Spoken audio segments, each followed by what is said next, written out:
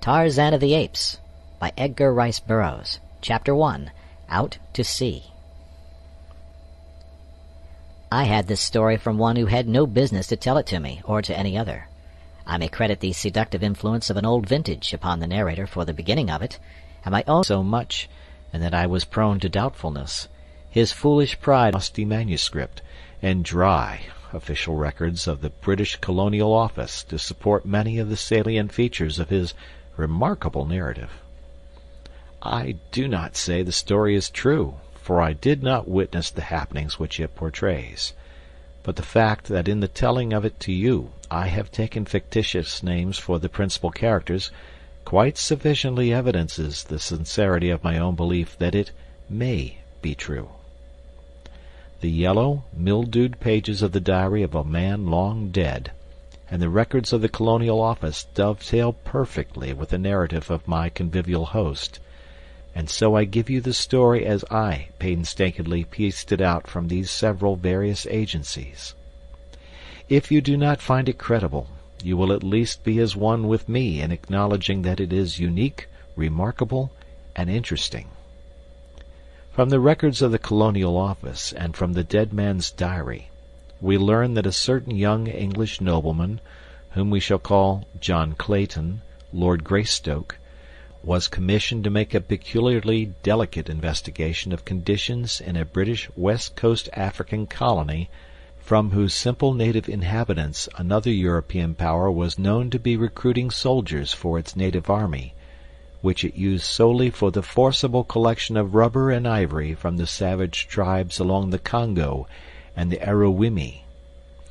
The natives of the British colony complained that many of their young men were enticed away through the medium of fair and glowing promises, but that few, if any, ever returned to their families.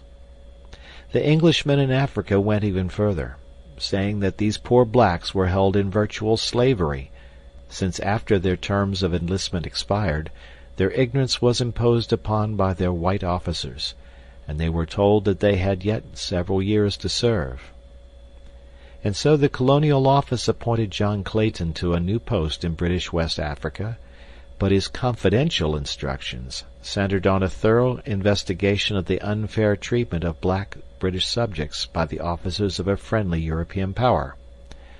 Why he was sent is, however, of little moment to this story, for he never made an investigation, nor, in fact, did he ever reach his destination.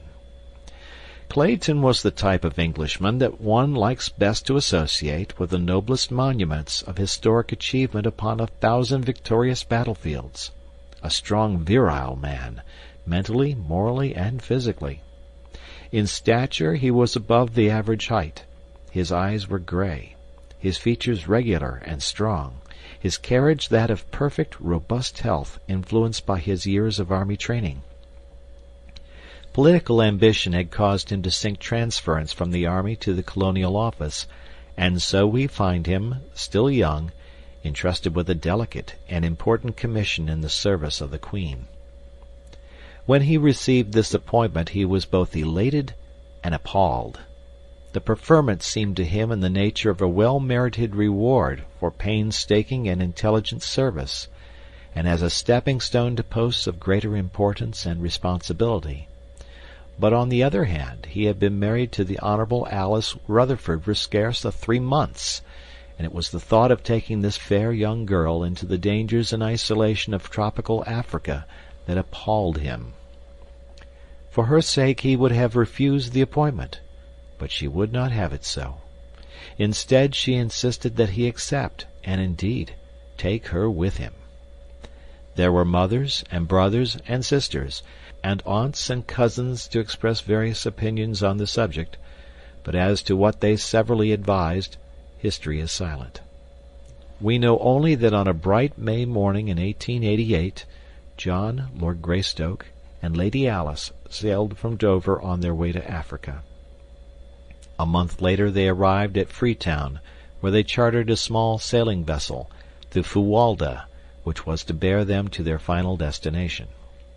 And here John, Lord Greystoke, and Lady Alice his wife, vanished from the eyes and from the knowledge of men.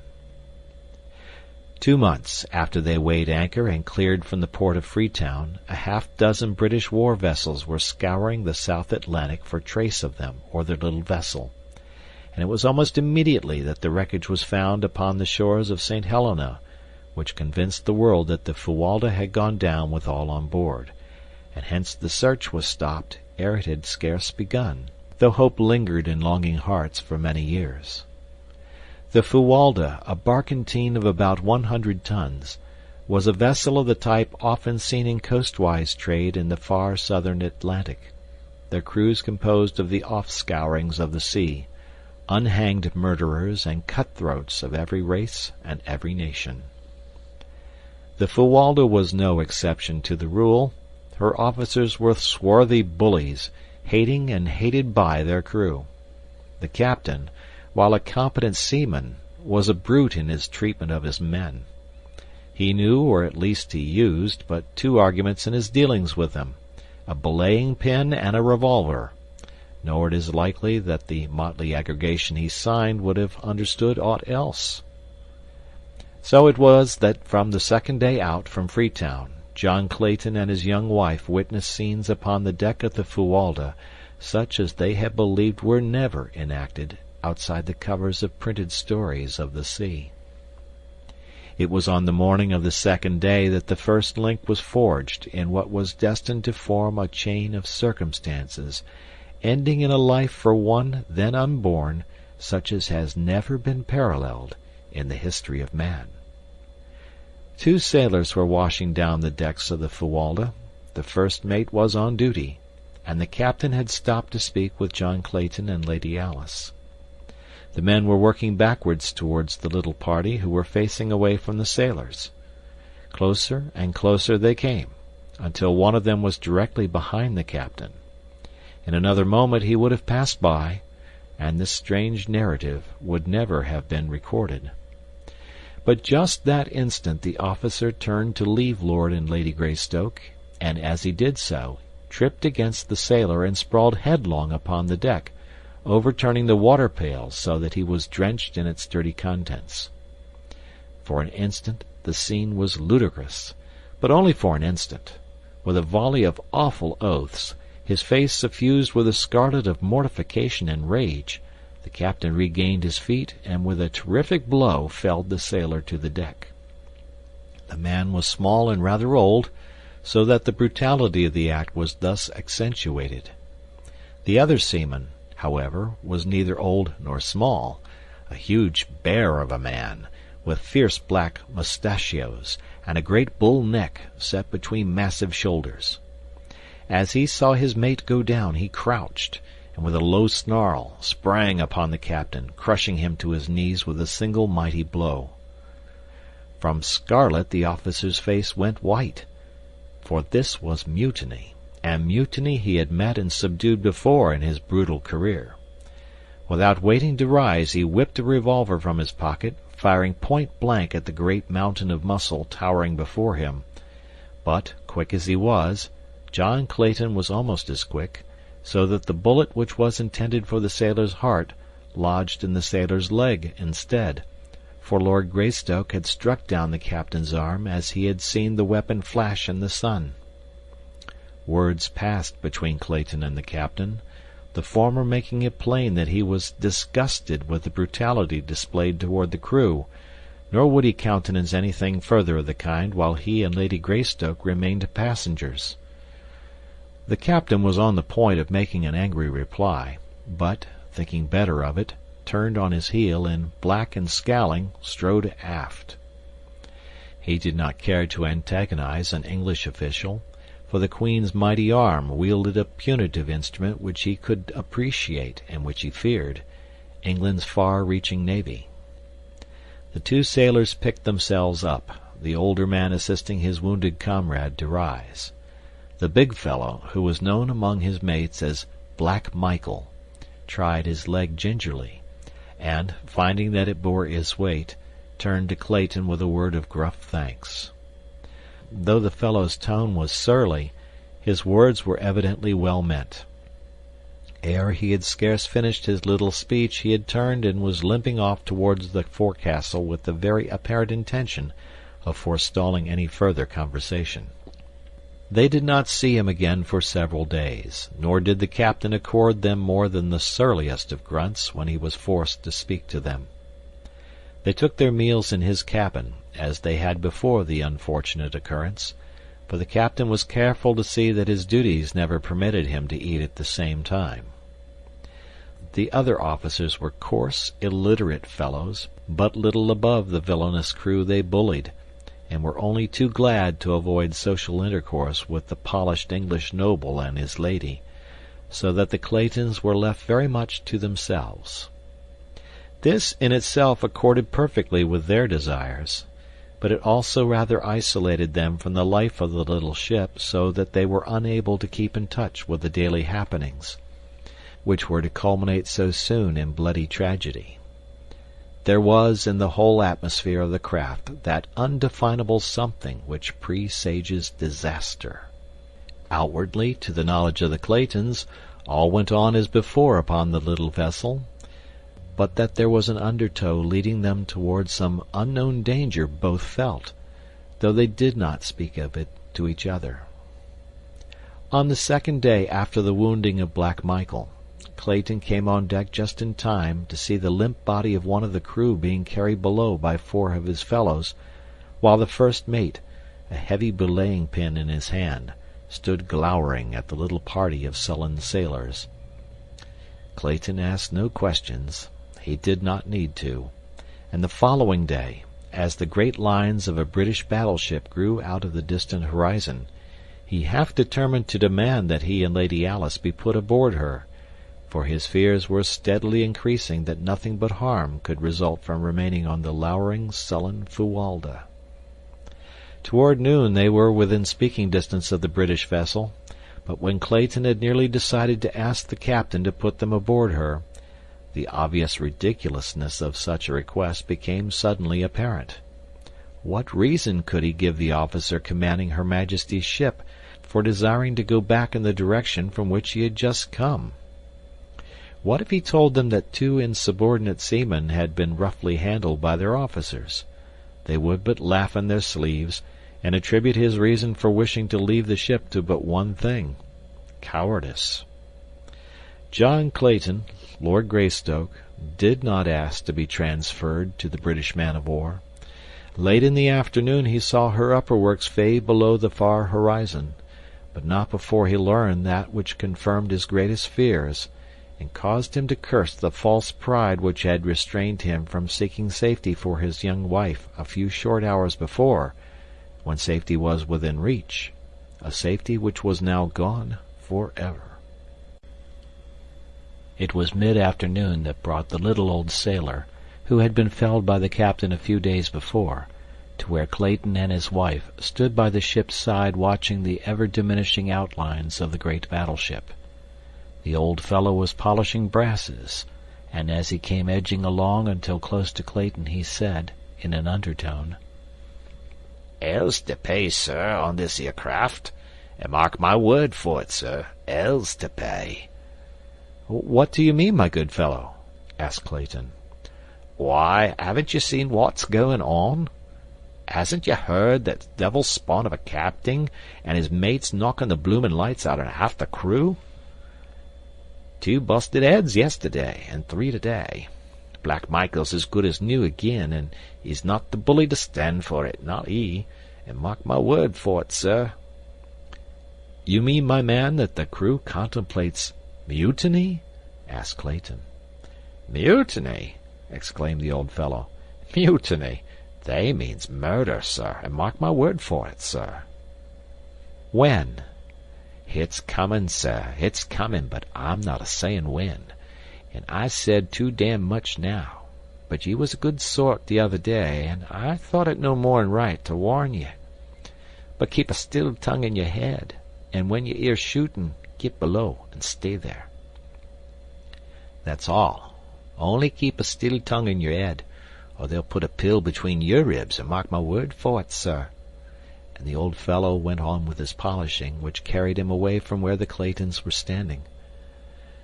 Deuced cheerful outlook, Alice," said Clayton. "You should warn the captain at once, John. Possibly the trouble may yet be averted," she said. "I suppose I should, but yet from purely selfish motives I am almost prompted to keep a still tongue in my head. Whatever they do now, they will spare us, in recognition of my stand for this fellow Black Michael. But should they find that I had betrayed them, there would be no mercy shown us, Alice." "You have but one duty, John, and that lies in the interest of vested authority. If you do not warn the captain, you are as much a party to whatever follows as though you had helped to plot and carry it out with your own head and hands." "You do not understand, dear," replied Clayton. "It is of you I am thinking. There lies my first duty. The captain has brought this condition upon himself, so why then should I risk subjecting my wife to unthinkable horrors in a probably futile attempt to save him from his own brutal folly? You have no conception, dear, of what would follow were this pack of cutthroats to gain control of the Fualda." "Duty is duty, John, and no amount of sophistries may change it. I would be a poor wife for an English lord were I to be responsible for his shirking a plain duty. I realize the danger which must follow, but I can face it with you." "Have it as you will, then, Alice," he answered, smiling. "Maybe we are borrowing trouble. While I do not like the looks of things on board this ship, they may not be so bad after all, for it is possible that the Ancient Mariner was but voicing the desires of his wicked old heart rather than speaking of real facts. Mutiny on the high sea may have been common 100 years ago, but in this good year 1888 it is the least likely of happenings. But there goes the captain to his cabin now. If I'm going to warn him, I might as well get the beastly job over, for I have little stomach to talk with the brute at all." So saying, he strolled carelessly in the direction of the companionway through which the captain had passed, and a moment later was knocking at his door. "Come in," growled the deep tones of that surly officer. And when Clayton had entered and closed the door behind him, "Well?" "I have come to report the gist of a conversation I heard today, because I feel that, while there may be nothing to it, it is as well that you be forearmed. In short, the men contemplate mutiny and murder." "It's a lie!" roared the captain. "And if you have been interfering again with the discipline of this ship, or meddling in affairs that don't concern you, you can take the consequences, and be damned. I don't care whether you are an English lord or not. I'm captain of this here ship, and from now on you keep your meddling nose out of my business." The captain had worked himself up to such a frenzy of rage that he was fairly purple of face, and he shrieked the last words at the top of his voice, emphasizing his remarks by a loud thumping of the table with one huge fist, and shaking the other in Clayton's face. Greystoke never turned a hair, but stood eyeing the excited man with level gaze. "Captain Billings," he drawled finally, "if you will pardon my candor, I might remark that you are something of an ass." Whereupon he turned and left the captain with the same indifferent ease that was habitual with him, and which was more surely calculated to raise the ire of a man of Billings's class than a torrent of invective. So whereas the captain might easily have been brought to regret his hasty speech had Clayton attempted to conciliate him, his temper was now irrevocably set in the mold in which Clayton had left it, and the last chance of their working together for their common good was gone. "Well, Alice," said Clayton as he rejoined his wife, "I might have saved my breath. The fellow proved most ungrateful. Fairly jumped at me like a mad dog. He and his blasted old ship may hang for aught I care, and until we are safely off the thing I shall spend my energies in looking after our own welfare. And I rather fancy the first step to that end should be to go to our cabin and look over my revolvers. I am sorry now that we packed the larger guns and the ammunition with the stuff below." They found their quarters in a bad state of disorder. Clothing from their open boxes and bags strewed the little apartment, and even their beds had been torn to pieces. "Evidently someone was more anxious about our belongings than we," said Clayton. "Let's have a look around, Alice, and see what's missing." A thorough search revealed the fact that nothing had been taken but Clayton's 2 revolvers and the small supply of ammunition he had saved out for them. "Those are the very things I most wished they had left us," said Clayton. "And the fact that they wished for them and them alone is most sinister." "What are we to do, John?" asked his wife. "Perhaps you were right in that our best chance lies in maintaining a neutral position. If the officers are able to prevent a mutiny, we have nothing to fear, while if the mutineers are victorious, our one slim hope lies in not having attempted to thwart or antagonize them." "Right you are, Alice. We'll keep in the middle of the road." As they started to straighten up their cabin, Clayton and his wife simultaneously noticed the corner of a piece of paper protruding from beneath the door of their quarters. As Clayton stooped to reach for it, he was amazed to see it move further into the room, and then they realized that it was being pushed inward by someone from without. Quickly and silently he stepped toward the door, but as he reached for the knob to throw it open, his wife's hand fell upon his wrist. "No, John," she whispered. "They do not wish to be seen, and so we cannot afford to see them. Do not forget that we are keeping to the middle of the road." Clayton smiled and dropped his hand to his side. Thus he stood watching the little bit of white paper until it finally remained at rest upon the floor just inside the door. Then Clayton stooped and picked it up. It was a bit of grimy white paper, roughly folded into a ragged square. Opening it, they found a crude message printed almost illegibly, and with many evidences of an unaccustomed task. Translated, it was a warning to the Claytons to refrain from reporting the loss of the revolvers, or from repeating what the old sailor had told them, to refrain on pain of death. "I rather imagine we'll be good," said Clayton with a rueful smile. "About all we can do is to sit tight and wait for whatever may come." Chapter 2: The Savage Home. Nor did they have long to wait, for the next morning as Clayton was emerging on deck for his accustomed walk before breakfast, a shot rang out, and then another and another. The sight which met his eyes confirmed his worst fears. Facing the little knot of officers was the entire motley crew of the Fuwalda, and at their head stood Black Michael. At the first volley from the officers the men ran for shelter, and from points of vantage behind masts, wheelhouse, and cabin they returned the fire of the 5 men who represented the hated authority of the ship. 2 of their number had gone down before the captain's revolver. They lay where they had fallen between the combatants. But then the first mate lunged forward upon his face, and at a cry of command from Black Michael, the mutineers charged the remaining 4. The crew had been able to muster but 6 firearms, so most of them were armed with boat-hooks, axes, hatchets, and crowbars. The captain had emptied his revolver and was reloading as the charge was made. The second mate's gun had jammed, and so there were but 2 weapons opposed to the mutineers as they bore down upon the officers, who now started to give back before the infuriated rush of their men.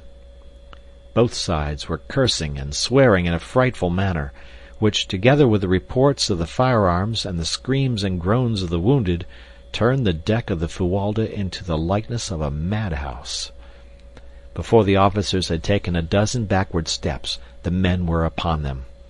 An axe in the hands of a burly Negro cleft the captain from forehead to chin, and an instant later the others were down, dead or wounded from dozens of blows and bullet wounds. Short and grisly had been the work of the mutineers of the Fuwalda, and through it all John Clayton had stood leaning carelessly beside the companionway, puffing meditatively upon his pipe, as though he had been but watching an indifferent cricket match. As the last officer went down, he thought it was time that he returned to his wife, lest some members of the crew find her alone below. Though outwardly calm and indifferent, Clayton was inwardly apprehensive and wrought up, for he feared for his wife's safety at the hands of these ignorant half-brutes into whose hands fate had so remorselessly thrown them. As he turned to descend the ladder, he was surprised to see his wife standing on the steps almost at his side. "How long have you been here, Alice?" "Since the beginning," she replied. "How awful, John! Oh, how awful! What can we hope for at the hands of such as those?" "Breakfast, I hope," smiling bravely in an attempt to allay her fears. "At least," he added, "I'm going to ask them. Come with me, Alice. We must not let them think we expect any but courteous treatment." The men had by this time surrounded the dead and wounded officers, and without either partiality or compassion proceeded to throw both living and dead over the sides of the vessel. With equal heartlessness they disposed of their own dead and dying.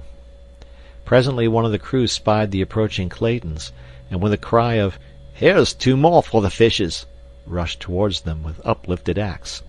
But Black Michael was even quicker, so that the fellow went down with a bullet in his back before he had taken a half-dozen steps. With a loud roar, Black Michael attracted the attention of the others, and pointing to Lord and Lady Greystoke, cried, "These here are my friends, and are to be left alone, d'ye understand? I'm captain of this ship now, and what I says goes," he added, turning to Clayton. "Just keep to yourselves, and nobody'll harm ye," and he looked threateningly on his fellows. The Claytons heeded Black Michael's instructions so well that they saw but little of the crew and knew nothing of the plans the men were making. Occasionally they heard faint echoes of brawls and quarreling among the mutineers, and on 2 occasions the vicious bark of firearms rang out on the still air. But Black Michael was a fit leader for this band of cutthroats, and withal held them in fair subjection to his rule. On the 5th day following the murder of the ship's officers, land was sighted by the lookout.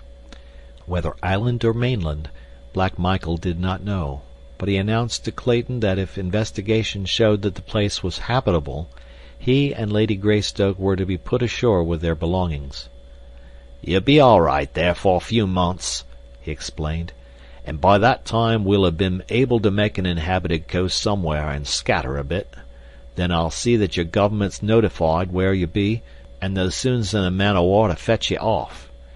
It would be a hard matter to land you in a civilization without a lot of questions being asked, and none of us here has any very convincing answers up our sleeves." Clayton remonstrated against the inhumanity of landing them upon an unknown shore, to be left to the mercies of savage beasts, and possibly still more savage men. But his words were of no avail, and only tended to anger Black Michael, so he was forced to desist and make the best he could of a bad situation. About 3 o'clock in the afternoon they came about off a beautiful wooded shore opposite the mouth of what appeared to be a landlocked harbor. Black Michael sent a small boat filled with men to sound the entrance, in an effort to determine if the Fuwalda could be safely worked through the entrance. In about an hour they returned and reported deep water through the passage as well as far into the little basin. Before dark the barkentine lay peacefully at anchor upon the bosom of the still, mirror-like surface of the harbor. The surrounding shores were beautiful with semi-tropical verdure, while in the distance the country rose from the ocean in hill and tableland, almost uniformly clothed by primeval forest.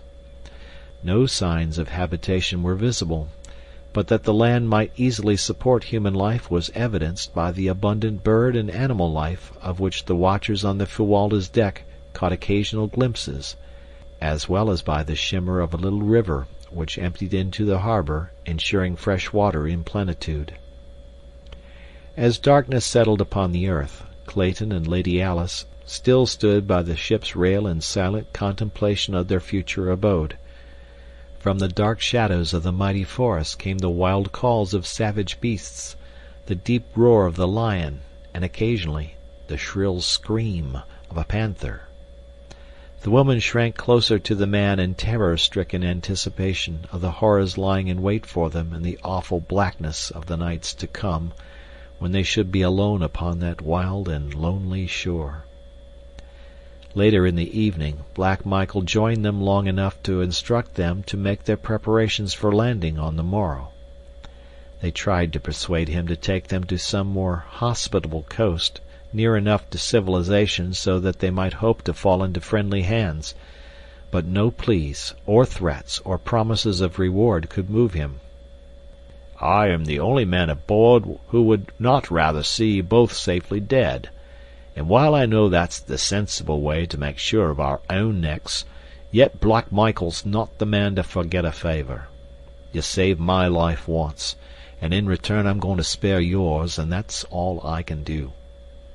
The men won't stand for any more, and if we don't get you landed pretty quick, they may even change their minds about giving you that much show. I'll put all your stuff ashore with you, as well as cooking utensils and some old sails for tents, and enough grub to last you until you can find fruit and game. With your guns for protection, you ought to be able to live here easy enough until help comes. When I get safely hid away, I'll see to it that the British government learns about where you be. For the life of me I couldn't tell 'em exactly where, for I don't know myself, but they'll find you all right." After he had left them, they went silently below, each wrapped in gloomy forebodings. Clayton did not believe that Black Michael had the slightest intention of notifying the British government of their whereabouts, nor was he any too sure but that some treachery was contemplated for the following day, when they should be on shore with the sailors who would have to accompany them with their belongings. Once out of Black Michael's sight, any of the men might strike them down, and still leave Black Michael's conscience clear. And even should they escape that fate, was it not but to be faced with far graver dangers? Alone he might hope to survive for years, for he was a strong, athletic man. But what of Alice, and that other little life so soon to be launched amidst the hardships and grave dangers of a primeval world? The man shuddered as he meditated upon the awful gravity, the fearful helplessness of their situation.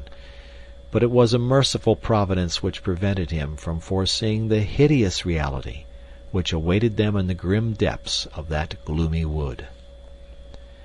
Early next morning, their numerous chests and boxes were hoisted on deck and lowered to waiting small boats for transportation to shore. There was a great quantity and variety of stuff, as the Claytons had expected a possible 5 to 8 years' residence in their new home. Thus, in addition to the many necessities they had brought, there were also many luxuries. Black Michael was determined that nothing belonging to the Claytons should be left on board. Whether out of compassion for them, or in furtherance of his own self-interest, it would be difficult to say. There was no question but that the presence of property of a missing British official upon a suspicious vessel would have been a difficult thing to explain in any civilized port in the world. So zealous was he in his efforts to carry out his intentions that he insisted upon the return of Clayton's revolvers to him by the sailors in whose possession they were. Into the small boats were also loaded salt meats and biscuit, with a small supply of potatoes and beans, matches and cooking vessels, a chest of tools, and the old sails which Black Michael had promised them. As though himself fearing the very thing which Clayton had suspected, Black Michael accompanied them to shore, and was the last to leave them when the small boats, having filled the ship's cask with fresh water, were pushed out toward the waiting Fuwalda. As the boats moved slowly over the smooth waters of the bay, Clayton and his wife stood silently watching their departure, in the breasts of both a feeling of impending disaster and utter hopelessness. And behind them, over the edge of a low ridge, other eyes watched, close-set, wicked eyes gleaming beneath shaggy brows. As the Fuwalda passed through the narrow entrance to the harbor, and out of sight behind a projecting point, Lady Alice threw her arms about Clayton's neck and burst into uncontrolled sobs. Bravely had she faced the dangers of the mutiny. With heroic fortitude she had looked into the terrible future, but now that the horror of absolute solitude was upon them, Her overwrought nerves gave way, and the reaction came. He did not attempt to check her tears. It were better that nature have her way in relieving these long-pent emotions, and it was many minutes before the girl, little more than a child she was, could again gain mastery of herself. "Oh, John!" she cried at last. "The horror of it! What are we to do? What are we to do?" "There is but one thing to do, Alice," and he spoke as quietly as though they were sitting in their snug living room at home. "And that is work. Work must be our salvation. We must not give ourselves time to think, for in that direction lies madness. We must work and wait. I am sure that relief will come, and come quickly, when once it is apparent that the Fuwalda has been lost, even though Black Michael does not keep his word to us." "But, John, if it were only you and I," she sobbed, "we could endure it, I know, but—" "Yes, dear," he answered gently. "I have been thinking of that also. But we must face it, as we must face whatever comes, bravely and with the utmost confidence in our ability to cope with circumstances whatever they may be. Hundreds of thousands of years ago, our ancestors of the dim and distant past faced the same problems which we must face, possibly in these same primeval forests. That we are here today evidences their victory. What they did may we not do? And even better, for are we not armed with ages of superior knowledge, and have we not the means of protection, defense, and sustenance which science has given us, but of which they were totally ignorant? What they accomplished, Alice, with instruments and weapons of stone and bone, surely that may we accomplish also. Ah, John, I wish that I might be a man with a man's philosophy, but I am but a woman, seeing with my heart rather than my head, and all that I can see is too horrible, too unthinkable to put into words. I can only hope you are right, John. I will do my best to be a brave primeval woman, a fit mate for the primeval man." Clayton's first thought was to arrange a sleeping shelter for the night, something which might serve to protect them from prowling beasts of prey. He opened the box containing his rifles and ammunition, that they might both be armed against possible attack while at work, and then together they sought a location for their first night's sleeping place. 100 yards from the beach was a little level spot, fairly free of trees. Here they decided eventually to build a permanent house, but for the time being they both thought it best to construct a little platform in the trees, out of reach of the larger of the savage beasts in whose realm they were. To this end, Clayton selected 4 trees which formed a rectangle about 8 feet square, and cutting long branches from other trees, he constructed a framework around them, about 10 feet from the ground, fastening the ends of the branches securely to the trees by means of rope, a quantity of which Black Michael had furnished him from the hold of the Fuwalda. Across this framework Clayton placed other smaller branches quite close together.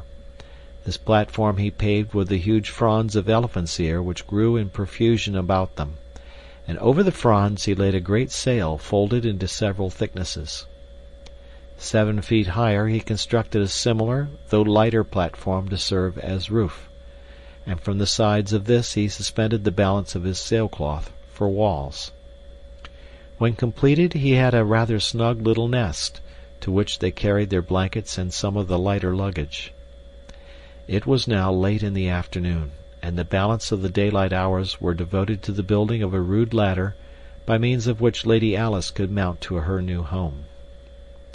All during the day the forest about them had been filled with excited birds of brilliant plumage, and dancing, chattering monkeys, who watched these new arrivals and their wonderful nest-building operations with every mark of keenest interest and fascination. Notwithstanding that both Clayton and his wife kept a sharp lookout, they saw nothing of larger animals, though on 2 occasions they had seen their little simian neighbors come screaming and chattering from the nearby ridge, casting frightened glances back over their little shoulders, in evincing as plainly as though by speech that they were fleeing some terrible thing which lay concealed there. Just before dusk, Clayton finished his ladder, and filling a great basin with water from the nearby stream, the two mounted to the comparative safety of their aerial chamber. As it was quite warm, Clayton had left the side curtains thrown back over the roof, and as they sat like Turks upon their blankets, Lady Alice, straining her eyes into the darkening shadows of the wood, suddenly reached out and grasped Clayton's arms. "John," she whispered, "look! What is it, a man?" As Clayton turned his eyes in the direction she indicated, he saw silhouetted dimly against the shadows beyond a great figure standing upright upon the ridge. For a moment it stood as though listening, and then turned slowly and melted into the shadows of the jungle. "What is it, John?" "I do not know, Alice," he answered gravely. "It is too dark to see so far, and it may have been but a shadow cast by the rising moon." "No, John. If it was not a man, it was some huge and grotesque mockery of man. Oh, I am afraid!" He gathered her into his arms, whispering words of courage and love into her ears. Soon after, he lowered the curtain walls, tying them securely to the trees so that, except for a little opening toward the beach, they were entirely enclosed. As it was now pitch dark within their tiny eyrie, they lay down upon their blankets to try to gain, through sleep, a brief respite of forgetfulness. Clayton lay facing the opening at the front, a rifle and a brace of revolvers at his hand. Scarcely had they closed their eyes than the terrifying cry of a panther rang out from the jungle behind them. Closer and closer it came until they could hear the great beast directly beneath them. For an hour or more they heard it sniffing and clawing at the trees which supported their platform, but at last it roamed away across the beach, where Clayton could see it clearly in the brilliant moonlight, a great handsome beast, the largest he had ever seen. During the long hours of darkness they caught but fitful snatches of sleep, for the night noises of a great jungle teeming with myriad animal life kept their overwrought nerves on edge, so that 100 times they were startled to wakefulness by piercing screams, or the stealthy moving of great bodies beneath them. Chapter 3. Life and Death. Morning found them but little, if at all, refreshed, though it was with a feeling of intense relief that they saw the day dawn. As soon as they had made their meager breakfast of salt pork, coffee, and biscuit, Clayton commenced work upon their house, for he realized that they could hope for no safety and no peace of mind at night until 4 strong walls effectually barred the jungle life from them. The task was an arduous one and required the better part of a month, though he built but one small room. He constructed his cabin of small logs about 6 inches in diameter, stopping the chinks with clay which he found at the depth of a few feet beneath the surface soil. At one end he built a fireplace of small stones from the beach. These also he set in clay, and when the house had been entirely completed he applied a coating of the clay to the entire outside surface to the thickness of 4 inches. In the window opening he set small branches about 1 inch in diameter, both vertically and horizontally, and so woven that they formed a substantial grating that could withstand the strength of a powerful animal. Thus they obtained air and proper ventilation without fear of lessening the safety of their cabin. The A-shaped roof was thatched with small branches laid close together, and over these long jungle grass and palm fronds, with a final coating of clay. The door he built of pieces of the packing boxes which had held their belongings, nailing one piece upon another, the grain of continuous layers running transversely, until he had a solid body some 3 inches thick and of such great strength that they were both moved to laughter as they gazed upon it. Here the greatest difficulty confronted Clayton, for he had no means whereby to hang his massive door now that he had built it. After 2 days' work, however, he succeeded in fashioning 2 massive hardwood hinges, and with these he hung the door so that it opened and closed easily. The stuccoing and other final touches were added after they moved into the house, which they had done as soon as the roof was on, piling their boxes before the door at night, and thus having a comparatively safe and comfortable habitation. The building of a bed, chairs, table, and shelves was a relatively easy matter, so that by the end of the second month they were well settled, and, but for the constant dread of attack by wild beasts and the ever-growing loneliness, they were not uncomfortable or unhappy. At night great beasts snarled and roared about their tiny cabin, but so accustomed may one become to oft-repeated noises that soon they paid little attention to them, sleeping soundly the whole night through. Thrice had they caught fleeting glimpses of great man-like figures like that of the first night, but never at sufficiently close range to know positively whether the half-seen forms were those of man or brute. The brilliant birds and the little monkeys had become accustomed to their new acquaintances, and as they had evidently never seen human beings before, they presently, after their first fright had worn off, approached closer and closer, impelled by that strange curiosity which dominates the wild creatures of the forest and the jungle and the plain, so that within the first month several of the birds had gone so far as even to accept morsels of food from the friendly hands of the Claytons. One afternoon, while Clayton was working upon an addition to their cabin, for he contemplated building several more rooms, a number of their grotesque little friends came shrieking and scolding through the trees from the direction of the ridge. Ever as they fled they cast fearful glances back of them, and finally they stopped near Clayton, jabbering excitedly to him, as though to warn him of approaching danger. At last he saw it, the thing the little monkeys so feared, the man-brute of which the Claytons had caught occasional fleeting glimpses. It was approaching through the jungle in a semi-erect position, and now and then placing the backs of its close fists upon the ground, a great anthropoid ape, and as it advanced it emitted deep guttural growls and an occasional low barking sound. Clayton was at some distance from the cabin, having come to fell a particularly perfect tree for his building operations.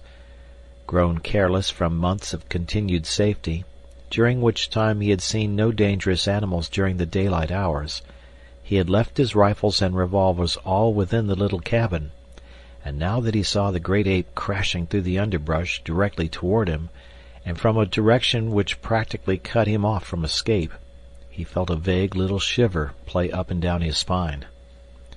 He knew that, armed only with an axe, his chances with this ferocious monster were small indeed, and Alice, oh God, he thought, what will become of Alice? There was yet a slight chance of reaching the cabin. He turned and ran toward it, shouting an alarm to his wife to run in and close the great door in case the ape cut off his retreat. Lady Greystoke had been sitting a little way from the cabin, and when she heard his cry, she looked up to see the ape springing with almost incredible swiftness, for so large and awkward an animal, in an effort to head off Clayton. With a low cry she sprang toward the cabin, and as she entered, gave a backward glance which filled her soul with terror, for the brute had intercepted her husband, who now stood at bay grasping his axe with both hands, ready to swing it upon the infuriated animal when he should make his final charge. "Close and bolt the door, Alice!" cried Clayton. "I can finish this fellow with my axe." But he knew he was facing a horrible death, and so did she. The ape was a great bull, weighing probably 300 pounds. His nasty, close-set eyes gleamed hatred from beneath his shaggy brows, while his great canine fangs were bared in a horrid snarl as he paused a moment before his prey. Over the brute's shoulder Clayton could see the doorway of his cabin, not 20 paces distant, and a great wave of horror and fear swept over him as he saw his young wife emerge, armed with one of his rifles. She had always been afraid of firearms and would never touch them, but now she rushed toward the ape with the fearlessness of a lioness protecting its young. "Back, Alice!" shouted Clayton. "For God's sake, go back!" But she would not heed, and just then the ape charged, so that Clayton could say no more. The man swung his axe with all his mighty strength, but the powerful brute seized it in those terrible hands, and tearing it from Clayton's grasp, hurled it far to one side. With an ugly snarl he closed upon his defenseless victim, but ere his fangs had reached the throat they thirsted for, there was a sharp report, and a bullet entered the ape's back between his shoulders. Throwing Clayton to the ground, the beast turned upon his new enemy. There before him stood the terrified girl, vainly trying to fire another bullet into the animal's body, but she did not understand the mechanism of the firearm, and the hammer fell futilely upon an empty cartridge. Almost simultaneously Clayton regained his feet, and without thought of the utter hopelessness of it, he rushed forward to drag the ape from his wife's prostrate form. With little or no effort he succeeded, and the great bulk rolled inertly upon the turf before him. The ape was dead. The bullet had done its work. A hasty examination of his wife revealed no marks upon her, and Clayton decided that the huge brute had died the instant he had sprung toward Alice. Gently he lifted his wife's still unconscious form and bore her to the little cabin, but it was fully 2 hours before she regained consciousness. Her first words filled Clayton with vague apprehension. For some time after regaining her senses, Alice gazed wonderingly about the interior of the little cabin, and then with a satisfied sigh said, "Oh, John, it is so good to be really home. I've had an awful dream, dear. I thought we were no longer in London, but in some horrible place where great beasts attacked us." "There, there, Alice," he said, stroking her forehead. "Try to sleep again, and do not worry your head about bad dreams." That night a little son was born in the tiny cabin beside the primeval forest, while a leopard screamed before the door, and the deep notes of a lion's roar sounded from beyond the ridge. Lady Greystoke never recovered from the shock of the great ape's attack, and though she lived for a year after her baby was born, she was never again outside the cabin, nor did she ever fully realize that she was not in England. Sometimes she would question Clayton as to the strange noises of the nights, the absence of servants and friends, and the strange rudeness of the furnishings within her room. But though he made no effort to deceive her, never could she grasp the meaning of it all. In other ways she was quite rational, and the joy and happiness she took in the possession of her little son and the constant attentions of her husband made that year a very happy one for her, the happiest of her young life. That it would have been beset by worries and apprehension had she been in full command of her mental faculties, Clayton well knew, so that while he suffered terribly to see her so, there were times when he was almost glad, for her sake, that she could not understand. Long since had he given up any hope of rescue, except through accident. With unremitting zeal he had worked to beautify the interior of the cabin. Skins of lion and panther covered the floor. Cupboards and bookcases lined the walls. Odd vases made by his own hand from the clay of the region held beautiful tropical flowers.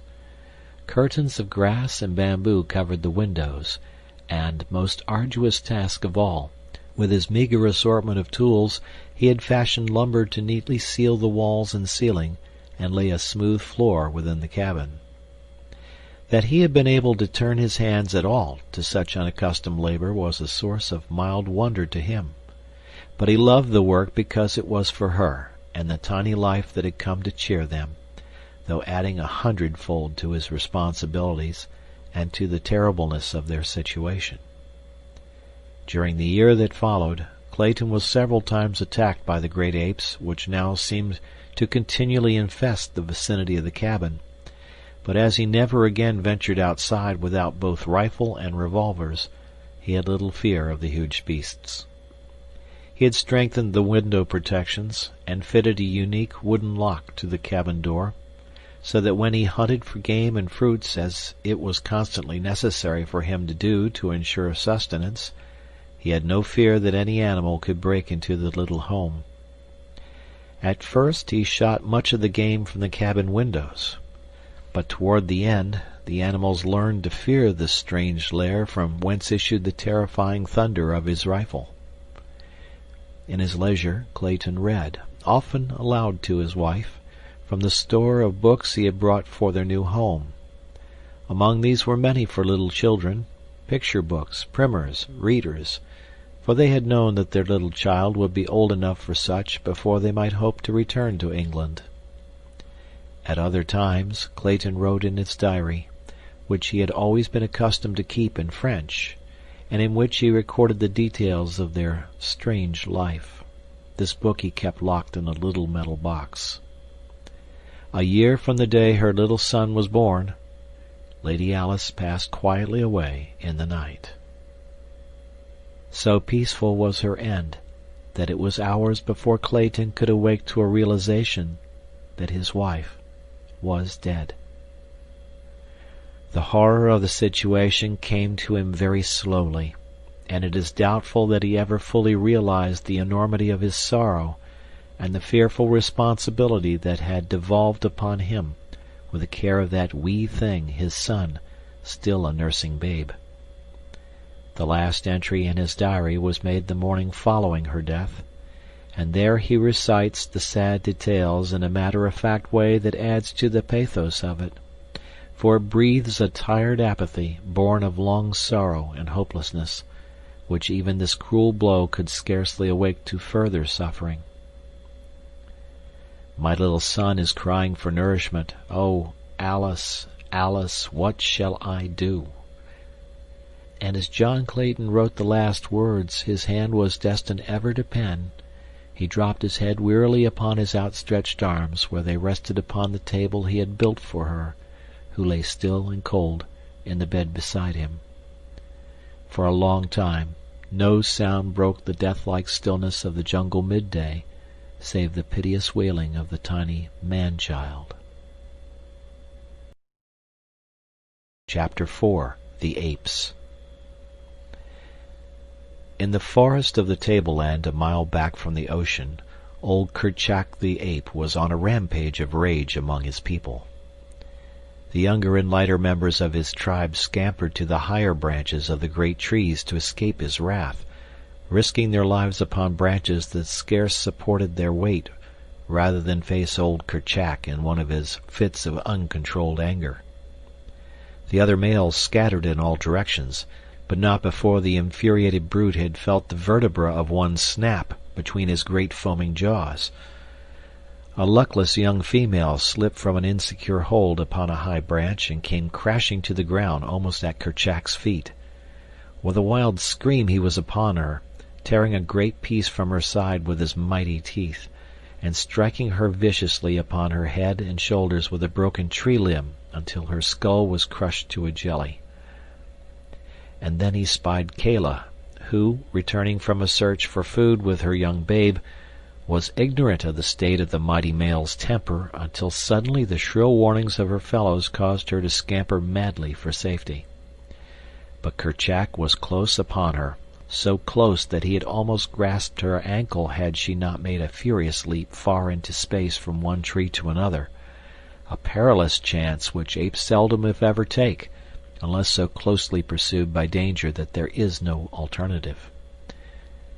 She made the leap successfully, but as she grasped the limb of the further tree the sudden jar loosened the hold of the tiny babe where it clung frantically to her neck, and she saw the little thing hurled, turning and twisting, to the ground 30 feet below. With a low cry of dismay Kayla rushed headlong to its side, thoughtless now of the danger from Kerchak, but when she gathered the wee mangled form to her bosom, life had left it.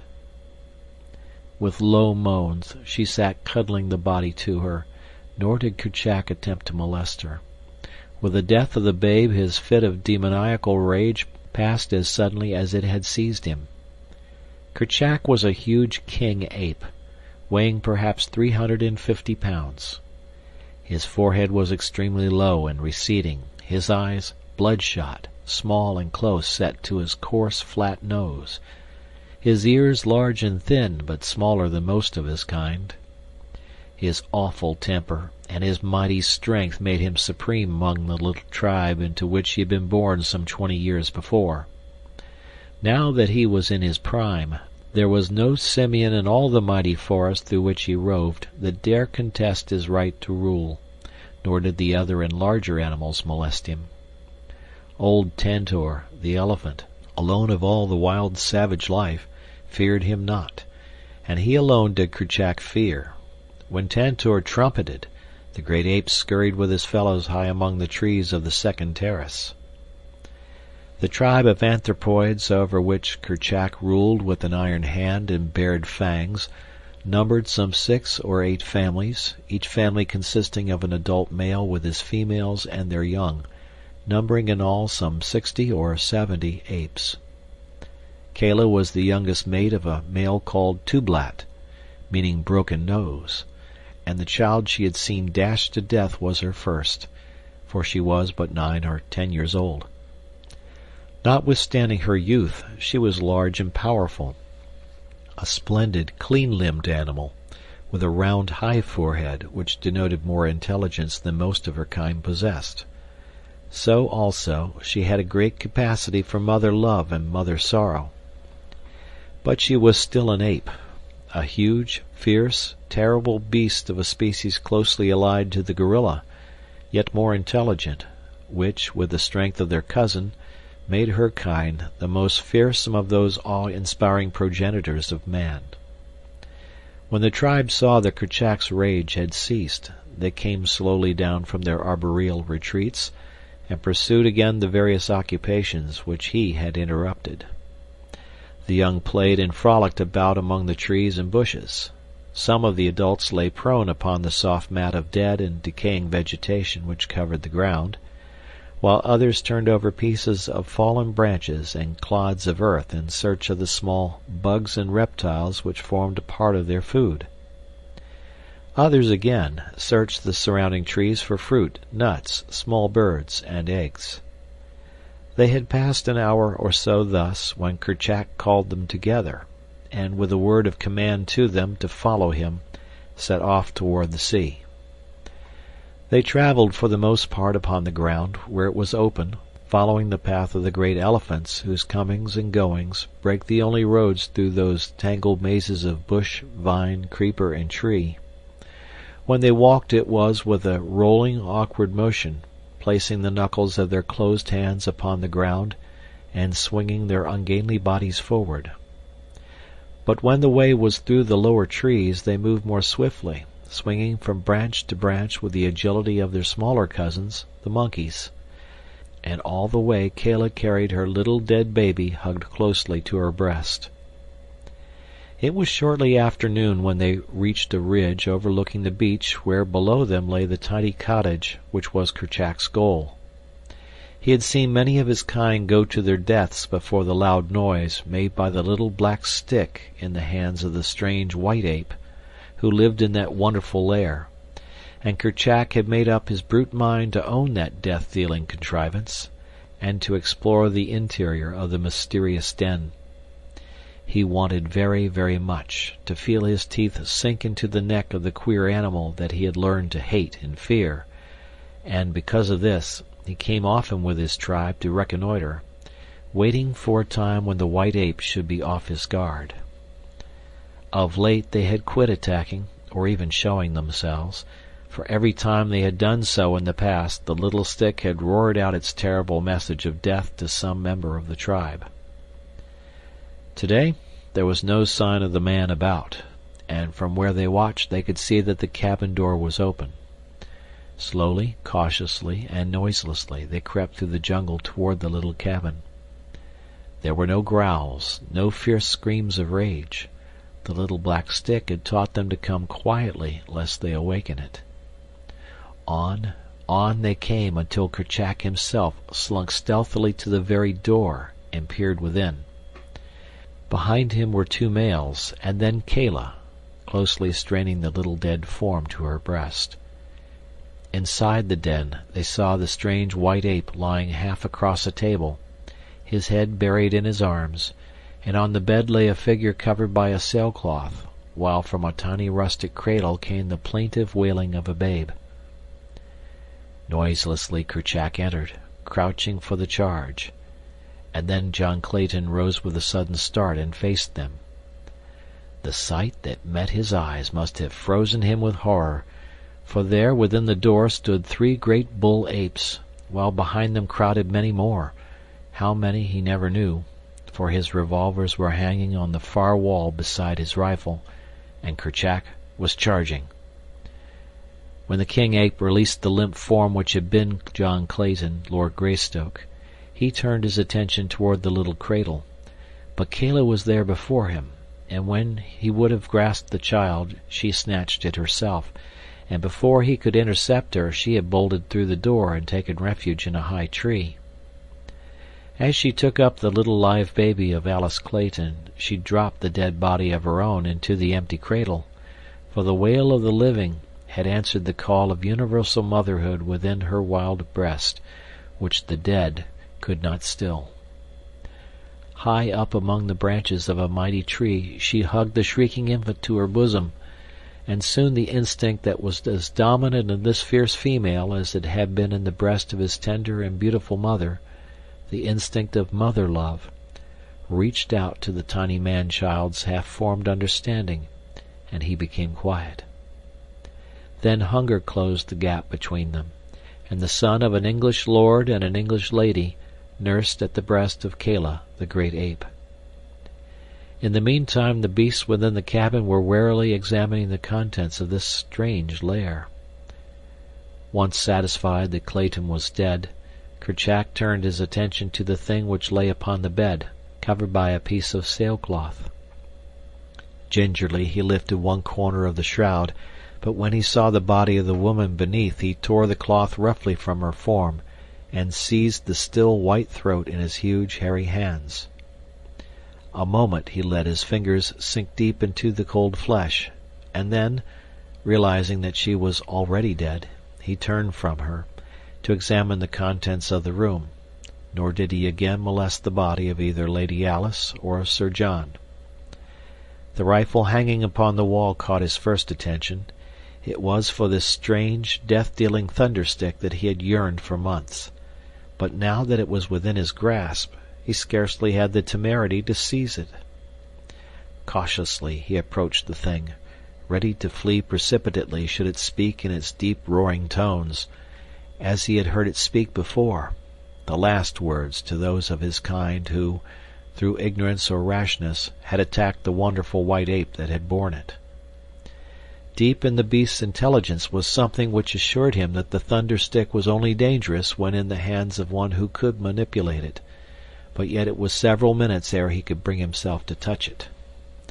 Instead he walked back and forth along the floor before it, turning his head so that never once did his eyes leave the object of his desire. Using his long arms as a man uses crutches, and rolling his huge carcass from side to side with each stride, the great king ape paced to and fro, uttering deep growls, occasionally punctuated with the ear-piercing scream, than which there is no more terrifying noise in all the jungle. Presently he halted before the rifle. Slowly he raised a huge hand until it almost touched the shining barrel, only to withdraw it once more and continue his hurried pacing.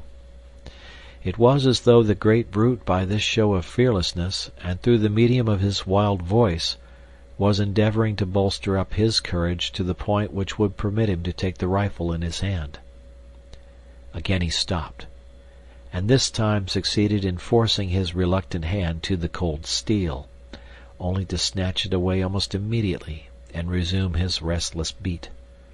Time after time this strange ceremony was repeated, but on each occasion with increased confidence, until finally the rifle was torn from its hook and lay in the grasp of the great brute. Finding that it harmed him not, Kerchak began to examine it closely. He felt of it from end to end, peered down the black depths of the muzzle, fingered the sights, the breech, the stock, and finally the trigger. During all these operations the apes who had entered sat huddled near the door watching their chief, while those outside strained and crowded to catch a glimpse of what transpired within. Suddenly Kerchak's finger closed upon the trigger. There was a deafening roar in the little room, and the apes at and beyond the door fell over one another in their wild anxiety to escape. Kerchak was equally frightened, so frightened, in fact, that he quite forgot to throw aside the author of that fearful noise, but bolted for the door with it tightly clutched in one hand. As he passed through the opening, the front sight of the rifle caught upon the edge of the in-swung door with sufficient force to close it tightly after the fleeing ape. When Kerchak came to a halt a short distance from the cabin and discovered that he still held the rifle, he dropped it as he might have dropped a red-hot iron, nor did he again attempt to recover it. The noise was too much for his brute nerves, but he was now quite convinced that the terrible stick was quite harmless by itself, if left alone. It was an hour before the apes could again bring themselves to approach the cabin to continue their investigations, and when they finally did so, they found to their chagrin that the door was closed and so securely fastened that they could not force it. The cleverly constructed latch which Clayton had made for the door had sprung as Kerchak passed out, nor could the apes find means of ingress through the heavily barred windows. After roaming about the vicinity for a short time, they started back for the deeper forests and the higher land from whence they had come.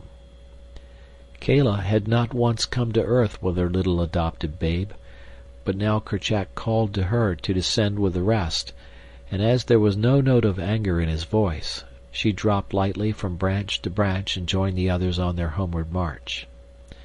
Those of the apes who attempted to examine Kala's strange baby were repulsed with bared fangs and low menacing growls, accompanied by words of warning from Kala.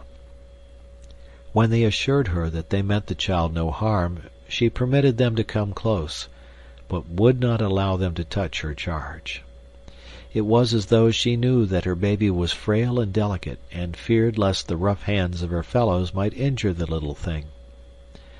Another thing she did, and which made her traveling an onerous trial for her. Remembering the death of her own little one, she clung desperately to the new babe, with one hand, whenever they were upon the march. The other young rode upon their mothers' backs, their little arms tightly clasping the hairy necks before them, while their legs were locked beneath their mother's armpits. Not so with Kala. She held the small form of the little Lord Greystoke tightly to her breast, where the dainty hands clutched the long black hair which covered that portion of her body. She had seen one child fall from her back to a terrible death, and she would take no further chances with this. Chapter 5. The White Ape. Tenderly Kala nursed her little waif, wondering silently why it did not gain strength and agility as did the little apes of other mothers. It was nearly a year from the time the little fellow came into her possession before he would walk alone, and as for climbing, my, but how stupid he was! Kala sometimes talked with the older females about her young hopeful, but none of them could understand how a child could be so slow and backward in learning to care for itself. Why, it could not even find food alone, and more than 12 moons had passed since Kala had come upon it. Had they known that the child had seen 13 moons before it had come into Kala's possession, they would have considered its case as absolutely hopeless, for the little apes of their own tribe were as far advanced in 2 or 3 moons as was this little stranger after 25. Tublat, Kala's husband, was sorely vexed, and but for the female's careful watching would have put the child out of the way.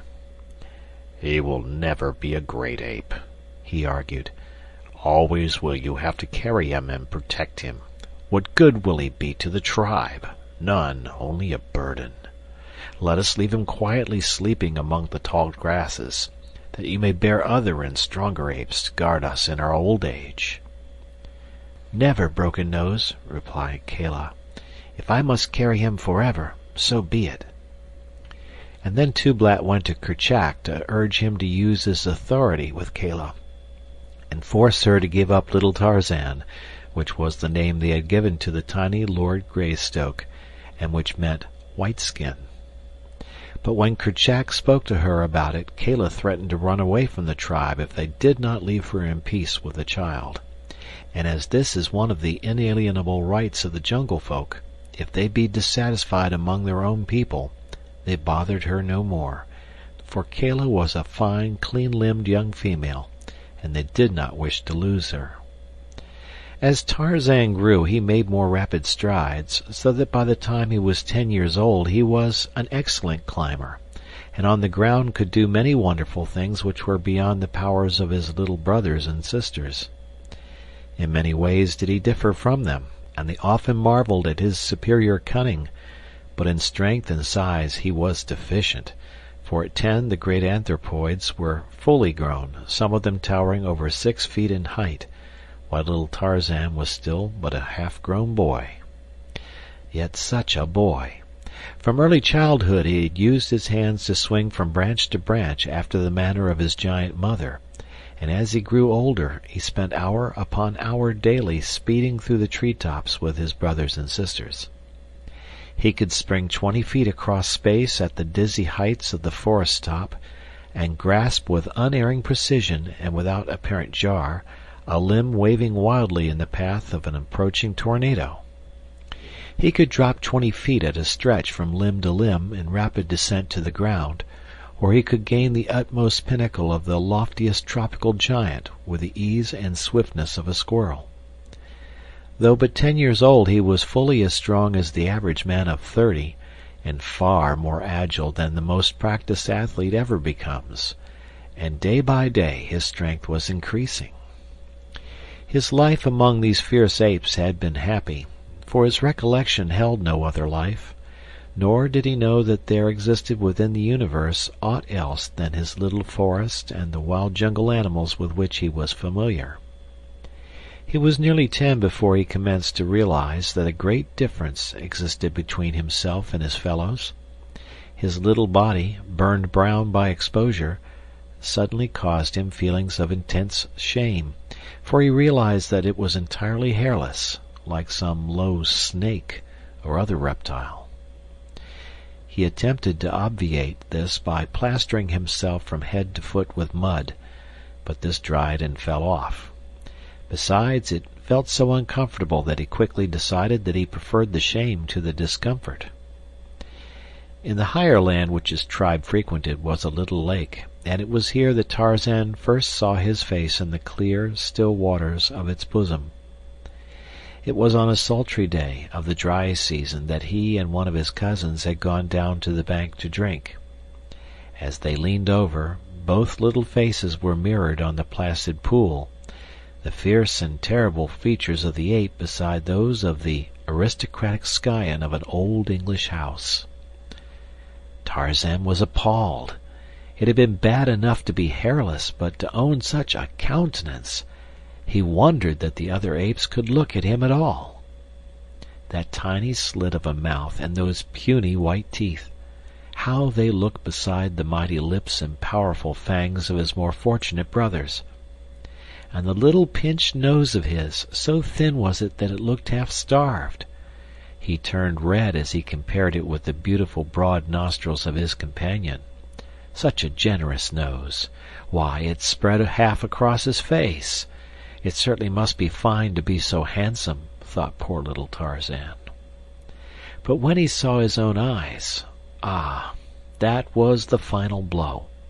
A brown spot, a gray circle, and then blank whiteness. Frightful! Not even the snakes had such hideous eyes as he. So intent was he upon this personal appraisement of his features that he did not hear the parting of the tall grass behind him as a great body pushed itself stealthily through the jungle. Nor did his companion, the ape, hear either, for he was drinking, and the noise of his sucking lips and gurgles of satisfaction drowned the quiet approach of the intruder. Not 30 paces behind the two she crouched, Sabor, the huge lioness, lashing her tail. Cautiously she moved a great padded paw forward, noiselessly placing it before she lifted the next. Then she advanced, her belly low, almost touching the surface of the ground. a great cat preparing to spring upon its prey.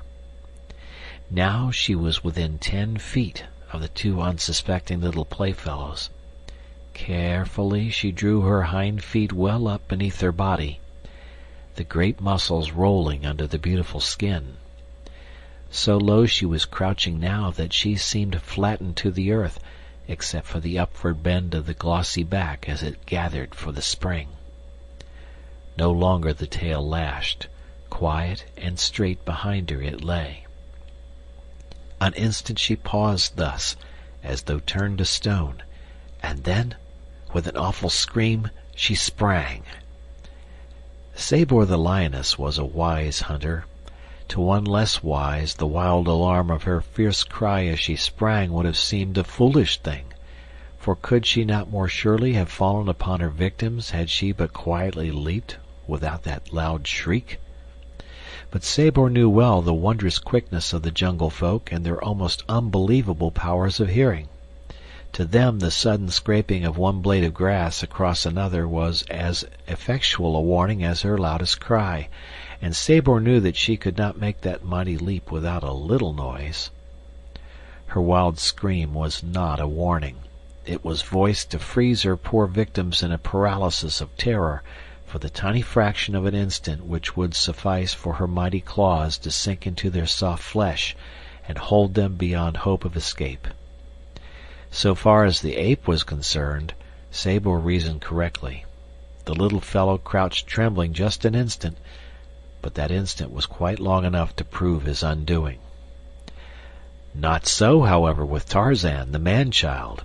His life amidst the dangers of the jungle had taught him to meet emergencies with self-confidence, and his higher intelligence resulted in a quickness of mental action far beyond the powers of the apes. So the scream of Sabor, the lioness, galvanized the brain and muscles of little Tarzan into instant action.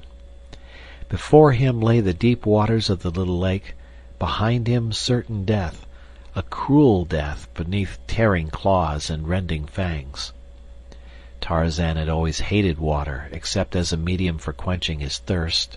He hated it because he connected it with the chill and discomfort of the torrential rains, and he feared it for the thunder and lightning and wind which accompanied them.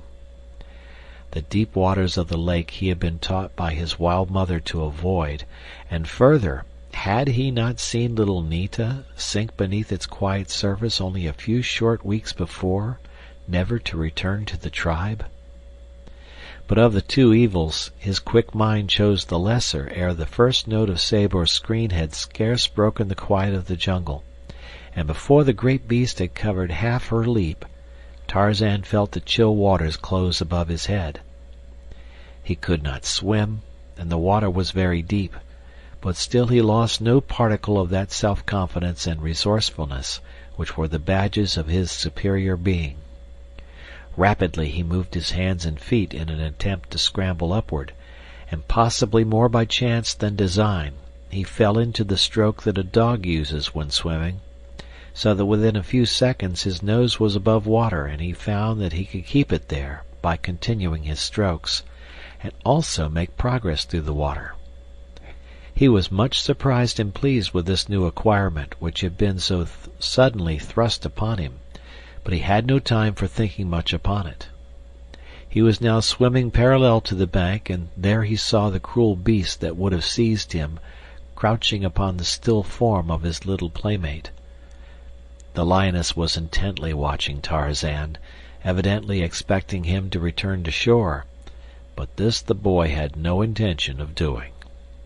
Instead, he raised his voice in the call of distress common to his tribe, adding to it the warning which would prevent would-be rescuers from running into the clutches of Sabor. Almost immediately there came an answer from the distance, and presently 40 or 50 great apes swung rapidly and majestically through the trees toward the scene of tragedy.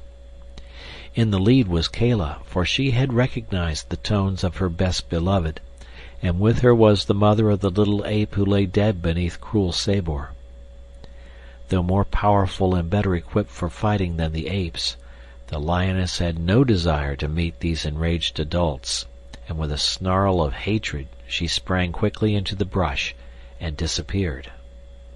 Tarzan now swam to shore and clambered quickly upon dry land. The feeling of freshness and exhilaration which the cool waters had imparted to him filled his little being with grateful surprise, and ever after he lost no opportunity to take a daily plunge in lake or stream or ocean when it was possible to do so. For a long time Kala could not accustom herself to the sight, for though her people could swim when forced to it, they did not like to enter water, and never did so voluntarily. The adventure with the lioness gave Tarzan food for pleasurable memories, for it was such affairs which broke the monotony of his daily life, otherwise but a dull round of searching for food, eating, and sleeping.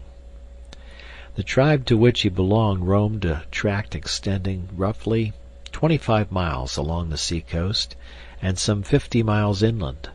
This they traversed almost continually, occasionally remaining for months in one locality, but as they moved through the trees with great speed they often covered the territory in a very few days. Much depended upon food supply, climatic conditions, and the prevalence of animals of the more dangerous species, though Kerchak often led them on long marches for no other reason than that he had tired of remaining in the same place.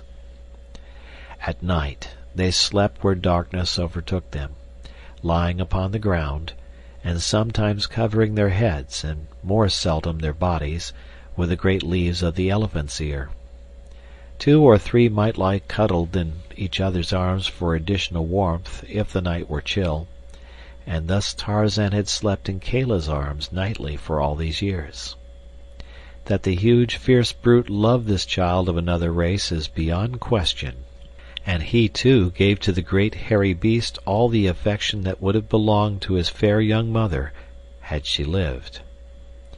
When he was disobedient she cuffed him, it is true, but she was never cruel to him, and was more often caressing him than chastising him. Tublat, her mate, always hated Tarzan, and on several occasions had come near ending his youthful career. Tarzan, on his part, never lost an opportunity to show that he fully reciprocated his foster father's sentiments, and whenever he could safely annoy him, or make faces at him, or hurl insults upon him from the safety of his mother's arms, or the slender branches of the higher trees, he did so.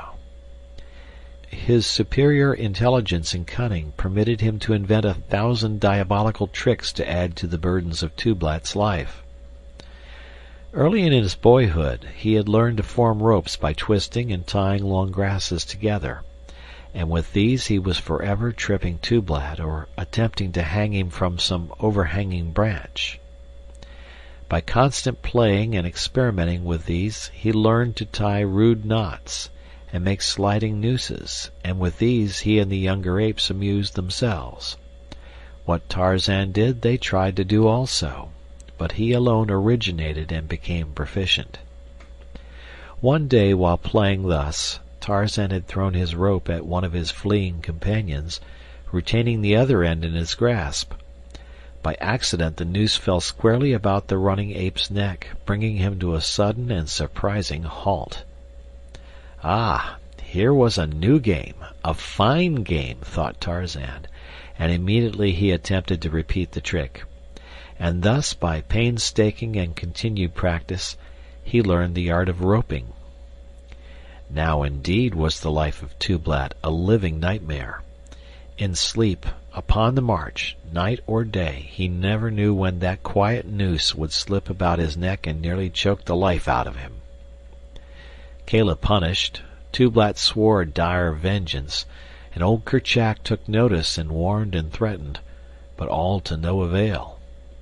Tarzan defied them all, and the thin, strong noose continued to settle about Tublat's neck whenever he least expected it.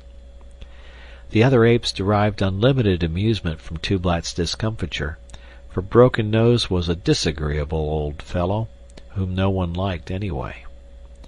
In Tarzan's clever little mind many thoughts revolved, and back of these was his divine power of reason. If he could catch his fellow apes with his long arm of many grasses, why not Sabor, the lioness?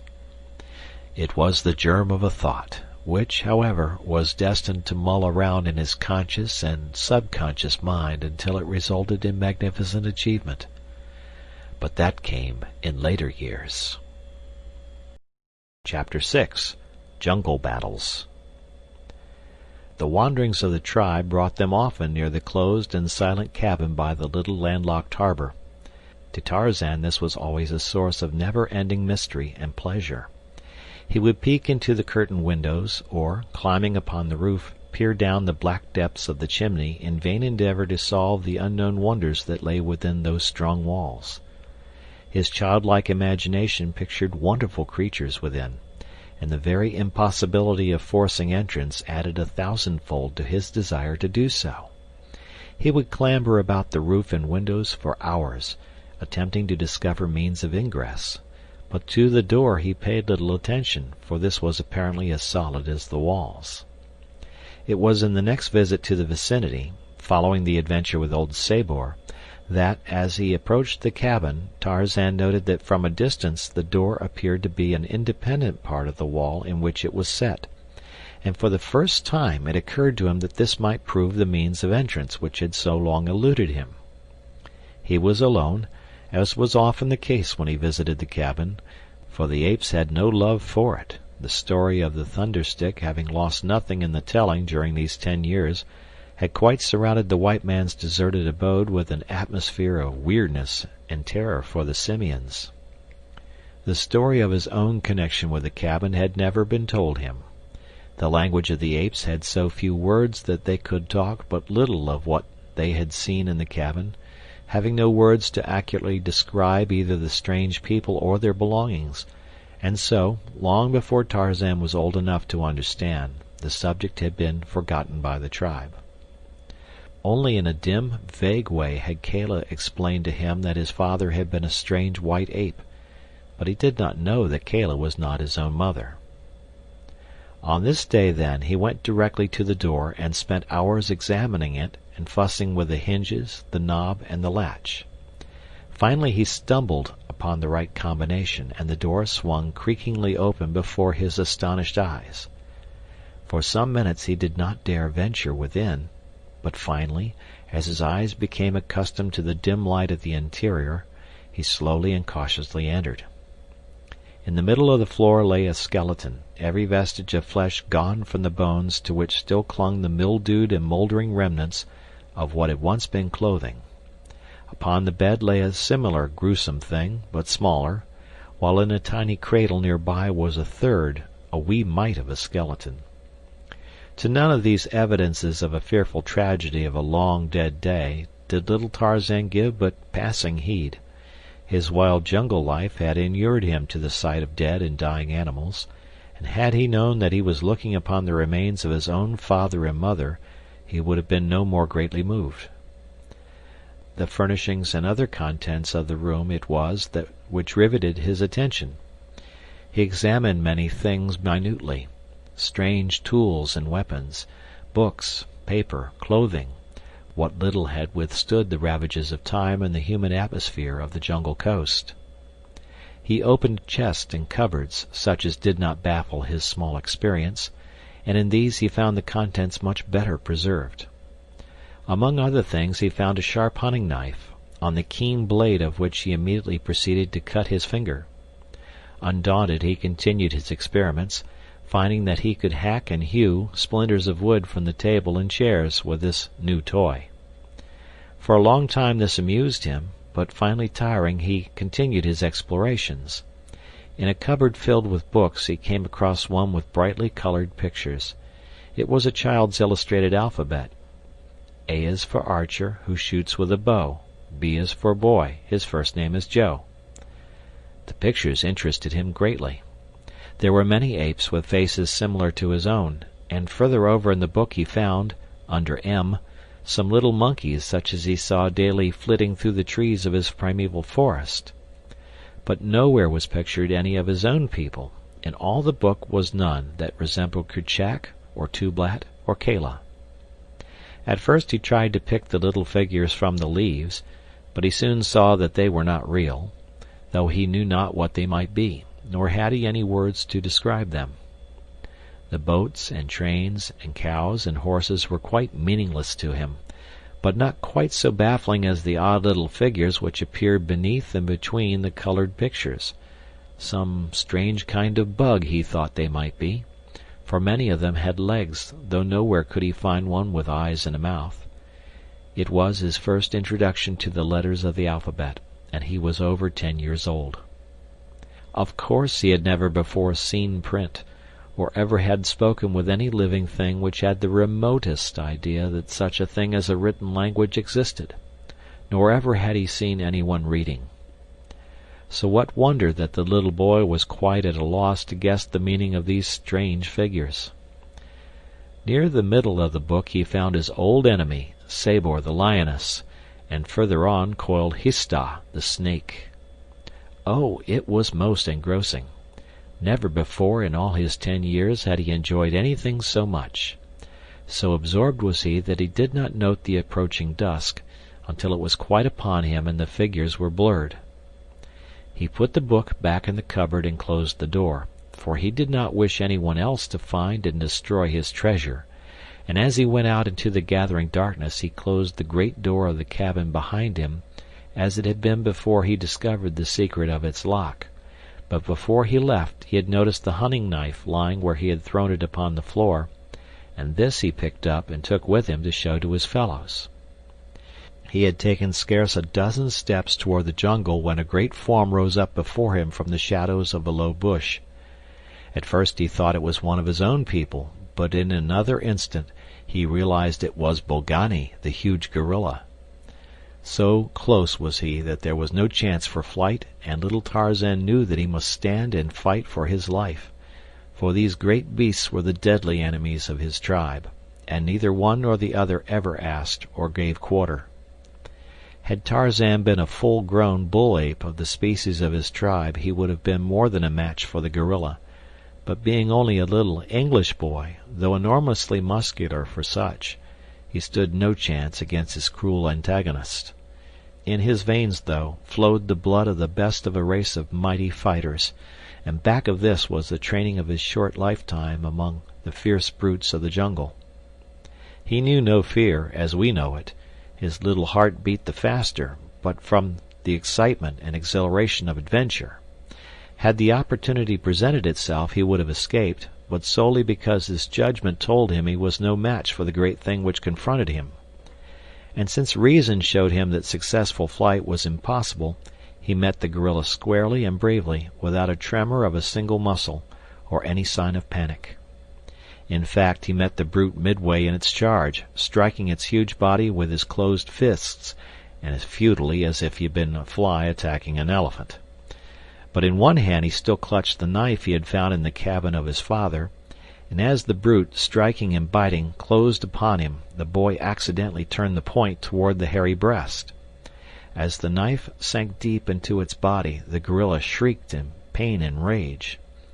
But the boy had learned in that brief second a use for his sharp and shining toy, so that, as the tearing, striking beast dragged him to earth, he plunged the blade repeatedly and to the hilt into its breast. The gorilla, fighting after the manner of its kind, struck terrific blows with its open hand, and tore the flesh at the boy's throat and chest with its mighty tusks. For a moment they rolled upon the ground in the fierce frenzy of combat. More and more weakly the torn and bleeding arm struck home with the long sharp blade. Then the little figure stiffened with a spasmodic jerk, and Tarzan, the young Lord Greystoke, rolled unconscious upon the dead and decaying vegetation which carpeted his jungle home.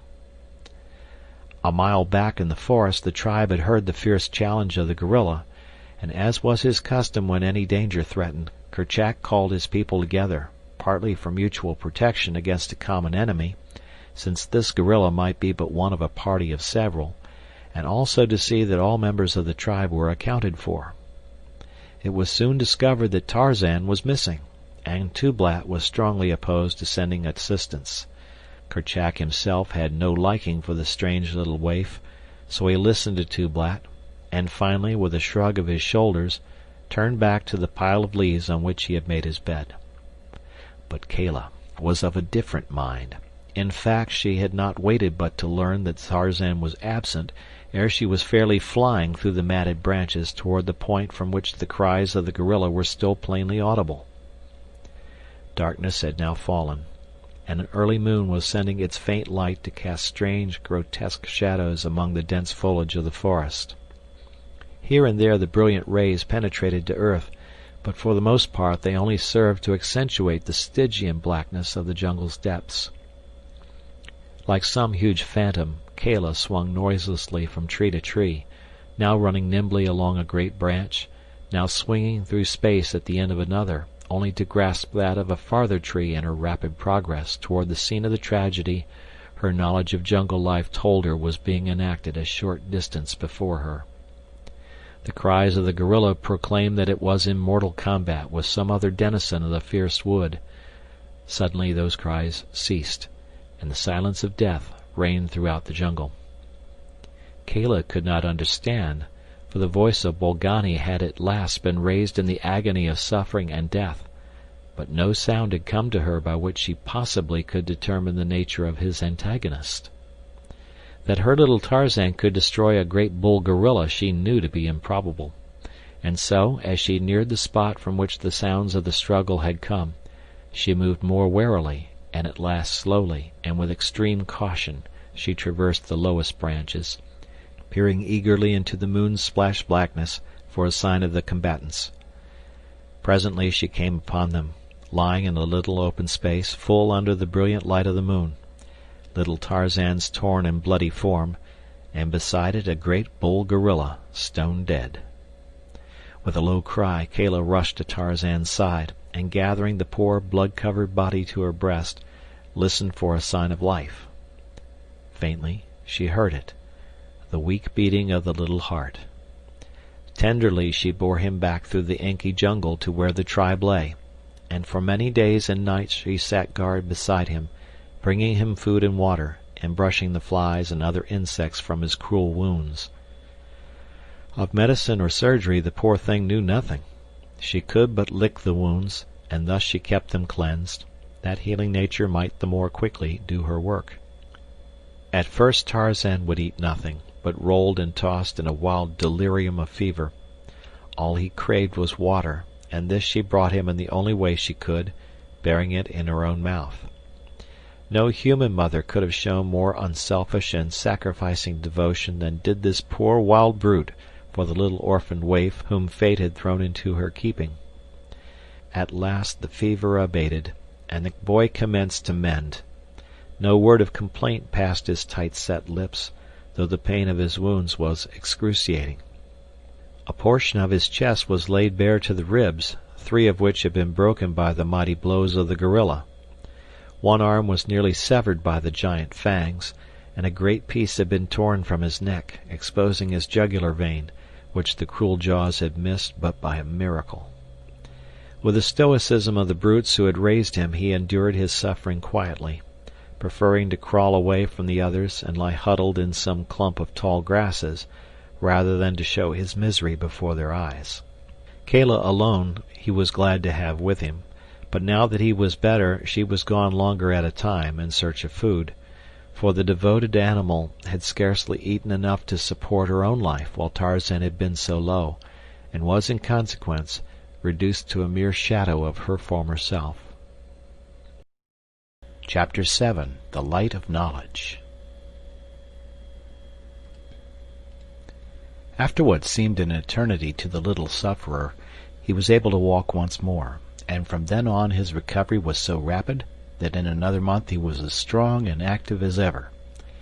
During his convalescence he had gone over in his mind many times the battle with the gorilla, and his first thought was to recover the wonderful little weapon which had transformed him from a hopelessly outclassed weakling to the superior of the mighty terror of the jungle. Also, he was anxious to return to the cabin and continue his investigations of its wondrous contents. So early one morning he set forth alone upon his quest. After a little search he located the clean-picked bones of his late adversary, and close by, partly buried beneath the fallen leaves, he found the knife, now red with rust from its exposure to the dampness of the ground and from the dried blood of the gorilla. He did not like the change in its former bright and gleaming surface, but it was still a formidable weapon, and one which he meant to use to advantage whenever the opportunity presented itself. He had in mind that no more would he run from the wanton attacks of old Tublat. In another moment he was at the cabin, and after a short time had again thrown the latch and entered. His first concern was to learn the mechanism of the lock, and this he did by examining it closely while the door was open, so that he could learn precisely what caused it to hold the door, and by what means it released at his touch. He found that he could close and lock the door from within, and this he did so that there would be no chance of his being molested while at his investigation. He commenced a systematic search of the cabin, but his attention was soon riveted by the books which seemed to exert a strange and powerful influence over him, so that he could scarce attend to aught else for the lure of the wondrous puzzle which their purpose presented to him. Among the other books was a primer, some child's readers, numerous picture books, and a great dictionary. All of these he examined, but the pictures caught his fancy most, though the strange little bugs which covered the pages where there were no pictures excited his wonder and deepest thought. Squatting upon his haunches on the table-top in the cabin his father had built, his smooth, brown, naked little body bent over the book which rested in his strong, slender hands, and his great shock of long black hair falling about his well-shaped head and bright, intelligent eyes, Tarzan of the Apes, little primitive man, presented a picture filled at once with pathos and with promise, an allegorical figure of the primordial groping through the black night of ignorance toward the light of learning. His little face was tense and steady, for he had partially grasped, in a hazy, nebulous way, the rudiments of a thought which was destined to prove the key and the solution to the puzzling problem of the strange little bugs. In his hands was a primer opened at a picture of a little ape similar to himself, but covered, except for hands and face, with strange colored fur, for such he thought the jacket and trousers to be. Beneath the picture were 3 little bugs, B-O-Y. And now he had discovered in the text upon the page that these 3 were repeated many times in the same sequence. Another fact he learned, that there were comparatively few individual bugs, but these were repeated many times, occasionally alone, but more often in company with others. Slowly he turned the pages, scanning the pictures and the text for a repetition of the combination B-O-Y. Presently he found it beneath the picture of another little ape, and a strange animal which went upon 4 legs like the jackal, and resembled him not a little. Beneath this picture the bugs appeared as a boy and a dog. There they were, the 3 little bugs which always accompanied the little ape. And so he progressed very, very slowly, for it was a hard and laborious task which he had set himself without knowing it, a task which might seem to you or me impossible, learning to read without having the slightest knowledge of letters or written language, or the faintest idea that such things existed. He did not accomplish it in a day, or in a week, or in a month, or in a year, but slowly, very slowly, he learned after he had grasped the possibilities which lay in those little bugs, so that by the time he was 15, he knew the various combinations of letters which stood for every pictured figure in the little primer and in 1 or 2 of the picture books. Of the meaning and use of the articles and conjunctions, verbs and adverbs and pronouns, he had but the faintest conception. One day when he was about 12 he found a number of lead pencils in a hitherto undiscovered drawer beneath the table, and in scratching upon the table-top with one of them he was delighted to discover the black line it left behind it. He worked so assiduously with this new toy that the table-top was soon a mass of scrawly loops and irregular lines, and his pencil point worn down to the wood. Then he took another pencil, but this time he had a definite object in view. He would attempt to reproduce some of the little bugs that scrambled over the pages of his books. It was a difficult task, for he held the pencil as one would grasp the hilt of a dagger, which does not add greatly to ease in writing or to the legibility of the results. But he persevered for months, at such times as he was able to come to the cabin, until at last, by repeated experimenting, he found a position in which to hold the pencil that best permitted him to guide and control it, so that at last he could roughly reproduce any of the little bugs. Thus he made a beginning of writing. Copying the bugs taught him another thing, their number, and though he could not count as we understand it, yet he had an idea of quantity, the base of his calculations being the number of fingers upon one of his hands. His search through the various books convinced him that he had discovered all the different kinds of bugs most often repeated in combination, and these he arranged in proper order with great ease because of the frequency with which he had perused the fascinating alphabet picture book. His education progressed, but his greatest finds were in the inexhaustible storehouse of the huge illustrated dictionary, for he learned more through the medium of pictures than text, even after he had grasped the significance of the bugs. When he discovered the arrangement of words in alphabetical order, he delighted in searching for and finding the combinations with which he was familiar, and the words which followed them. Their definitions led him still further into the mazes of erudition. By the time he was 17, he had learned to read the simple child's primer, and had fully realized the true and wonderful purpose of the little bugs. No longer did he feel shame for his hairless body or his human features, for now his reason told him that he was of a different race from his wild and hairy companions. He was a M.A.N. They were A.P.E.S., and the little apes which scurried through the forest top were M.O.N.K.E.Y.S. He knew, too, that old Sabor was a L.I.O.N.E.S.S. and Hista a S.N.A.K.E.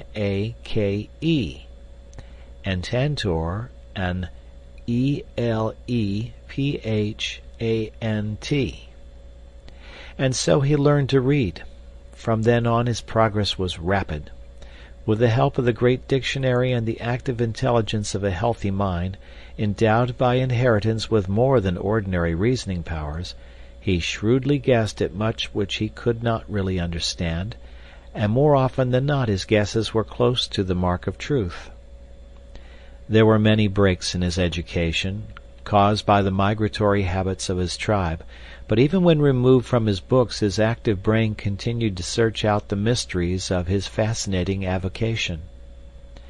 Pieces of bark and flat leaves and even smooth stretches of bare earth provided him with copybooks whereon to scratch with the point of his hunting knife the lessons he was learning.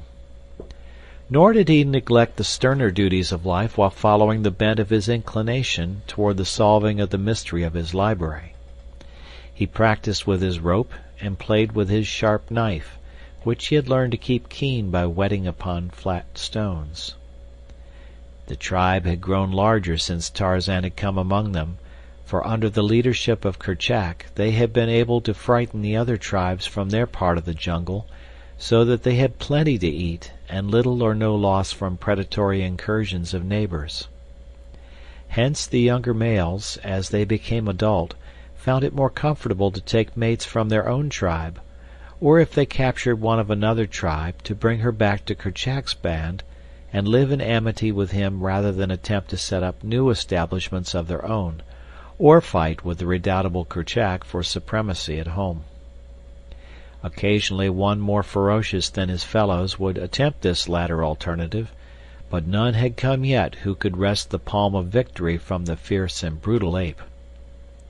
Tarzan held a peculiar position in the tribe. They seemed to consider him one of them, and yet in some way different. The older males either ignored him entirely or else hated him so vindictively that but for his wondrous agility and speed and the fierce protection of the huge Kala, he would have been dispatched at an early age. Tublat was his most consistent enemy, but it was through Tublat that, when he was about 13, the persecution of his enemies suddenly ceased and he was left severely alone, except on the occasions when one of them ran amuck in the throes of one of those strange, wild fits of insane rage which attacks the males of many of the fiercer animals of the jungle. Then none was safe. On the day that Tarzan established his right to respect, the tribe was gathered around a small natural amphitheater which the jungle had left free from its entangling vines and creepers, in a hollow among some low hills. The open space was almost circular in shape. Upon every hand rose the mighty giants of the untouched forest, with the matted undergrowth banked so closely between the huge trunks that the only opening into the little level arena was through the upper branches of the trees. Here, safe from interruption, the tribe often gathered. In the center of the amphitheater was one of those strange earthen drums which the anthropoids build for the queer rites the sounds of which men have heard in the fastnesses of the jungle, but which none has ever witnessed. Many travelers have seen the drums of the great apes, and some have heard the sounds of their beating and the noise of the wild, weird revelry of these first lords of the jungle. But Tarzan, Lord Greystoke, is doubtless the only human being who ever joined in the fierce, mad, intoxicating revel of the dum-dum. From this primitive function has arisen, unquestionably, all the forms and ceremonials of modern church and state, for through all the countless ages, back beyond the uttermost ramparts of a dawning humanity, our fierce, hairy forebears danced out the rites of the dum-dum to the sound of their earthen drums, beneath the bright light of a tropical moon, in the depth of a mighty jungle which stands unchanged today, as it stood on that long, forgotten night in the dim, unthinkable vistas of the long-dead past, when our first shaggy ancestor swung from a swaying bough and dropped lightly upon the soft turf of the first meeting-place. On the day that Tarzan won his emancipation from the persecution that had followed him remorselessly for 12 of his 13 years of life, the tribe, now a full 100 strong, trooped silently through the lower terrace of the jungle trees and dropped noiselessly upon the floor of the amphitheater. The rites of the dum-dum marked important events in the life of the tribe: a victory, the capture of a prisoner, the killing of some large fierce denizen of the jungle, the death or accession of a king, and were conducted with set ceremonialism. Today it was the killing of a giant ape, a member of another tribe, and as the people of Kerchak entered the arena 2 mighty bulls were seen bearing the body of the vanquished between them. They laid their burden before the earthen drum and then squatted there beside it as guards, while the other members of the community curled themselves in grassy nooks to sleep until the rising moon should give the signal for the commencement of their savage orgy. For hours absolute quiet reigned in the little clearing, except as it was broken by the discordant notes of brilliantly feathered parrots, or the screeching and twittering of the 1,000 jungle birds flitting ceaselessly amongst the vivid orchids and flamboyant blossoms which festooned the myriad moss-covered branches of the forest kings. At length, as darkness settled upon the jungle, the apes commenced to bestir themselves, and soon they formed a great circle about the earthen drum. The females and young squatted in a thin line at the outer periphery of the circle, while just in front of them ranged the adult males. Before the drum sat 3 old females, each armed with a knotted branch 15 or 18 inches in length. Slowly and softly they began tapping upon the resounding surface of the drum as the first faint rays of the ascending moon silvered the encircling treetops. As the light in the amphitheater increased, the females augmented the frequency and force of their blows, until presently a wild rhythmic din pervaded the great jungle for miles in every direction.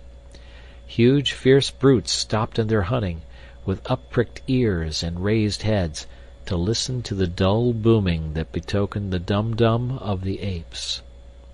Occasionally one would raise his shrill scream or thunderous roar in answering challenge to the savage din of the anthropoids, but none came near to investigate or attack, for the great apes, assembled in all the power of their numbers, filled the breasts of their jungle neighbors with deep respect. As the din of the drum rose to an almost deafening volume, Kerchak sprang into the open space between the squatting males and the drummers. Standing erect, he threw his head far back, and looking full into the eye of the rising moon, he beat upon his breast with his great hairy paws, and emitted his fearful roaring shriek. One, twice, thrice that terrifying cry rang out across the teeming solitude of that unspeakably quick, yet unthinkably dead world. Then, crouching, Kerchak slunk noiselessly around the open circle, veering far away from the dead body lying before the altar drum, but, as he passed, keeping his little fierce wicked red eyes upon the corpse. Another male then sprang into the arena, and repeating the horrid cries of his king, followed stealthily in his wake. Another and another followed in quick succession, until the jungle reverberated with the now almost ceaseless notes of their bloodthirsty screams. It was the challenge and the hunt. When all the adult males had joined in the thin line of circling dancers, the attack commenced. Kerchak, seizing a huge club from the pile which lay at hand for the purpose, rushed furiously upon the dead ape, dealing the corpse a terrific blow, at the same time emitting the growls and snarls of combat. The din of the drum was now increased, as well as the frequency of the blows, and the warriors, as each approached the victim of the hunt and delivered his bludgeon blow, joined in the mad whirl of the death dance. Tarzan was one of the wild leaping horde, his brown, sweat-streaked, muscular body, glistening in the moonlight, shone supple and graceful among the uncouth, awkward, hairy brutes about him. None was more stealthy in the mimic hunt, none more ferocious than he in the wild ferocity of the attack, none who leaped so high into the air in the dance of death.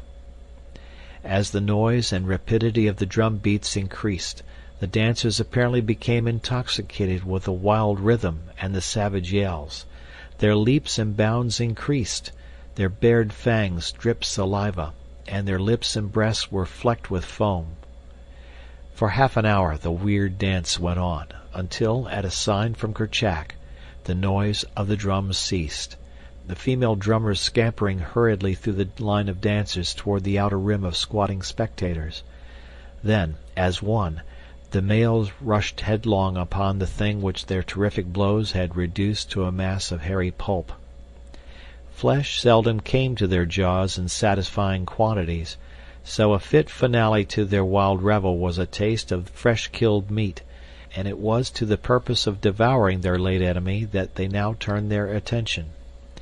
Great fangs sunk into the carcass, tearing away huge hunks, the mightiest of the apes obtaining the choicest morsels, while the weaker circled the outer edge of the fighting, snarling pack, awaiting their chance to dodge in and snatch a dropped tidbit, or filch a remaining bone before all was gone.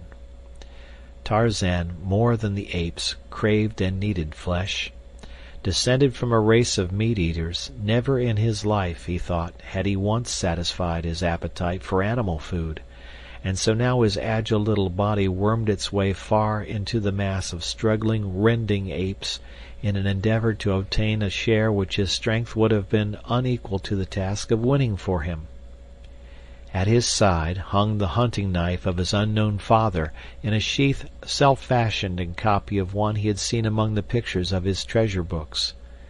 At last he reached the fast-disappearing feast, and with his sharp knife slashed off a more generous portion than he had hoped for, an entire hairy forearm, where it protruded from beneath the feet of the mighty Kerchak, who was so busily engaged in perpetuating the royal prerogative of gluttony that he failed to note the act of lèse-majesté.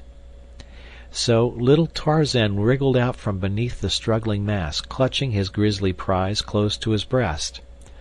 Among those circling futilely the outskirts of the banqueters was old Tublat. He had been among the first at the feast, but had retreated with a goodly share to eat in quiet, and was now forcing his way back for more. So it was that he spied Tarzan as the boy emerged from the clawing, pushing throng, with that hairy forearm hugged firmly to his body. Tublat's little, close-set, bloodshot pig eyes shot wicked gleams of hate as they fell upon the object of his loathing. In them, too, was greed for the toothsome dainty the boy carried. But Tarzan saw his arch-enemy as quickly, and divining what the great beasts would do, he leaped nimbly away toward the females and the young, hoping to hide himself among them. Tublat, however, was close upon his heels, so that he had no opportunity to seek a place of concealment, but saw that he would be put to it to escape at all. Swiftly he sped toward the surrounding trees, and with an agile bound gained a lower limb with one hand, and then, transferring his burden to his teeth, he climbed rapidly upward, closely followed by Tublat. Up, up he went to the waving pinnacle of a lofty monarch of the forest, where his heavy pursuer dared not follow him. There he perched, hurling taunts and insults at the raging, foaming beasts 50 feet below him. And then Tublat went mad. With horrifying screams and roars he rushed to the ground, among the females and young, sinking his great fangs into a dozen tiny necks and tearing great pieces from the backs and breasts of the females who fell into his clutches. In the brilliant moonlight Tarzan witnessed the whole mad carnival of rage. He saw the females and the young scamper to the safety of the trees. Then the great bulls in the center of the arena felt the mighty fangs of their demented fellow, and with one accord they melted into the black shadows of the overhanging forest. There was but one in the amphitheater beside Tublat, a belated female running swiftly toward the tree where Tarzan perched, and close behind her came the awful Tublat.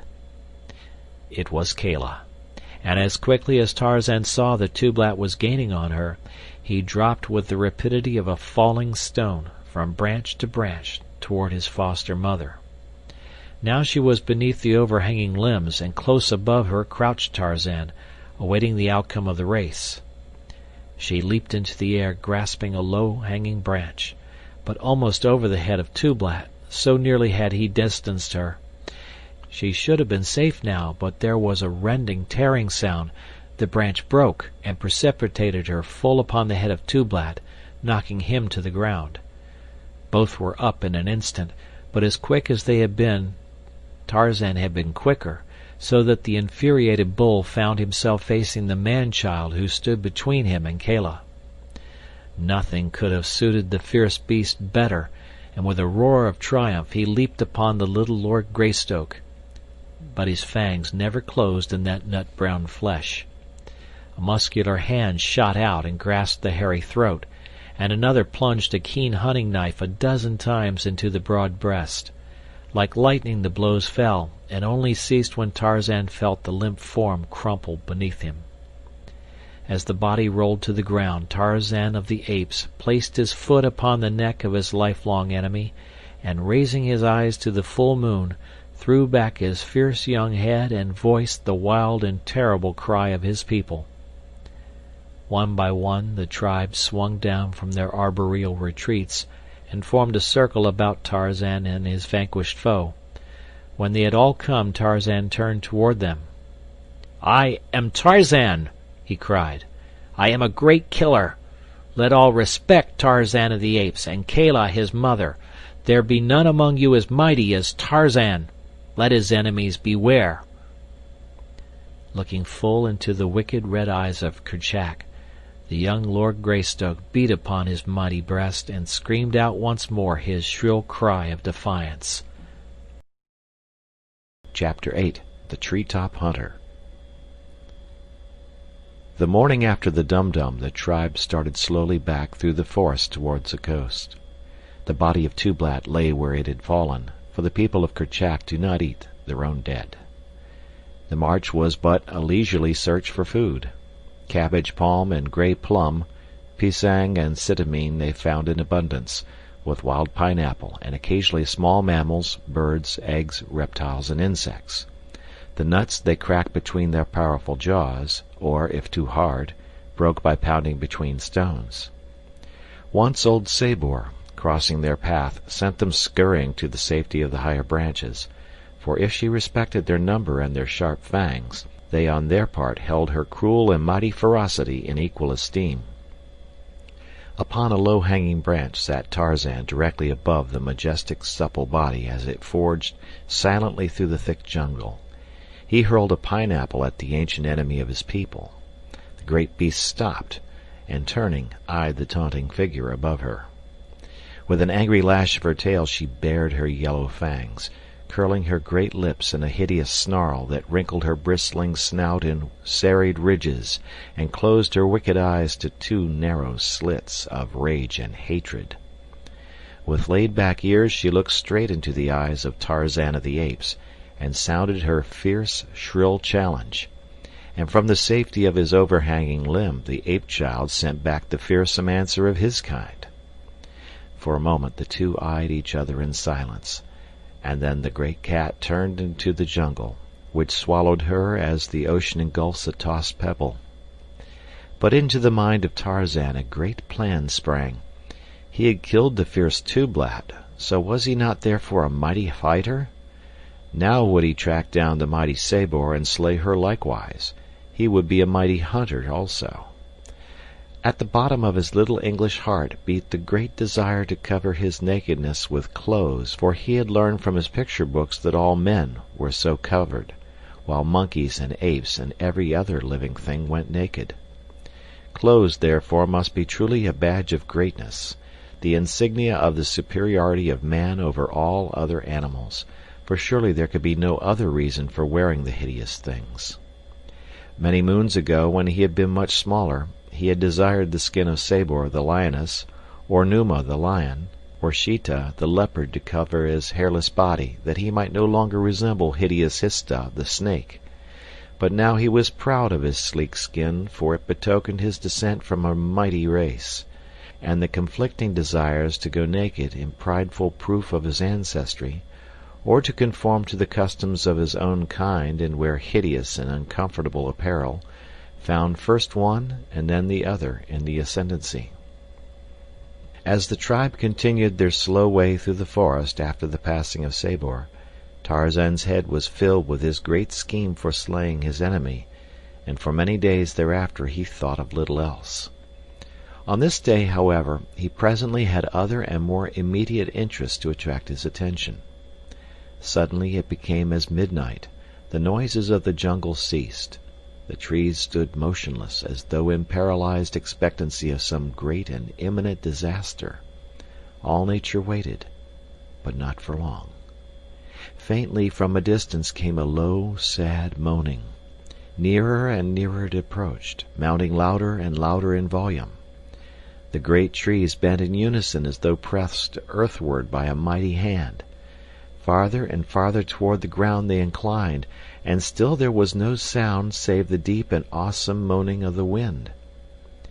Then suddenly the jungle giants whipped back, lashing their mighty tops in angry and deafening protests. A vivid and blinding light flashed from the whirling inky clouds above. The deep cannonade of roaring thunder belched forth its fearsome challenge. The deluge came.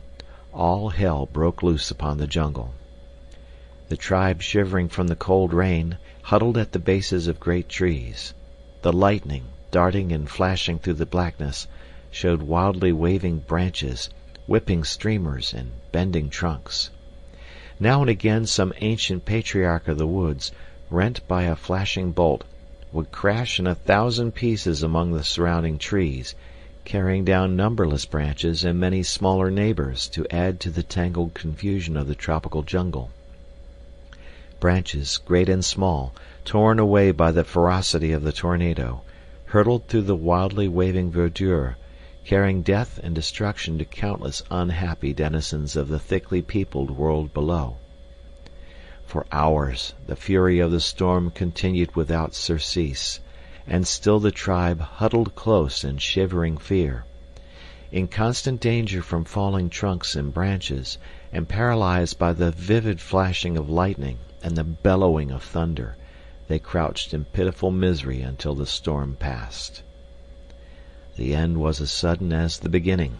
The wind ceased, the sun shone forth, nature smiled once more.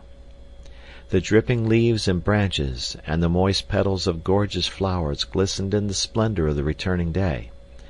And so, as nature forgot, her children forgot also. Busy life went on as it had been before the darkness and the fright. But to Tarzan a dawning light had come to explain the mystery of clothes.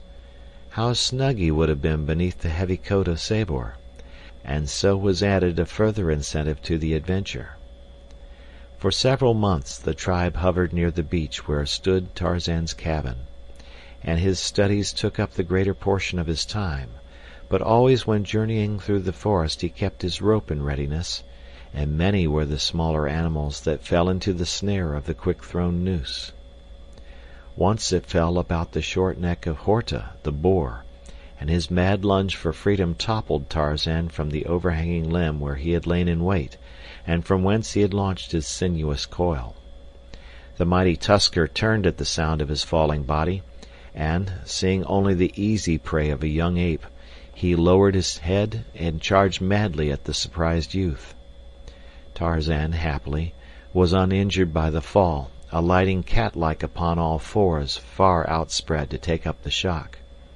He was on his feet in an instant, and leaping with the agility of the monkey he was, he gained the safety of a low limb as Horta, the boar, rushed futilely beneath. Thus it was that Tarzan learned by experience the limitations as well as the possibilities of his strange weapon. He lost a long rope on this occasion, but he knew that had it been Sabor who had thus dragged him from his perch, the outcome might have been very different, for he would have lost his life, doubtless, into the bargain. It took him many days to braid a new rope, but when finally it was done, he went forth purposely to hunt, and lie in wait among the dense foliage of a great branch right above the well-beaten trail that led to water. Several small animals passed unharmed beneath him. He did not want such insignificant game. It would take a strong animal to test the efficacy of his new scheme. At last came she whom Tarzan sought, with lithe sinews rolling beneath shimmering hide. Fat and glossy came Sabor, the lioness. Her great padded feet fell soft and noiseless on the narrow trail. Her head was high in ever-alert attention, her long tail moved slowly in sinuous and graceful undulations. Nearer and nearer she came to where Tarzan of the Apes crouched upon his limb, the coils of his long rope poised ready in his hand. Like a thing of bronze, motionless as death, sat Tarzan. Sabor passed beneath. One stride beyond she took, a second, a third, and then the silent coil shot out above her. For an instant the spreading noose hung above her head like a great snake, and then, as she looked upward to detect the origin of the swishing sound of the rope, it settled about her neck. With a quick jerk Tarzan snapped the noose tight about the glossy throat, and then he dropped the rope and clung to his support with both hands. Sabor was trapped. With a bound the startled beast turned into the jungle, but Tarzan was not to lose another rope through the same cause as the first. He had learned from experience. The lioness had taken but half her second bound when she felt the rope tighten about her neck. Her body turned completely over in the air, and she fell with a heavy crash upon her back. Tarzan had fastened the end of the rope securely to the trunk of the great tree on which he sat.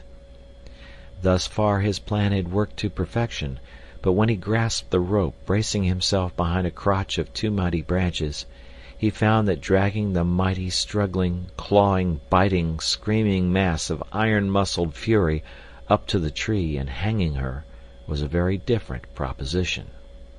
The weight of old Sabor was immense, and when she braced her huge paws, nothing less than Tantor, the elephant himself, could have budged her. The lioness was now back in the path where she could see the author of the indignity which had been placed upon her. Screaming with rage, she suddenly charged, leaping high into the air toward Tarzan, but when her huge body struck the limb on which Tarzan had been, Tarzan was no longer there. Instead, he perched lightly upon a smaller branch 20 feet above the raging captive. For a moment Sabor hung half across the branch, while Tarzan mocked and hurled twigs and branches at her unprotected face.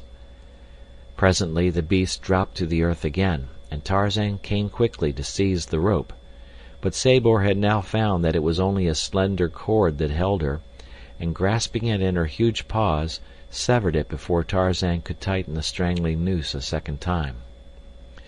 Tarzan was much hurt. His well-laid plan had come to naught, so he sat there screaming at the roaring creature beneath him and making mocking grimaces at it. Sabor paced back and forth beneath the tree for hours. 4 times she crouched and sprang at the dancing sprite above her, but might as well have clutched at the elusive wind that murmured through the treetops. At last Tarzan tired of the sport, and with a parting roar of challenge and a well-aimed ripe fruit that spread soft and sticky over the snarling face of his enemy, he swung rapidly through the trees, 100 feet above the ground, and in a short time was among the members of his tribe.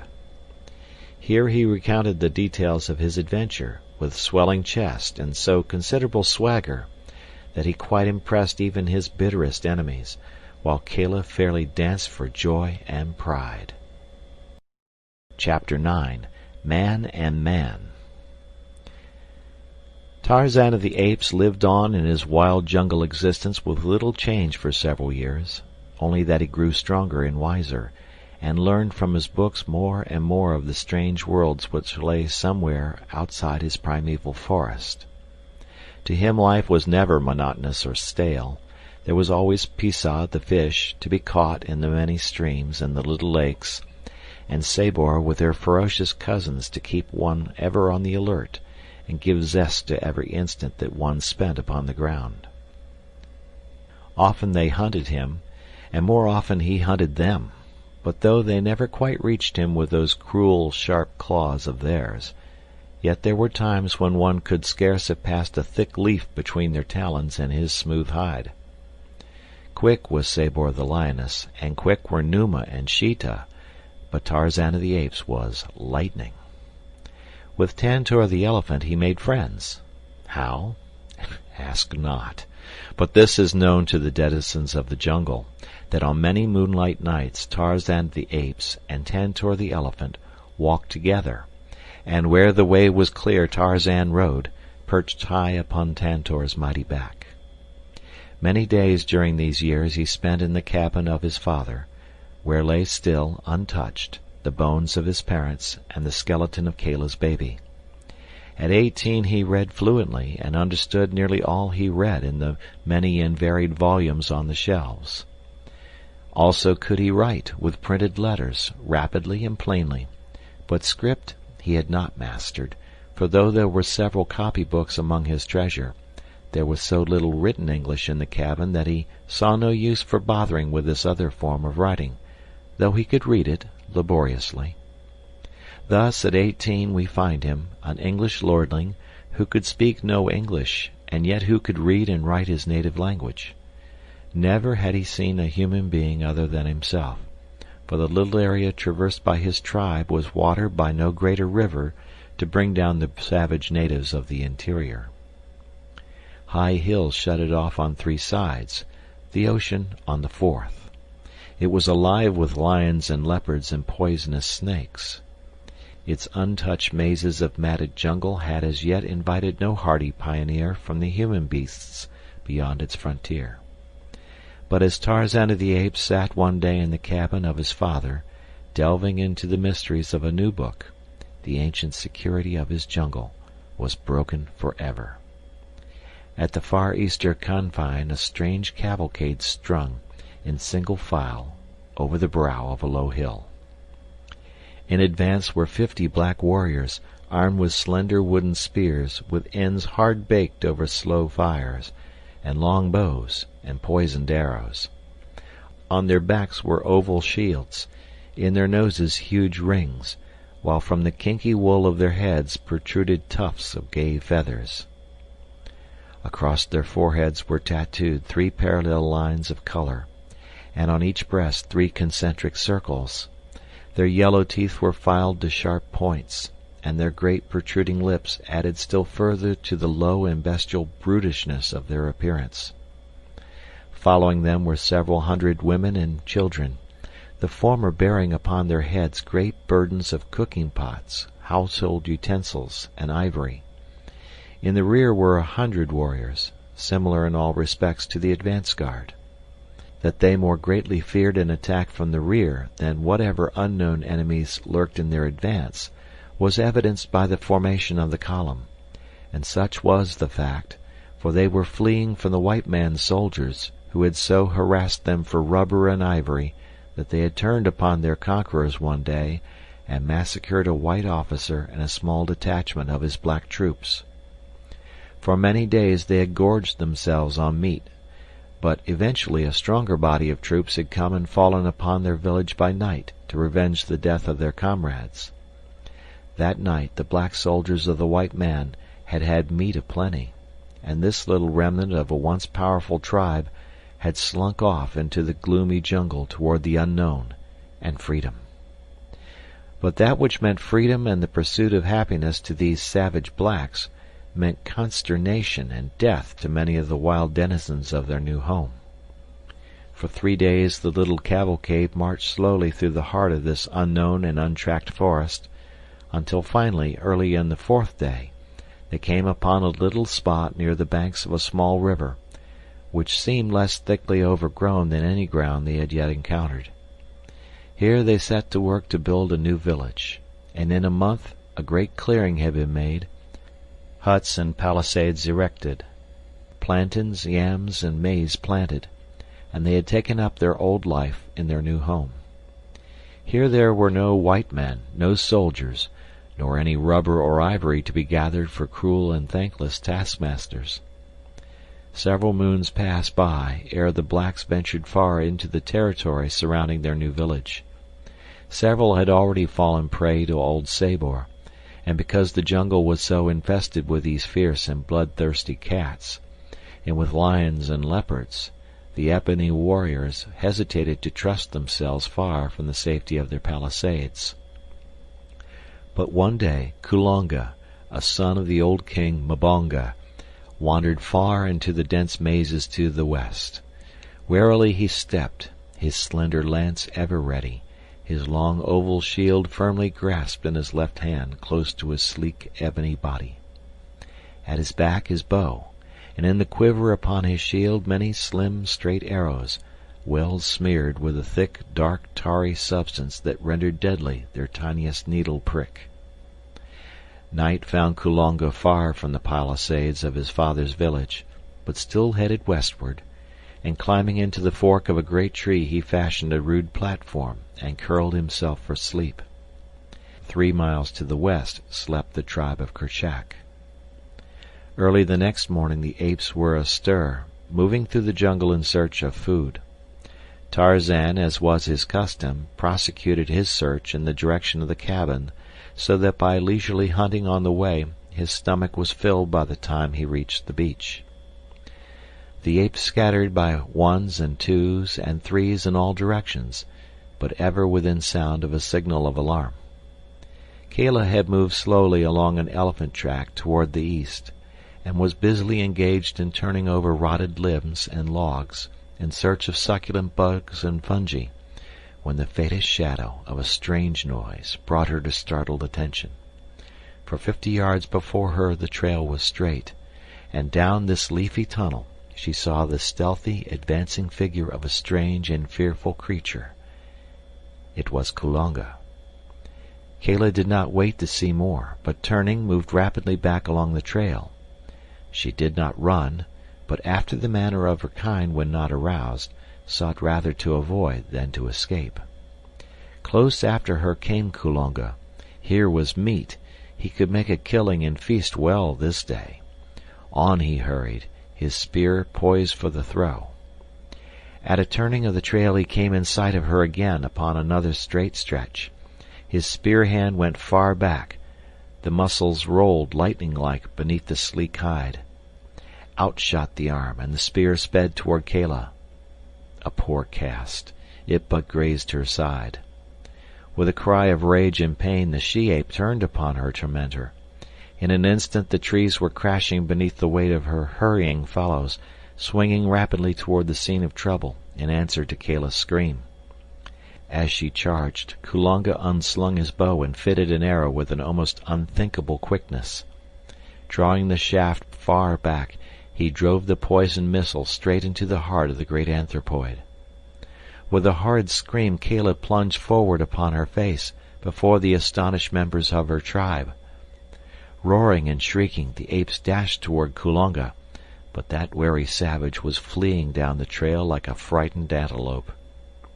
He knew something of the ferocity of these wild, hairy men, and his one desire was to put as many miles between himself and them as he possibly could. They followed him, racing through the trees for a long distance, but finally, one by one, they abandoned the chase and returned to the scene of the tragedy. None of them had ever seen a man before, other than Tarzan, and so they wondered vaguely what strange manner of creature it might be that had invaded their jungle. On the far beach by the little cabin, Tarzan heard the faint echoes of the conflict, and knowing that something was seriously amiss among the tribe, he hastened rapidly toward the direction of the sound. When he arrived, he found the entire tribe gathered jabbering about the dead body of his slain mother. Tarzan's grief and anger were unbounded. He roared out his hideous challenge time and again. He beat upon his great chest with his clenched fists, and then he fell upon the body of Kala and sobbed out the pitiful sorrowing of his lonely heart. To lose the only creature in all his world who had ever manifested love and affection for him was the greatest tragedy he had ever known. What though Kala was a fierce and hideous ape? To Tarzan she had been kind, she had been beautiful. Upon her he had lavished, unknown to himself, all the reverence and respect and love that a normal English boy feels for his own mother. He had never known another, and so to Kala was given, though mutely, all that would have belonged to the fair and lovely Lady Alice had she lived. After the first outburst of grief, Tarzan controlled himself, and questioning the members of the tribe who had witnessed the killing of Kala, he learned all that their meager vocabulary could convey. It was enough, however, for his needs. It told him of a strange, hairless black ape with feathers growing upon its head, who launched death from a slender branch, and then ran, with the fleetness of Bara the deer, toward the rising sun. Tarzan waited no longer, but leaping into the branches of the trees, sped rapidly through the forest. He knew the windings of the elephant trail along which Kala's murderer had flown, and so he cut straight through the jungle to intercept the black warrior, who was evidently following the tortuous detours of the trail. At his side was the hunting knife of his unknown sire, and across his shoulders the coils of his own long rope. In an hour he struck the trail again, and coming to earth examined the soil minutely. In the soft mud on the bank of a tiny rivulet he found footprints such as he alone in all the jungle had ever made, but much larger than his. His heart beat fast. Could it be that he was trailing a man, one of his own race? There were two sets of imprints pointing in opposite directions, so his quarry had already passed on his return along the trail. As he examined the newer spoor, a tiny particle of earth toppled from the outer edge of one of the footprints to the bottom of its shallow depression. Ah, the trail was very fresh. His prey must have but scarcely passed. Tarzan swung himself to the trees once more, and with swift noiselessness sped along high above the trail. He had covered barely a mile when he came upon the black warrior standing in a little open space. In his hand was his slender bow to which he had fitted one of his death-dealing arrows. Opposite him across the little clearing stood Horta, the boar, with lowered head and foam-flecked tusks, ready to charge. Tarzan looked with wonder upon the strange creature beneath him, so like him in form and yet so different in face and color.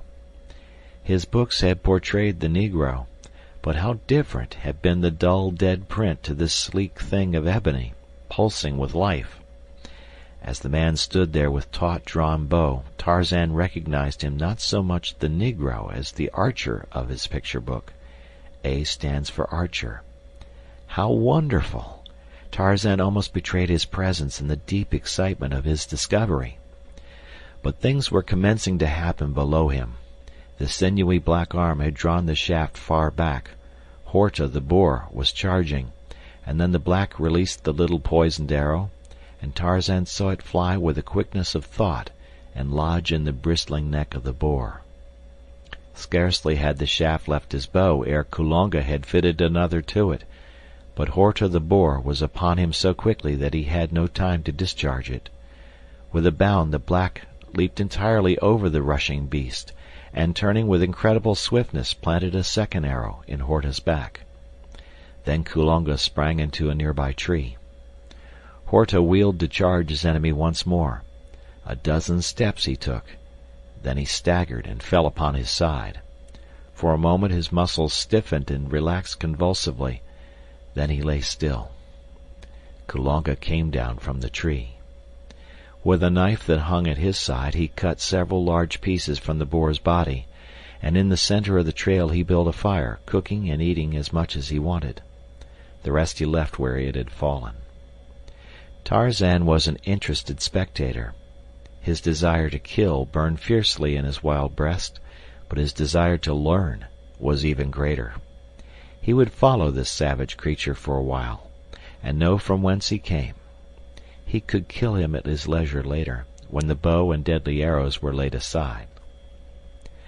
When Kulonga had finished his repast and disappeared beyond a near turning of the path, Tarzan dropped quietly to the ground. With his knife he severed many strips of meat from Horta's carcass, but he did not cook them. He had seen fire, but only when Ara, the lightning, had destroyed some great tree. That any creature of the jungle could produce the white and yellow fangs which devoured wood and left nothing but fine dust surprised Tarzan greatly, and why the black warrior had ruined his delicious repast by plunging it into the blighting heat was quite beyond him. Possibly Ara was a friend with whom the archer was sharing his food. But, be that as it may, Tarzan would not ruin good meat in any such foolish manner, so he gobbled down a great quantity of the raw flesh, burying the balance of the carcass beside the trail where he could find it upon his return. And then Lord Greystoke wiped his greasy fingers upon his naked thighs and took up the trail of Kulonga, the son of Mbonga, the king, while in far-off London another Lord Greystoke, the younger brother of the real Lord Greystoke's father, sent back his chops to the club's chef because they were underdone, and when he had finished his repast he tipped his finger ends into a silver bowl of scented water and dried them upon a piece of snowy damask. All day Tarzan followed Kulonga, hovering above him in the trees like some malign spirit. Twice more he saw him hurl his arrows of destruction, once at Dango the hyena, and again at Manu the monkey. In each instance the animal died almost instantly, for Kulonga's poison was very fresh and very deadly. Tarzan thought much on this wondrous method of slaying, as he swung slowly along at a safe distance behind his quarry. He knew that alone the tiny prick of the arrow could not so quickly dispatch these wild things of the jungle, who were often torn and scratched and gored in a frightful manner as they fought with their jungle neighbors, yet as often recovered as not. No, there was something mysterious connected with these tiny slivers of wood which could bring death by a mere scratch. He must look into the matter. That night Kulonga slept in a crotch of a mighty tree, and far above him crouched Tarzan of the Apes. When Kulonga awoke he found that his bow and arrows had disappeared. The black warrior was furious and frightened, but more frightened than furious. He searched the ground below the tree, and he searched the tree above the ground, but there was no sign of either bow or arrows or of the nocturnal marauder. Kulonga was panic-stricken. His spear he had hurled at Kala and had not recovered, and, now his bow and arrows were gone, he was defenseless except for a single knife. His only hope lay in reaching the village of Mbonga as quickly as his legs would carry him. That he was not far from home he was certain, so he took the trail at a rapid trot. From a great mass of impenetrable foliage a few yards away emerged Tarzan of the Apes, to swing quietly in his wake. Kulonga's bow and arrows were securely tied high in the top of a giant tree, from which a patch of bark had been removed by a sharp knife near to the ground, and a branch half cut through and left hanging about 50 feet higher up. Thus Tarzan blazed the forest trails and marked his caches. As Kulonga continued his journey, Tarzan closed on him until he traveled almost over the black's head. His rope he now held coiled in his right hand. He was almost ready for the kill. The moment was delayed only because Tarzan was anxious to ascertain the black warrior's destination, and presently he was rewarded, for he came suddenly in view of a great clearing, at one end of which lay many strange lairs. Tarzan was directly over Kulonga as he made the discovery. The forest ended abruptly, and beyond lay 200 yards of planted fields between the jungle and the village. Tarzan must act quickly or his prey would be gone, but Tarzan's life training left so little space between decision and action when an emergency confronted him that there was not even room for the shadow of a thought between. So it was that as Kulonga emerged from the shadow of the jungle, a slender coil of rope sped sinuously above him from the lowest branch of a mighty tree directly upon the edge of the fields of Mbonga, and ere the king's son had taken a half-dozen steps into the clearing, a quick noose tightened about his neck. So quickly did Tarzan of the Apes drag back his prey that Kulonga's cry of alarm was throttled in his windpipe. Hand over hand Tarzan drew the struggling black until he had him hanging by his neck in mid-air. Then Tarzan climbed to a larger branch, drawing the still threshing victim well up into the sheltering verdure of the tree. Here he fastened the rope securely to a stout branch, and then, descending, plunged his hunting knife into Kulonga's heart. Kalo was avenged.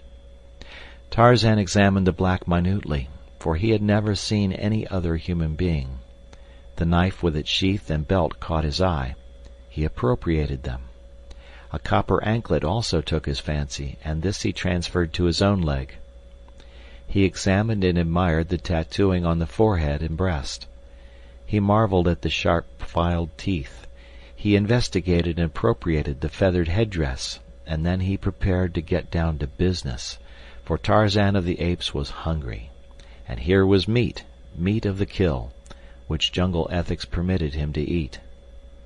How may we judge him? By what standards? This ape-man with the heart and head and body of an English gentleman and the training of a wild beast. Tublat, whom he had hated and who had hated him, he had killed in a fair fight, and yet never had the thought of eating Tublat's flesh entered his head. It could have been as revolting to him as is cannibalism to us. But who was Kulonga that he might not be eaten as fairly as Horta the boar or Bara the deer? Was he not simply another of the countless wild things of the jungle, who preyed upon one another to satisfy the cravings of hunger? Suddenly a strange doubt stayed his hand. Had not his books taught him that he was a man? And was not the archer a man also? Did men eat men? Alas, he did not know. Why, then, this hesitancy? Once more he essayed the effort, but a qualm of nausea overwhelmed him. He did not understand. All he knew was that he could not eat the flesh of this black man, and thus hereditary instinct, ages old, usurped the functions of his untaught mind and saved him from transgressing a world-wide law of whose very existence he was ignorant. Quickly he lowered Kulonga's body to the ground, removed the noose, and took to the trees again. Chapter 10. The Fear Phantom. From a lofty perch Tarzan viewed the village of thatched huts across the intervening plantation. He saw that at one point the forest touched the village, and to this spot he made his way, lured by a fever of curiosity to behold animals of his own kind, and to learn more of their ways and view the strange lairs in which they lived. His savage life among the fierce wild brutes of the jungle left no opening for any thought that these could be aught else than enemies. Similarity of form led him into no erroneous conception of the welcome that would be accorded him should he be discovered by these, the first of his own kind he had ever seen. Tarzan of the Apes was no sentimentalist. He knew nothing of the brotherhood of man. All things outside his own tribe were his deadly enemies, with a few exceptions of which Tantor the elephant was a marked example. And he realized all this without malice or hatred. To kill was the law of the wild world he knew. Few were his primitive pleasures, but the greatest of these was to hunt and kill, and so he accorded to others the right to cherish the same desires as he, even though he himself might be the object of their hunt. His strange life had left him neither morose nor bloodthirsty. That he joyed in killing, and that he killed with a joyous laugh upon his handsome lips, betokened no innate cruelty. He killed for food most often, but, being a man, he sometimes killed for pleasure, a thing which no other animal does. For it has remained for man alone among all creatures to kill senselessly and wantonly, for the mere pleasure of inflicting suffering and death. And when he killed for revenge or in self-defense, he did that also without hysteria, for it was a very business-like proceeding which admitted of no levity. So it was that now, as he cautiously approached the village of Mbonga, he was quite prepared either to kill or be killed, should he be discovered. He proceeded with unwonted stealth, for Kulonga had taught him great respect for the little sharp splinters of wood which dealt death so swiftly and unerringly. At length he came to a great tree, heavy laden with thick foliage, and loaded with pendant loops of giant creepers. From this almost impenetrable bower above the village he crouched, looking down upon the scene below him, wondering over every feature of this new, strange life. There were naked children running and playing in the village street. There were women grinding dried plantain in crude stone mortars, while others were fashioning cakes from the powdered flour. Out in the fields he could see still other women hoeing, weeding, and gathering. All wore strange protruding girdles of dried grass about their hips, and many were loaded with brass and copper anklets, armlets, and bracelets. Around many a dusky neck hung curiously coiled strands of wire, while several were further ornamented by huge nose rings. Tarzan of the Apes looked with growing wonder at these strange creatures. Dozing in the shade he saw several men, while at the extreme outskirts of the clearing he occasionally caught glimpses of armed warriors, apparently guarding the village against surprise from an attacking enemy. He noticed that the women alone worked. Nowhere was there evidence of a man tilling the fields or performing any of the homely duties of the village.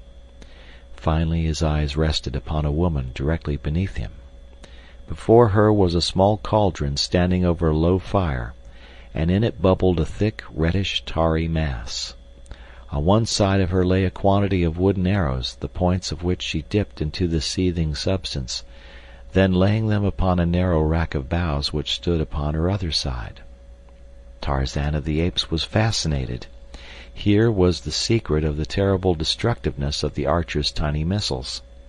He noted the extreme care which the woman took that none of the matter should touch her hands, and once when a particle splattered upon one of her fingers, he saw her plunge the member into a vessel of water and quickly rub the tiny stain away with a handful of leaves. Tarzan knew nothing of poison, but his shrewd reasoning told him that it was this deadly stuff that killed, and not the little arrow, which was merely the messenger that carried it into the body of his victim. How he should like to have more of those little death-dealing slivers. If the woman would only leave her work for an instant he could drop down, gather up a handful, and be back in the tree again before she drew 3 breaths. As he was trying to think out some plan to distract her attention, he heard a wild cry from across the clearing.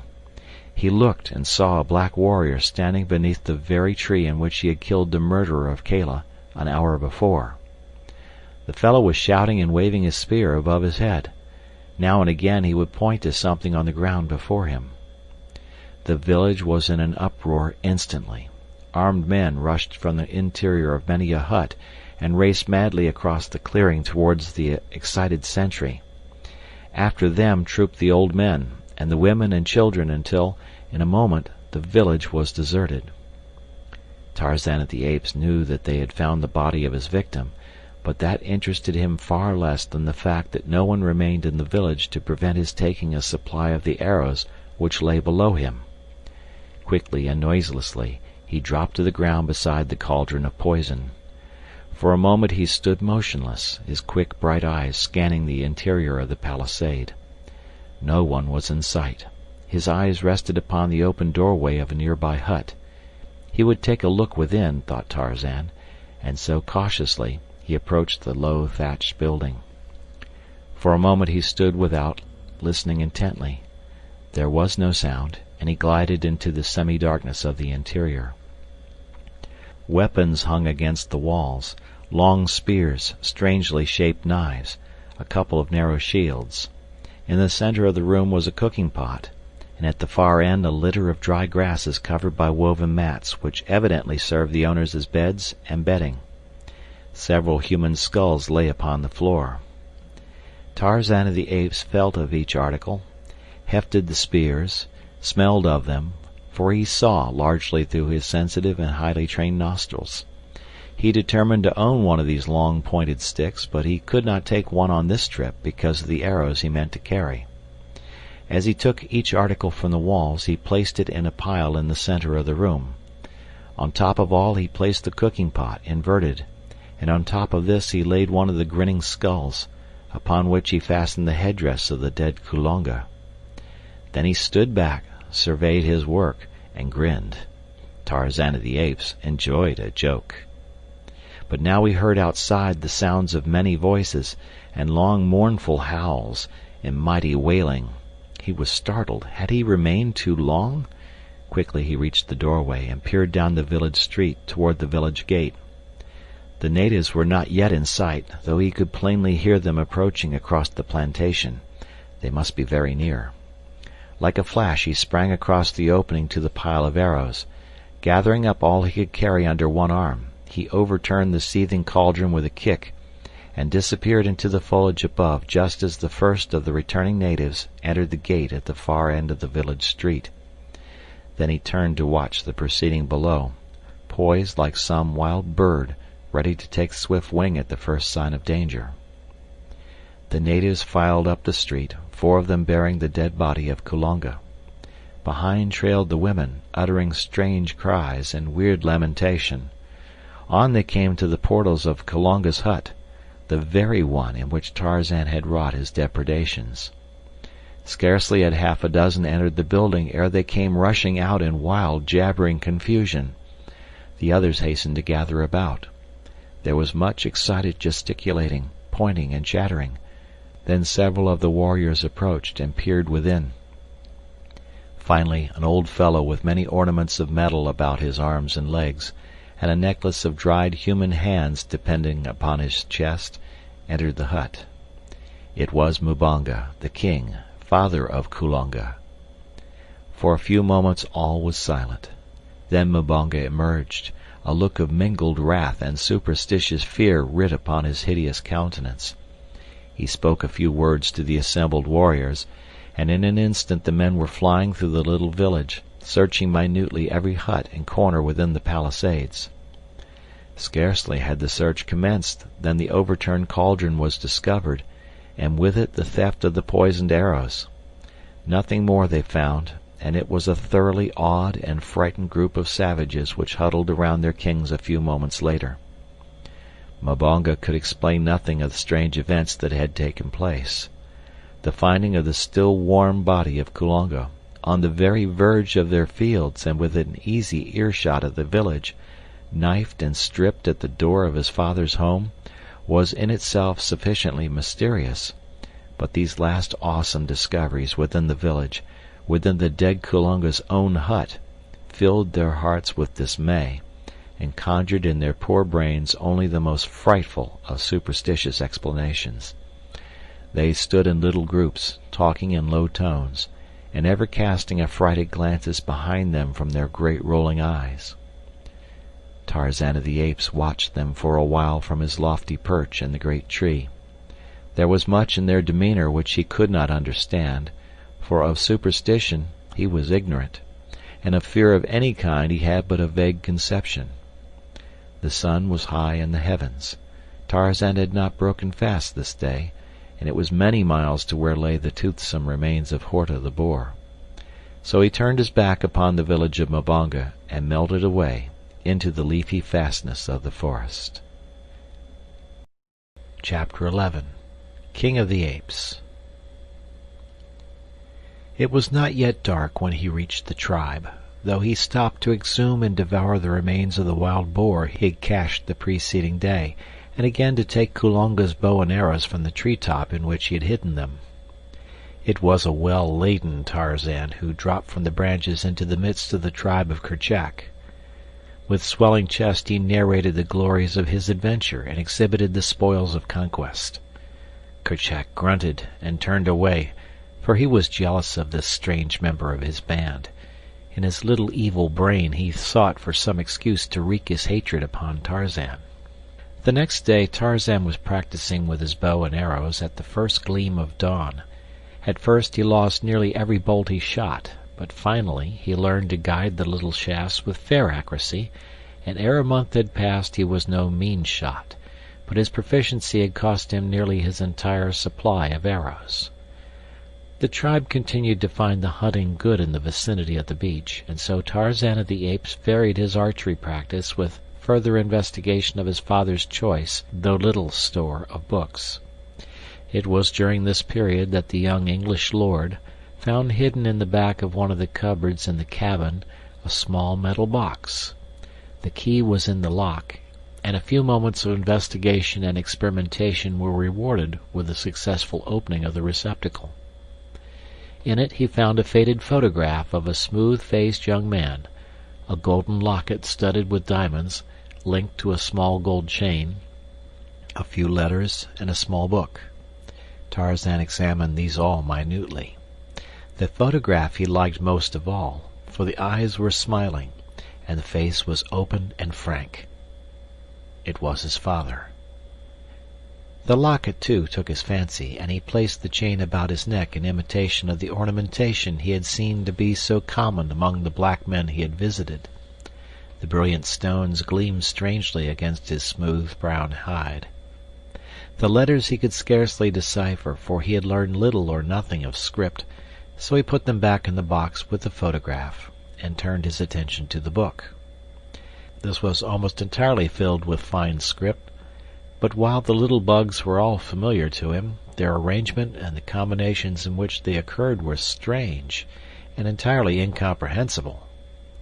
Tarzan had long since learned the use of the dictionary, but much to his sorrow and perplexity it proved of no avail to him in this emergency.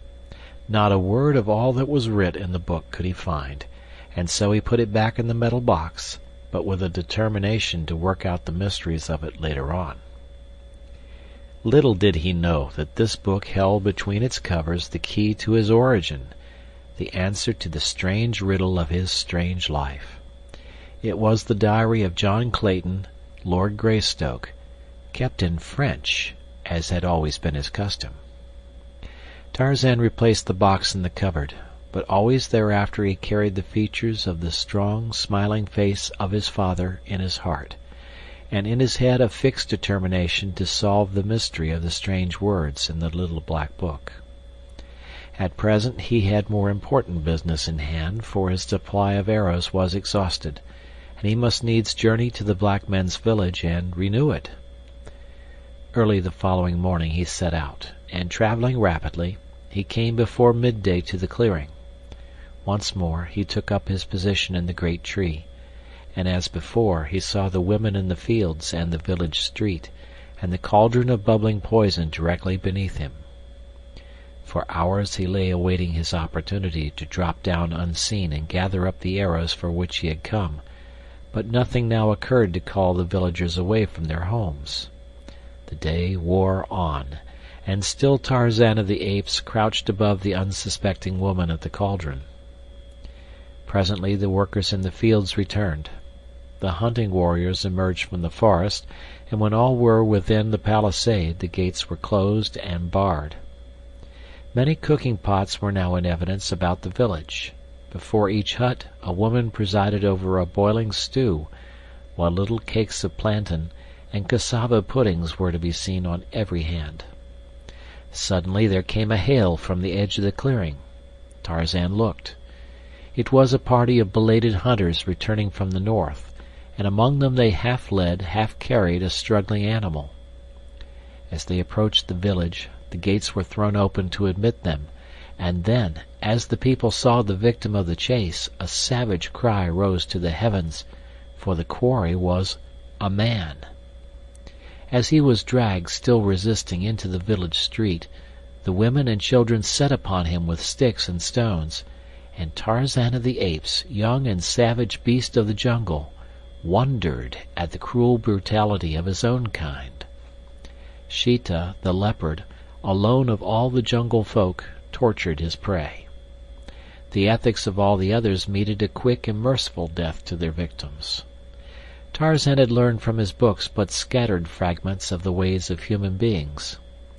When he had followed Kulonga through the forest, he had expected to come to a city of strange houses on wheels, puffing clouds of black smoke from a huge tree stuck in the roof of one of them, or to a sea covered with mighty floating buildings, which he had learned were called, variously, ships and boats and steamers and craft.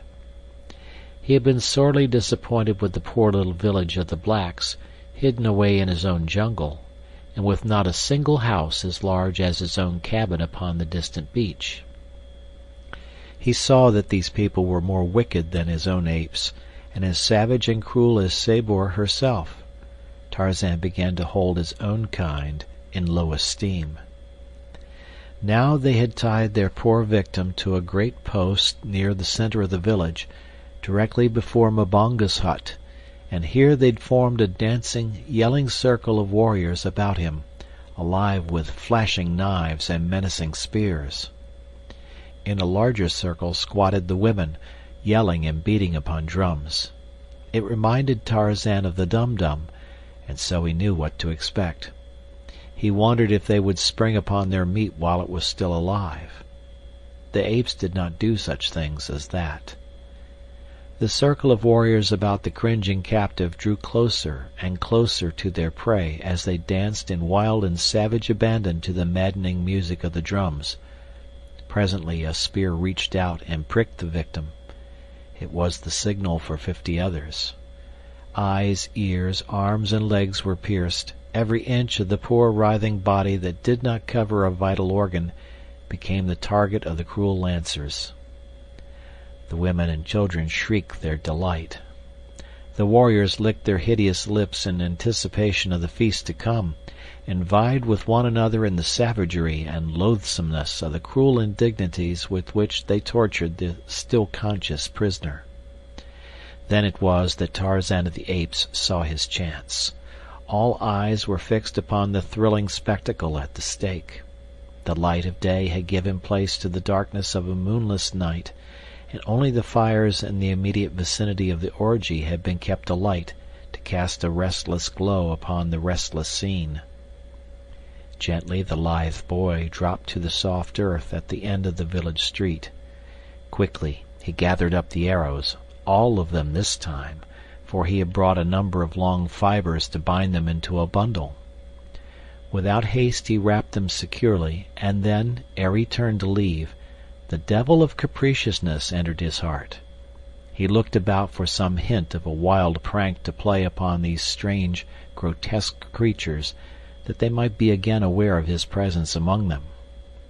Dropping his bundle of arrows at the foot of the tree, Tarzan crept among the shadows at the side of the street until he came to the same hut he had entered on the occasion of his first visit. Inside all was darkness, but his groping hands soon found the object for which he sought, and without further delay he turned again toward the door. He had taken but a step, however, ere his quick ear caught the sound of approaching footsteps immediately without. In another instant the figure of a woman darkened the entrance of the hut. Tarzan drew back silently to the far wall, and his hand sought the long, keen hunting knife of his father. The woman came quickly to the center of the hut. There she paused for an instant, feeling about with her hands for the thing she sought. Evidently it was not in its accustomed place, for she explored ever nearer and nearer the wall where Tarzan stood. So close was she now that the ape-man felt the animal warmth of her naked body. Up went the hunting knife, and then the woman turned to one side, and soon a guttural "ah" proclaimed that her search had at last been successful. Immediately she turned and left the hut, and as she passed through the doorway, Tarzan saw that she carried a cooking pot in her hand. He followed closely after her, and as he reconnoitered from the shadows of the doorway, he saw that all the women of the village were hastening to and from the various huts with pots and kettles. These they were filling with water and placing over a number of fires near the stake where the dying victim now hung, an inert and bloody mass of suffering. Choosing a moment when none seemed near, Tarzan hastened to his bundle of arrows beneath the great tree at the end of the village street. As on the former occasion, he overthrew the cauldron before leaping, sinuous and cat-like, into the lower branches of the forest giant. Silently he climbed to a great height until he found a point where he could look through a leafy opening upon the scene beneath him. The women were now preparing the prisoner for their cooking pots, while the men stood about resting after the fatigue of their mad revel. Comparative quiet reigned in the village. Tarzan raised aloft the thing he had pilfered from the hut, and with aim made true by years of fruit and coconut throwing, launched it toward the group of savages. Squarely among them it fell, striking one of the warriors full upon the head and felling him to the ground. Then it rolled among the women and stopped beside the half-butchered thing they were preparing to feast upon. All gazed in consternation at it for an instant, and then, with one accord, broke and ran for their huts. It was a grinning human skull which looked up at them from the ground. The dropping of the thing out of the open sky was a miracle well aimed to work upon their superstitious fears. Thus Tarzan of the Apes left them filled with terror at this new manifestation of the presence of some unseen and unearthly evil power which lurked in the forest about their village. Later, when they discovered the overturned cauldron, and that once more their arrows had been pilfered, it commenced to dawn upon them that they had offended some great god by placing their village in this part of the jungle without propitiating him. From then on an offering of food was daily placed below the great tree from whence the arrows had disappeared, in an effort to conciliate the mighty one. But the seed of fear was deep sown, and had he but known it, Tarzan of the Apes had laid the foundation for much future misery for himself and his tribe. That night he slept in the forest not far from the village, and early the next morning set out slowly on his homeward march, hunting as he traveled. Only a few berries and an occasional grub worm rewarded his search, and he was half famished when, looking up from a log he had been rooting beneath, he saw Sabor, the lioness, standing in the center of the trail not 20 paces from him. The great yellow eyes were fixed upon him with a wicked and baleful gleam, and the red tongue licked the longing lips as Sabor crouched, worming her stealthy way, with belly flattened against the earth. Tarzan did not attempt to escape. He welcomed the opportunity for which, in fact, he had been searching for days past, now that he was armed with something more than a rope of grass. Quickly he unslung his bow and fitted a well-daubed arrow, and as Sabor sprang, the tiny missile leaped to meet her in mid-air. At the same instant Tarzan of the Apes jumped to one side, and as the great cat struck the ground beyond him, another death-tipped arrow sunk deep into Sabor's loin. With a mighty roar the beast turned and charged once more, only to be met with a third arrow full in one eye. But this time she was too close to the ape-man for the latter to sidestep the onrushing body. Tarzan of the Apes went down beneath the great body of his enemy, but with gleaming knife drawn and striking home. For a moment they lay there, and then Tarzan realized that the inert mass lying upon him was beyond power ever again to injure man or ape. With difficulty he wriggled from beneath the great weight, and as he stood erect and gazed down upon the trophy of his skill, a mighty wave of exultation swept over him. With swelling breast he placed a foot upon the body of his powerful enemy, and throwing back his fine young head, roared out the awful challenge of the victorious bull-ape. The forest echoed to the savage and triumphant paean. Birds fell still, and the larger animals and beasts of prey slunk stealthily away, for few there were of all the jungle who sought for trouble with the great anthropoids.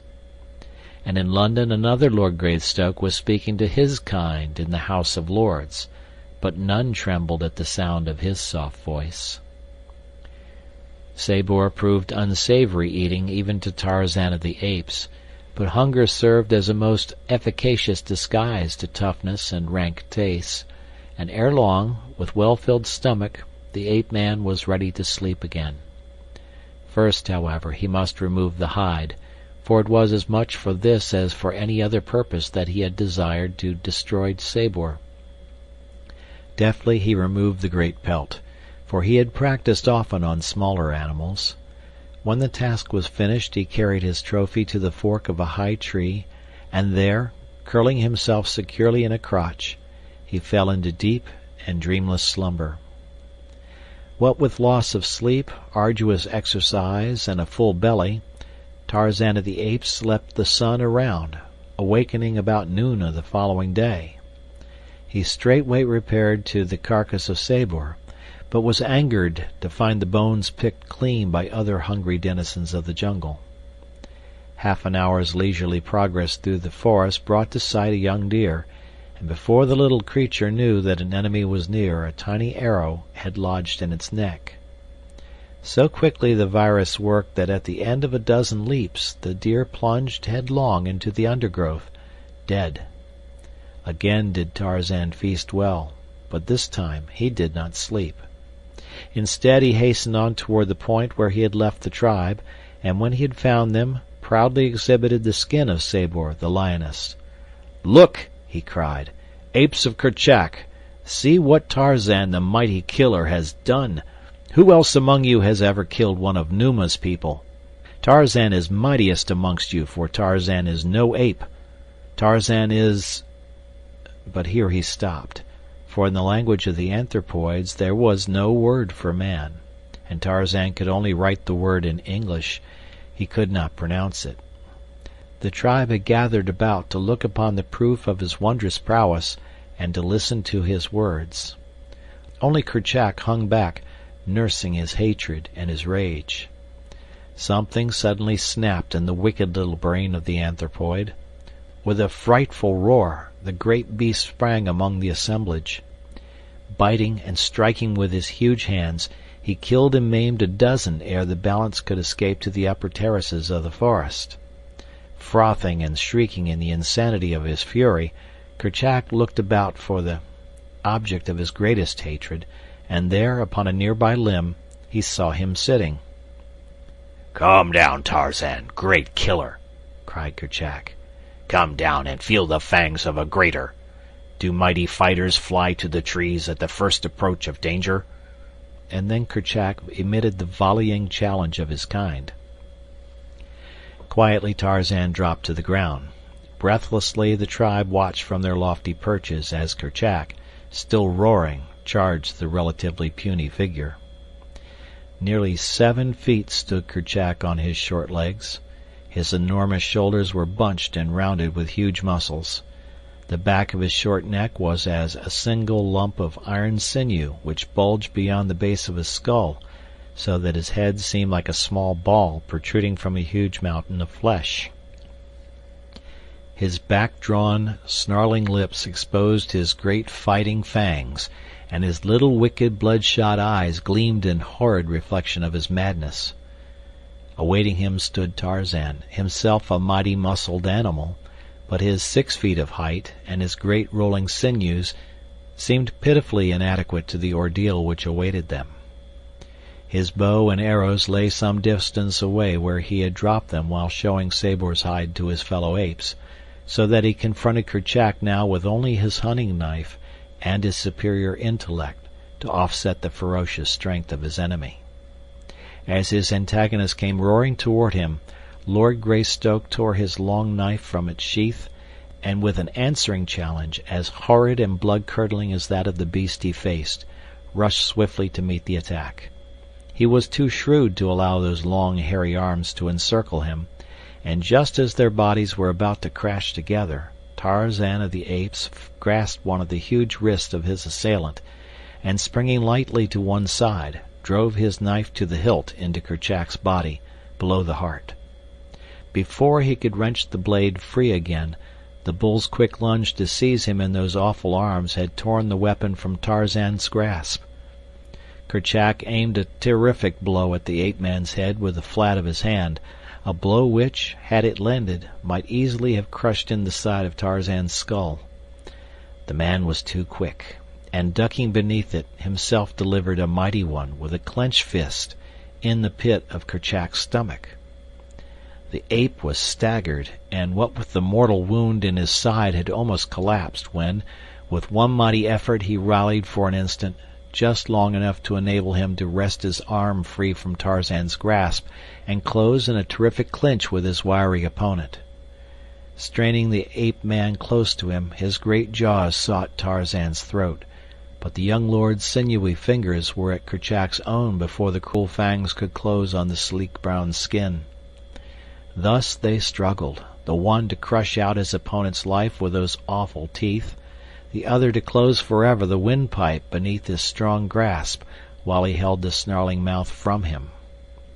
The greater strength of the ape was slowly prevailing, and the teeth of the straining beast were scarce an inch from Tarzan's throat when, with a shuddering tremor, the great body stiffened for an instant and then sank limply to the ground.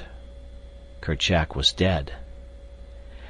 Withdrawing the knife that had so often rendered him master of far mightier muscles than his own, Tarzan of the Apes placed his foot upon the neck of his vanquished enemy, and once again loud through the forest rang the fierce, wild cry of the conqueror.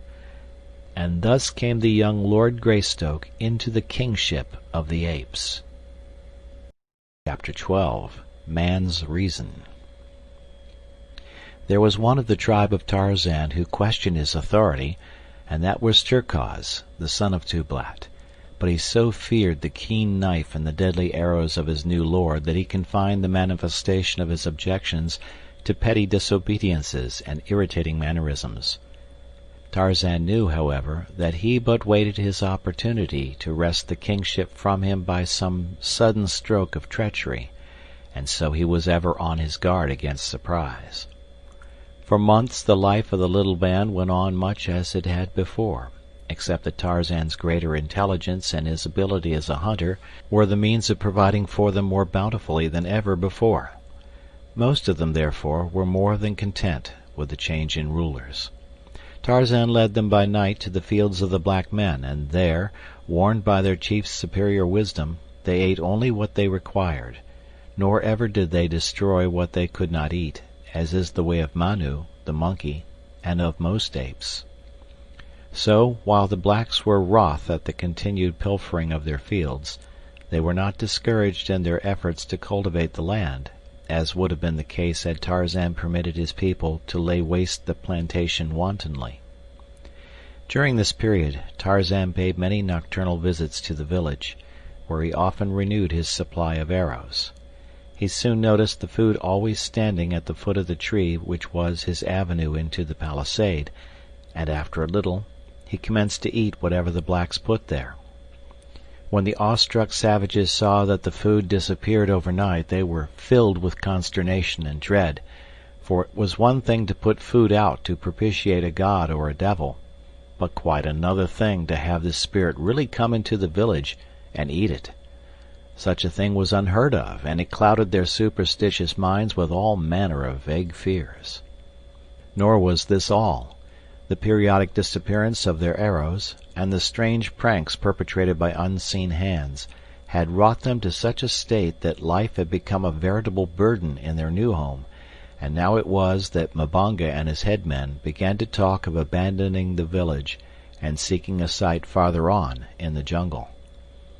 Presently the black warriors began to strike farther and farther south into the heart of the forest when they went to hunt, looking for a site for a new village. More often was the tribe of Tarzan disturbed by these wandering huntsmen. Now was the quiet, fierce solitude of the primeval forest broken by new strange cries. No longer was there safety for bird or beast. Man had come. Other animals passed up and down the jungle by day and by night, fierce, cruel beasts, but their weaker neighbors only fled from their immediate vicinity to return again when the danger was past. With man it is different. When he comes, many of the larger animals instinctively leave the district entirely, seldom if ever to return, and thus it has always been with the great anthropoids. They flee man as man flees a pestilence. For a short time, the tribe of Tarzan lingered in the vicinity of the beach because their new chief hated the thought of leaving the treasured contents of the little cabin forever. But when one day a member of the tribe discovered the blacks in great numbers on the banks of a little stream that had been their watering place for generations, and in the act of clearing a space in the jungle and erecting many huts, the apes would remain no longer, and so Tarzan led them inland for many marches to a spot as yet undefiled by the foot of a human being. Once every moon Tarzan would go swinging rapidly back through the swaying branches to have a day with his books, and to replenish his supply of arrows. This latter task was becoming more and more difficult, for the blacks had taken to hiding their supply away at night in granaries and living huts. This necessitated watching by day on Tarzan's part to discover where the arrows were being concealed. Twice had he entered huts at night while the inmates lay sleeping upon their mats, and stolen the arrows from the very sides of the warriors.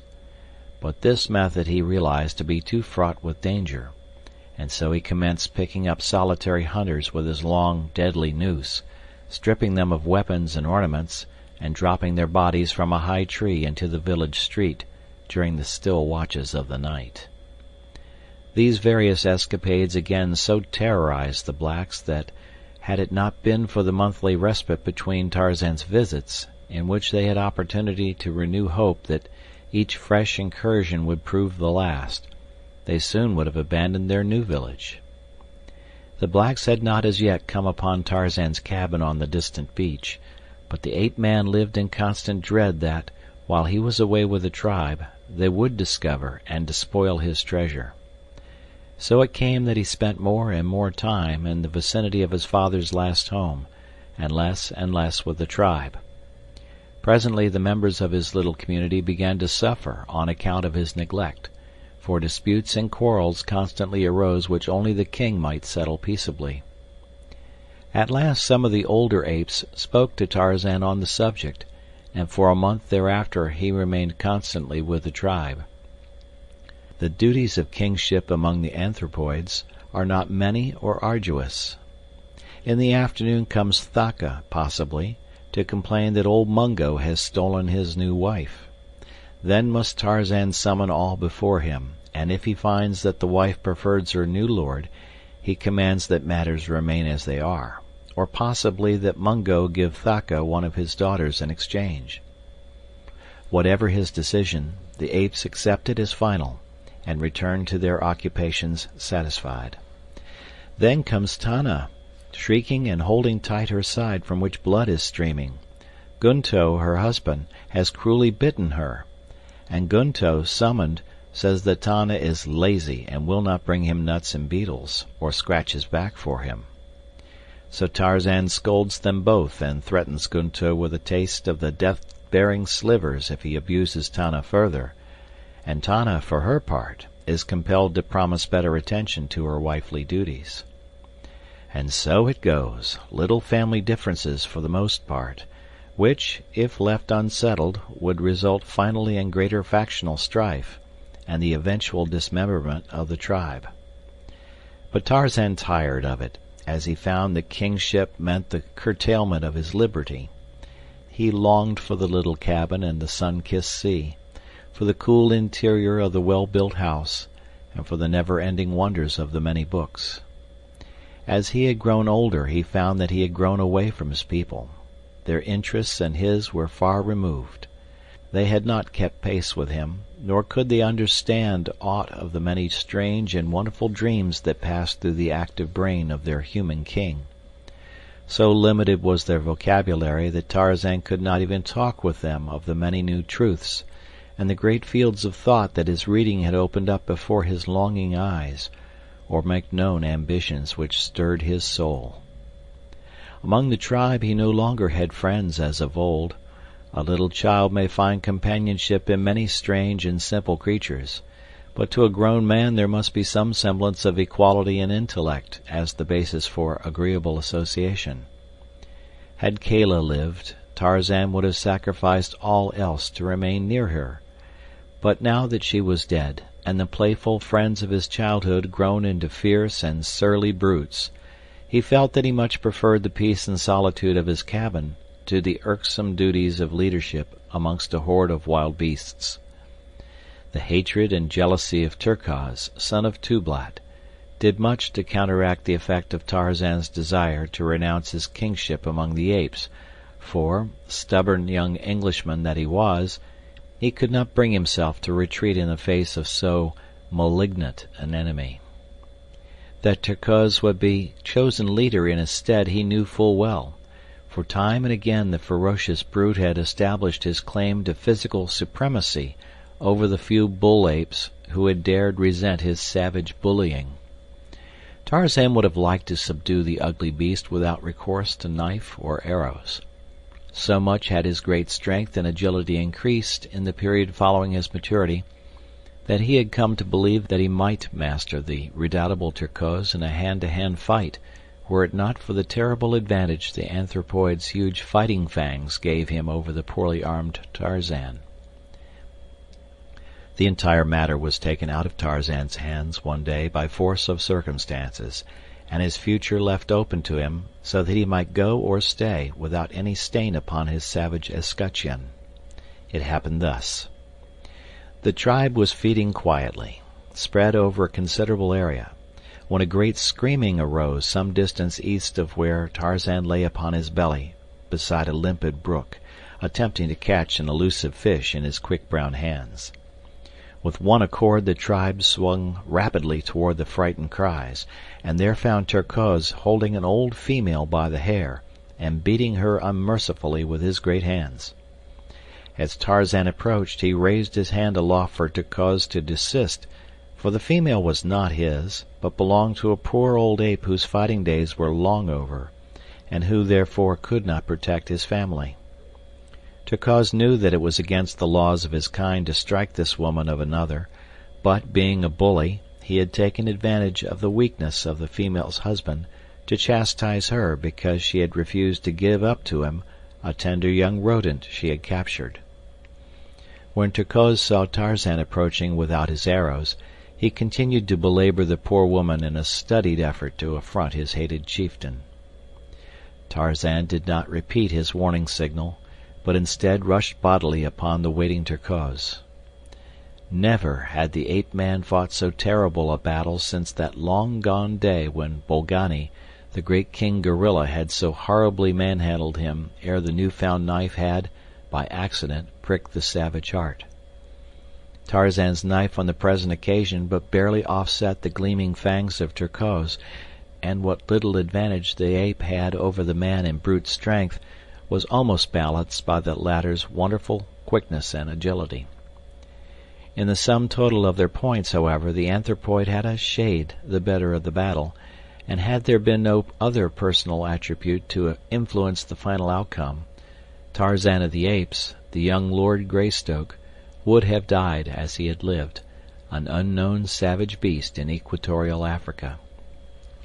But there was that which had raised him far above his fellows of the jungle, that little spark which spells the whole vast difference between man and brute, reason.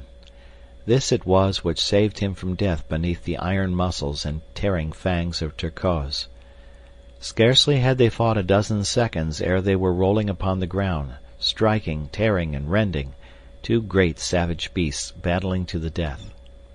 Terkoz had a dozen knife wounds on head and breast, and Tarzan was torn and bleeding, his scalp in one place half torn from his head, so that a great piece hung down over one eye, obstructing his vision.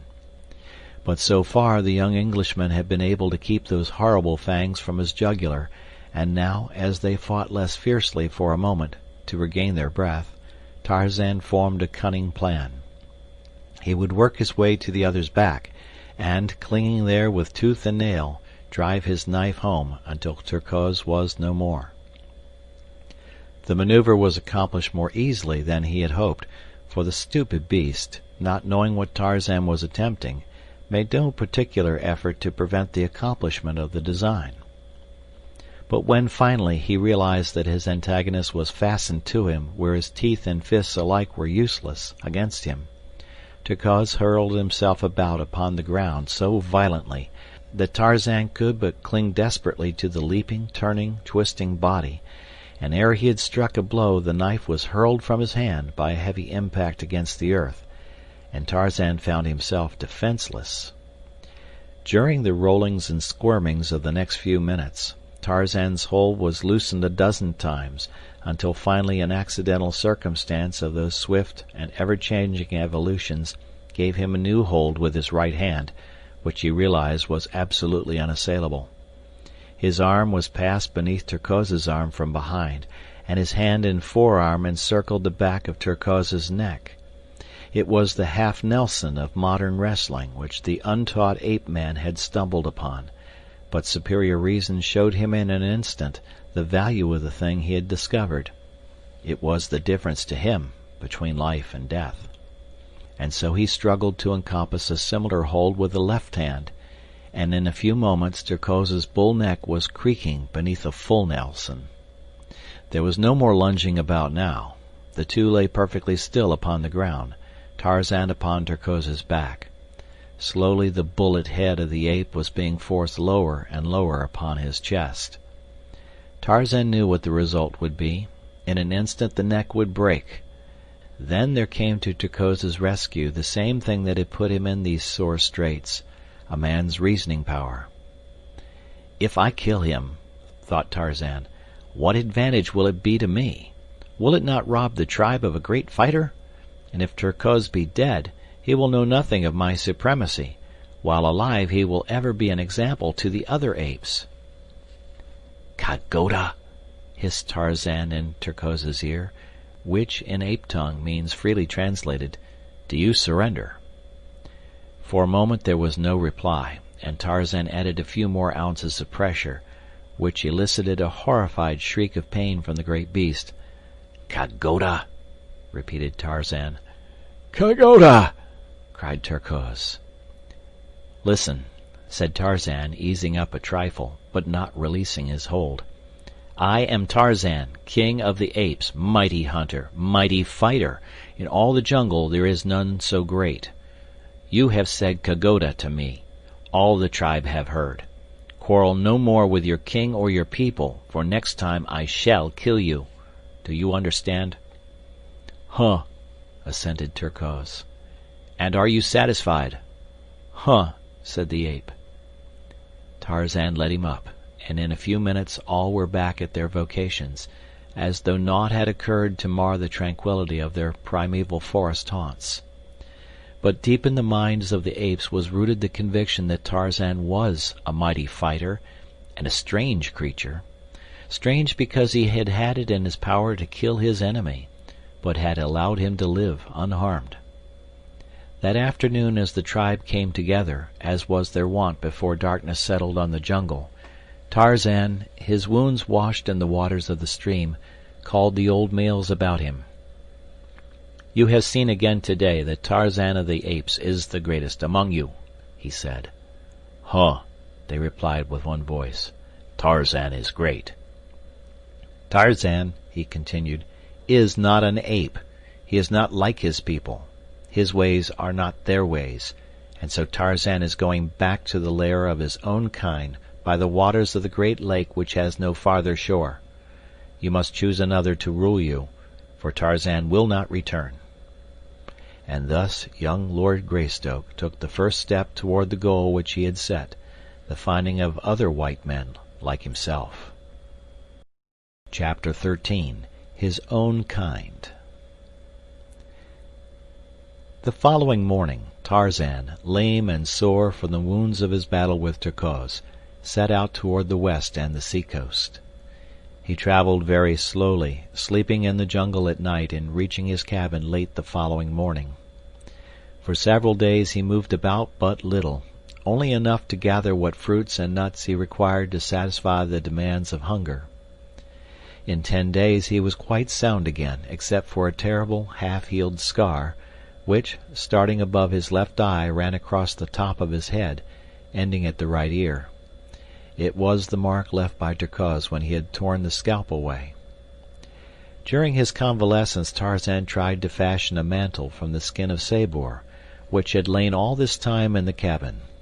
But he found the hide had dried as stiff as a board, and as he knew naught of tanning, he was forced to abandon his cherished plan.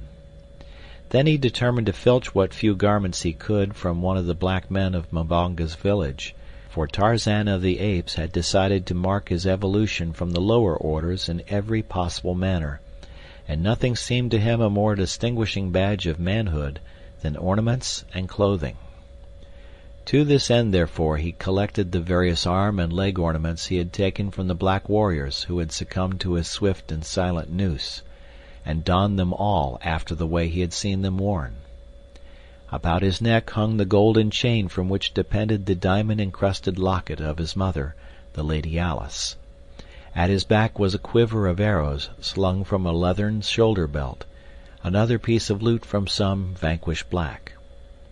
About his waist was a belt of tiny strips of rawhide fashioned by himself as a support for the homemade scabbard in which hung his father's hunting knife. The long bow which had been Kulonga's hung over his left shoulder. The young Lord Greystoke was indeed a strange and warlike figure, his mass of black hair falling to his shoulders behind and cut with his hunting knife to a rude bang upon his forehead, that it might not fall before his eyes. His straight and perfect figure, muscled as the best of the ancient Roman gladiators must have been muscled, and yet with the soft and sinuous curves of a Greek god, told at a glance the wondrous combination of enormous strength with suppleness and speed. A personification was Tarzan of the Apes, of the primitive man, the hunter, the warrior. With the noble poise of his handsome head upon those broad shoulders, and the fire of life and intelligence in those fine clear eyes, he might readily have typified some demigod of a wild and warlike bygone people of his ancient forest. But of these things Tarzan did not think. He was worried because he had not clothing to indicate to all the jungle folks that he was a man and not an ape, and grave doubt often entered his mind as to whether he might not yet become an ape. Was not hair commencing to grow upon his face? All the apes had hair upon theirs, but the black men were entirely hairless, with very few exceptions. True, he had seen pictures in his books of men with great masses of hair upon lip and cheek and chin, but nevertheless Tarzan was afraid. Almost daily he whetted his keen knife and scraped and whittled at his young beard to eradicate this degrading emblem of apehood. And so he learned to shave, rudely and painfully it is true, but nevertheless effectively. When he felt quite strong again, after his bloody battle with Terkoz, Tarzan set off one morning toward Mbonga's village. He was moving carelessly along a winding jungle trail instead of making his progress through the trees, when suddenly he came face to face with a black warrior. The look of surprise on the savage face was almost comical, and before Tarzan could unsling his bow, the fellow had turned and fled down the path, crying out in alarm as though to others before him. Tarzan took to the trees in pursuit, and in a few moments came in view of the men desperately striving to escape.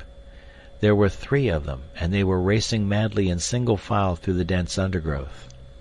Tarzan easily distanced them, nor did they see his silent passage above their heads, nor note the crouching figure squatted upon a low branch ahead of them, beneath which the trail led them. Tarzan let the first 2 pass beneath him, but as the third came swiftly on, the quiet noose dropped about the black throat. A quick jerk drew it taut. There was an agonized scream from the victim, and his fellows turned to see his struggling body rise by magic slowly into the dense foliage of the trees above. With frightened shrieks they wheeled once more and plunged on in their efforts to escape. Tarzan dispatched his prisoner quickly and silently, removed the weapons and ornaments, and oh, the greatest joy of all, a handsome deerskin breechcloth, which he quickly transferred to his own person. Now indeed was he dressed as a man should be. None there was who could now doubt his high origin. How he should have liked to have returned to the tribe to parade before their envious gaze this wondrous finery. Taking the body across his shoulder, he moved more slowly through the trees toward the little palisaded village, for he again needed arrows. As he approached quite close to the enclosure, he saw an excited group surrounding the 2 fugitives who, trembling with fright and exhaustion, were scarce able to recount the uncanny details of their adventure.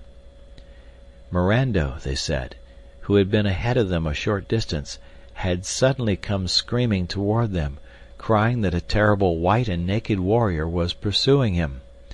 The 3 of them had hurried toward the village as rapidly as their legs would carry them.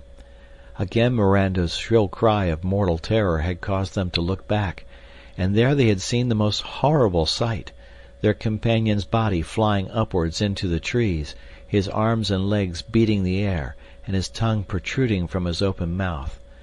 No other sound did he utter, nor was there any creature in sight about him. The villagers were worked up into a state of fear bordering on panic, but wise old Mbonga affected to feel considerable skepticism regarding the tale, and attributed the whole fabrication to their fright in the face of some real danger. "You tell us this great story," he said, "because you do not dare to speak the truth. You do not dare admit that when the lion sprang upon Mirando you ran away and left him. You are cowards."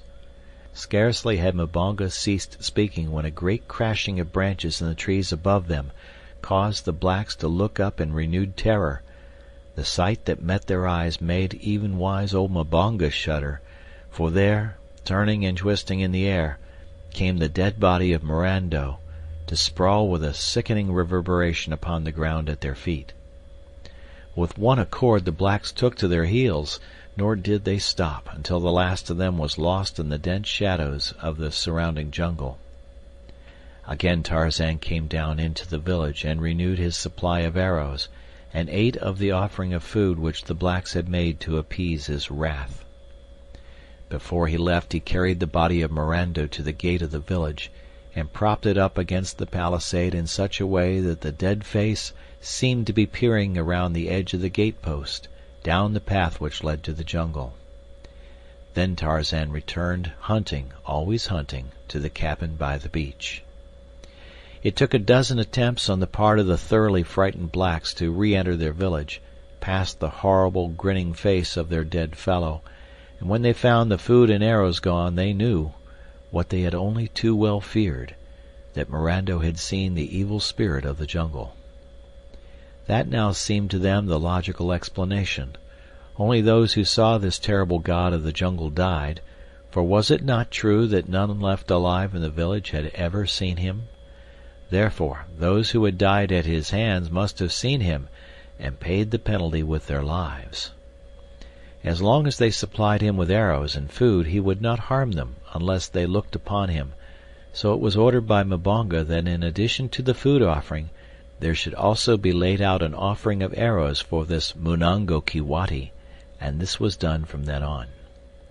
If you ever chance to pass that far-off African village, you will still see before a tiny thatched hut, built just without the village, a little iron pot in which is a quantity of food, and beside it a quiver of well-daubed arrows. When Tarzan came in sight of the beach where stood his cabin, a strange and unusual spectacle met his vision.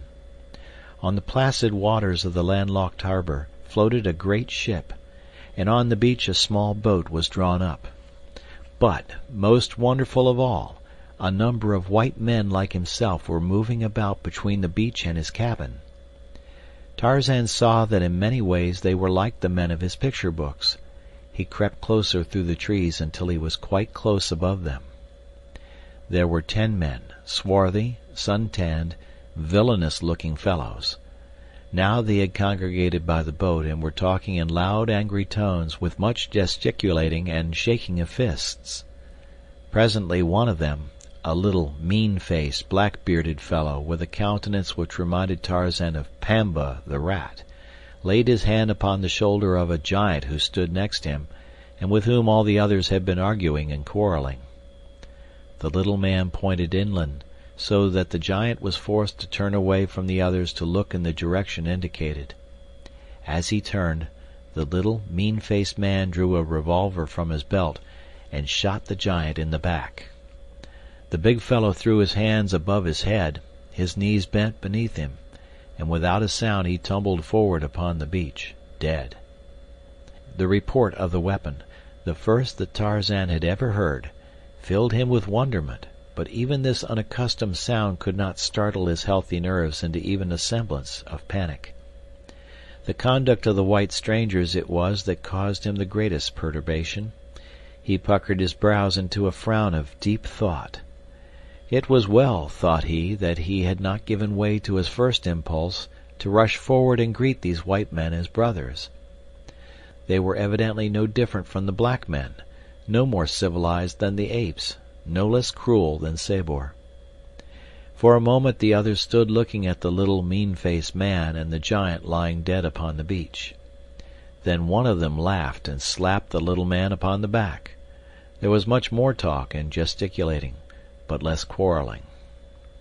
Presently they launched the boat and all jumped into it and rowed away toward the great ship, where Tarzan could see other figures moving about upon the deck. When they had clambered aboard, Tarzan dropped to earth behind a great tree and crept to his cabin, keeping it always between himself and the ship. Slipping in at the door, he found that everything had been ransacked. His books and pencils strewed the floor. His weapons and shields and other little store of treasures were littered about. As he saw what had been done, a great wave of anger surged through him, and the new-made scar upon his forehead stood suddenly out, a bar of inflamed crimson against his tawny hide. Quickly he ran to the cupboard and searched in the far recess of the lower shelf. Ha! He breathed a sigh of relief as he drew out the little tin box, and opening it, found his greatest treasures undisturbed. The photograph of the smiling, strong-faced young man and the little black puzzle book were safe. What was that? His quick ear had caught a faint but unfamiliar sound. Running to the window, Tarzan looked toward the harbor, and there he saw that a boat was being lowered from the great ship beside the one already in the water. Soon he saw many people clambering over the sides of the larger vessel and dropping into the boats. They were coming back in full force.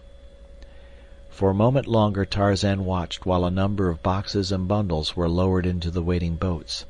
Then, as they shoved off from the ship's side, the ape-man snatched up a piece of paper, and with a pencil printed on it for a few moments until it bore several lines of strong, well-made, almost letter-perfect characters. This notice he stuck upon the door with a small sharp splinter of wood. Then, gathering up his precious tin box, his arrows, and as many bows and spears as he could carry, he hastened through the door and disappeared into the forest. When the two boats were beached upon the silvery sand, it was a strange assortment of humanity that clambered ashore. Some 20 souls in all there were, 15 of them rough and villainous-appearing seamen. The others of the party were of a different stamp. One was an elderly man with white hair and large-rimmed spectacles. His slightly stooped shoulders were draped in an ill-fitting, though immaculate, frock-coat, and a shiny silk hat added to the incongruity of his garb in an African jungle. The second member of the party to land was a tall young man in white ducks, while directly behind came another elderly man with a very high forehead and a fussy, excitable manner. After these came a huge negress, clothed like Solomon as to colors. Her great eyes rolled in evident terror, first toward the jungle, and then toward the cursing band of sailors who were removing the bales and boxes from the boats. The last member of the party to disembark was a girl of about 19, and it was the young man who stood at the boat's prow to lift her high and dry upon land. She gave him a brave and pretty smile of thanks, but no words passed between them. In silence the party advanced toward the cabin. It was evident that whatever their intentions, all had been decided upon before they left the ship, and so they came to the door, the sailors carrying the boxes and bales, followed by the 5 who were of so different a class. The men put down their burdens, and then one caught sight of the notice which Tarzan had posted. "Ho, mates!" he cried. "What's here? This sign was not posted an hour ago, or I'll eat the cook." The others gathered about, craning their necks over the shoulders of those before them, but as few of them could read at all, and then only after the most laborious fashion. One finally turned to the little old man of the top hat and frock coat. "Hi, Professor," he called. "Step forward and read the bloomin' notice." Thus addressed, the old man came slowly to where the sailors stood, followed by the other members of his party. Adjusting his spectacles, he looked for a moment at the placard, and then turning away, strolled off muttering to himself, "Most remarkable, most remarkable." "Hi, old fossil!" cried the man who had first called on him for assistance. "Did you think we wanted of you to read the bloomin' notice to yourself? Come back here and read it out loud, you old barnacle." The old man stopped, and turning back said, "Oh, yes, my dear sir, 1,000 pardons. It was quite thoughtless of me, yes, very thoughtless. Most remarkable, most remarkable." Again he faced the notice and read it through, and doubtless would have turned off again to ruminate upon it had not the sailor grasped him roughly by the collar and howled into his ear, "Read it out loud, you blithering old idiot." "Ah, yes, indeed, yes, indeed," replied the professor softly, and adjusting his spectacles once more, he read aloud. "This is the house of Tarzan, the killer of beasts and many black men. Do not harm the things which are Tarzan's. Tarzan watches. Tarzan of the Apes." "Who the devil is Tarzan?" cried the sailor who had before spoken. "He evidently speaks English," said the young man. "But what does Tarzan of the Apes mean?" cried the girl. "I do not know, Miss Porter," replied the young man, "unless we have discovered a runaway simian from the London Zoo who has brought back an European education to his jungle home. What do you make of it, Professor Porter?" he added, turning to the old man. Professor Archimedes Q. Porter adjusted his spectacles. "Ah, yes, indeed, most remarkable, said the professor. "But I can add nothing further to what I have already remarked in elucidation of this truly momentous occurrence." And the professor turned slowly in the direction of the jungle. "But, Papa," cried the girl, "you haven't said anything about it yet." "Tut, tut, child, tut, tut," responded Professor Porter in a kindly and indulgent tone. "Do not trouble your pretty head with such weighty and abstruse problems." And again he wandered slowly off in still another direction, his eyes bent upon the ground at his feet, his hands clasped behind him beneath the flowing tails of his coat. "I reckon the daffy old bounder don't know no more'n we do about it," growled the rat-faced sailor.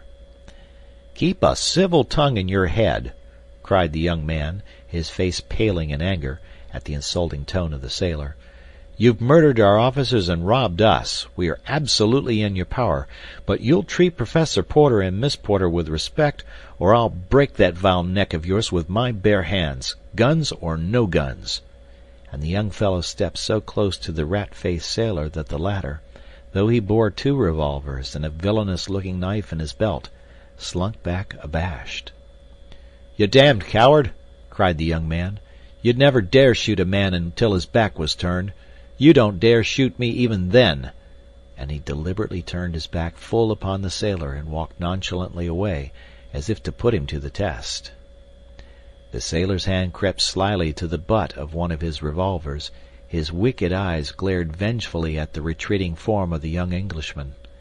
The gaze of his fellows was upon him, but still he hesitated. At heart he was even a greater coward than Mr. William Cecil Clayton had imagined. 2 keen eyes had watched every move of the party from the foliage of a nearby tree. Tarzan had seen the surprise caused by his notice, and while he could understand nothing of the spoken language of these strange people, their gestures and facial expressions told him much. The act of the little rat-faced sailor in killing one of his comrades had aroused a strong dislike in Tarzan, and now that he saw him quarreling with a fine-looking young man, his animosity was still further stirred. Tarzan had never seen the effects of a firearm before, though his books had taught him something of them. But when he saw the rat-faced one fingering the butt of his revolver, he thought of the scene he had witnessed so short a time before, and naturally expected to see the young man murdered as had been the huge sailor earlier in the day. So Tarzan fitted a poisoned arrow to his bow and drew a bead upon the rat-faced sailor, but the foliage was so thick that he soon saw the arrow would be deflected by the leaves or some small branch, and instead he launched a heavy spear from his lofty perch. Clayton had taken but a dozen steps. The rat-faced sailor had half drawn his revolver. The other sailors stood watching the scene intently.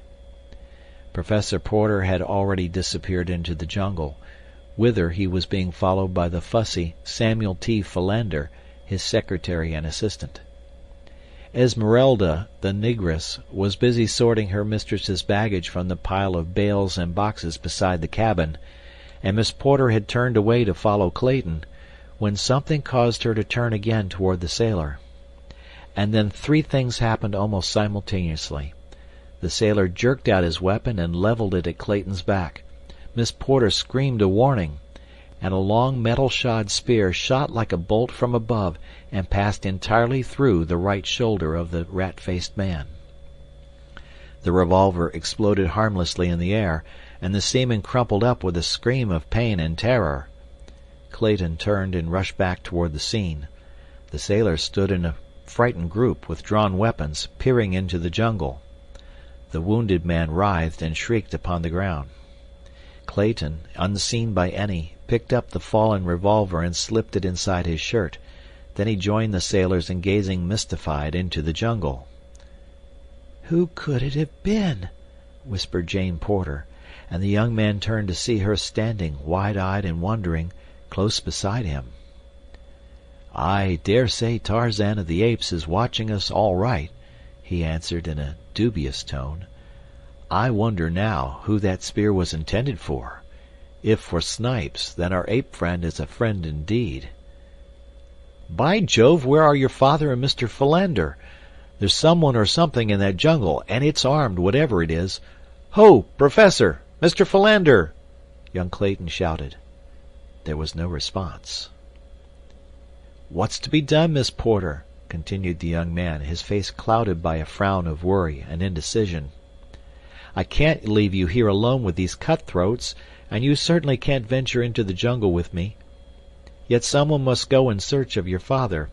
He is more than apt to wandering off aimlessly, regardless of danger or direction, and Mr. Philander is only a trifle less impractical than he. You will pardon my bluntness, but our lives are all in jeopardy here, and when we get your father back, something must be done to impress upon him the dangers to which he exposes you, as well as himself, by his absent-mindedness." "I quite agree with you," replied the girl, "and I am not offended at all. Dear old papa would sacrifice his life for me without an instant's hesitation, provided one could keep his mind on so frivolous a matter for an entire instant. There is only one way to keep him in safety, and that is to chain him to a tree. The poor dear is so impractical." "I have it!" suddenly exclaimed Clayton. "You can use a revolver, can't you?" "Yes. Why?" "I have one. With it you and Esmeralda will be comparatively safe in this cabin while I am searching for your father and Mr. Philander. Come, call the woman and I will hurry on. They can't have gone far." Jane did as he suggested, and when he saw the door close safely behind them, Clayton turned toward the jungle. Some of the sailors were drawing the spear from their wounded comrade, and as Clayton approached, he asked if he could borrow a revolver from one of them while he searched the jungle for the professor. The rat-faced one, finding he was not dead, had regained his composure, and with a volley of oaths directed at Clayton, refused in the name of his fellows to allow the young man any firearms. This man, Snipes, had assumed the role of chief since he had killed their former leader, and so little time had elapsed that none of his companions had as yet questioned his authority. Clayton's only response was a shrug of the shoulders, but as he left them he picked up the spear which had transfixed Snipes, and thus primitively armed, the son of the then Lord Greystoke strode into the dense jungle. Every few moments he called aloud the names of the wanderers. The watchers in the cabin by the beach heard the sound of his voice growing ever fainter and fainter, until at last it was swallowed up by the myriad noises of the primeval wood. While Professor Archimedes Q. Porter and his assistant, Samuel T. Philander, after much insistence on the part of the latter, had finally turned their steps toward camp, they were as completely lost in the wild and tangled labyrinth of the matted jungle as two human beings well could be, though they did not know it. It was by the merest caprice of fortune that they headed toward the west coast of Africa instead of toward Zanzibar on the opposite side of the dark continent. When in a short time they reached the beach, only to find no camp in sight, Philander was positive that they were north of their proper destination, while, as a matter of fact, they were about 200 yards south of it. It never occurred to either of these impractical theorists to call aloud on the chance of attracting their friends' attention. Instead, with all the assurance that deductive reasoning from a wrong premise induces in one, Mr. Samuel T. Philander grasped Professor Archimedes Q. Porter firmly by the arm and hurried the weakly protesting old gentleman off in the direction of Cape Town, 1,500 miles to the south. When Jane and Esmeralda found themselves safely behind the cabin door, the negress's first thought was to barricade the portal from the inside. With this idea in mind she turned to search for some means of putting it into execution, but her first view of the interior of the cabin brought a shriek of terror to her lips, and like a frightened child the huge woman ran to bury her face on her mistress's shoulder. Jane, turning at the cry, saw the cause of it lying prone upon the floor before them, the whitened skeleton of a man. A further glance revealed a second skeleton upon the bed. "What horrible place are we in?" murmured the awestruck girl, but there was no panic in her fright. At last, disengaging herself from the frantic clutch of the still shrieking Esmeralda, Jane crossed the room to look into the little cradle, knowing what she should see there even before the tiny skeleton disclosed itself in all its pitiful and pathetic frailty. What an awful tragedy these poor mute bones proclaimed! The girl shuddered at thought of the eventualities which might lie before herself and her friends in this ill-fated cabin, the haunt of mysterious, perhaps hostile beings. Quickly, with an impatient stamp of her little foot, she endeavored to shake off the gloomy forebodings, and turning to Esmeralda bade her cease her wailing. "Stop, Esmeralda, stop it this minute!" she cried. "You are only making it worse." She ended lamely, a little quiver in her own voice as she thought of the three men, upon whom she depended for protection, wandering in the depth of that awful forest.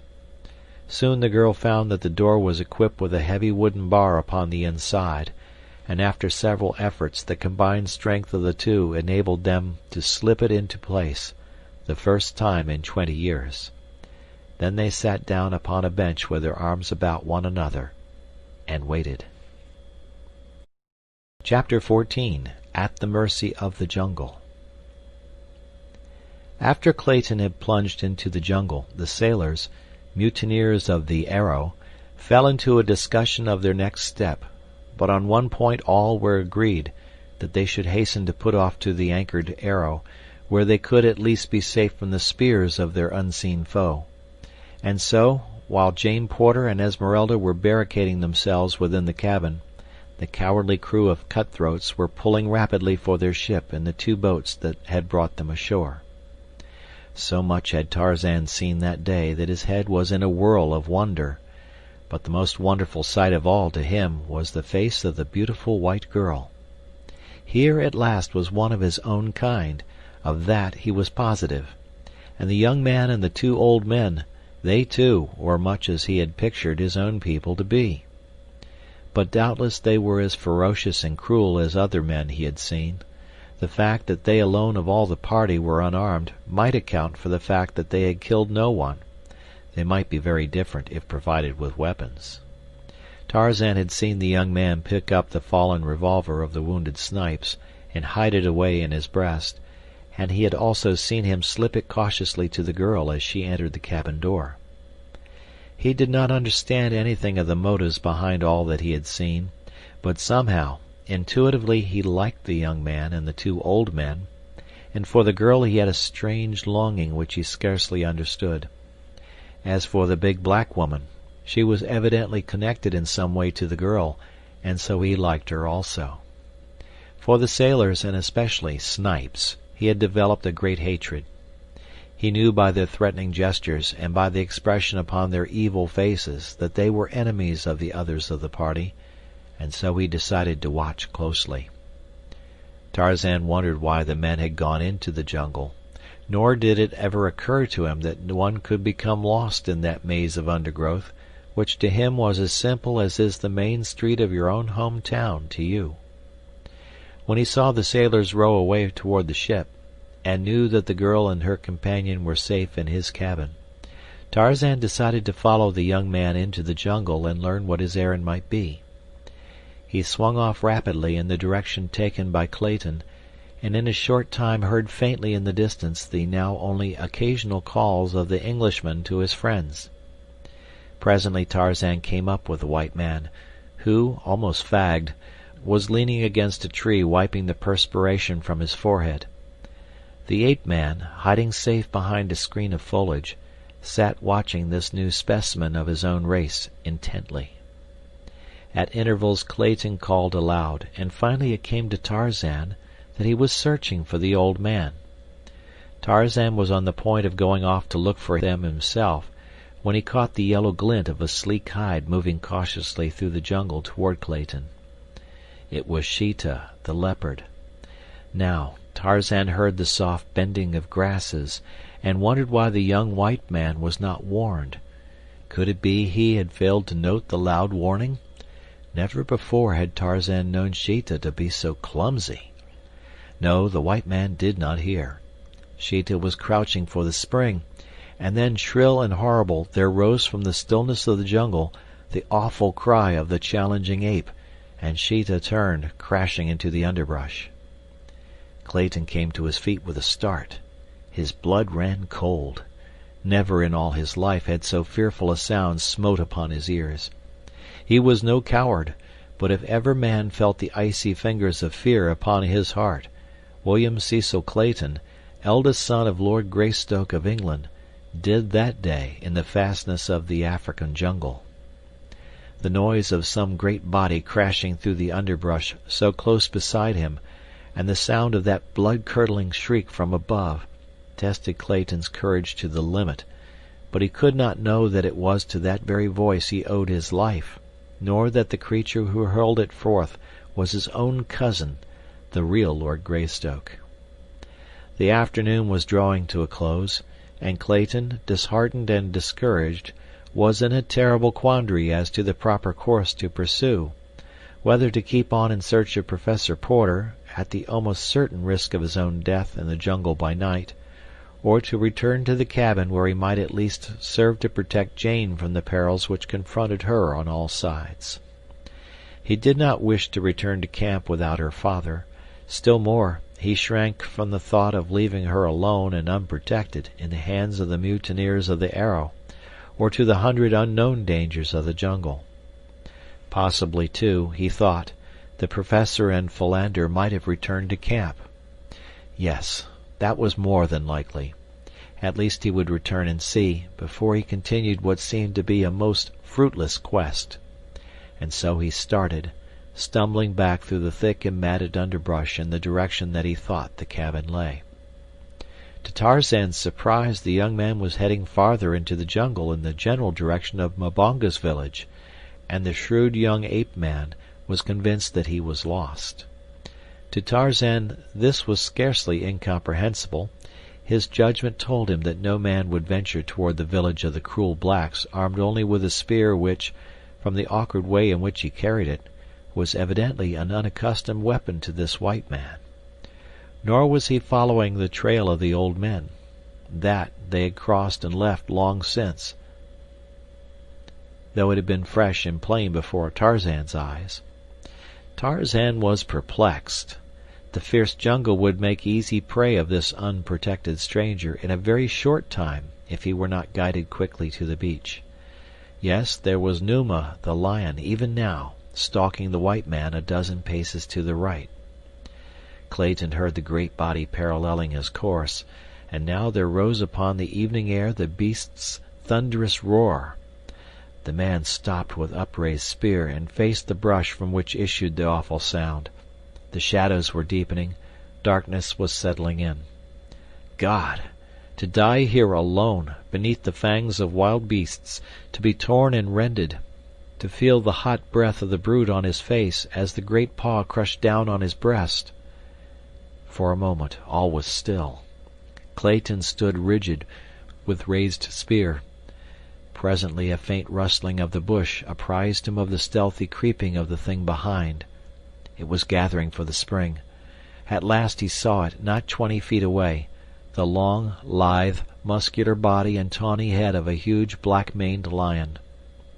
The beast was upon its belly, moving forward very slowly. As its eyes met Clayton's, it stopped, and deliberately, cautiously gathered its hind quarters behind it. In agony the man watched, fearful to launch his spear, powerless to fly. He heard a noise in the tree above him. Some new danger, he thought, but he dared not take his eyes from the yellow-green orbs before him.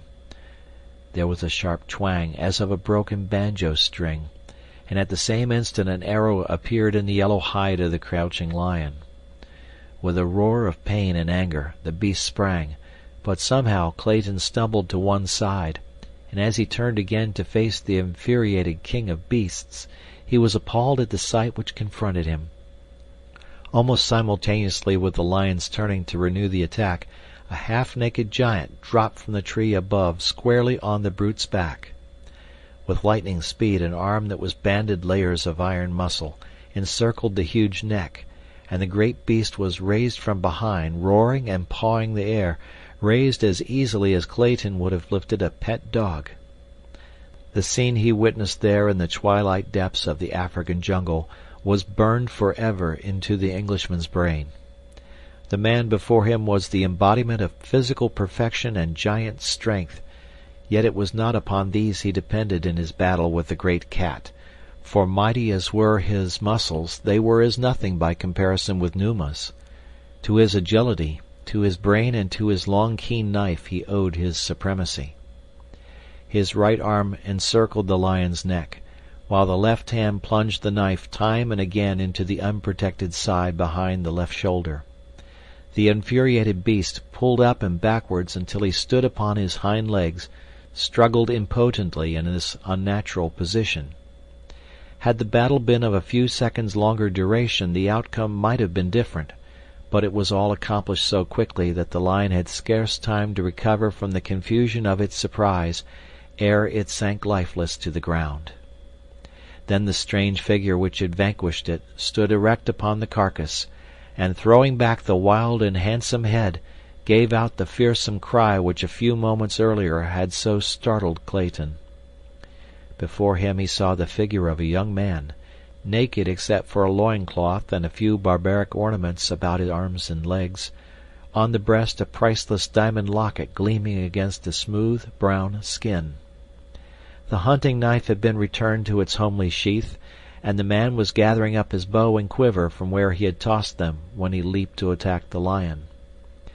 Clayton spoke to the stranger in English, thanking him for his brave rescue, and complimenting him on the wondrous strength and dexterity he had displayed, but the only answer was a steady stare and a faint shrug of the mighty shoulders, which might betoken either disparagement of the service rendered or ignorance of Clayton's language. When the bow and quiver had been slung to his back, the wild man, for such Clayton now thought him, once more drew his knife and deftly carved a dozen large strips of meat from the lion's carcass. Then, squatting upon his haunches, he proceeded to eat, first motioning Clayton to join him. The strong white teeth sank into the raw and dripping flesh in apparent relish of the meal, but Clayton could not bring himself to share the uncooked meat with this strange host. Instead, he watched him, and presently there dawned upon him the conviction that this was Tarzan of the Apes, whose notice he had seen posted upon the cabin door that morning. If so, he must speak English. Again Clayton attempted speech with the ape-man, but the replies, now vocal, were in a strange tongue, which resembled the chattering of monkeys mingled with the growling of some wild beast. No, this could not be Tarzan of the Apes, for it was very evident that he was an utter stranger to English. When Tarzan had completed his repast, he rose and, pointing in a very different direction from that which Clayton had been pursuing, started off through the jungle toward the point he had indicated. Clayton, bewildered and confused, hesitated to follow him, for he thought he was but being led more deeply into the mazes of the forest, but the ape-man, seeing him disinclined to follow, returned, and grasping him by the coat, dragged him along until he was convinced that Clayton understood what was required of him. Then he left him to follow voluntarily. The Englishman, finally concluding that he was a prisoner, saw no alternative open but to accompany his captor, and thus they traveled slowly through the jungle while the sable mantle of the impenetrable forest night fell about them, and the stealthy footfalls of padded claws mingled with the breaking of twigs, and the wild calls of the savage life that Clayton felt closing in upon him.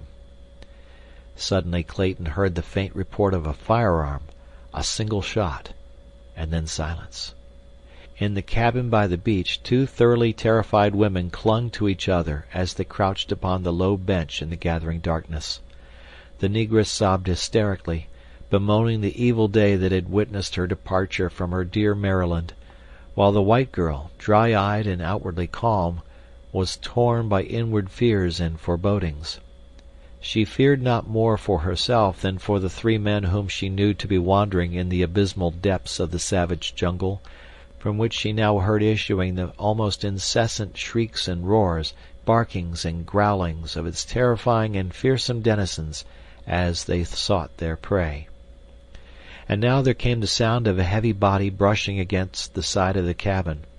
She could hear the great padded paws upon the ground outside. For an instant all was silence. Even the bedlam of the forest died to a faint murmur.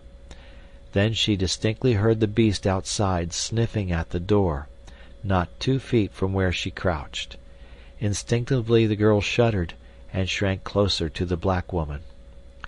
"Hush," she whispered. "Hush, Esmeralda," for the woman's sobs and groans seemed to have attracted the thing that stalked there just beyond the thin wall. A gentle scratching sound was heard on the door. The brute tried to force an entrance, but presently this ceased, and again she heard the great pads creeping stealthily around the cabin. Again they stopped, beneath the window on which the terrified eyes of the girl now glued themselves. "God," she murmured, for now, silhouetted against the moonlit sky beyond, she saw framed in the tiny square of the latticed window the head of a huge lioness. The gleaming eyes were fixed upon her in intent ferocity. "Look, Esmeralda," she whispered. "For God's sake, what shall we do? Look, quick, the window!" Esmeralda, cowering still closer to her mistress, took one frightened glance toward the little square of moonlight just as the lioness emitted a low, savage snarl. The sight that met the poor woman's eyes was too much for the already overstrung nerves. "Oh, Gabrielle!" she shrieked, and slid to the floor an inert and senseless mass. For what seemed an eternity the great brute stood with its forepaws upon the sill, glaring into the little room. Presently it tried the strength of the lattice with its great talons. The girl had almost ceased to breathe, when to her relief the head disappeared, and she heard the brute's footsteps leaving the window. But now they came to the door again, and once more the scratching commenced, this time with increasing force until the great beast was tearing at the massive panels in a perfect frenzy of eagerness to seize its defenseless victims. Could Jane have known the immense strength of that door, built piece by piece, she would have felt less fear of the lioness reaching her by this avenue. Little did John Clayton imagine when he fashioned that crude but mighty portal that one day, 20 years later, it would shield a fair American girl, then unborn, from the teeth and talons of a man-eater. For fully 20 minutes the brute alternately sniffed and tore at the door, occasionally giving voice to a wild, savage cry of baffled rage. At length, however, she gave up the attempt, and Jane heard her returning toward the window, beneath which she paused for an instant, and then launched her great weight against the time-worn lattice. The girl heard the wooden rods groan beneath the impact, but they held, and the huge body dropped back to the ground below. Again and again the lioness repeated these tactics, until finally the horrified prisoner within saw a portion of the lattice give way, and in an instant one great paw and the head of the animal were thrust within the room. Slowly the powerful neck and shoulders spread the bars apart, and the lithe body protruded farther and farther into the room. As in a trance, the girl rose, her hand upon her breast, wide eyes staring horror-stricken into the snarling face of the beast scarce 10 feet from her. At her feet lay the prostrate form of the negress. If she could but arouse her, their combined efforts might possibly avail to beat back the fierce and bloodthirsty intruder. Jane stooped to grasp the black woman by the shoulder. Roughly she shook her. "Esmeralda! Esmeralda!" she cried. "Help me, or we are lost!" Esmeralda opened her eyes. The first object they encountered was the dripping fangs of the hungry lioness. With a horrified scream the poor woman rose to her hands and knees, and in this position scurried across the room, shrieking, "Oh, Gabrielle! Oh, Gabrielle!" at the top of her lungs. Esmeralda weighed some 280 pounds, and her extreme haste, added to her extreme corpulency, produced a most amazing result when Esmeralda elected to travel on all fours. For a moment the lioness remained quiet with intense gaze directed upon the flitting Esmeralda, whose goal appeared to be the cupboard, into which she attempted to propel her huge bulk, but as the shelves were but 9 or 10 inches apart, she only succeeded in getting her head in, whereupon, with a final screech, which paled the jungle noises into insignificance, she fainted once again. With the subsidence of Esmeralda, the lioness renewed her efforts to wriggle her huge bulk through the weakening lattice. The girl, standing pale and rigid against the farther wall, sought with ever-increasing terror for some loophole of escape. Suddenly her hand, tight pressed against her bosom, felt the hard outline of the revolver that Clayton had left with her earlier in the day. Quickly she snatched it from its hiding place, and leveling it full at the lioness's face, pulled the trigger. There was a flash of flame, the roar of the discharge, and an answering roar of pain and anger from the beast. Jane Porter saw the great form disappear from the window, and then she too fainted, the revolver falling at her side. But Sabor was not killed. The bullet had but inflicted a painful wound in one of the great shoulders. It was the surprise at the blinding flash and the deafening roar that had caused her hasty but temporary retreat. In another instant she was back at the lattice, and with renewed fury was clawing at the aperture, but with lessened effect, since the wounded member was almost useless. She saw her prey, the two women, lying senseless upon the floor. There was no longer any resistance to be overcome. Her meat lay before her, and Saber had only to worm her way through the lattice to claim it. Slowly she forced her great bulk, inch by inch, through the opening. Now her head was through, now one great forearm and shoulder. Carefully she drew up the wounded member to insinuate it gently beyond the tight-pressing bars. A moment more, and both shoulders through, the long, sinuous body and the narrow hips would glide quickly after. It was on this sight that Jane Porter again opened her eyes. Chapter 15. The Forest God. When Clayton heard the report of the firearm, he fell into an agony of fear and apprehension. He knew that one of the sailors might be the author of it, but the fact that he had left the revolver with Jane, together with the overwrought condition of his nerves, made him morbidly positive that she was threatened with some great danger. Perhaps even now she was attempting to defend herself against some savage man or beast. What were the thoughts of his strange captor, or guide? Clayton could only vaguely conjecture, but that he had heard the shot, and was in some manner affected by it, was quite evident, for he quickened his pace so appreciably that Clayton, stumbling blindly in his wake, was down a dozen times in as many minutes in a vain effort to keep pace with him, and soon was left hopelessly behind. Fearing that he would again be irretrievably lost, he called aloud to the wild man ahead of him, and in a moment had the satisfaction of seeing him drop lightly to his side from the branches above. For a moment Tarzan looked at the young man closely, as though undecided as to just what was best to do. Then, stooping down before Clayton, he motioned him to grasp him about the neck, and, with the white man upon his back, Tarzan took to the trees. The next few minutes the young Englishman never forgot. High into bending and swaying branches he was borne with what seemed to him incredible swiftness, while Tarzan chafed at the slowness of his progress. From one lofty branch the agile creature swung with Clayton through a dizzy arc to a neighboring tree. Then for 100 yards maybe the sure feet threaded a maze of interwoven limbs, balancing like a tight-rope walker high above the black depths of verdure beneath. From the first sensation of chilling fear, Clayton passed to one of keen admiration and envy of those giant muscles and that wondrous instinct or knowledge which guided this forest god through the inky blackness of the night as easily and safely as Clayton would have strolled a London street at high noon. Occasionally they would enter a spot where the foliage above was less dense, and the bright rays of the moon lit up before Clayton's wondering eyes the strange path they were traversing.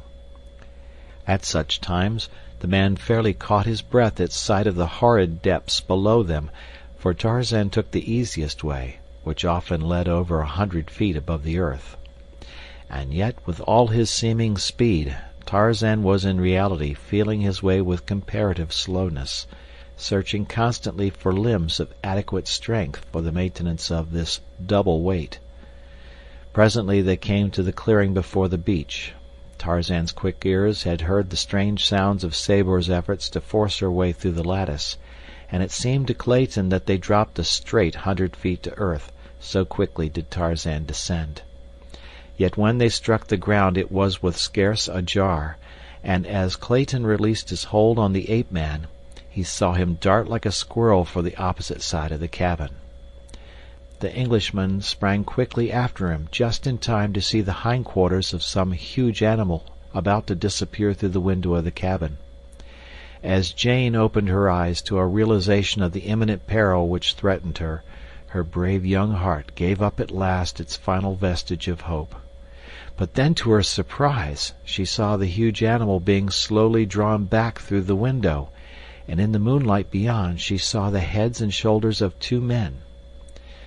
As Clayton rounded the corner of the cabin to behold the animal disappearing within, it was also to see the ape-man seize the long tail in both hands and, bracing himself with his feet against the side of the cabin, throw all his mighty strength into the effort to draw the beast out of the interior.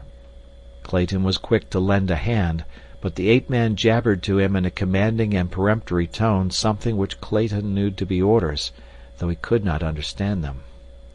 At last, under their combined efforts, the great body was slowly dragged farther and farther outside the window, and then there came to Clayton's mind a dawning conception of the rash bravery of his companion's act.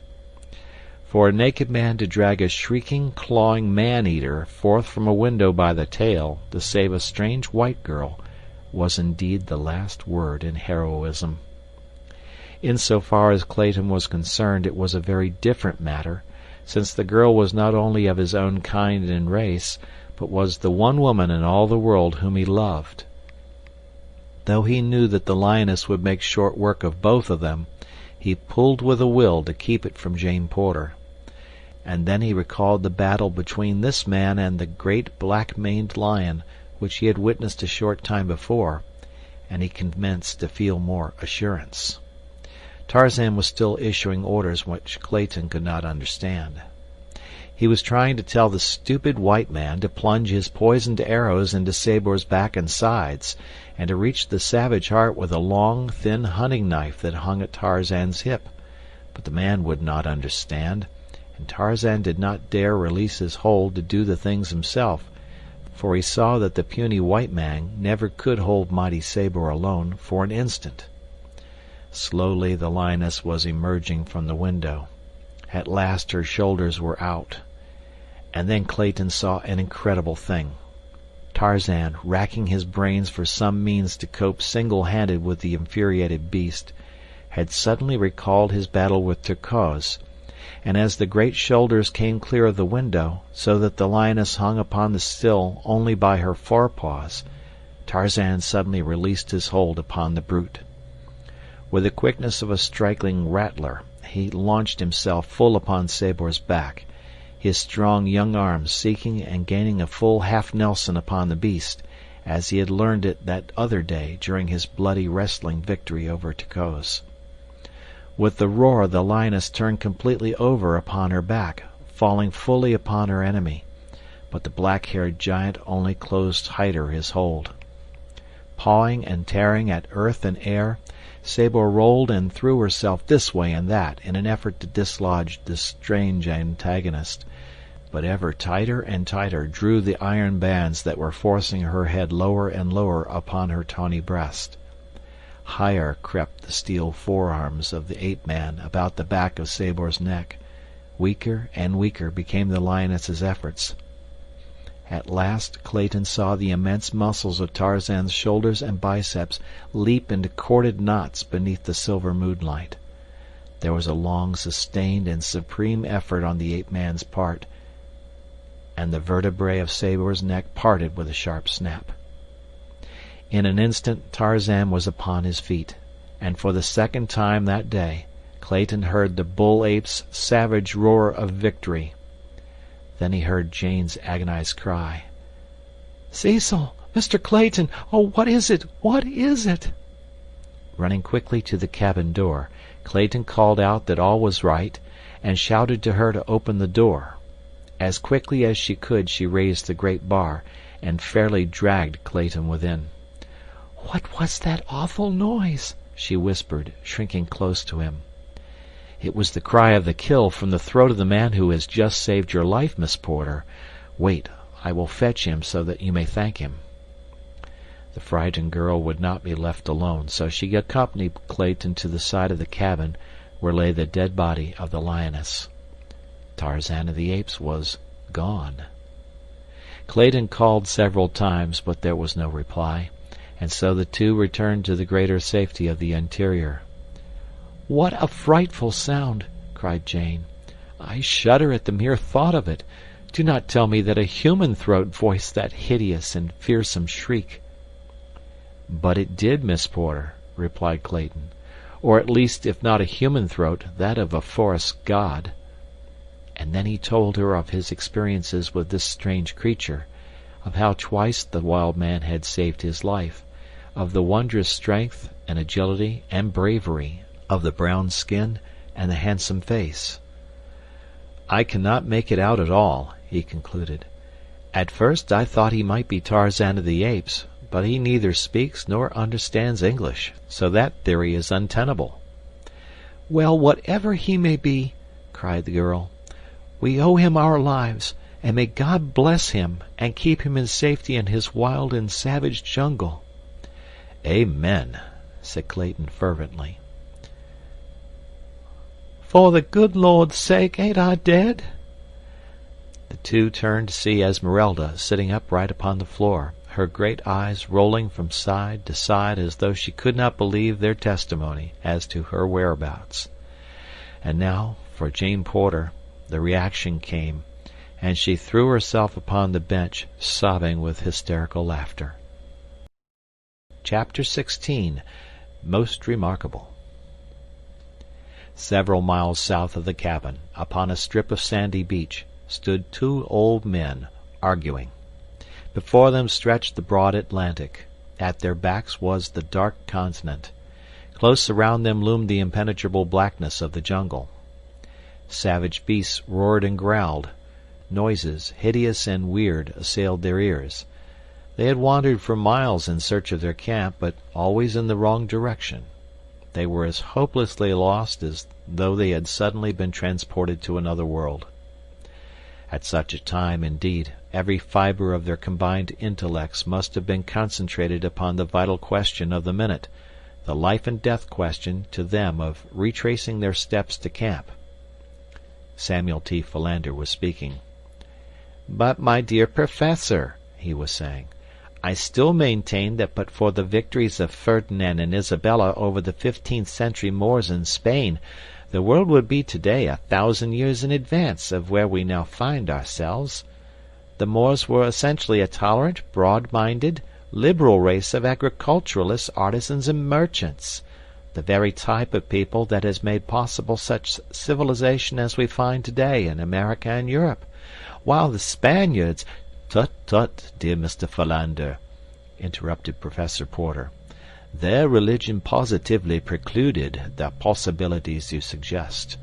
Moslemism was, is, and always will be a blight on that scientific progress which has marked—" "Bless me, Professor," interjected Mr. Philander, who had turned his gaze toward the jungle. "There seems to be someone approaching." Professor Archimedes Q. Porter turned in the direction indicated by the near-sighted Mr. Philander. "Tut, tut, Mr. Philander," he chided. "How often must I urge you to seek that absolute concentration of your mental faculties which alone may permit you to bring to bear the highest powers of intellectuality upon the momentous problems which naturally fall to the lot of great minds. And now I find you guilty of a most flagrant breach of courtesy in interrupting my learned discourse to call attention to a mere quadruped of the genus Felis. As I was saying, Mr. "Heavens, Professor, a lion!" cried Mr. Philander, straining his weak eyes toward the dim figure outlined against the dark tropical underbrush. "Yes, yes, Mr. Philander, if you insist upon employing slang in your discourse, a lion. But as I was saying—" "Bless me, Professor," again interrupted Mr. Philander, "permit me to suggest that doubtless the Moors who were conquered in the 15th century will continue in that most regrettable condition, for the time being at least, even though we postpone discussion of that world calamity until we may attain the enchanting view of yon Felis carnivora, which distance proverbially is credited with lending." In the meantime the lion had approached with quiet dignity to within 10 paces of the two men, where he stood curiously watching them. The moonlight flooded the beach, and the strange group stood out in bold relief against the yellow sand. "Most reprehensible, most reprehensible!" exclaimed Professor Porter, with a faint trace of irritation in his voice. Never, Mr. Philander, never before in my life have I known one of these animals to be permitted to roam at large from its cage. I shall most certainly report this outrageous breach of ethics to the directors of the adjacent zoological garden." "Quite right, Professor," agreed Mr. Philander, "and the sooner it is done the better. Let us start now." Seizing the Professor by the arm, Mr. Philander set off in the direction that would put the greatest distance between themselves and the lion. They had proceeded but a short distance when a backward glance revealed to the horrified gaze of Mr. Philander that the lion was following them. He tightened his grip upon the protesting Professor and increased his speed. "As I was saying, Mr. Philander," repeated Professor Porter. Mr. Philander took another hasty glance rearward. The lion also had quickened his gait and was doggedly maintaining an unvarying distance behind them. "He is following us!" gasped Mr. Philander, breaking into a run. "Tut, tut, Mr. Philander," remonstrated the Professor. "This unseemly haste is most unbecoming to men of letters. What will our friends think of us, who may chance to be upon the street and witness our frivolous antics? Pray let us proceed with more decorum." Mr. Philander stole another observation astern. The lion was bounding along in easy leaps, scarce 5 paces behind. Mr. Philander dropped the Professor's arm and broke into a mad orgy of speed that would have done credit to any varsity track team. "As I was saying, Mr. Philander," screamed Professor Porter, as, metaphorically speaking, he himself threw her into high. He, too, had caught a fleeting backward glimpse of cruel yellow eyes and half-open mouth within startling proximity of his person. With streaming coat-tails and shiny silk hat, Professor Archimedes Q. Porter fled through the moonlight close upon the heels of Mr. Samuel T. Philander. Before them a point of the jungle ran out toward a narrow promontory, and it was for the haven of the trees he saw there that Mr. Samuel T. Philander directed his prodigious leaps and bounds, while from the shadows of this same spot peered 2 keen eyes in interested appreciation of the race. It was Tarzan of the Apes who watched, with face a-grin, this odd game of follow the leader. He knew the 2 men were safe enough from attack in so far as the lion was concerned. The very fact that Numa had foregone such easy prey at all convinced the wise forest craft of Tarzan that Numa's belly already was full. The lion might stalk them into hungry again, but the chances were that if not angered he would soon tire of the sport and slink away to his jungle lair. Really, the one great danger was that one of the men might stumble and fall, and then the yellow devil would be upon him in a moment, and the joy of the kill would be too great a temptation to withstand. So Tarzan swung quickly to a lower limb in line with the approaching fugitives, and as Mr. Samuel T. Philander came panting and blowing beneath him, already too spent to struggle up to the safety of the limb, Tarzan reached down and, grasping him by the collar of his coat, yanked him to the limb by his side. Another moment brought the Professor within the sphere of the friendly grip, and he too was drawn upward to safety just as the baffled Numa, with a roar, leaped to recover his vanishing quarry.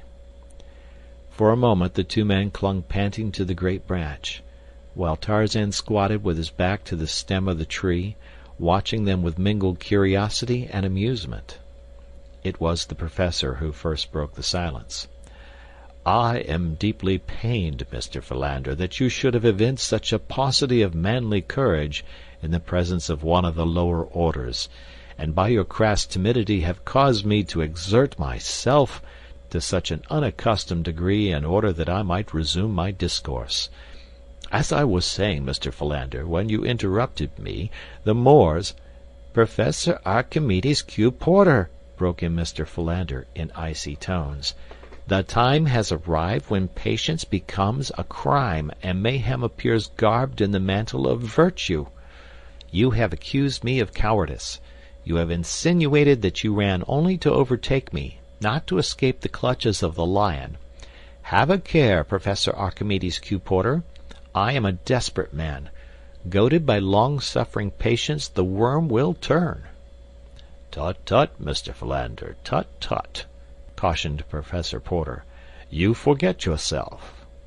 "I forget nothing as yet, Professor Archimedes Q. Porter, but believe me, sir, I am tottering on the verge of forgetfulness as to your exalted position in the world of science, and your gray hairs." The Professor sat in silence for a few minutes, and the darkness hid the grim smile that wreathed his wrinkled countenance. Presently he spoke. "Look here, Skinny Philander," he said in belligerent tones. "If you are looking for a scrap, peel off your coat and come on down on the ground, and I'll punch your head just as I did 60 years ago in the alley back of Porky Evans' barn." "Ark!" gasped the astonished Mr. Philander. "Lordy, how good that sounds! When you're human, Ark, I love you, but somehow it seems as though you had forgotten how to be human for the last 20 years." The Professor reached out a thin, trembling old hand through the darkness until it found his old friend's shoulder. "Forgive me, Skinny," he said softly. "It hasn't been quite 20 years, and God alone knows how hard I have tried to be human for Jane's sake, and yours too, since he took my other Jane away." Another old hand stole up from Mr. Philander's side to clasp the one that lay upon his shoulder, and no other message could better have translated the one heart to the other. They did not speak for some minutes. The lion below them paced nervously back and forth. The third figure in the tree was hidden by the dense shadows near the stem. He too was silent, motionless as a graven image. "You certainly pulled me up into this tree just in time," said the Professor at last. "I want to thank you. You saved my life." "But I didn't pull you up here, Professor," said Mr. Philander. "Bless me, the excitement of the moment quite caused me to forget that I myself was drawn up here by some outside agency. There must be someone or something in this tree with us." "Eh?" ejaculated Professor Porter. "Are you quite positive, Mr. Philander?" "Most positive, Professor," replied Mr. Philander. "And," he added, "I think we should thank the party. He may be sitting right next to you now, Professor." "Eh? What's that?" "Tut, tut, Mr. Philander, tut, tut," said Professor Porter, edging cautiously nearer to Mr. Philander. Just then it occurred to Tarzan of the Apes that Numa had loitered beneath the tree for a sufficient length of time, so he raised his young head toward the heavens, and there rang out upon the terrified ears of the two old men the awful warning challenge of the anthropoid. The two friends, huddling trembling in their precarious position on the limb, saw the great lion halt in his restless pacing as the blood-curdling cry smote his ears, and then slink quickly into the jungle, to be instantly lost to view. "Even the lion trembles in fear," whispered Mr. Philander.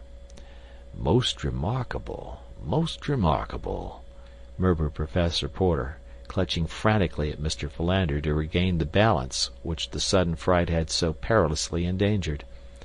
Unfortunately for them both, Mr. Philander's center of equilibrium was at that very moment hanging upon the ragged edge of nothing, so that it needed but the gentle impetus supplied by the additional weight of Professor Porter's body to topple the devoted secretary from the limb. For a moment they swayed uncertainly, and then, with mingled and most unscholarly shrieks, they pitched headlong from the tree, locked in frenzied embrace. It was quite some moments ere either moved, for both were positive that any such attempt would reveal so many breaks and fractures as to make further progress impossible. At length Professor Porter made an attempt to move one leg. To his surprise, it responded to his will as in days gone by. He now drew up its mate and stretched it forth again. Most remarkable," he murmured. "Thank God, Professor," whispered Mr. Philander fervently. "You are not dead, then?" "Tut, tut, Mr. Philander, tut, tut," cautioned Professor Porter. "I do not know with accuracy as yet." With infinite solicitude, Professor Porter wiggled his right arm. Joy! It was intact. Breathlessly he waved his left arm above his prostrate body. It waved. Most remarkable, he said. "To whom are you signaling, Professor?" asked Mr. Philander, in an excited tone. Professor Porter deigned to make no response to this puerile inquiry. Instead, he raised his head gently from the ground, nodding it back and forth a half-dozen times. "Most remarkable," he breathed. "It remains intact." Mr. Philander had not moved from where he had fallen. He had not dared the attempt. How indeed could one move when one's arms and legs and back were broken?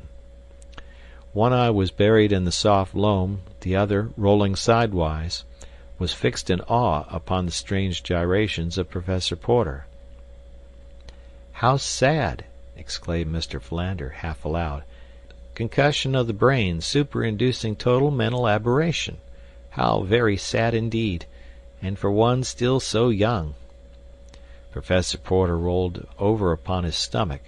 Gingerly he bowed his back until he resembled a huge tomcat in proximity to a yelping dog. Then he sat up and felt of various portions of his anatomy.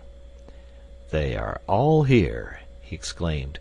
"Most remarkable." Whereupon he arose, and bending a scathing glance upon the still prostrate form of Mr. Samuel T. Philander, he said, "Tut, tut, Mr. Philander, this is no time to indulge in slothful ease. We must be up and doing." Mr. Philander lifted his other eye out of the mud and gazed in speechless rage at Professor Porter. Then he attempted to rise, nor could there have been any more surprised than he when his efforts were immediately crowned with marked success. He was still bursting with rage, however, at the cruel injustice of Professor Porter's insinuation, and was on the point of rendering a tart rejoinder when his eyes fell upon a strange figure standing a few paces away, scrutinizing them intently. Professor Porter had recovered his shiny silk hat, which he had brushed carefully upon the sleeve of his coat and replaced upon his head. When he saw Mr. Philander pointing to something behind him, he turned to behold a giant, naked but for a loin-cloth and a few metal ornaments, standing motionless before him. "Good evening, sir," said the professor, lifting his hat. For reply the giant motioned them to follow him, and set off up the beach in the direction from which they had recently come. "I think it is the better part of discretion to follow him," said Mr. Philander. "Tut, tut, Mr. Philander," returned the professor. "A short time since you were advancing a most logical argument in substantiation of your theory that camp lay directly south of us. I was skeptical, but you finally convinced me. So now I am positive that toward the south we must travel to reach our friends. Therefore I shall continue south." "But, Professor Porter, this man may know better than either of us. He seems to be indigenous to this part of the world. Let us at least follow him for a short distance." "Tut, tut, Mr. Philander," repeated the professor. "I am a difficult man to convince, but when once convinced my decision is unalterable. I shall continue in the proper direction if I have to circumambulate the continent of Africa to reach my destination." Further argument was interrupted by Tarzan, who, seeing that these strange men were not following him, had returned to their side. Again he beckoned to them, but still they stood in argument. Presently the ape-man lost patience with their stupid ignorance. He grasped the frightened Mr. Philander by the shoulder, and before that worthy gentleman knew whether he was being killed or merely maimed for life, Tarzan had tied one end of his rope securely about Mr. Philander's neck. "Tut, tut, Mr. Philander," remonstrated Professor Porter. "It is most unbeseeming in you to submit to such indignities." But scarcely were the words out of his mouth ere he, too, had been seized and securely bound by the neck with the same rope. Then Tarzan set off toward the north, leading the now thoroughly frightened professor and his secretary. In deathly silence they proceeded for what seemed hours to the two tired and hopeless old men, but presently as they topped a little rise of ground they were overjoyed to see the cabin lying before them, not 100 yards distant. Here Tarzan released them, and pointing toward the little building, vanished into the jungle beside them.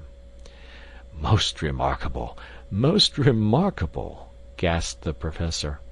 "But you see, Mr. Philander, that I was quite right, as usual, and but for your stubborn wilfulness we should have escaped a series of most humiliating, not to say dangerous, accidents. Pray allow yourself to be guided by a more mature and practical mind hereafter when in need of wise counsel." Mr. Samuel T. Philander was too much relieved at the happy outcome to their adventure to take umbrage at the professor's cruel fling. Instead, he grasped his friend's arm and hastened him forward in the direction of the cabin.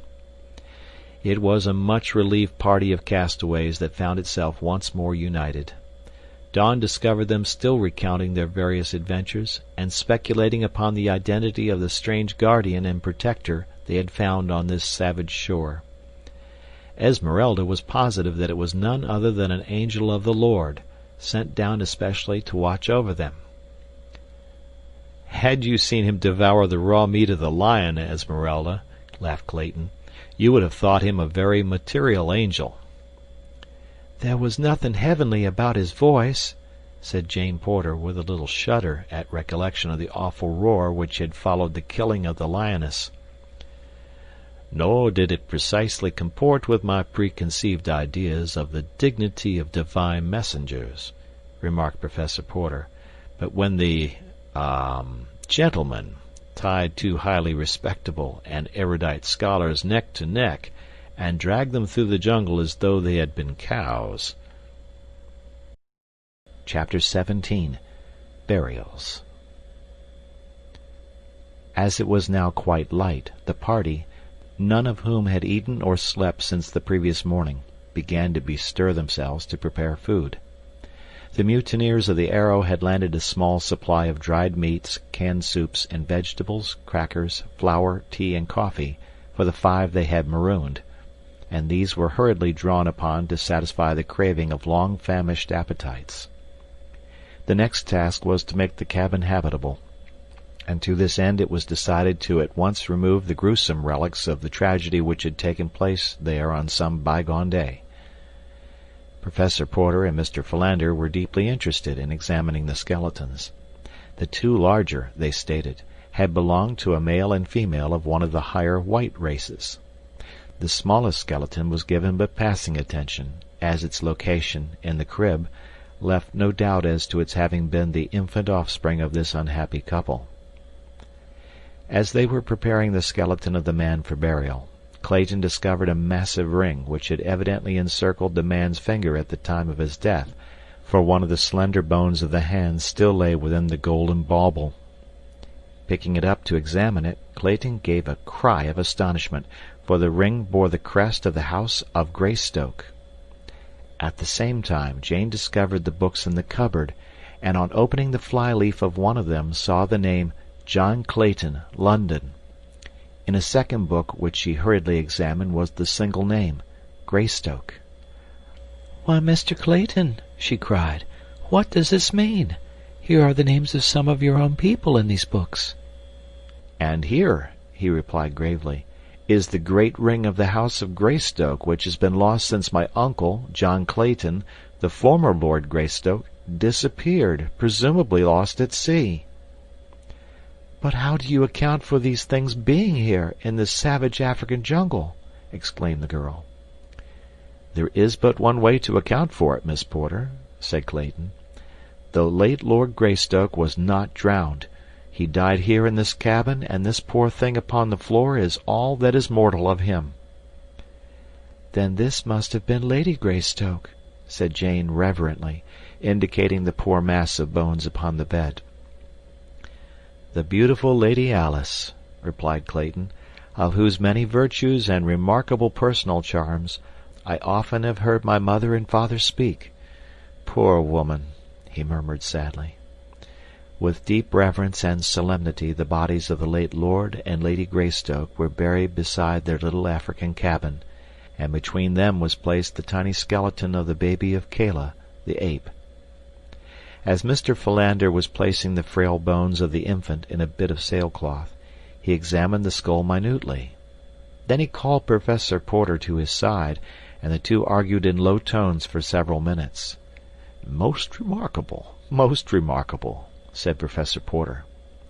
Bless me, said Mr. Philander.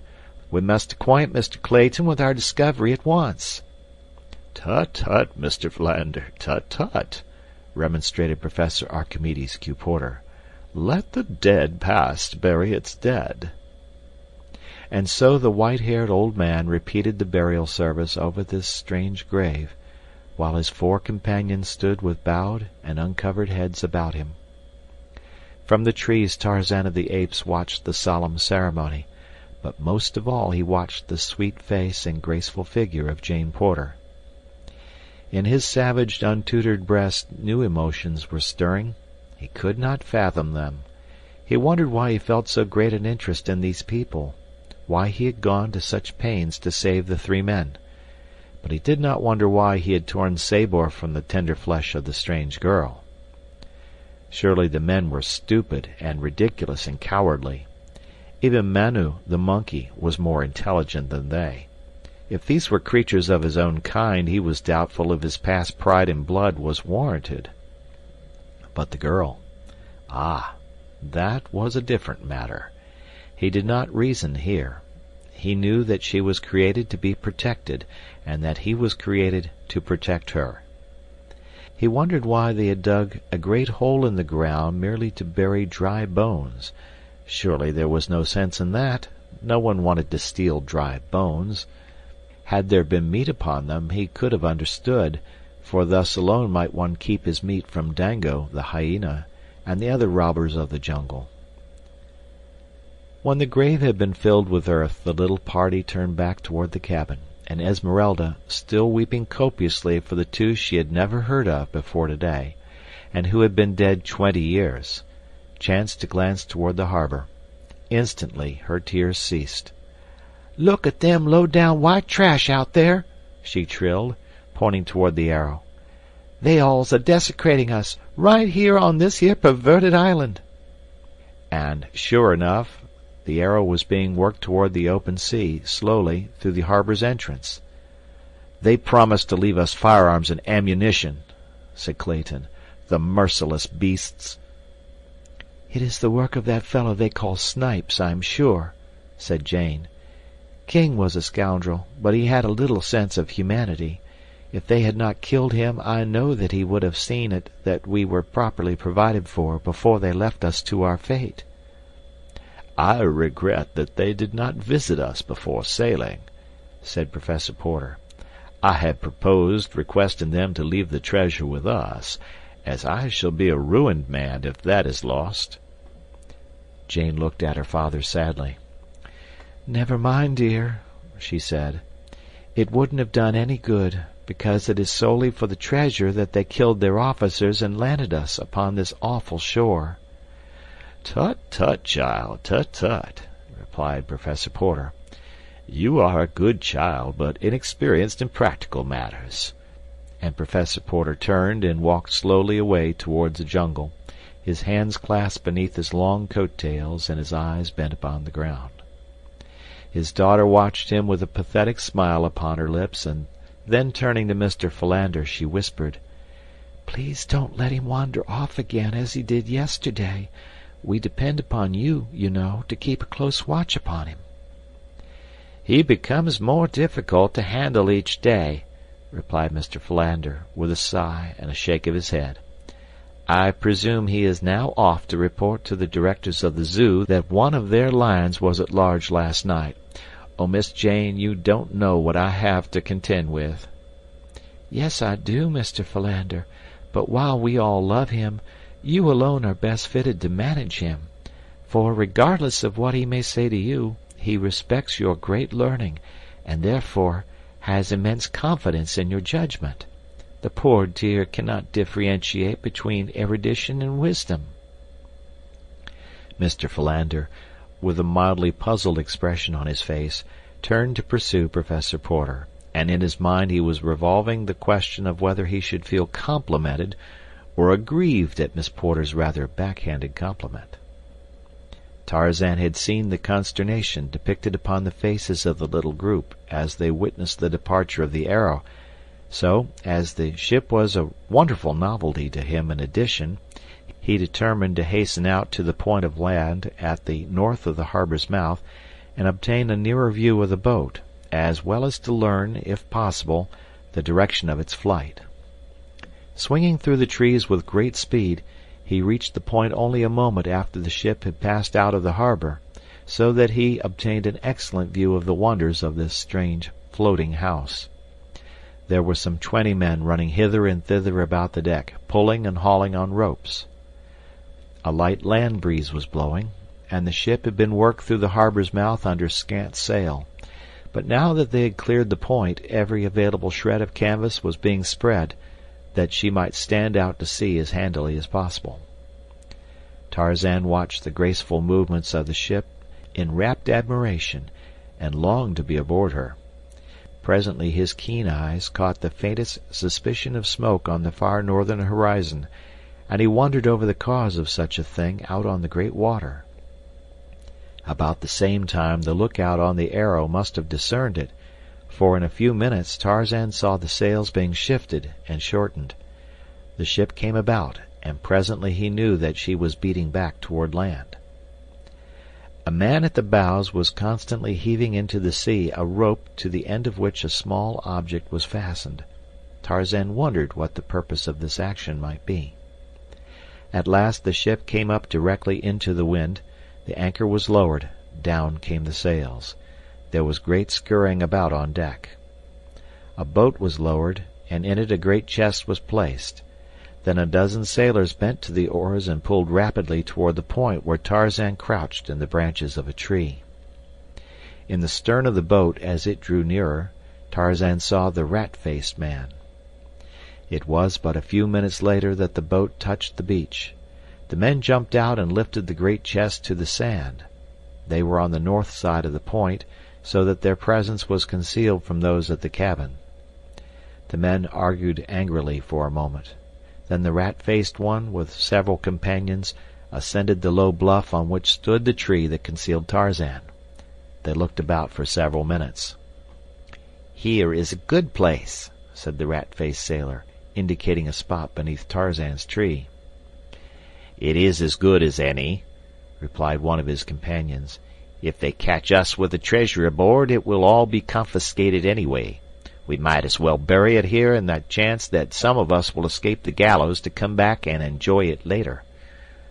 The rat-faced one now called to the men who had remained at the boat, and they came slowly up the bank carrying picks and shovels. "Hurry, you!" cried Snipes. "Stow it!" retorted one of the men in a surly tone. "You're no admiral, you damn shrimp." "I'm captain here, though, I'll have you understand, you swab!" shrieked Snipes with a volley of frightful oaths. "Steady, boys," cautioned one of the men who had not spoken before. "It ain't going to get us nothing by fighting amongst ourselves." "Right enough," replied the sailor who had resented Snipes' autocratic tones. "But it ain't a-going to get nobody nothing to put on airs in this bloomin' company, neither." "You fellas dig here," said Snipes, indicating a spot beneath the tree.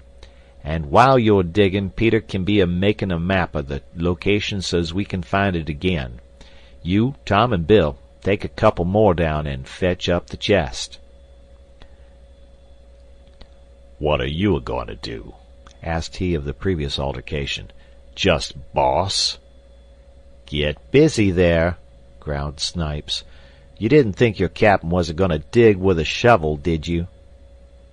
The men all looked up angrily. None of them liked Snipes, and this disagreeable show of authority since he had murdered King, the real head and ringleader of the mutineers, had only added fuel to the flames of their hatred. "Do you mean to say that you don't intend to take a shovel and lend a hand with this work? Your shoulder's not hurt so all-fired bad as that," said Tarrant, the sailor who had before spoken. "Not by a damn sight," replied Snipes, fingering the butt of his revolver nervously. "Then by God," replied Tarrant, "if you won't take a shovel, you'll take a pickaxe." With the words he raised his pick above his head, and with a mighty blow he buried the point in Snipes' brain. For a moment the men stood silently looking at the result of their fellow's grim humor. Then one of them spoke. "Served the skunk jolly well right," he said. One of the others commenced to ply his pick to the ground. The soil was soft, and he threw aside the pick and grasped a shovel. Then the others joined him. There was no further comment on the killing, but the men worked in a better frame of mind than they had since Snipes had assumed command. When they had a trench of ample size to bury the chest, Tarrant suggested that they enlarge it and inter Snipes' body on top of the chest. "It might help fool any as happen to be digging hereabouts," he explained. The others saw the cunning of the suggestion, and so the trench was lengthened to accommodate the corpse, and in the center a deeper hole was excavated for the box, which was first wrapped in sailcloth and then lowered to its place, which brought its top about a foot below the bottom of the grave. Earth was shoveled in and tramped down about the chest until the bottom of the grave showed level and uniform. Two of the men rolled the rat-faced corpse unceremoniously into the grave, after first stripping it of its weapons and various other articles which the several members of the party coveted for their own. They then filled the grave with earth and tramped upon it until it would hold no more. The balance of the loose earth was thrown far and wide, and a mass of dead undergrowth spread in as natural a manner as possible over the new-made grave to obliterate all signs of the ground having been disturbed. Their work done, the sailors returned to the small boat, and pulled off rapidly toward the Arrow. The breeze had increased considerably, and as the smoke upon the horizon was now plainly discernible in considerable volume, the mutineers lost no time in getting under full sail and bearing away toward the southwest. Tarzan, an interested spectator of all that had taken place, sat speculating on the strange actions of these peculiar creatures. Men were indeed more foolish and more cruel than the beasts of the jungle.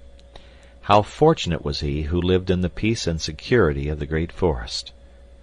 Tarzan wondered what the chest they had buried contained. If they did not want it, why did they not merely throw it into the water? That would have been much easier. Ah, he thought, but they do want it. They have hidden it here because they intend returning for it later. Tarzan dropped to the ground and commenced to examine the earth about the excavation. He was looking to see if these creatures had dropped anything which he might like to own. Soon he discovered a spade hidden by the underbrush which they had laid upon the grave. He seized it and attempted to use it as he had seen the sailors do. It was awkward work and hurt his bare feet, but he persevered until he had partially uncovered the body. This he dragged from the grave and laid to one side. Then he continued digging until he had unearthed the chest. This also he dragged to the side of the corpse. Then he filled in the smaller hole below the grave, replaced the body and the earth around and above it, covered it over with underbrush, and returned to the chest. 4 sailors had sweated beneath the burden of its weight. Tarzan of the Apes picked it up as though it had been an empty packing case, and with the spade slung to his back by a piece of rope, carried it off into the densest part of the jungle. He could not well negotiate the trees with his awkward burden, but he kept to the trails and so made fairly good time. For several hours he traveled a little north of east until he came to an impenetrable wall of matted and tangled vegetation. Then he took to the lower branches, and in another 15 minutes he emerged into the amphitheater of the apes, where they met in council, or to celebrate the rites of the dum-dum. Near the center of the clearing, and not far from the drum or altar, he commenced to dig. This was harder work than turning up the freshly excavated earth at the grave, but Tarzan of the Apes was persevering, and so he kept at his labor until he was rewarded by seeing a hole sufficiently deep to receive the chest and effectually hide it from view. Why had he gone to all this labor without knowing the value of the contents of the chest? Tarzan of the Apes had a man's figure and a man's brain, but he was an ape by training and environment. His brain told him that the chest contained something valuable, or the men would not have hidden it. His training had taught him to imitate whatever was new and unusual, and now the natural curiosity, which is as common to men as to apes, prompted him to open the chest and examine its contents. But the heavy lock and massive iron bands baffled both his cunning and his immense strength, so that he was compelled to bury the chest without having his curiosity satisfied. By the time Tarzan had hunted his way back to the vicinity of the cabin, feeding as he went, it was quite dark. Within the little building a light was burning, for Clayton had found an unopened tin of oil which had stood intact for 20 years, a part of the supplies left with the Claytons by Black Michael. The lamps also were still usable, and thus the interior of the cabin appeared as bright as day to the astonished Tarzan. He had often wondered at the exact purpose of the lamps. His reading and the pictures had told him what they were, but he had no idea of how they could be made to produce the wondrous sunlight that some of his pictures had portrayed them as diffusing upon all surrounding objects. As he approached the window nearest the door, he saw that the cabin had been divided into 2 rooms by a rough partition of boughs and sailcloth. In the front room were the 3 men, the 2 older deep in argument, while the younger, tilted back against the wall on an improvised stool, was deeply engrossed in reading one of Tarzan's books.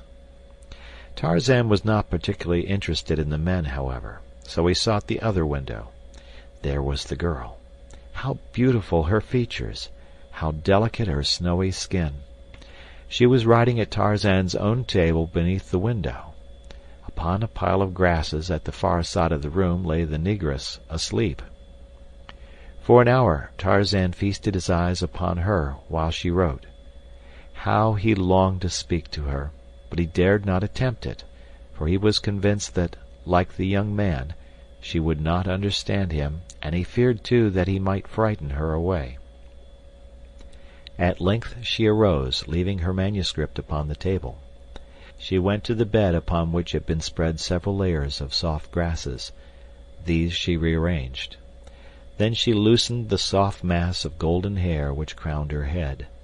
Like a shimmering waterfall turned to burnished metal by a dying sun, it fell about her oval face. In waving lines, below her waist it tumbled. Tarzan was spellbound. Then she extinguished the lamp, and all within the cabin was wrapped in Cimmerian darkness. Still Tarzan watched. Creeping close beneath the window, he waited, listening, for half an hour. At last he was rewarded by the sounds of the regular breathing within which denotes sleep. Cautiously he intruded his hand between the meshes of the lattice until his whole arm was within the cabin. Carefully he felt upon the desk.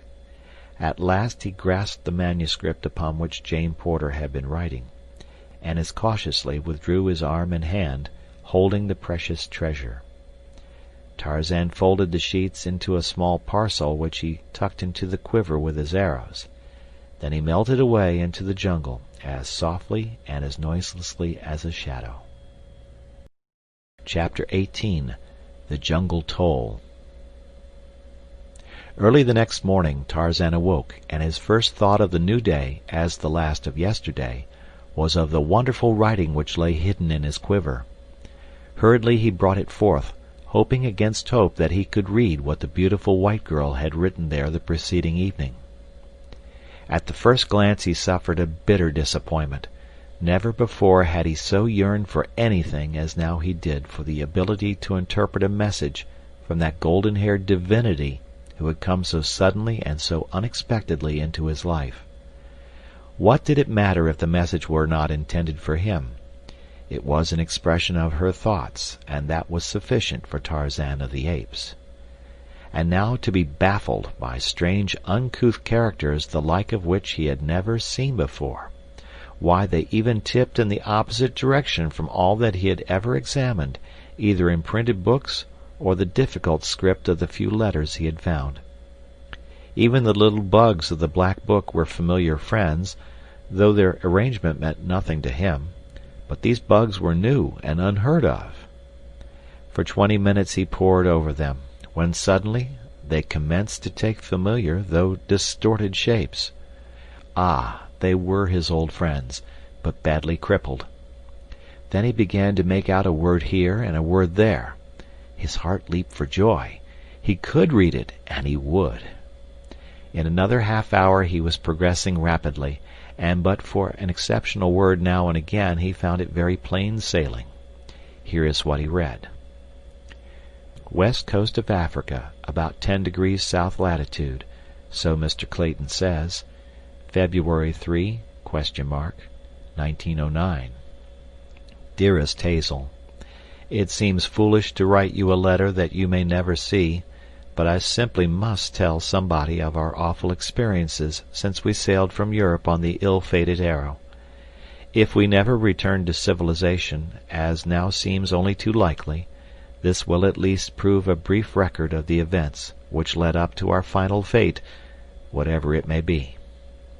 As you know, we were supposed to have set out upon a scientific expedition to the Congo. Papa was presumed to entertain some wondrous theory of an unthinkably ancient civilization, the remains of which lay buried somewhere in the Congo Valley. But after we were well under sail, the truth came out.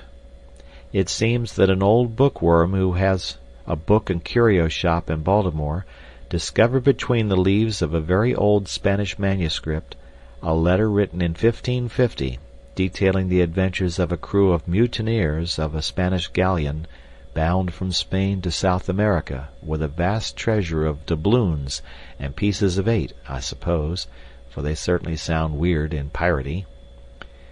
The writer had been one of the crew, and the letter was to his son, who was, at the very time the letter was written, master of a Spanish merchantman.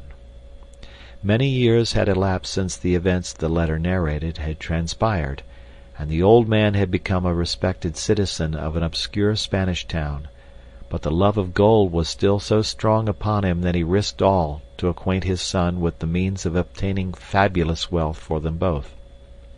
The writer told how, when but a week out from Spain, the crew had mutinied and murdered every officer and man who opposed them, but they defeated their own ends by this very act, for there was none left competent to navigate a ship at sea.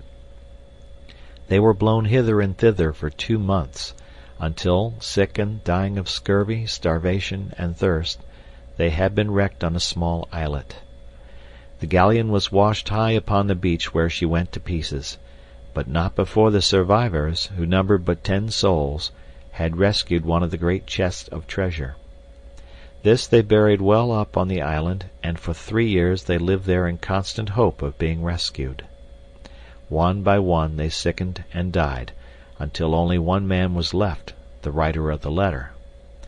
The men had built a boat from the wreckage of the galleon, but having no idea where the island was located, they had not dared to put it to sea. When all were dead except himself, however, the awful loneliness so weighed upon the mind of the sole survivor that he could endure it no longer, and choosing to risk death upon the open sea rather than madness on the lonely isle, he set sail in his little boat after nearly a year of solitude. Fortunately he sailed due north, and within a week was in the track of the Spanish merchantmen plying between the West Indies and Spain, and was picked up by one of these vessels homeward bound. The story he told was merely one of shipwreck in which all but a few had perished, the balance, except himself, dying after they reached the island. He did not mention the mutiny or the chest of buried treasure. The master of the merchantmen assured him that from the position at which they had picked him up, and the prevailing winds for the past week, he could have been on no other island than one of the Cape Verde group, which lie off the west coast of Africa in about 16 or 17 degrees north latitude.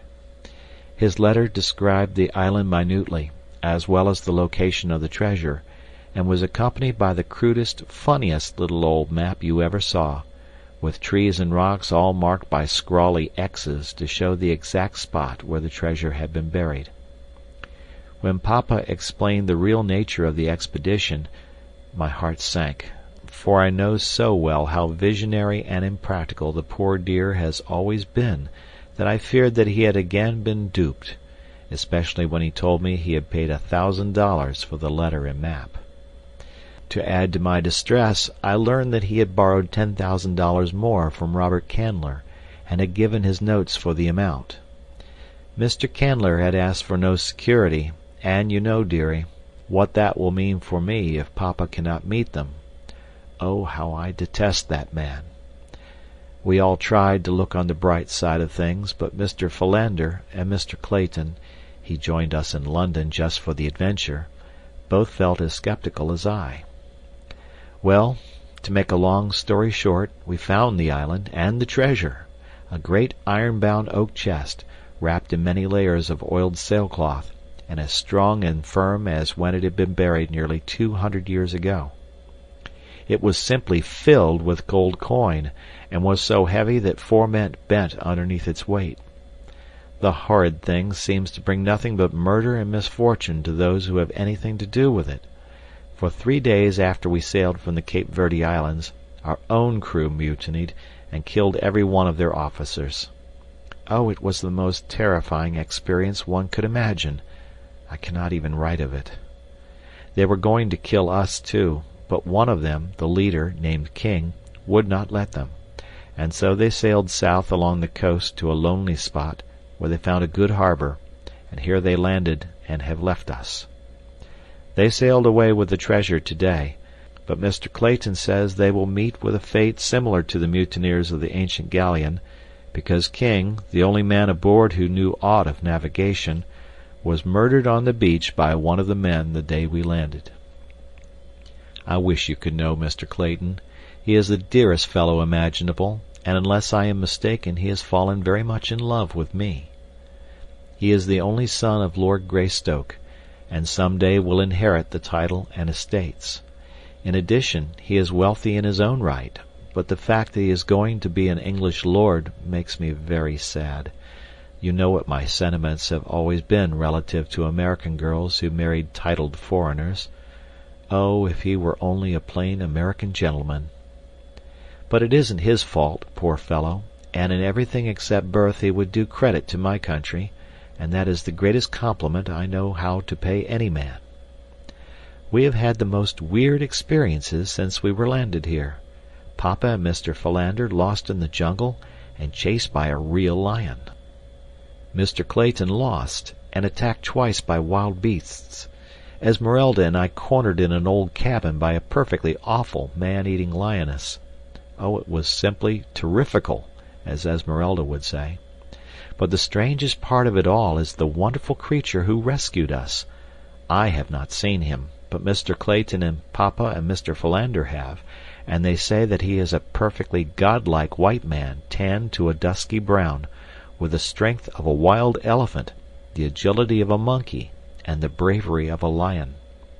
He speaks no English, and vanishes as quickly and as mysteriously after he has performed some valorous deed as though he were a disembodied spirit. Then we have another weird neighbor, who printed a beautiful sign in English and tacked it on the door of his cabin, which we have preempted, warning us to destroy none of his belongings and signing himself Tarzan of the Apes.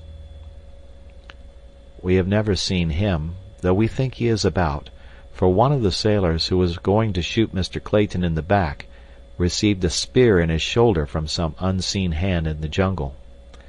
The sailors left us but a meager supply of food, so, as we have only a single revolver with but 3 cartridges left in it, we do not know how we can procure meat, though Mr. Philander says that we can exist indefinitely on the wild fruit and nuts which abound in the jungle. I am very tired now, so I shall go to my funny bed of grasses which Mr. Clayton gathered for me, but will add to this from day to day as things happen. Lovingly, Jane Porter. To Hazel Strong, Baltimore, Maryland. Tarzan sat in a brown study for a long time after he finished reading the letter. It was filled with so many new and wonderful things that his brain was in a whirl as he attempted to digest them all. So they did not know that he was Tarzan of the Apes. He would tell them. In his tree he had constructed a rude shelter of leaves and boughs, beneath which, protected from the rain, he had placed a few treasures brought from the cabin. Among these were some pencils. He took one, and beneath Jane Porter's signature he wrote, "I am Tarzan of the Apes." He thought that would be sufficient. Later he would return the letter to the cabin. In the matter of food, thought Tarzan, they had no need to worry. He would provide, and he did. The next morning Jane found her missing letter in the exact spot from which it had disappeared 2 nights before. She was mystified, but when she saw the printed words beneath her signature, she felt a cold, clammy chill run up her spine. She showed the letter, or rather the last sheet with the signature, to Clayton. "And to think," she said, "that uncanny thing was probably watching me all the time that I was writing. Ooh, it makes me shudder just to think of it." "But he must be friendly," reassured Clayton, "for he has returned your letter, nor did he offer to harm you, and unless I am mistaken he left a very substantial memento of his friendship outside the cabin door last night, for I just found the carcass of a wild boar there as I came out." From then on, scarcely a day passed that did not bring its offering of game or other food. Sometimes it was a young deer, again a quantity of strange cooked food, cassava cakes pilfered from the village of Mbonga, or a boar, or leopard, and once a lion. Tarzan derived the greatest pleasure of his life in hunting meat for these strangers. It seemed to him that no pleasure on earth could compare with laboring for the welfare and protection of the beautiful white girl. Some day he would venture into the camp in daylight and talk with these people through the medium of the little bugs which were familiar to them and to Tarzan. But he found it difficult to overcome the timidity of the wild thing of the forest, and so day followed day without seeing a fulfillment of his good intentions. The party in the camp, emboldened by familiarity, wandered farther and yet farther into the jungle in search of nuts and fruit. Scarcely a day passed that did not find Professor Porter straying in his preoccupied indifference towards the jaws of death. Mr. Samuel T. Philander, never what one might call robust, was worn to the shadow of a shadow through the ceaseless worry and mental distraction resultant from his Herculean efforts to safeguard the professor. A month passed. Tarzan had finally determined to visit the camp by daylight. It was early afternoon. Clayton had wandered to the point at the harbor's mouth to look for passing vessels. Here he kept a great mass of wood, high piled, ready to be ignited as a signal should a steamer or a sail top the far horizon. Professor Porter was wandering along the beach south of the camp with Mr. Philander at his elbow, urging him to turn his steps back before the two became again the sport of some savage beast. The others gone, Jane and Esmeralda had wandered into the jungle to gather fruit, and in their search were led farther and farther from the cabin.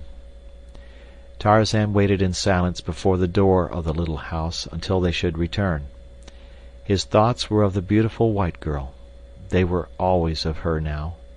He wondered if she would fear him, and the thought all but caused him to relinquish his plan. He was rapidly becoming impatient for her return, that he might feast his eyes upon her and be near her, perhaps touch her. The ape-man knew no god, but he was as near to worshipping his divinity as mortal man ever comes to worship. While he waited he passed the time printing a message to her. Whether he intended giving it to her he himself could not have told, but he took infinite pleasure in seeing his thoughts expressed in print, in which he was not so uncivilized after all. He wrote, "I am Tarzan of the Apes. I want you. I am yours. You are mine. We live here together always in my house. I will bring you the best of fruits, the tenderest deer, the finest meats that roam the jungle. I will hunt for you. I am the greatest of the jungle fighters. I will fight for you. I am the mightiest of the jungle fighters. You are Jane Porter. I saw it in your letter. When you see this you will know that it is for you and that Tarzan of the Apes loves you." As he stood, straight as a young Indian, by the door, waiting after he had finished the message, there came to his keen ears a familiar sound. It was the passing of a great ape through the lower branches of the forest. For an instant he listened intently, and then from the jungle came the agonized scream of a woman, and Tarzan of the Apes, dropping his first love letter upon the ground, shot like a panther into the forest. Clayton also heard the scream, and Professor Porter and Mr. Philander, and in a few minutes they came panting to the cabin, calling out to each other a volley of excited questions as they approached. A glance within confirmed their worst fears. Jane and Esmeralda were not there. Instantly, Clayton, followed by the two old men, plunged into the jungle, calling the girl's name aloud. For half an hour they stumbled on, until Clayton, by merest chance, came upon the prostrate form of Esmeralda. He stopped beside her, feeling for her pulse, and then listening for her heartbeats. She lived. He shook her. "Esmeralda!" he shrieked in her ear. "Esmeralda, for God's sake, where is Miss Porter? What has happened? Esmeralda!" Slowly Esmeralda opened her eyes. She saw Clayton. She saw the jungle about her. "Oh, Gabrielle!" she screamed and fainted again. By this time Professor Porter and Mr. Philander had come up. "What shall we do, Mr. Clayton?" asked the old professor. "Where shall we look? God could not have been so cruel as to take my little girl away from me now." "We must arouse Esmeralda first," replied Clayton. "She can tell us what has happened. Esmeralda!" he cried again, shaking the black woman roughly by the shoulder. "Oh, Gabrielle, I want to die!" cried the poor woman, but with eyes fast closed. "Let me die, dear Lord, don't let me see that awful face again." "Come, come, Esmeralda," cried Clayton. "The Lord isn't here, it's Mr. Clayton. Open your eyes." Esmeralda did as she was bade. "Oh, Gabrielle, thank the Lord," she said. "Where's Miss Porter? What happened?" questioned Clayton. "Ain't Miss Jane here?" cried Esmeralda, sitting up with wonderful celerity for one of her bulk. "Oh, Lord, now I remember. It must have took her away." And the negress commenced to sob and wail her lamentations. "What took her away?" cried Professor Porter. "A great big giant all covered with hair." "A gorilla, Esmeralda?" questioned Mr. Philander, and the three men scarcely breathed as he voiced the horrible thought. "I thought it was the devil, but I guess it must have been one of them gorillafants. Oh, my poor baby, my poor little honey!" And again Esmeralda broke into uncontrollable sobbing. Clayton immediately began to look about for tracks, but he could find nothing save a confusion of trampled grasses in the close vicinity, and his woodcraft was too meager for the translation of what he did see. All the balance of the day they sought through the jungle, but as night drew on they were forced to give up in despair and hopelessness, for they did not even know in what direction the thing had borne Jane. It was long after dark ere they reached the cabin, and a sad and grief-stricken party it was that sat silently within the little structure. Professor Porter finally broke the silence. His tones were no longer those of the erudite pedant, theorizing upon the abstract and the unknowable, but those of the man of action, determined, but tinged also by a note of indescribable hopelessness and grief which wrung an answering pang from Clayton's heart. "I shall lie down now," said the old man, "and try to sleep. Early tomorrow, as soon as it is light, I shall take what food I can carry, and continue the search until I have found Jane. I will not return without her." His companions did not reply at once. Each was immersed in his own sorrowful thoughts, and each knew, as did the old professor, what the last words meant. Professor Porter would never return from the jungle. At length Clayton arose and laid his hand gently upon Professor Porter's bent old shoulder. "I shall go with you, of course," he said. "I knew that you would offer, that you would wish to go, Mr. Clayton, but you must not. Jane is beyond human assistance now. What was once my dear little girl shall not lie alone and friendless in the awful jungle. The same vines and leaves will cover us, the same rains beat upon us, and when the spirit of her mother is abroad it will find us together in death, as it has always found us in life. No, it is I alone who may go, for she was my daughter, all that was left on earth for me to love. "I shall go with you," said Clayton simply. The old man looked up, regarding the strong, handsome face of William Cecil Clayton intently. Perhaps he read there the love that lay in the heart beneath, the love for his daughter. He had been too preoccupied with his own scholarly thoughts in the past to consider the little occurrences, the chance words, which would have indicated to a more practical man that these young people were being drawn more and more closely to one another. Now they came back to him, one by one. "As you wish," he said. "You may count on me also," said Mr. Philander. "No, my dear old friend," said Professor Porter. "We may not all go. It would be cruelly wicked to leave poor Esmeralda here alone, and 3 of us would be no more successful than 1. There be enough dead things in the cruel forest as it is. Come, let us try to sleep a little." Chapter 19. The Call of the Primitive. From the time Tarzan left the tribe of great anthropoids in which he had been raised, it was torn by continual strife and discord. Terkoz proved a cruel and capricious king, so that, one by one, many of the older and weaker apes, upon whom he was particularly prone to vent his brutish nature, took their families and sought the quiet and safety of the far interior. But at last those who remained were driven to desperation by the continued truculence of Terkoz, and it so happened that one of them recalled the parting admonition of Tarzan. "If you have a chief who is cruel, do not do as the other apes do, and attempt, any one of you, to pit yourself against him alone. But, instead, let 2 or 3 or 4 of you attack him together. Then, if you will do this, no chief will dare to be other than he should be, for 4 of you can kill any chief who may ever be over you."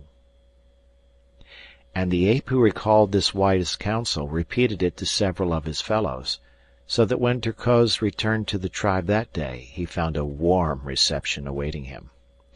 There were no formalities. As Terkoz reached the group, 5 huge, hairy beasts sprang upon him. At heart he was an arrant coward, which is the way with bullies among apes as well as among men, so he did not remain to fight and die, but tore himself away from them as quickly as he could, and fled into the sheltering boughs of the forest. 2 more attempts he made to rejoin the tribe, but on each occasion he was set upon and driven away. At last he gave it up, and turned, foaming with rage and hatred, into the jungle. For several days he wandered aimlessly, nursing his spite and looking for some weak thing on which to vent his pent anger. It was in this state of mind that the horrible, man-like beast, swinging from tree to tree, came suddenly upon 2 women in the jungle. He was right above them when he discovered them. The first intimation Jane Porter had of his presence was when the great hairy body dropped to the earth beside her, and she saw the awful face and the snarling, hideous mouth thrust within a foot of her. One piercing scream escaped her lips as the brute hand clutched her arm. Then she was dragged toward those awful fangs which yawned at her throat. But ere they touched that fair skin, another mood claimed the anthropoid. The tribe had kept his women. He must find others to replace them. This hairless white ape would be the first of his new household, and so he threw her roughly across his broad, hairy shoulders and leaped back into the trees, bearing Jane away. Esmeralda's scream of terror had mingled once with that of Jane, and then, as was Esmeralda's manner under stress of emergency which required presence of mind, she swooned. But Jane did not once lose consciousness. It is true that that awful face, pressing close to hers, and the stench of the foul breath beating upon her nostrils, paralyzed her with terror, but her brain was clear, and she comprehended all that transpired. With what seemed to her marvelous rapidity the brute bore her through the forest, but still she did not cry out or struggle. The sudden advent of the ape had confused her to such an extent that she thought now that he was bearing her toward the beach. For this reason she conserved her energies and her voice until she could see that they had approached near enough to the camp to attract the succor she craved. She could not have known it, but she was being borne farther and farther into the impenetrable jungle.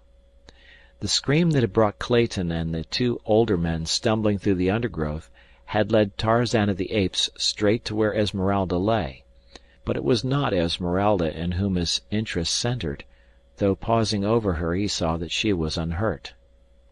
For a moment he scrutinized the ground below and the trees above, until the ape that was in him by virtue of training and environment, combined with the intelligence that was his by right of birth, told his wondrous woodcraft the whole story as plainly as though he had seen the thing happen with his own eyes. And then he was gone again into the swaying trees, following the high-flung spoor which no other human eye could have detected, much less translated. At boughs' ends, where the anthropoid swings from one tree to another, there is most to mark the trail, but least to point the direction of the quarry, for there the pressure is downward always, toward the small end of the branch, whether the ape be leaving or entering a tree. Nearer the center of the tree, where the signs of passage are fainter, the direction is plainly marked. Here on this branch a caterpillar has been crushed by the fugitive's great foot, and Tarzan knows instinctively where that same foot would touch in the next stride. Here he looks to find a tiny particle of the demolished larva, ofttimes not more than a speck of moisture. Again a minute bit of bark has been upturned by the scraping hand, and the direction of the break indicates the direction of the passage. Or some great limb, or the stem of the tree itself has been brushed by the hairy body, and a tiny shred of hair tells him by the direction from which it is wedged beneath the bark that he is on the right trail. Nor does he need to check his speed to catch these seemingly faint records of the fleeing beast. To Tarzan they stand out boldly against all the myriad other scars and bruises and signs upon the leafy way. But strongest of all is the scent, for Tarzan is pursuing up the wind, and his trained nostrils are as sensitive as a hound's. There are those who believe that the lower orders are specially endowed by nature with better olfactory nerves than man, but it is merely a matter of development.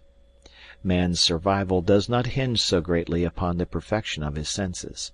His power to reason has relieved them of many of their duties, and so they have to some extent atrophied, as have the muscles which move the ears and scalp, merely from disuse.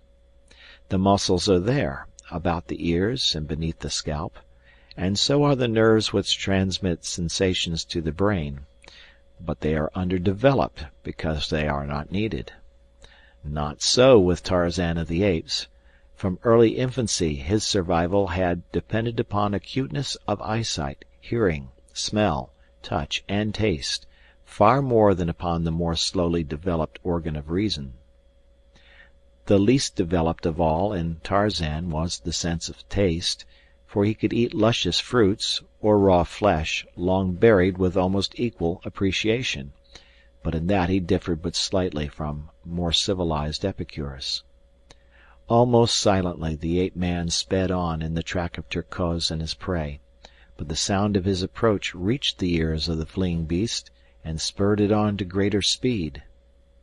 3 miles were covered before Tarzan overtook them, and then Terkoz, seeing that further flight was futile, dropped to the ground in a small open glade that he might turn and fight for his prize, or be free to escape unhampered if he saw that the pursuer was more than a match for him.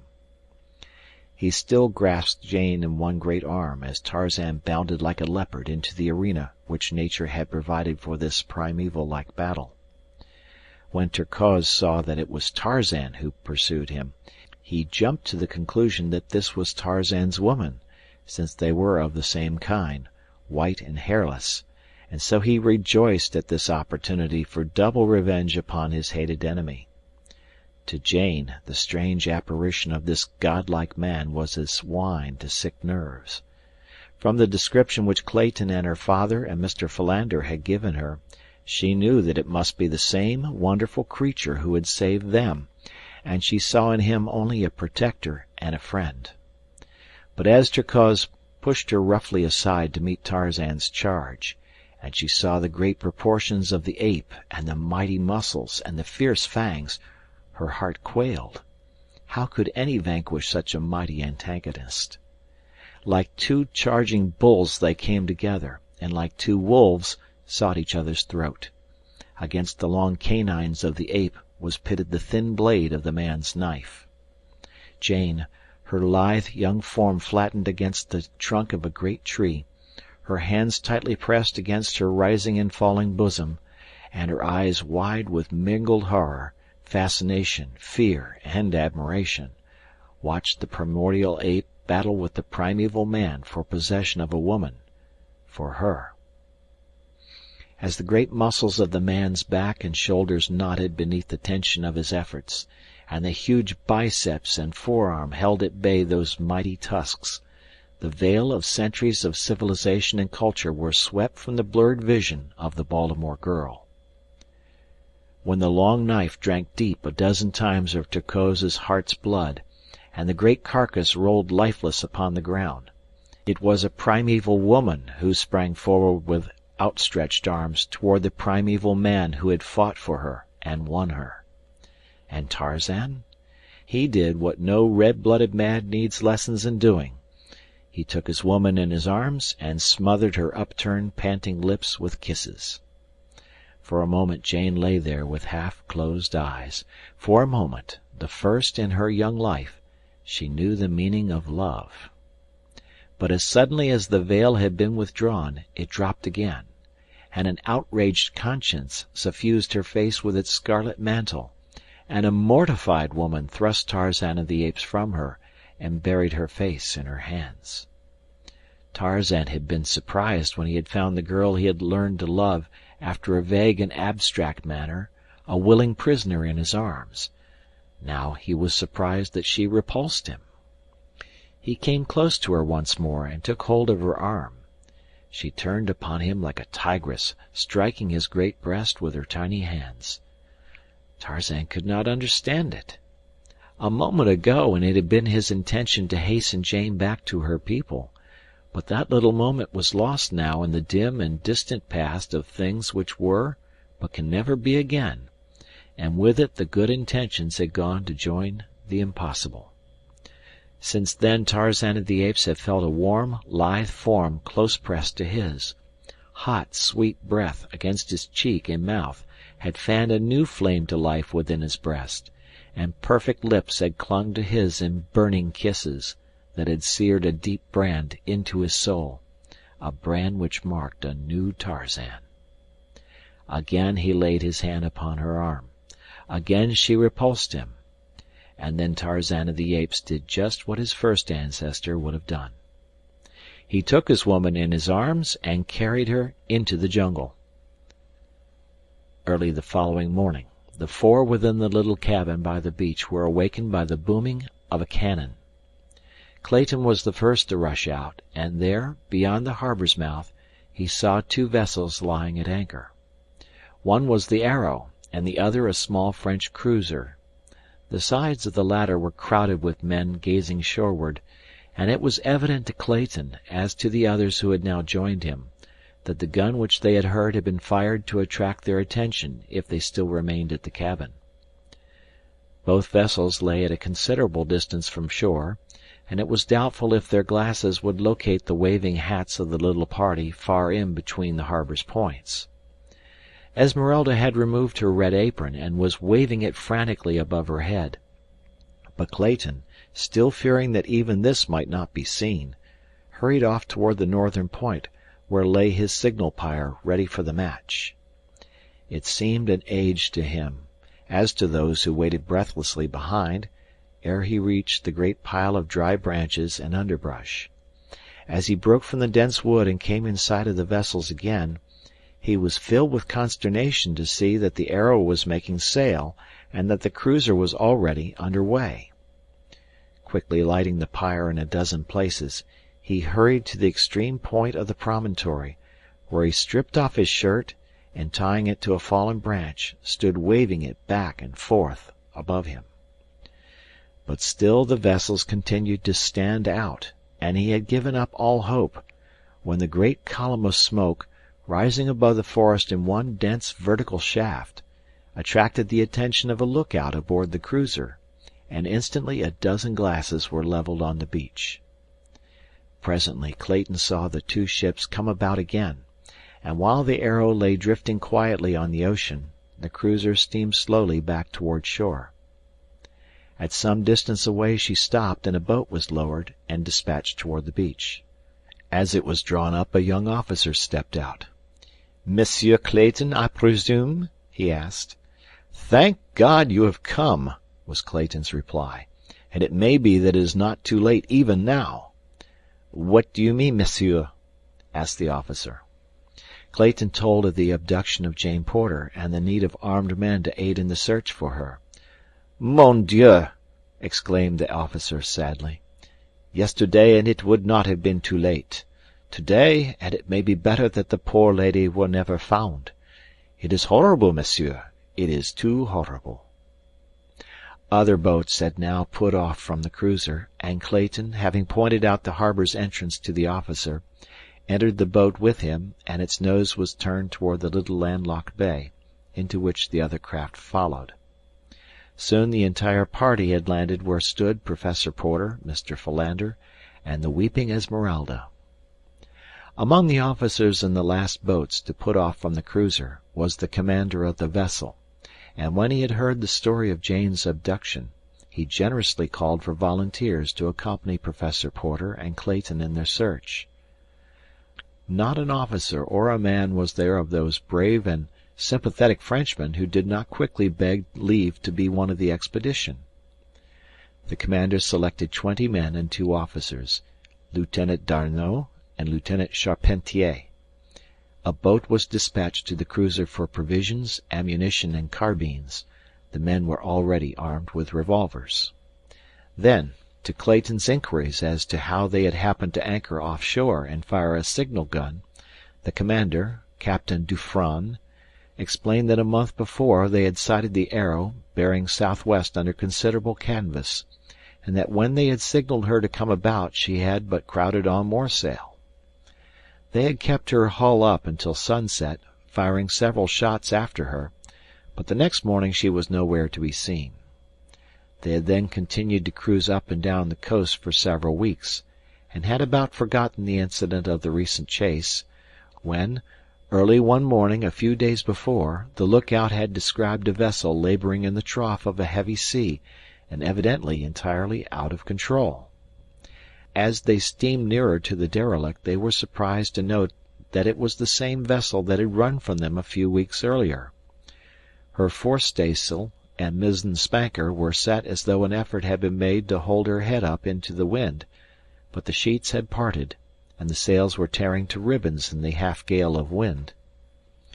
In the high sea that it was running, it was a difficult and dangerous task to attempt to put a prize crew aboard her, and as no signs of life had been seen above deck, it was decided to stand by until the wind and sea abated. But just then a figure was seen clinging to the rail and feebly waving a mute signal of despair toward them. Immediately a boat's crew was ordered out, and an attempt was successfully made to board the Arrow. The sight that met the Frenchmen's eyes as they clambered over the ship's side was appalling. A dozen dead and dying men rolled hither and thither upon the pitching deck, the living intermingled with the dead. 2 of the corpses appeared to have been partially devoured as though by wolves. The prize crew soon had the vessel under proper sail once more, and the living members of the ill-starred company carried below to their hammocks. The dead were wrapped in tarpaulins and lashed on deck, to be identified by their comrades before being consigned to the deep. None of the living was conscious when the Frenchmen reached the Arrow's deck. Even the poor devil who had waved the single despairing signal of distress had lapsed into unconsciousness before he had learned whether it had availed or not. It did not take the French officer long to learn what had caused the terrible condition aboard, for when water and brandy were sought to restore the men, it was found that there was none, nor even food of any description. He immediately signaled to the cruiser to send water, medicine, and provisions, and another boat made the perilous trip to the Arrow. When restoratives had been applied, several of the men regained consciousness, and then the whole story was told. That part of it we know up to the sailing of the Arrow after the murder of Snipes, and the burial of his body above the treasure chest.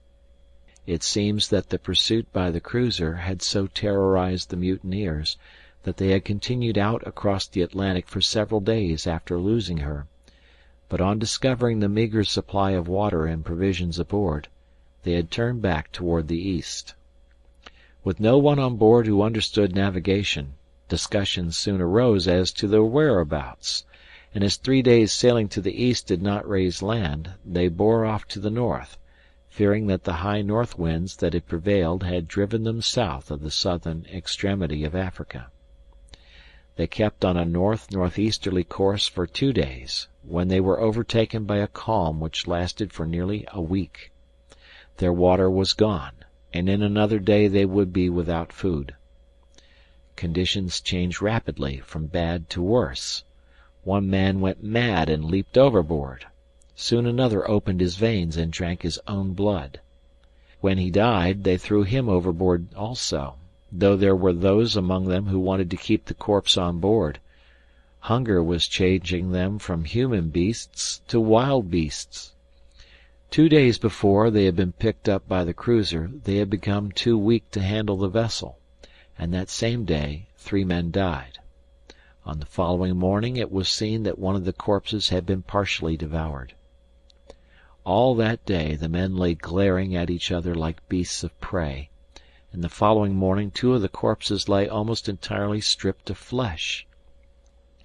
The men were but little stronger for their ghoulish repast, for the want of water was by far the greatest agony with which they had to contend. And then the cruiser had come. When those who could had recovered, the entire story had been told to the French commander, but the men were too ignorant to be able to tell him at just what point on the coast the professor and his party had been marooned. So the cruiser had steamed slowly along within sight of land, firing occasional signal guns, and scanning every inch of the beach with glasses. They had anchored by night so as not to neglect a particle of the shoreline, and it had happened that the preceding night had brought them off the very beach where lay the little camp they sought. The signal guns of the afternoon before had not been heard by those on shore, it was presumed, because they had doubtless been in the thick of the jungle searching for Jane Porter, where the noise of their own crashing through the underbrush would have drowned the report of a far distant gun. By the time the 2 parties had narrated their several adventures, the cruiser's boat had returned with supplies and arms for the expedition. Within a few minutes the little body of sailors and the 2 French officers, together with Professor Porter and Clayton, set off upon their hopeless and ill-fated quest into the untracked jungle. Chapter 20. Heredity. When Jane realized that she was being borne away a captive by the strange forest creature who had rescued her from the clutches of the ape, she struggled desperately to escape, but the strong arms that held her as easily as though she had been but a day-old babe only pressed a little more tightly. So presently she gave up the futile effort and lay quietly, looking through half-closed lids at the faces of the man who strode easily through the tangled undergrowth with her. The face above her was one of extraordinary beauty, a perfect type of the strongly masculine, unmarred by dissipation or brutal or degrading passions. For, though Tarzan of the Apes was a killer of men and of beasts, he killed as the hunter kills, dispassionately, except on those rare occasions when he had killed for hate, though not the brooding, malevolent hate which marks the features of its own with hideous lines. When Tarzan killed, he more often smiled than scowled, and smiles are the foundation of beauty. One thing the girl had noticed particularly when she had seen Tarzan rushing upon Turcos, the vivid scarlet band upon his forehead, from above the left eye to the scalp, but now as she scanned his features she noticed that it was gone, and only a thin white line marked the spot where it had been. As she lay more quietly in his arms, Tarzan slightly relaxed his grip upon her. Once he looked down into her eyes and smiled, and the girl had to close her own to shut out the vision of that handsome, winning face. Presently Tarzan took to the trees, and Jane, wondering that she felt no fear, began to realize that in many respects she had never felt more secure in her whole life than now, as she lay in the arms of this strong, wild creature, being borne, God alone knew where or to what fate, deeper and deeper into the savage fastness of the untamed forest.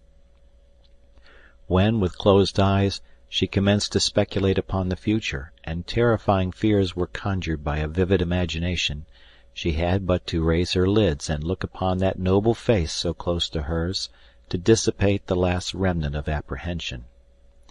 No, he could never harm her. Of that she was convinced when she translated the fine features and the frank, brave eyes above her into the chivalry which they proclaimed. On and on they went through what seemed to Jane a solid mass of verdure. Yet ever there appeared to open before this forest god a passage, as by magic, which closed behind them as they passed. Scarce a branch scraped against her, yet above and below, before and behind, the view presented naught but a solid mass of inextricably interwoven branches and creepers. As Tarzan moved steadily onward, his mind was occupied with many strange and new thoughts. Here was a problem the like of which he had never encountered, and he felt rather than reasoned that he must meet it as a man and not as an ape. The free movement through the middle terrace, which was the route he had followed for the most part, had helped to cool the ardor of the first fierce passion of his new-found love. Now he discovered himself speculating upon the fate which would have fallen to the girl had he not rescued her from Terkoz. He knew why the ape had not killed her, and he commenced to compare his intentions with those of Terkoz. True, it was the order of the jungle for the male to take his mate by force, but could Tarzan be guided by the laws of the beasts? Was not Tarzan a man? What did men do? He was puzzled, for he did not know. He wished that he might ask the girl, and then it came to him that she had already answered him in the futile struggle she had made to escape and to repulse him. But now they had come to their destination, and Tarzan of the Apes, with Jane in his strong arms, swung lightly to the turf of the arena where the great apes held their councils and danced the wild orgy of the dum-dum. Though they had come many miles, it was still but mid-afternoon, and the amphitheater was bathed in the half-light which filtered through the maze of encircling foliage. The green turf looked soft and cool and inviting. The myriad noises of the jungle seemed far distant and hushed to a mere echo of blurred sounds, rising and falling like the surf upon a remote shore. A feeling of dreamy peacefulness stole over Jane as she sank down upon the grass where Tarzan had placed her, and as she looked up at his great figure towering above her, there was added a strange sense of perfect security. As she watched him from beneath half-closed lids, Tarzan crossed the little circular clearing toward the trees upon the farther side. She noted the graceful majesty of his carriage, the perfect symmetry of his magnificent figure, and the poise of his well-shaped head upon his broad shoulders. What a perfect creature! There could be naught of cruelty or baseness beneath that godlike exterior. Never, she thought, had such a man strode the earth since God created the first in his own image. With a bound Tarzan sprang into the trees and disappeared. Jane wondered where he had gone. Had he left her there to her fate in the lonely jungle? She glanced nervously about. Every vine and bush seemed but the lurking place of some huge and horrible beast waiting to bury gleaming fangs into her soft flesh. Every sound she magnified into the stealthy creeping of a sinuous and malignant body. How different now that he had left her!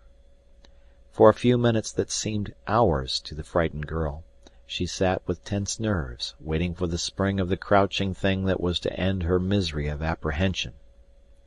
She almost prayed for the cruel teeth that would give her unconsciousness and surcease from the agony of fear. She heard a sudden, slight sound behind her. With a cry she sprang to her feet and turned to face her end. There stood Tarzan, his arms filled with ripe and luscious fruit. Jane reeled and would have fallen, had not Tarzan, dropping his burden, caught her in his arms. She did not lose consciousness, but she clung tightly to him, shuddering and trembling like a frightened deer. Tarzan of the Apes stroked her soft hair and tried to comfort and quiet her as Kala had him when, as a little ape, he had been frightened by Sabor the lioness or Hista the snake. Once he pressed his lips lightly upon her forehead, and she did not move, but closed her eyes and sighed. She could not analyze her feelings, nor did she wish to attempt it. She was satisfied to feel the safety of those strong arms, and to leave her future to fate, for the last few hours had taught her to trust this strange wild creature of the forest, as she would have trusted but few of the men of her acquaintance.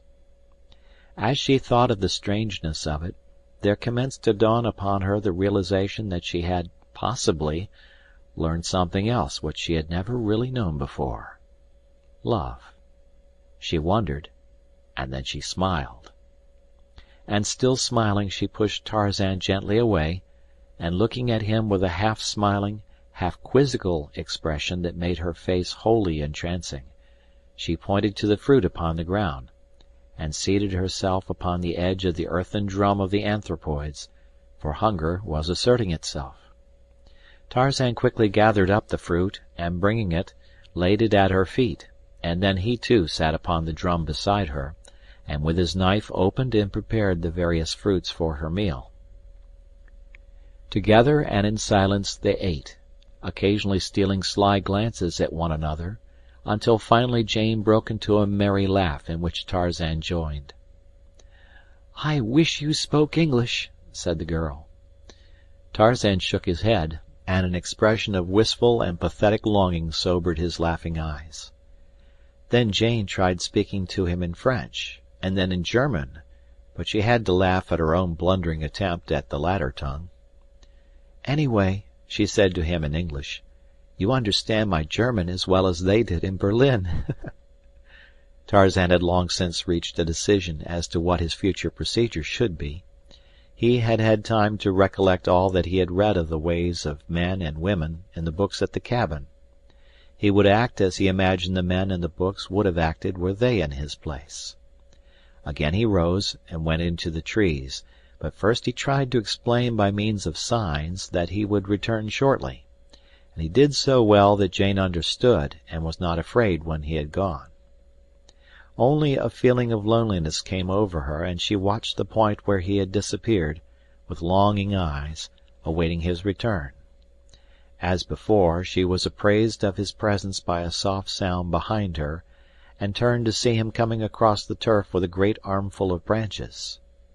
Then he went back again into the jungle, and in a few minutes reappeared with a quantity of soft grasses and ferns. 2 more trips he made until he had quite a pile of material at hand. Then he spread the ferns and grasses upon the ground in a soft, flat bed, and above it leaned many branches together so that they met a few feet over its center. Upon these he spread layers of huge leaves of the great elephant's ear, and with more branches and more leaves he closed one end of the little shelter he had built. Then they sat down together again upon the edge of the drum and tried to talk by signs. The magnificent diamond locket which hung about Tarzan's neck had been a source of much wonderment to Jane. She pointed to it now, and Tarzan removed it and handed the pretty bauble to her. She saw that it was the work of a skilled artisan, and that the diamonds were of great brilliancy and superbly set, but the cutting of them denoted that they were of a former day. She noticed too that the locket opened, and, pressing the hidden clasp, she saw the 2 halves spring apart to reveal in either section an ivory miniature. One was of a beautiful woman, and the other might have been a likeness of the man who sat beside her, except for a subtle difference of expression that was scarcely definable. She looked up at Tarzan to find him leaning toward her, gazing on the miniatures with an expression of astonishment. He reached out his hand for the locket, and took it away from her, examining the likenesses within it with unmistakable signs of surprise and new interest. His manner clearly denoted that he had never before seen them, nor imagined that the locket opened. This fact caused Jane to indulge in further speculation, and it taxed her imagination to picture how this beautiful ornament came into the possession of a wild and savage creature of the unexplored jungles of Africa. Still more wonderful was how it contained the likeness of one who might be a brother, or, more likely, the father of this woodland demigod who was even ignorant of the fact that the locket opened. Tarzan was still gazing with fixity at the two faces. Presently he removed the quiver from his shoulder, and emptying the arrows upon the ground, reached into the bottom of the bag-like receptacle and drew forth a flat object wrapped in many soft leaves and tied with bits of long grass. Carefully he unwrapped it, removing layer after layer of leaves until at length he held a photograph in his hand. Pointing to the miniature of the man within the locket, he handed the photograph to Jane, holding the open locket beside it. The photograph only served to puzzle the girl still more, for it was evidently another likeness of the same man whose picture rested in the locket beside that of the beautiful young woman. Tarzan was looking at her with an expression of puzzled bewilderment in his eyes as she glanced up at him. He seemed to be framing a question with his lips. The girl pointed to the photograph, and then to the miniature, and then to him, as though to indicate that she thought the likenesses were of him, but he only shook his head, and then, shrugging his great shoulders, he took the photograph from her, and having carefully rewrapped it, placed it again in the bottom of his quiver. For a few moments he sat in silence, his eyes bent upon the ground, while Jane held the little locket in her hand, turning it over and over in an endeavor to find some further clue that might lead to the identity of its original owner. At length a simple explanation occurred to her. The locket had belonged to Lord Greystoke, and the likenesses were of himself and Lady Alice. This wild creature had simply found it in the cabin by the beach. How stupid of her not to have thought of that solution before! But to account for the strange likeness between Lord Greystoke and this forest god, that was quite beyond her, and it is not strange that she could not imagine that this naked savage was indeed an English nobleman. At length Tarzan looked up to watch the girl as she examined the locket. He could not fathom the meaning of the faces within, but he could read the interest and fascination upon the face of the live young creature by his side.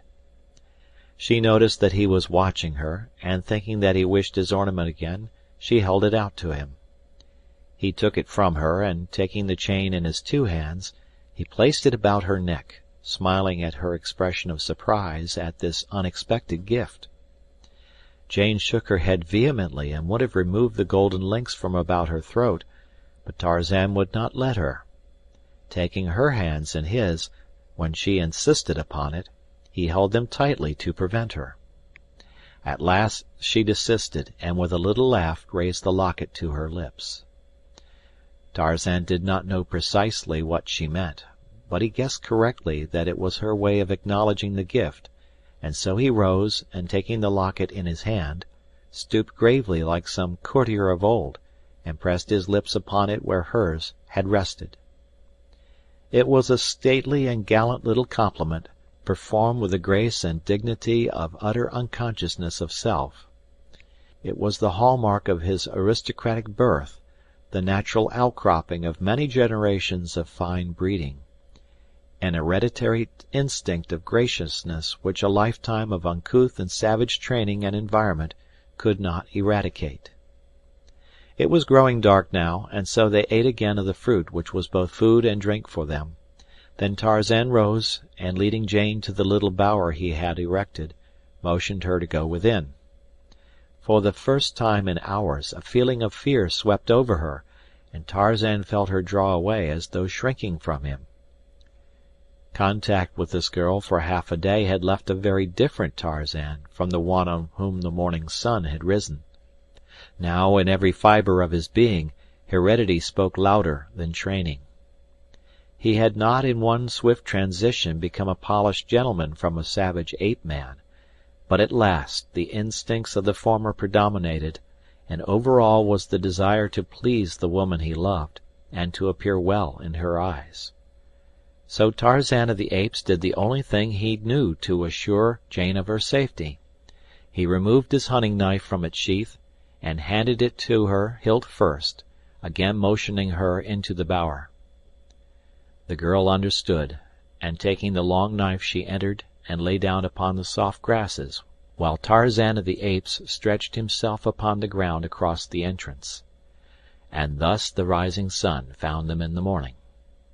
When Jane awoke, she did not at first recall the strange events of the preceding day, and so she wondered at her odd surroundings, the little leafy bower, the soft grasses of her bed, the unfamiliar prospect from the opening at her feet.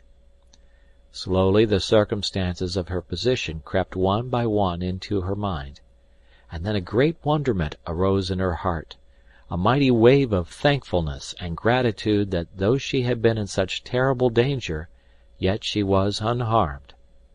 She moved to the entrance of the shelter to look for Tarzan. He was gone, but this time no fear assailed her, for she knew that he would return. In the grass at the entrance to her bower she saw the imprint of his body, where he had lain all night to guard her. She knew that the fact that he had been there was all that had permitted her to sleep in such peaceful security. With him near, who could entertain fear? She wondered if there was another man on earth with whom a girl could feel so safe in the heart of this savage African jungle. Even the lions and panthers had no fears for her now. She looked up to see his lithe form drop softly from a nearby tree. As he caught her eyes upon him, his face lighted with that frank and radiant smile that had won her confidence the day before. As he approached her, Jane's heart beat faster, and her eyes brightened as they had never done before at the approach of any man. He had again been gathering fruit, and this he laid at the entrance of her bower. Once more they sat down together to eat. Jane commenced to wonder what his plans were. Would he take her back to the beach, or would he keep her here? Suddenly she realized that the matter did not seem to give her much concern. Could it be that she did not care? She began to comprehend, also, that she was entirely contented, sitting here by the side of this smiling giant, eating delicious fruit in a sylvan paradise, far within the remote depths of an African jungle, that she was contented and very happy. She could not understand it. Her reason told her that she should be torn by wild anxieties, weighted by dread fears, cast down by gloomy forebodings, but instead her heart was singing, and she was smiling into the answering face of the man beside her. When they had finished their breakfast, Tarzan went to her bower and recovered his knife. The girl had entirely forgotten it. She realized that it was because she had forgotten the fear that prompted her to accept it. Motioning her to follow, Tarzan walked toward the trees at the edge of the arena, and taking her in one strong arm swung to the branches above. The girl knew that he was taking her back to her people, and she could not understand the sudden feeling of loneliness and sorrow which crept over her. For hours they swung slowly along. Tarzan of the Apes did not hurry. He tried to draw out the sweet pleasure of that journey with those dear arms about his neck as long as possible, and so he went far south of the direct route to the beach. Several times they halted for brief rests, which Tarzan did not need, and at noon they stopped for an hour at a little brook, where they quenched their thirst and ate. So it was nearly sunset when they came to the clearing, and Tarzan, dropping to the ground beside a great tree, parted the tall jungle grass and pointed out the little cabin to her. She took him by the hand to lead him to it, that she might tell her father that this man had saved her from death, and worse than death, that he had watched over her as carefully as a mother might have done. But again, the timidity of the wild thing in the face of human habitation swept over Tarzan of the Apes. He drew back, shaking his head. The girl came closer to him, looking up with pleading eyes. Somehow she could not bear the thought of his going back into the terrible jungle alone. Still he shook his head, and finally he drew her to him very gently and stooped to kiss her. But first he looked into her eyes and waited to learn if she was pleased or if she would repulse him. Just an instant the girl hesitated, and then she realized the truth, and throwing her arms about his neck, she drew his face to hers and kissed him, unashamed. "I love you, I love you," she murmured. From far in the distance came the faint sound of many guns. Tarzan and Jane raised their heads. From the cabin came Mr. Philander and Esmeralda. From where Tarzan and the girl stood they could not see the two vessels lying at anchor in the harbor. Tarzan pointed towards the sounds, touched his breast and pointed again. She understood. He was going, and something told her that it was because he thought her people were in danger. Again he kissed her. "Come back to me," she whispered. "I shall wait for you. Always." He was gone, and Jane turned to walk across the clearing to the cabin. Mr. Philander was the first to see her. It was dusk, and Mr. Philander was very near-sighted. "Quickly, Esmeralda!" he cried. "Let us seek safety within. It is a lioness! Bless me!" Esmeralda did not bother to verify Mr. Philander's vision. His tone was enough. She was within the cabin and had slammed and bolted the door before he had finished pronouncing her name. The "bless me" was startled out of Mr. Philander by the discovery that Esmeralda, in the exuberance of her haste, had fastened him upon the same side of the door as was the close approaching lioness. He beat furiously upon the heavy portal. "Esmeralda! Esmeralda!" he shrieked. "Let me in! I am being devoured by a lion!"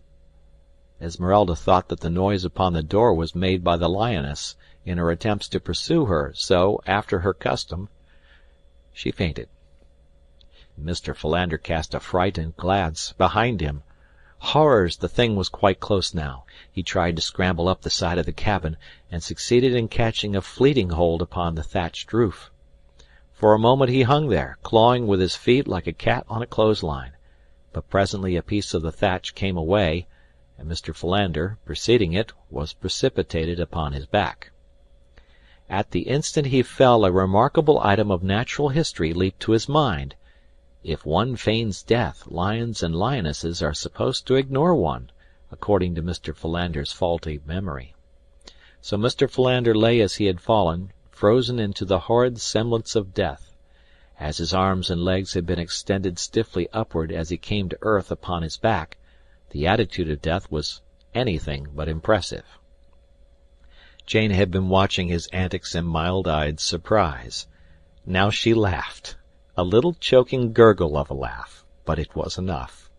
Mr. Philander rolled over upon his side and peered about. At length he discovered her. "Jane!" he cried. "Jane Porter! Bless me!" He scrambled to his feet and rushed toward her. He could not believe that it was she, and alive. "Bless me! Where did you come from?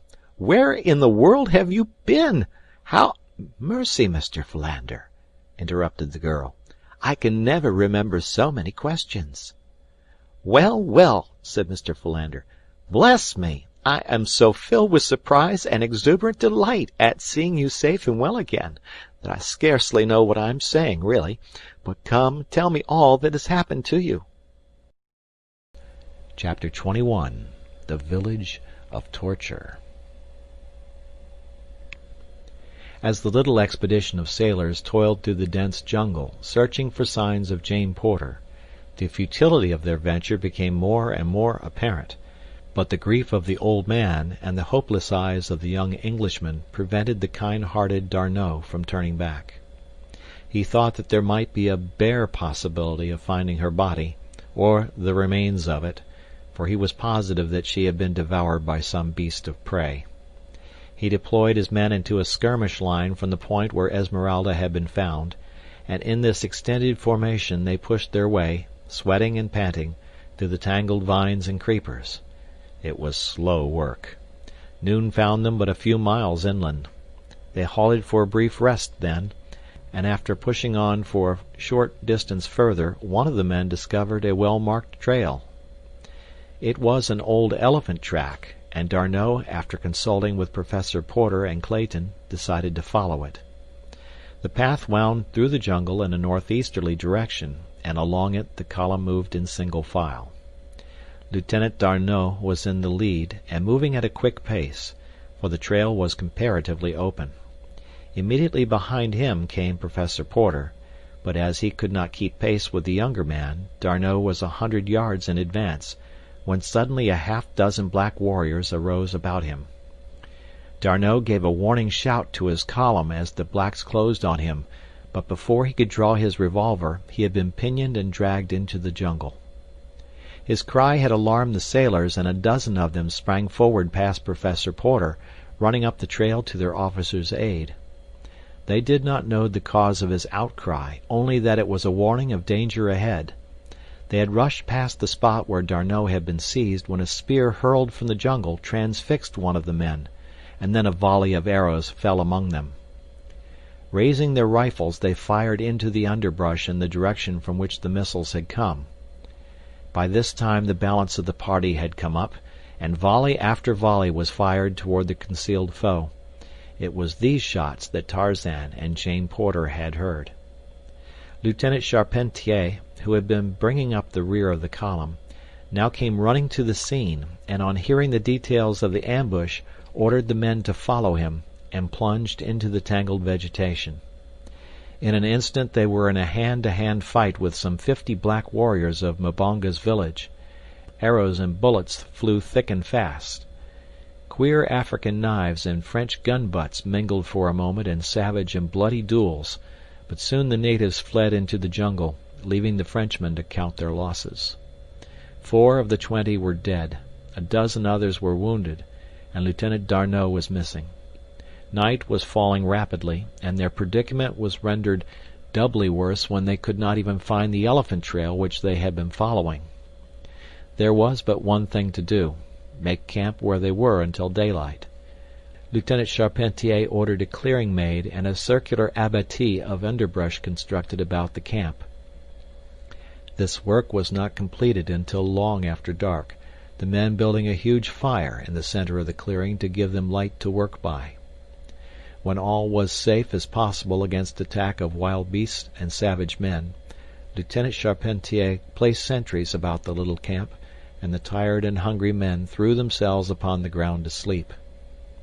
The groans of the wounded, mingled with the roaring and growling of the great beasts which the noise and firelight had attracted, kept sleep, except in its most fitful form, from the tired eyes.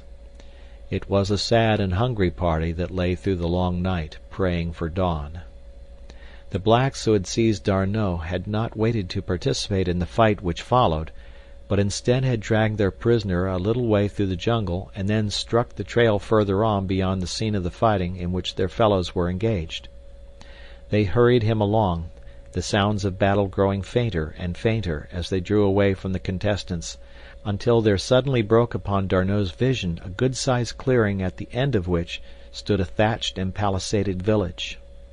It was now dusk, but the watchers at the gate saw the approaching trio and distinguished one as a prisoner ere they reached the portals. A cry went up within the palisade. A great throng of women and children rushed out to meet the party.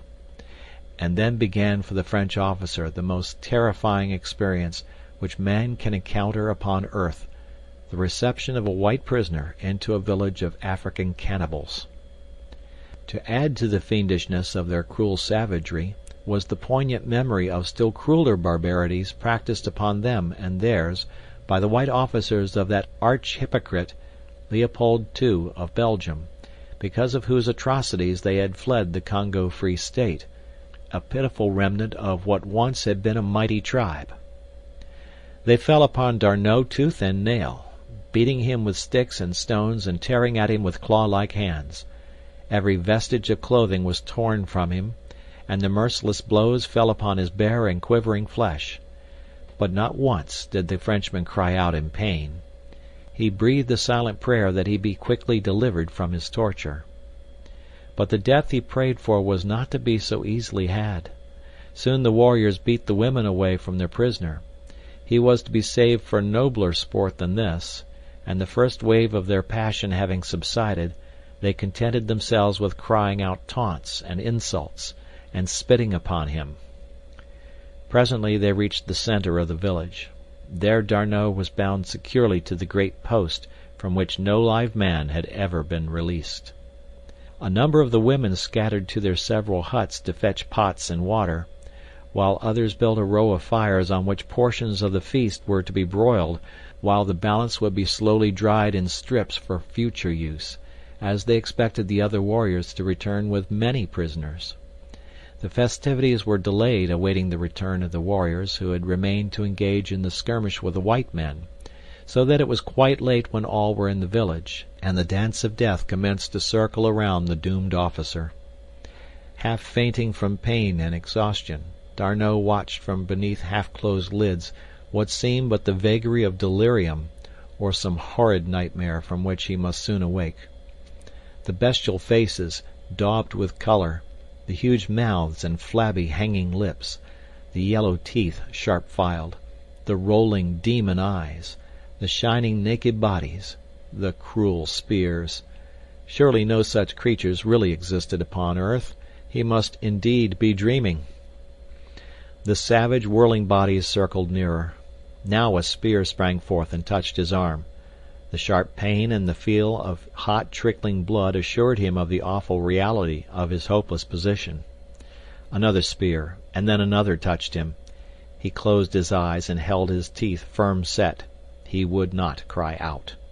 He was a soldier of France, and he would teach these beasts how an officer and a gentleman died. Tarzan of the Apes needed no interpreter to translate the story of those distant shots. With Jane Porter's kisses still warm upon his lips, he was swinging with incredible rapidity through the forest trees, straight toward the village of Mbonga.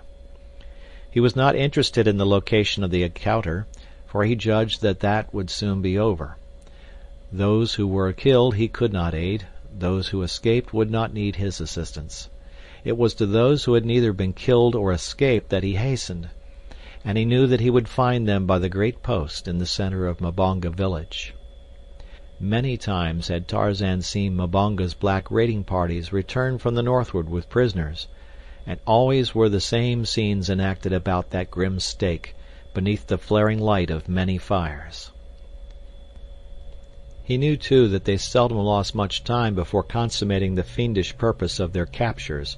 He doubted that he would arrive in time to do more than avenge. On he sped.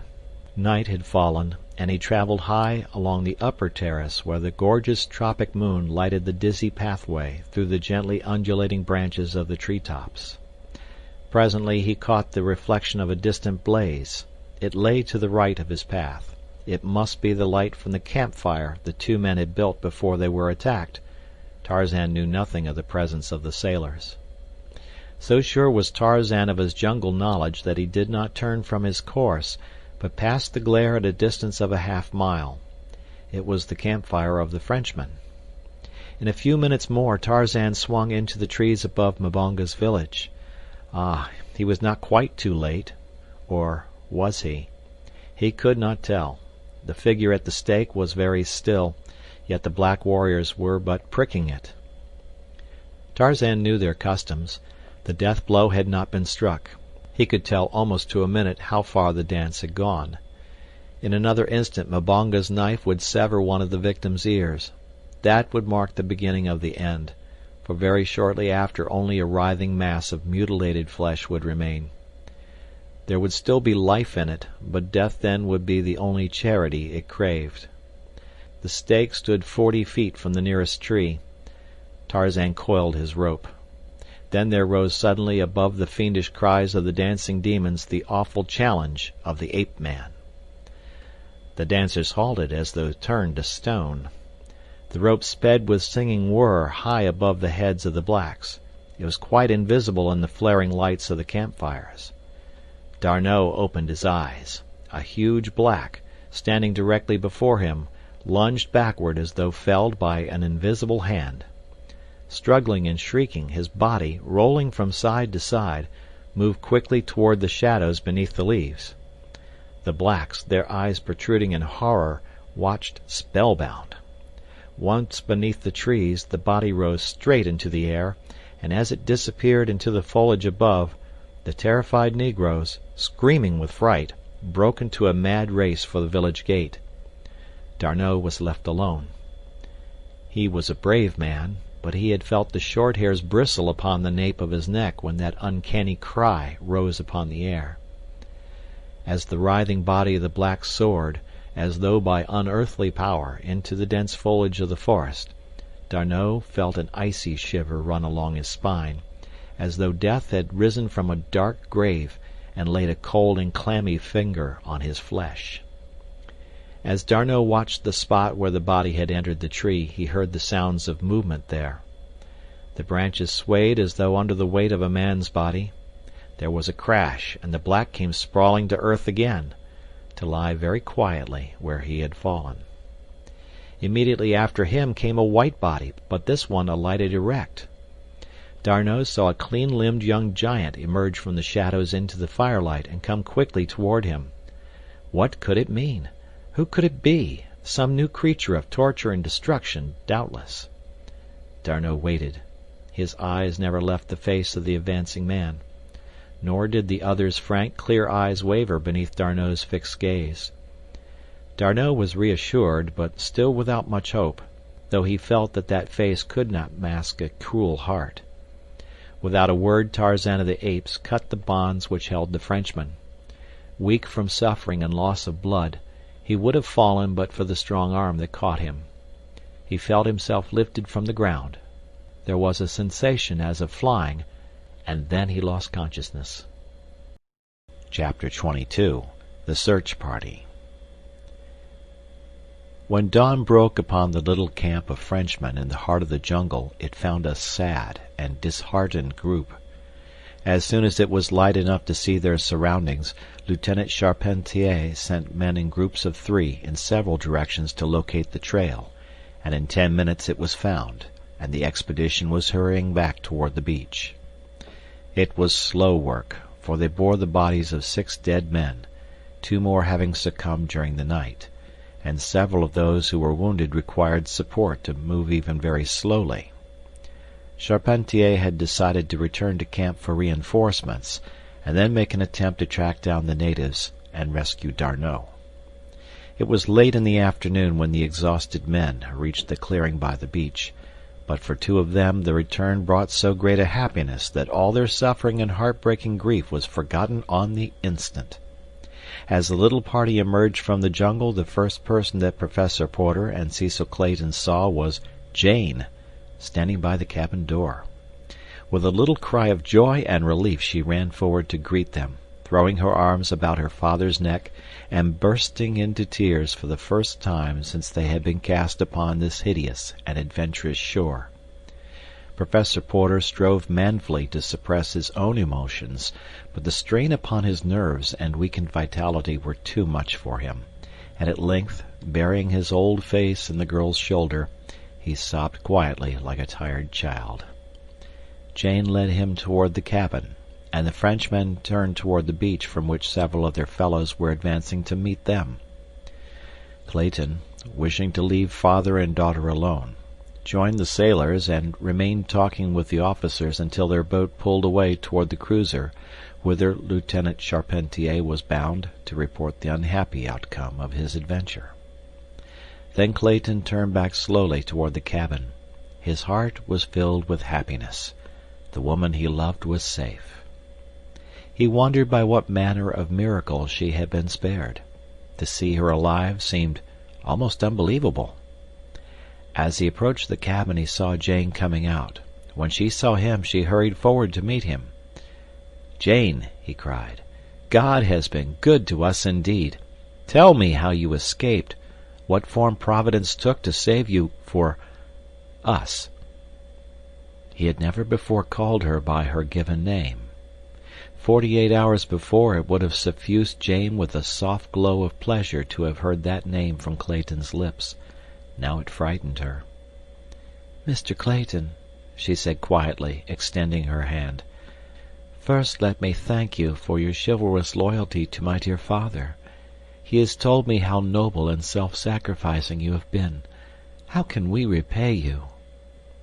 Clayton noticed that she did not return his familiar salutation, but he felt no misgivings on that score. She had been through so much.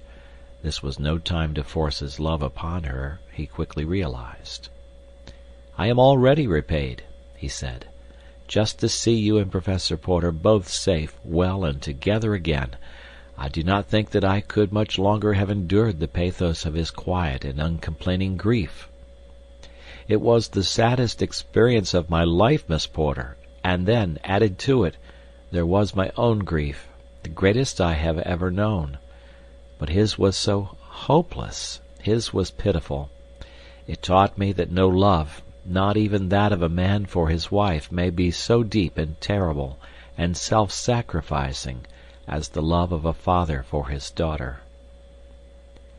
The girl bowed her head. There was a question she wanted to ask, but it seemed almost sacrilegious in the face of the love of these two men, and the terrible suffering they had endured while she sat laughing and happy beside a godlike creature of the forest, eating delicious fruits and looking with eyes of love into answering eyes. But love is a strange master, and human nature is still stranger, so she asked her question. "Where is the forest man who went to rescue you? Why did he not return?" "I do not understand," said Clayton. "Whom do you mean?" "He who has saved each of us, who saved me from the gorilla." "Oh!" cried Clayton in surprise. "It was he who rescued you. You have not told me anything of your adventure, you know." "But the woodman," she urged. "Have you not seen him? When we heard the shots in the jungle, very faint and far away, he left me. We had just reached the clearing, and he hurried off in the direction of the fighting. I know he went to aid you." Her tone was almost pleading, her manner tense with suppressed emotion. Clayton could not but notice it, and he wondered, vaguely, why she was so deeply moved, so anxious to know the whereabouts of this strange creature. Yet a feeling of apprehension of some impending sorrow haunted him, and in his breast, unknown to himself, was implanted the first germ of jealousy and suspicion of the ape-man, to whom he owed his life. "We did not see him," he replied quietly. "He did not join us." And then, after a moment of thoughtful pause, "Possibly he joined his own tribe, the men who attacked us." He did not know why he had said it, for he did not believe it. The girl looked at him wide-eyed for a moment. "No!" she exclaimed vehemently, much too vehemently, he thought. "It could not be. They were savages." Clayton looked puzzled. "He is a strange, half-savage creature of the jungle, Miss Porter. We know nothing of him. He neither speaks nor understands any European tongue, and his ornaments and weapons are those of the West Coast savages." Clayton was speaking rapidly. "There are no other human beings than savages within hundreds of miles, Miss Porter. He must belong to the tribes which attacked us, or to some other equally savage. He may even be a cannibal." Jane blanched. "I will not believe it," she half whispered. "It is not true. You shall see," she said, addressing Clayton, "that he will come back and that he will prove that you are wrong. You do not know him as I do. I tell you that he is a gentleman." Clayton was a generous and chivalrous man, but something in the girl's breathless defense of the forest man stirred him to unreasoning jealousy, so that for the instant he forgot all that they owed to this wild demigod, and he answered her with a half-sneer upon his lip. "Possibly you are right, Miss Porter," he said, "but I do not think that any of us need worry about our carrion-eating acquaintance. The chances are that he is some half-demented castaway who will forget us more quickly, but no more surely, than we shall forget him. He is only a beast of the jungle, Miss Porter." The girl did not answer, for she felt her heart shrivel within her. She knew that Clayton spoke merely what he thought, and for the first time she began to analyze the structure which supported her newfound love, and to subject its object to a critical examination. Slowly she turned and walked back to the cabin. She tried to imagine her wood god by her side in the saloon of an ocean liner. She saw him eating with his hands, tearing into his food like a beast of prey, and wiping his greasy fingers upon his thighs. She shuddered. She saw him as she introduced him to her friends, uncouth, illiterate, a boor, and the girl winced. She had reached her room now, and as she sat upon the edge of her bed of ferns and grasses, with one hand resting upon her rising and falling bosom, she felt the hard outlines of the man's locket. She drew it out, holding it in the palm of her hand for a moment with tear-blurred eyes bent upon it. Then she raised it to her lips, and crushing it there, buried her face in the soft ferns, sobbing. "Beast," she murmured. "Then God make me a beast, for man or beast, I am yours." She did not see Clayton again that day. Esmeralda brought her supper to her, and she sent word to her father that she was suffering from the reaction following her adventure. The next morning Clayton left early with the relief expedition in search of Lieutenant D'Arnot. There were 200 armed men this time, with 10 officers and 2 surgeons, and provisions for a week.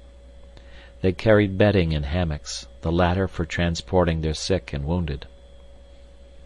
It was a determined and angry company, a punitive expedition as well as one of relief.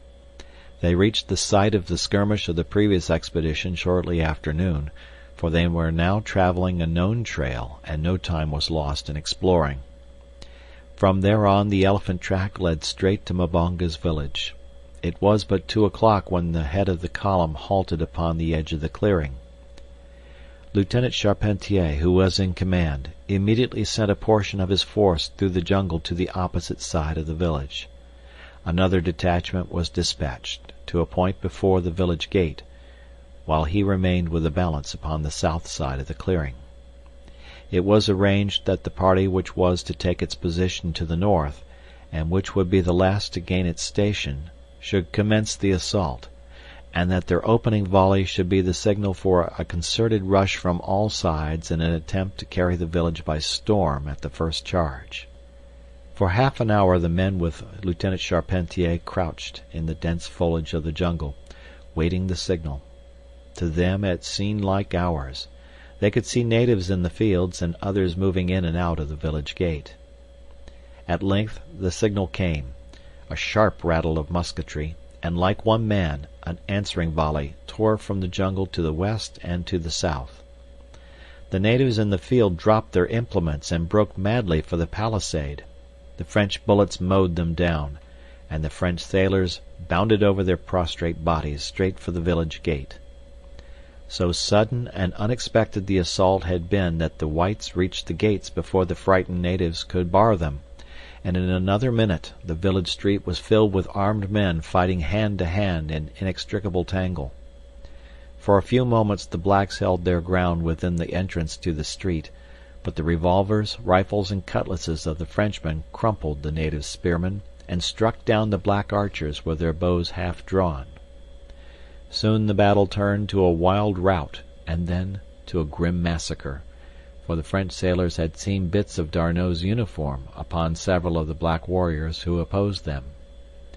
They spared the children and those of the women whom they were not forced to kill in self-defense, but when at length they stopped, panting, blood-covered and sweating, it was because there lived to oppose them no single warrior of all the savage village of Mbonga. Carefully they ransacked every hut and corner of the village, but no sign of D'Arnot could they find. They questioned the prisoners by signs, and finally one of the sailors who had served in the French Congo found that he could make them understand the bastard tongue that passes for language between the whites and the more degraded tribes of the coast. But even then they could learn nothing definite regarding the fate of D'Arnot. Only excited gestures and expressions of fear could they obtain in response to their inquiries concerning their fellow, and at last they became convinced that these were but evidences of the guilt of these demons who had slaughtered and eaten their comrade 2 nights before. At length all hope left them, and they prepared to camp for the night within the village. The prisoners were herded into 3 huts where they were heavily guarded. Sentries were posted at the barred gates, and finally the village was wrapped in the silence of slumber, except for the wailing of the native women for their dead. The next morning they set out upon the return march. Their original intention had been to burn the village, but this idea was abandoned and the prisoners were left behind, weeping and moaning, but with roofs to cover them and a palisade for refuge from the beasts of the jungle. Slowly the expedition retraced its steps of the preceding day. 10 loaded hammocks retarded its pace. In 8 of them lay the more seriously wounded, while 2 swung beneath the weight of the dead. Clayton and Lieutenant Charpentier brought up the rear of the column, the Englishman silent in respect for the other's grief, for D'Arnot and Charpentier had been inseparable friends since boyhood. Clayton could not but realize that the Frenchman felt his grief the more keenly because D'Arnot's sacrifice had been so futile, since Jane had been rescued before D'Arnot had fallen into the hands of the savages, and again because the service in which he had lost his life had been outside his duty and for strangers and aliens. But when he spoke of it to Lieutenant Charpentier, the latter shook his head. "No, monsieur," he said. "D'Arnot would have chosen to die thus. I only grieve that I could not have died for him, or at least with him. I wish that you could have known him better, monsieur. He was indeed an officer and a gentleman, a title conferred on many, but deserved by so few. He did not die futilely, for his death in the cause of a strange American girl will make us, his comrades, face our ends the more bravely, however they may come to us." Clayton did not reply, but within him rose a new respect for Frenchmen which remained undimmed ever after. It was quite late when they reached the cabin by the beach. A single shot before they emerged from the jungle had announced to those in camp as well as on the ship that the expedition had been too late, for it had been prearranged that when they came within a mile or 2 of camp 1 shot was to be fired to denote failure, or 3 for success, while 2 would have indicated that they found no sign of either D'Arnot or his black captors. So it was a solemn party that awaited their coming, and few words were spoken as the dead and wounded men were tenderly placed in boats and rowed silently toward the cruiser. Clayton, exhausted from his 5 days of laborious marching through the jungle and from the effects of his 2 battles with the blacks, turned toward the cabin to seek a mouthful of food and then the comparative ease of his bed of grasses after 2 nights in the jungle. By the cabin door stood Jane. "The poor lieutenant?" she asked. "Did you find no trace of him?" "We were too late, Miss Porter," he replied sadly. "Tell me, what had happened?" she asked. "I cannot, Miss Porter. It is too horrible." "You do not mean that they had tortured him?" she whispered. "We do not know what they did to him before they killed him," he answered, his face drawn with fatigue and the sorrow he felt for poor D'Arnot, and he emphasized the word before. "Before they killed him? What do you mean? They are not... She was thinking of what Clayton had said of the forest man's probable relationship to this tribe, and she could not frame the awful word. "Yes, Miss Porter, they were cannibals," he said almost bitterly, for to him, too, had suddenly come the thought of the forest man, and the strange, unaccountable jealousy he had felt 2 days before swept over him once more. And then in sudden brutality that was as unlike Clayton as courteous consideration is unlike an ape, he blurted out, "When your forest god left you he was doubtless hurrying to the feast."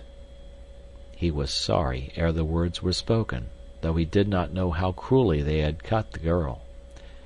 His regret was for his baseless disloyalty to one who had saved the lives of every member of his party, and offered harm to none. The girl's head went high. "There could be but one suitable reply to your assertion, Mr. Clayton," she said icily, "and I regret that I am not a man, that I might make it." She turned quickly and entered the cabin. Clayton was an Englishman, so the girl had passed quite out of sight before he deduced what reply a man would have made. "Upon my word," he said ruefully, "she called me a liar. And I fancy I jolly well deserved it," he added thoughtfully. "Clayton, my boy, I know you were tired out and unstrung, but that's no reason why you should make an ass of yourself. You'd better go to bed." But before he did so, he called gently to Jane upon the opposite side of the sailcloth partition, for he wished to apologize, but he might as well have addressed the Sphinx. Then he wrote upon a piece of paper and shoved it beneath the partition. Jane saw the little note and ignored it, for she was very angry and hurt and mortified. But she was a woman, and so eventually she picked it up and read it. "My dear Miss Porter, I had no reason to insinuate what I did. My only excuse is that my nerves must be unstrung, which is no excuse at all. Please try and think that I did not say it. I am very sorry. I would not have hurt you above all others in the world. Say that you forgive me. William Cecil Clayton." "He did think it, or he would never have said it," reasoned the girl. "But it cannot be true. Oh, I know it is not true." One sentence in the letter frightened her. "I would not have hurt you above all others in the world." A week ago that sentence would have filled her with delight. Now it depressed her. She wished she had never met Clayton. She was sorry that she had ever seen the forest god. No, she was glad. And there was that other note she had found in the grass before the cabin the day after her return from the jungle, the love note signed by Tarzan of the Apes. Who could be this new suitor? If he were another of the wild denizens of this terrible forest, what might he not do to claim her? "Esmeralda, wake up!" she cried. "You make me so irritable, sleeping there peacefully when you know perfectly well that the world is filled with sorrow." "Gaberelle!" screamed Esmeralda, sitting up. "What is it now? A hipponeurosauros? Where is he, Miss Jane?" "Nonsense, Esmeralda, there is nothing. Go back to sleep. You are bad enough asleep, but you are infinitely worse awake." "Yes, honey, but what's the matter with you, precious? You act sort of disgranulated this evening." "Oh, Esmeralda, I'm just plain ugly tonight," said the girl. "Don't pay any attention to me, that's a dear." "Yes, honey, now you go right to sleep. Your nerves are all on edge. What with all these rippotamuses and man-eating geniuses that Mr. Philander been telling about, Lord, I ain't no wonder we all get nervous prosecution." Jane crossed the little room laughing, and kissing the faithful woman, bade Esmeralda good night. Chapter 23. Brother Men. When D'Arnot regained consciousness, he found himself lying upon a bed of soft ferns and grasses beneath a little A-shaped shelter of boughs. At his feet an opening looked out upon a green sward, and at a little distance beyond was the dense wall of jungle and forest. He was very lame and sore and weak, and as full consciousness returned he felt the sharp torture of many cruel wounds and the dull aching of every bone and muscle in his body as a result of the hideous beating he had received. Even the turning of his head caused him such excruciating agony that he lay still with closed eyes for a long time. He tried to piece out the details of his adventure prior to the time he lost consciousness to see if they would explain his present whereabouts.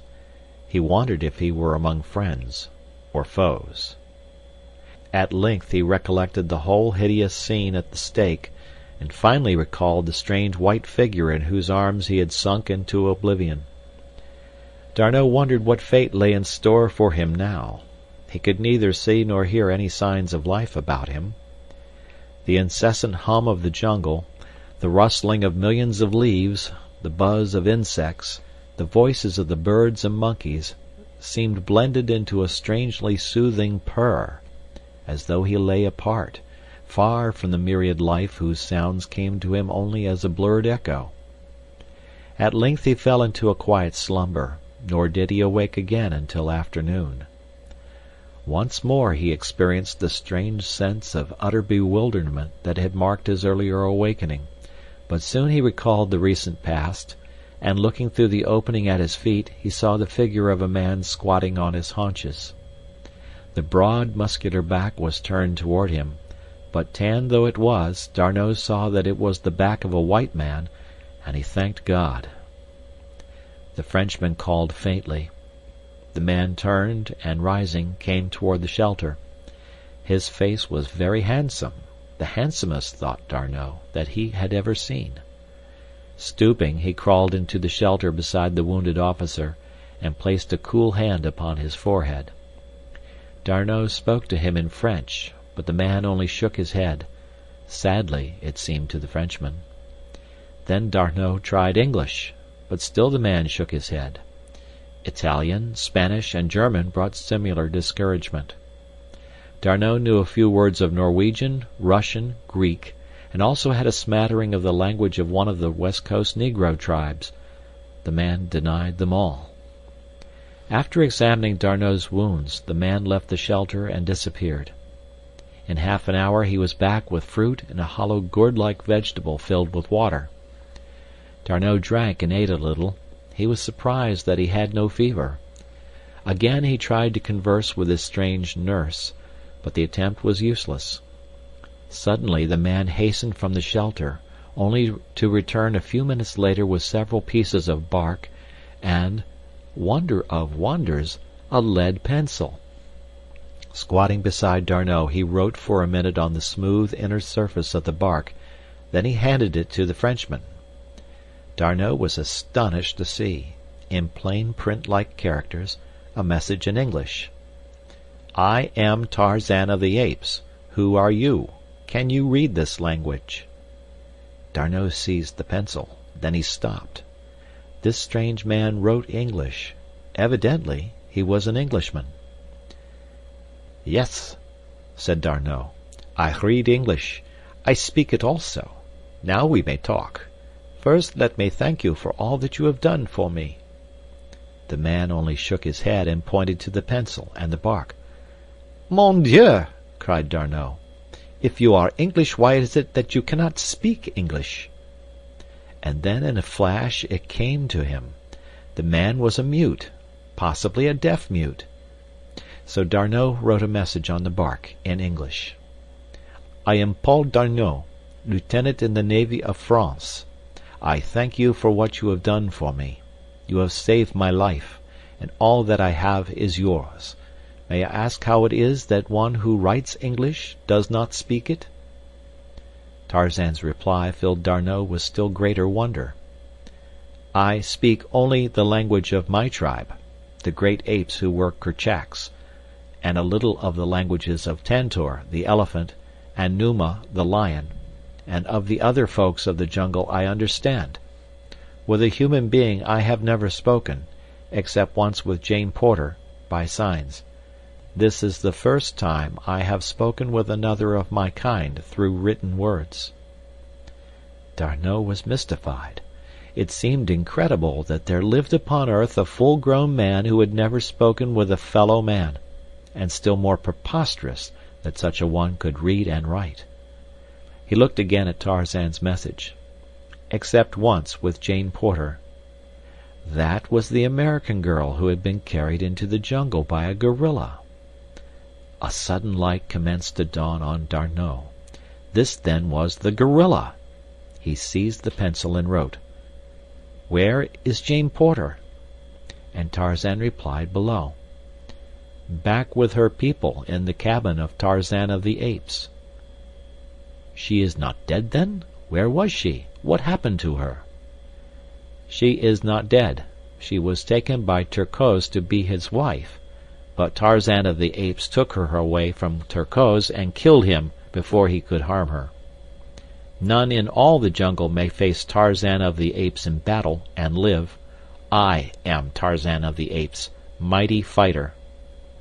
D'Arnot wrote, "I am glad she is safe. It pains me to write. I will rest a while." And then Tarzan, "Yes, rest. When you are well, I shall take you back to your people." For many days D'Arnot lay upon his bed of soft ferns. The second day a fever had come, and D'Arnot thought that it meant infection, and he knew that he would die. An idea came to him. He wondered why he had not thought of it before. He called Tarzan and indicated by signs that he would write, and when Tarzan had fetched the bark and pencil, D'Arnot wrote, "Can you go to my people and lead them here? I will write a message that you may take to them, and they will follow you." Tarzan shook his head, and taking the bark, wrote, "I had thought of that the first day, but I dared not. The great apes come often to this spot, and if they found you here, wounded and alone, they would kill you." D'Arnot turned on his side and closed his eyes. He did not wish to die, but he felt that he was going, for the fever was mounting higher and higher.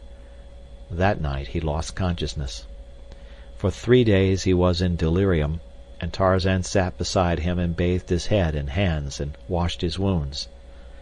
On the 4th day the fever broke as suddenly as it had come, but it left D'Arnot a shadow of his former self, and very weak. Tarzan had to lift him that he might drink from the gourd.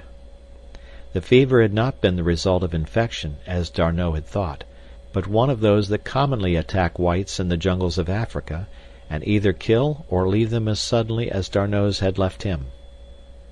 2 days later, D'Arnot was tottering about the amphitheater, Tarzan's strong arm about him to keep him from falling. They sat beneath the shade of a great tree, and Tarzan found some smooth bark that they might converse. D'Arnot wrote the first message. "What can I do to repay you for all that you have done for me?" And Tarzan, in reply, "Teach me to speak the language of men."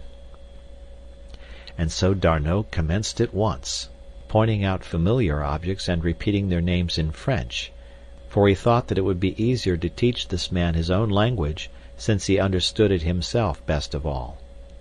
It meant nothing to Tarzan, of course, for he could not tell one language from another, so when he pointed to the word man, which he had printed upon a piece of bark, he learned from D'Arnot that it was pronounced and in the same way he was taught to pronounce ape, singe, and tree, arbre.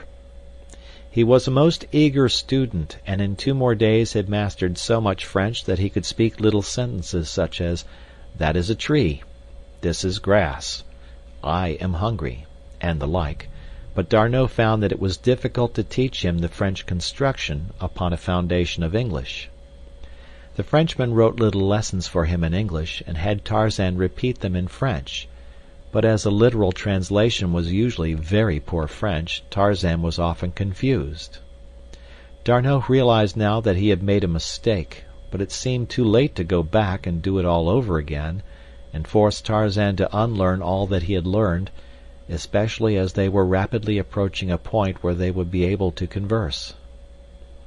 On the 3rd day after the fever broke, Tarzan wrote a message asking D'Arnot if he felt strong enough to be carried back to the cabin. Tarzan was as anxious to go as D'Arnot, for he longed to see Jane again. It had been hard for him to remain with the Frenchman all these days for that very reason, and that he had unselfishly done so spoke more glowingly of his nobility of character than even did his rescuing the French officer from Mbonga's clutches. D'Arnot, only too willing to attempt the journey, wrote, "But you cannot carry me all the distance through this tangled forest." Tarzan laughed. "Mais oui," he said, and D'Arnot laughed aloud to hear the phrase that he used so often glide from Tarzan's tongue. So they set out, D'Arnot marveling as had Clayton and Jane at the wondrous strength and agility of the ape-man. Mid-afternoon brought them to the clearing, and as Tarzan dropped to earth from the branches of the last tree, His heart leaped and bounded against his ribs in anticipation of seeing Jane so soon again. No one was in sight outside the cabin, and D'Arnot was perplexed to note that neither the cruiser nor the Arrow was at anchor in the bay. An atmosphere of loneliness pervaded the spot, which caught suddenly at both men as they strode toward the cabin. Neither spoke, yet both knew before they opened the closed door what they would find beyond. Tarzan lifted the latch and pushed the great door in upon its wooden hinges. It was as they had feared. The cabin was deserted. The men turned and looked at one another. D'Arnot knew that his people thought him dead, but Tarzan thought only of the woman who had kissed him in love and now had fled from him while he was serving one of her people. A great bitterness rose in his heart. He would go away, far into the jungle, and join his tribe. Never would he see one of his own kind again, nor could he bear the thought of returning to the cabin. He would leave that forever behind him with the great hopes he had nursed there of finding his own race and becoming a man among men. And the Frenchman, D'Arnot, what of him? He could get along as Tarzan had. Tarzan did not want to see him more. He wanted to get away from everything that might remind him of Jane. As Tarzan stood upon the threshold brooding, D'Arnot had entered the cabin. Many comforts he saw that had been left behind. He recognized numerous articles from the cruiser, a camp oven, some kitchen utensils, a rifle and many rounds of ammunition, canned foods, blankets, 2 chairs and a cot, and several books and periodicals, mostly American. They must intend returning, thought D'Arnot. He walked over to the table that John Clayton had built so many years before to serve as a desk, and on it he saw 2 notes addressed to Tarzan of the Apes. One was in a strong masculine hand and was unsealed. The other, in a woman's hand, was sealed. "Here are 2 messages for you, Tarzan of the Apes," cried D'Arnot, turning toward the door, but his companion was not there. D'Arnot walked to the door and looked out. Tarzan was nowhere in sight. He called aloud, but there was no response. "Mon Dieu!" exclaimed D'Arnot. "He has left me. I feel it. He has gone back into his jungle and left me here alone." And then he remembered the look on Tarzan's face when they had discovered that the cabin was empty, such a look as the hunter sees in the eyes of the wounded deer he has wantonly brought down. The man had been hard hit. D'Arnot realized it now. But why? He could not understand. The Frenchman looked about him. The loneliness and the horror of the place commenced to get on his nerves, already weakened by the ordeal of suffering and sickness he had passed through. To be left here alone beside this awful jungle, never to hear a human voice or see a human face, in constant dread of savage beasts and more terribly savage men, a prey to solitude and hopelessness. It was awful. And far to the east Tarzan of the Apes was speeding through the middle terrace back to his tribe. Never had he traveled with such reckless speed. He felt that he was running away from himself, that by hurtling through the forest like a frightened squirrel he was escaping from his own thoughts. But no matter how fast he went, he found them always with him. He passed above the sinuous body of Sabor the lioness, going in the opposite direction. Toward the cabin, thought Tarzan. What could D'Arnot do against Sabor? Or if Bolgani the gorilla should come upon him, or Numa the lion, or cruel Sheeta? Tarzan paused in his flight. "What are you, Tarzan?" he asked aloud. "An ape or a man? If you are an ape, you will do as the apes would do, leave one of your kind to die in the jungle if it suited your whim to go elsewhere. If you are a man, you will return to protect your kind. You will not run away from one of your own people, because one of them has run away from you." D'Arnot closed the cabin door. He was very nervous. Even brave men, and D'Arnot was a brave man, are sometimes frightened by solitude. He loaded one of the rifles and placed it within easy reach. Then he went to the desk and took up the unsealed letter addressed to Tarzan. Possibly it contained word that his people had but left the beach temporarily.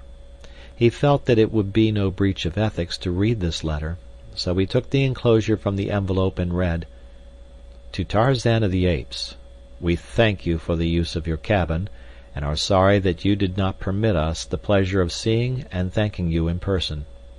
We have harmed nothing, but have left many things for you which may add to your comfort and safety here in your lonely home.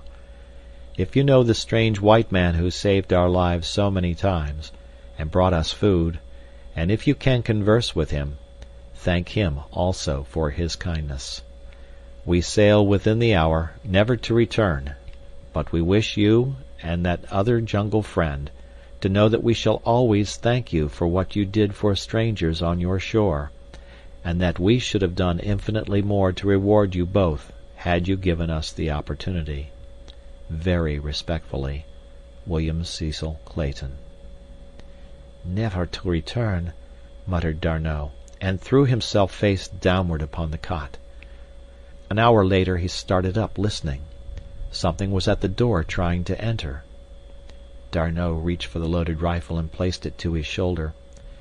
Dusk was falling, and the interior of the cabin was very dark, but the man could see the latch moving from its place.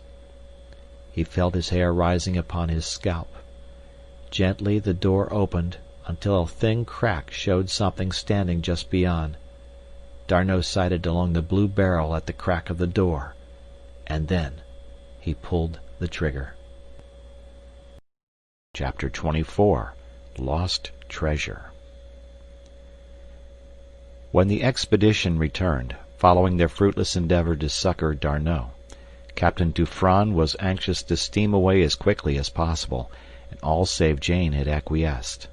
"No," she said determinedly, "I shall not go, nor should you, for there are two friends in that jungle who will come out of it some day, expecting to find us awaiting them.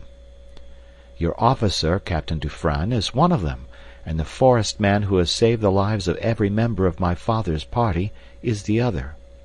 He left me at the edge of the jungle 2 days ago to hasten to the aid of my father and Mr. Clayton, as he thought, and he has stayed to rescue Lieutenant D'Arnot, of that you may be sure.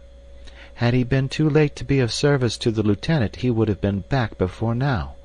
The fact that he is not back is sufficient proof to me that he is delayed because Lieutenant D'Arnot is wounded, or he has had to follow his captors further than the village which your sailors attacked."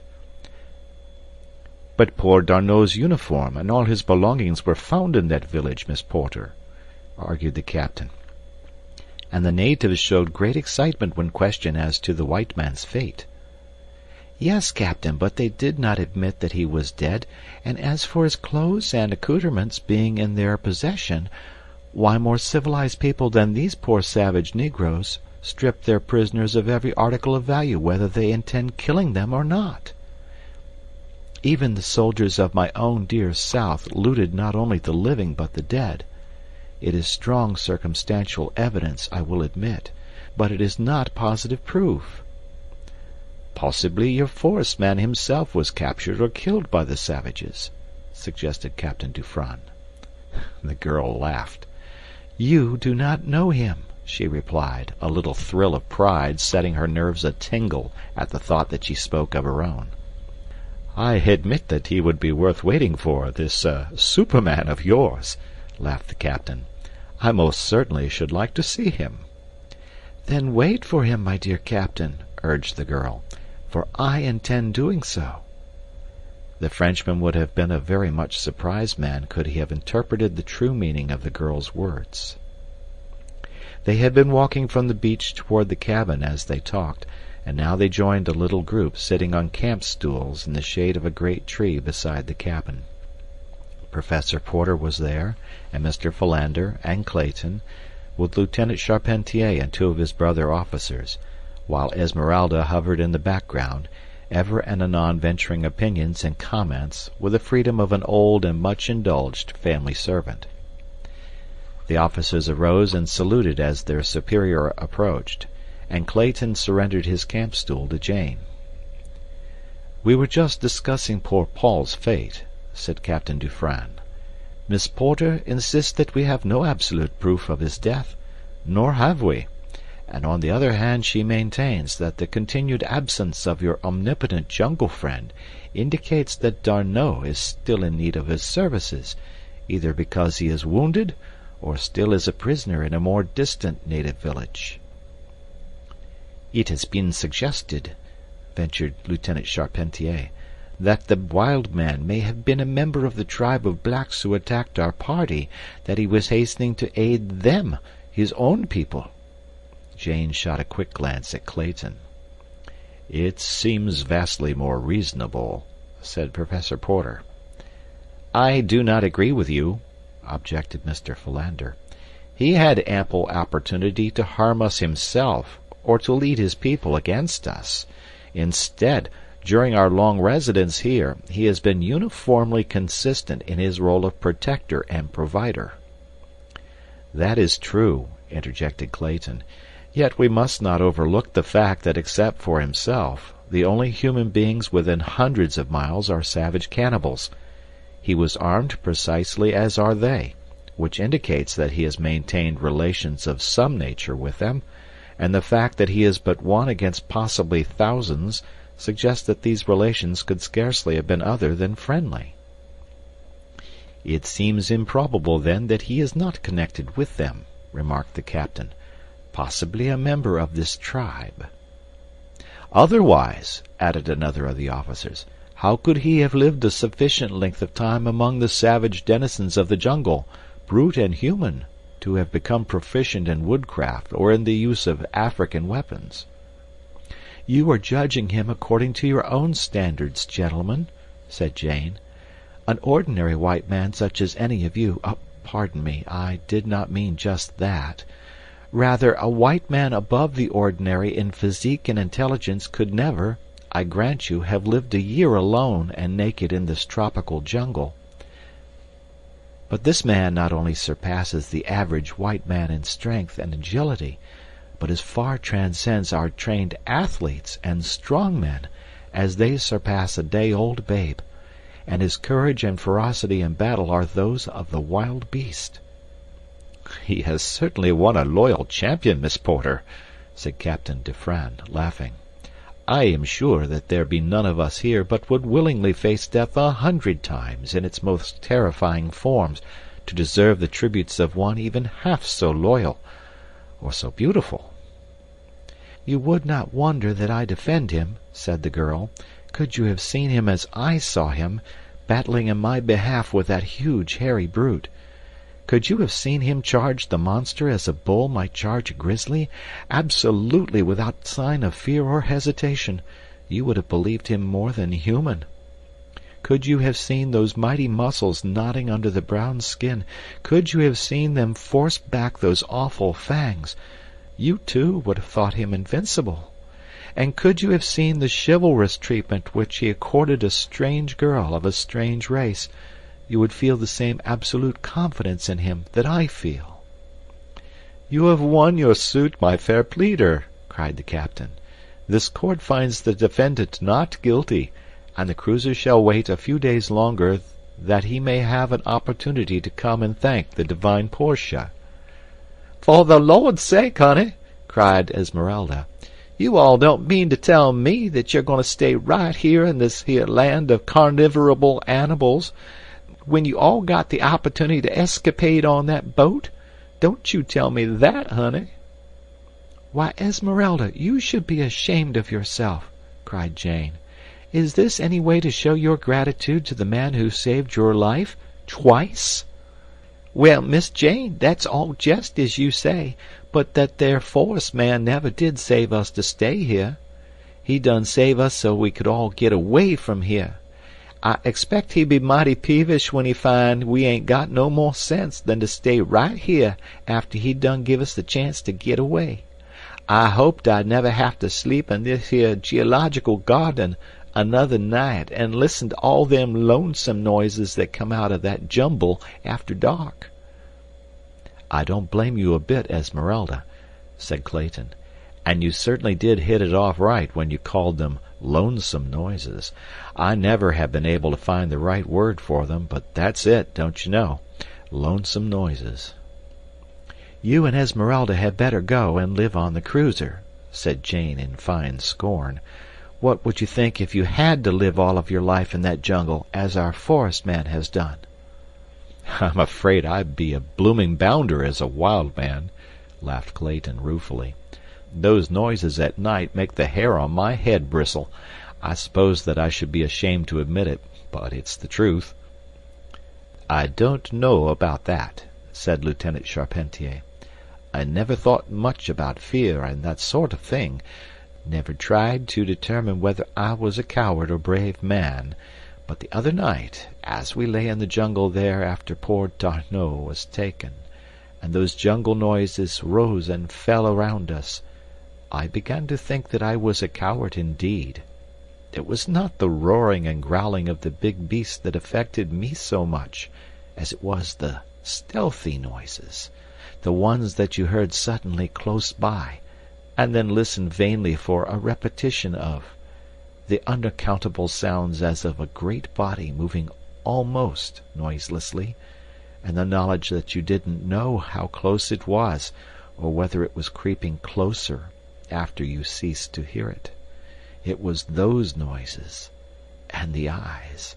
Mon Dieu, I shall see them in the dark forever. The eyes that you see, and those that you don't see, but feel.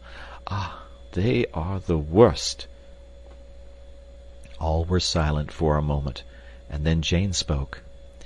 "And he is out there," she said in an awe-hushed whisper. "Those eyes will be glaring at him tonight, and at your comrade Lieutenant D'Arnot. Can you leave them, gentlemen, without at least rendering them the passive succor which remaining here a few days longer might ensure them?" "Tut, tut, child," said Professor Porter. "Captain Dufresne is willing to remain, and for my part I am perfectly willing, as I have always been to humor your childish whims." "We can utilize the morrow in recovering the chest, Professor," suggested Mr. Philander. Quite so, Mr. Philander. I had almost forgotten the treasure," exclaimed Professor Porter. "Possibly we can borrow some men from Captain Dufresne to assist us, and one of the prisoners to point out the location of the chest." "Most assuredly, my dear Professor, we are all yours to command," said the captain. And so it was arranged that on the next day Lieutenant Charpentier was to take a detail of 10 men, and one of the mutineers of the Arrow as a guide, and unearth the treasure, and that the cruiser would remain for a full week in the little harbor. At the end of that time it was to be assumed that D'Arnot was truly dead, and that the forest man would not return while they remained. Then the 2 vessels were to leave with all the party. Professor Porter did not accompany the treasure seekers on the following day, but when he saw them returning empty-handed toward noon, he hastened forward to meet them. His usual preoccupied indifference entirely vanished, and in its place a nervous and excited manner. "Where is the treasure?" he cried to Clayton, while yet 100 feet separated them. Clayton shook his head. "Gone," he said, as he neared the professor. "Gone! It cannot be. Who could have taken it?" cried Professor Porter. "God only knows, Professor," replied Clayton. "We might have thought the fellow who guided us was lying about the location, but his surprise and consternation on finding no chest beneath the body of the murdered Snipes were too real to be feigned, and then our spades showed us that something had been buried beneath the corpse, for a hole had been there, and it had been filled with loose earth." "But who could have taken it?" repeated Professor Porter. "Suspicion might naturally fall on the men of the cruiser," said Lieutenant Charpentier, "but for the fact that Sub-Lieutenant Janvier here assures me that no men had had shore leave, that none has been on shore since we anchored here except under command of an officer. I do not know that you would suspect our men, but I am glad that there is now no chance for suspicion to fall on them," he concluded. "It would never have occurred to me to suspect the men to whom we owe so much," replied Professor Porter graciously. "I would as soon suspect my dear Clayton here, or Mr. Philander." The Frenchmen smiled, both officers and sailors. It was plain to see that a burden had been lifted from their minds. "The treasure has been gone for some time," continued Clayton. "In fact, the body fell apart as we lifted it, which indicates that whoever removed the treasure did so while the corpse was still fresh, for it was intact when we first uncovered it." "There must have been several in the party," said Jane, who had joined them. "You remember that it took 4 men to carry it." "By Jove!" cried Clayton. "That's right. It must have been done by a party of blacks. Probably one of them saw the men bury the chest, and then returned immediately after with a party of his friends and carried it off." "Speculation is futile," said Professor Porter sadly. "The chest is gone. We shall never see it again, nor the treasure that was in it." Only Jane knew what the loss meant to her father, and none there knew what it meant to her. 6 days later Captain Dufranne announced that they would sail early on the morrow. Jane would have begged for a further reprieve had it not been that she too had begun to believe that her forest lover would return no more. In spite of herself she began to entertain doubts and fears. The reasonableness of the arguments of these disinterested French officers commenced to convince her, against her will. That he was a cannibal she would not believe, but that he was an adopted member of some savage tribe at length seemed possible to her. She would not admit that he could be dead. It was impossible to believe that that perfect body, so filled with triumphant life, could ever cease to harbor the vital spark, as soon believe that immortality were dust. As Jane permitted herself to harbor these thoughts, others equally unwelcome forced themselves upon her. If he belonged to some savage tribe, he had a savage wife, a dozen of them perhaps, and wild half-caste children. The girl shuddered, and when they told her that the cruiser would sail on the morrow, she was almost glad. It was she, though, who suggested that arms, ammunition, supplies, and comforts be left behind in the cabin, ostensibly for that intangible personality who had signed himself Tarzan of the Apes, and for D'Arnot should he still be living, but really, she hoped, for her forest god, even though his feet should prove of clay. At the last minute she left a message for him, to be transmitted by Tarzan of the Apes. She was the last to leave the cabin, returning on some trivial pretext, after the others had started for the boat. She kneeled down beside the bed in which she had spent so many nights, and offered up a prayer for the safety of her primeval man, and crushing his locket to her lips, she murmured, "I love you, and because I love you I believe in you. But if I did not believe, still should I love. Had you come back for me, and had there been no other way, I would have gone into the jungle with you, forever." Chapter 25. The Outpost of the World. With the report of his gun, D'Arnot saw the door fly open and the figure of a man pitch headlong within onto the cabin floor. The Frenchman in his panic raised his gun to fire again into the prostrate form, but suddenly in the half-dusk of the open door, he saw that the man was white, and in another instant realized that he had shot his friend and protector, Tarzan of the Apes. With a cry of anguish, D'Arnot sprang to the ape-man's side, and kneeling, lifted the latter's head in his arms, calling Tarzan's name aloud. There was no response, and then D'Arnot placed his ear above the man's heart. To his joy he heard it steady beating beneath. Carefully he lifted Tarzan to the cot, and then, after closing and bolting the door, he lighted one of the lamps and examined the wound. The bullet had struck a glancing blow upon the skull. There was an ugly flesh wound, but no signs of a fracture of the skull. D'Arnot breathed a sigh of relief, and went about bathing the blood from Tarzan's face. Soon the cool water revived him, and presently he opened his eyes to look in questioning surprise at D'Arnot.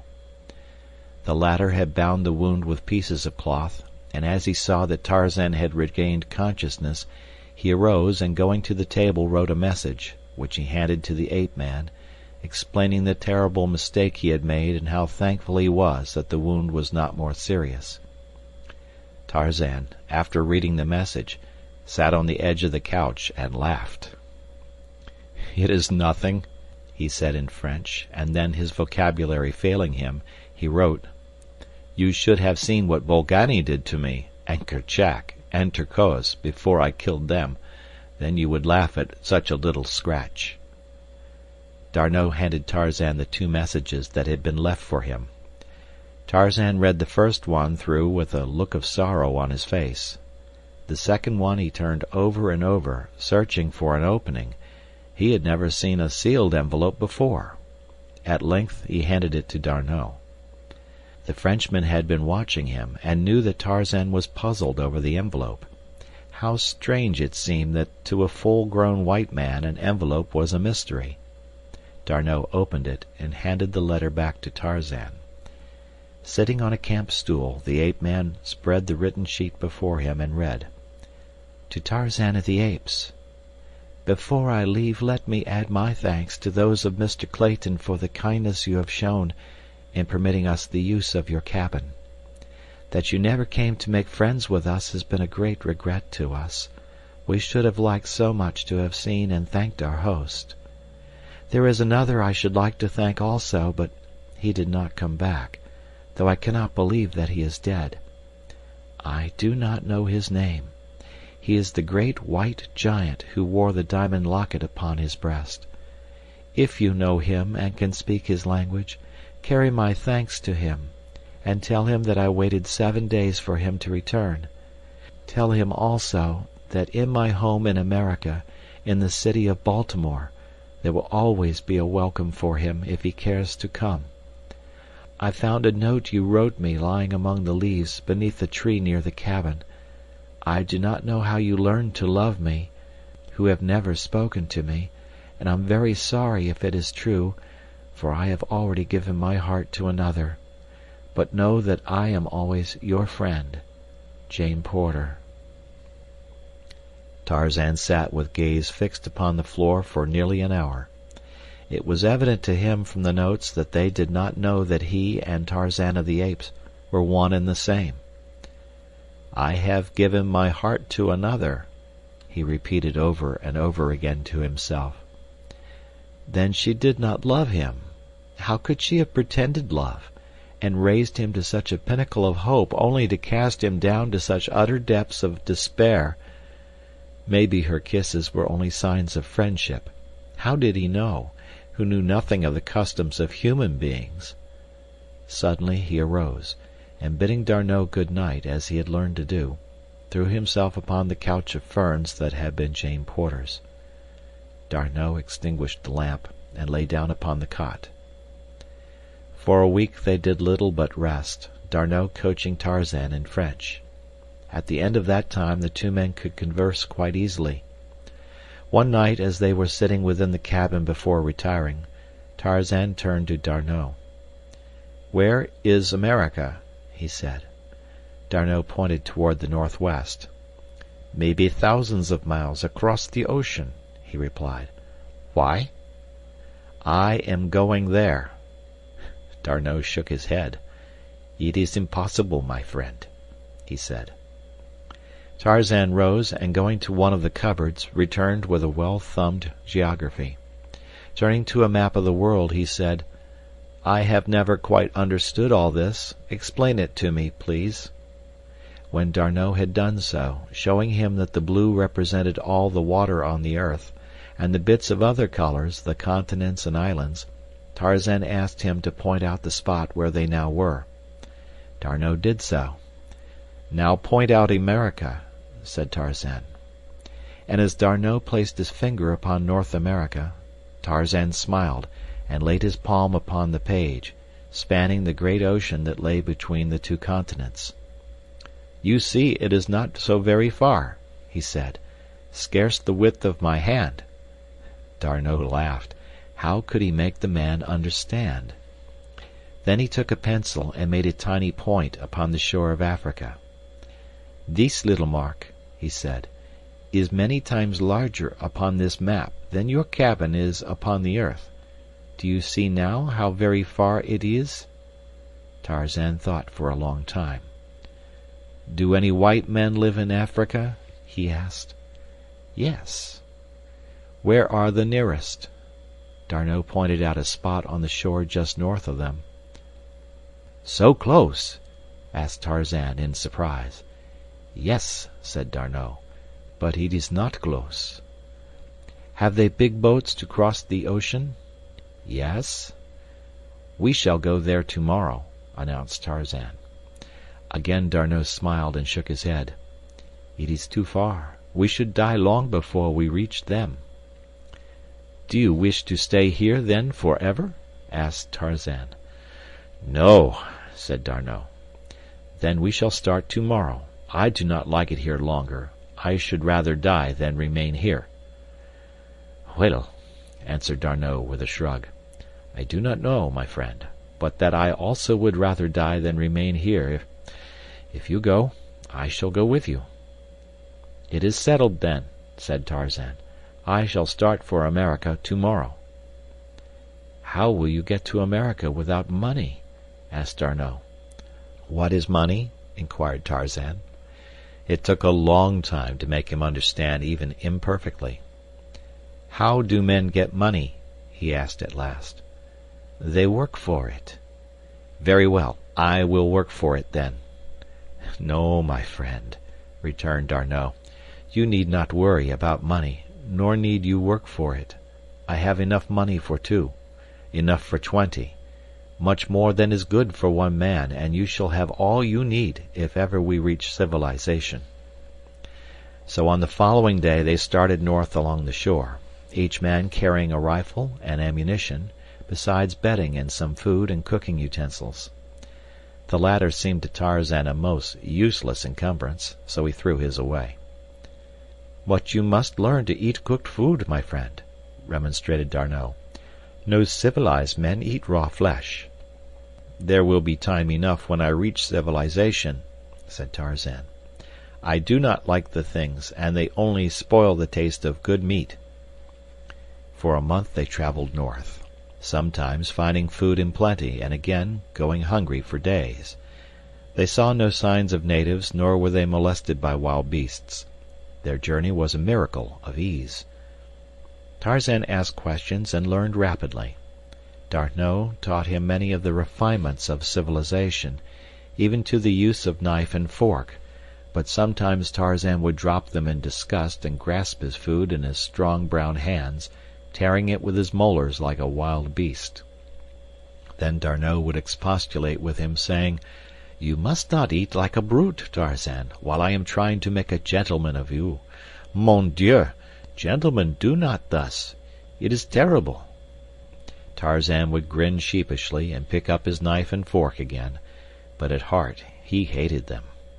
On the journey he told D'Arnot about the great chest he had seen the sailors bury, of how he had dug it up and carried it to the gathering place of the apes and buried it there.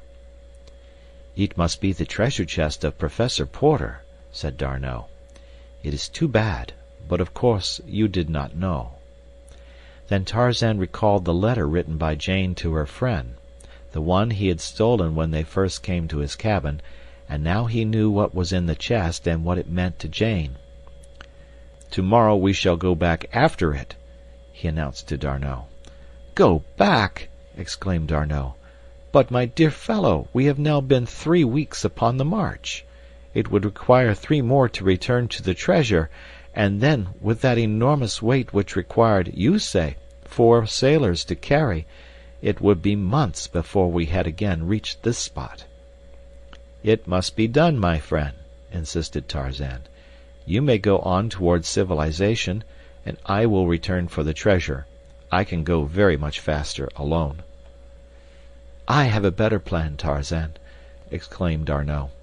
"We shall go on together to the nearest settlement, and there we will charter a boat and sail back down the coast for the treasure, and so transport it easily. That will be safer and quicker, and also not require us to be separated. What do you think of that plan?" "Very well," said Tarzan.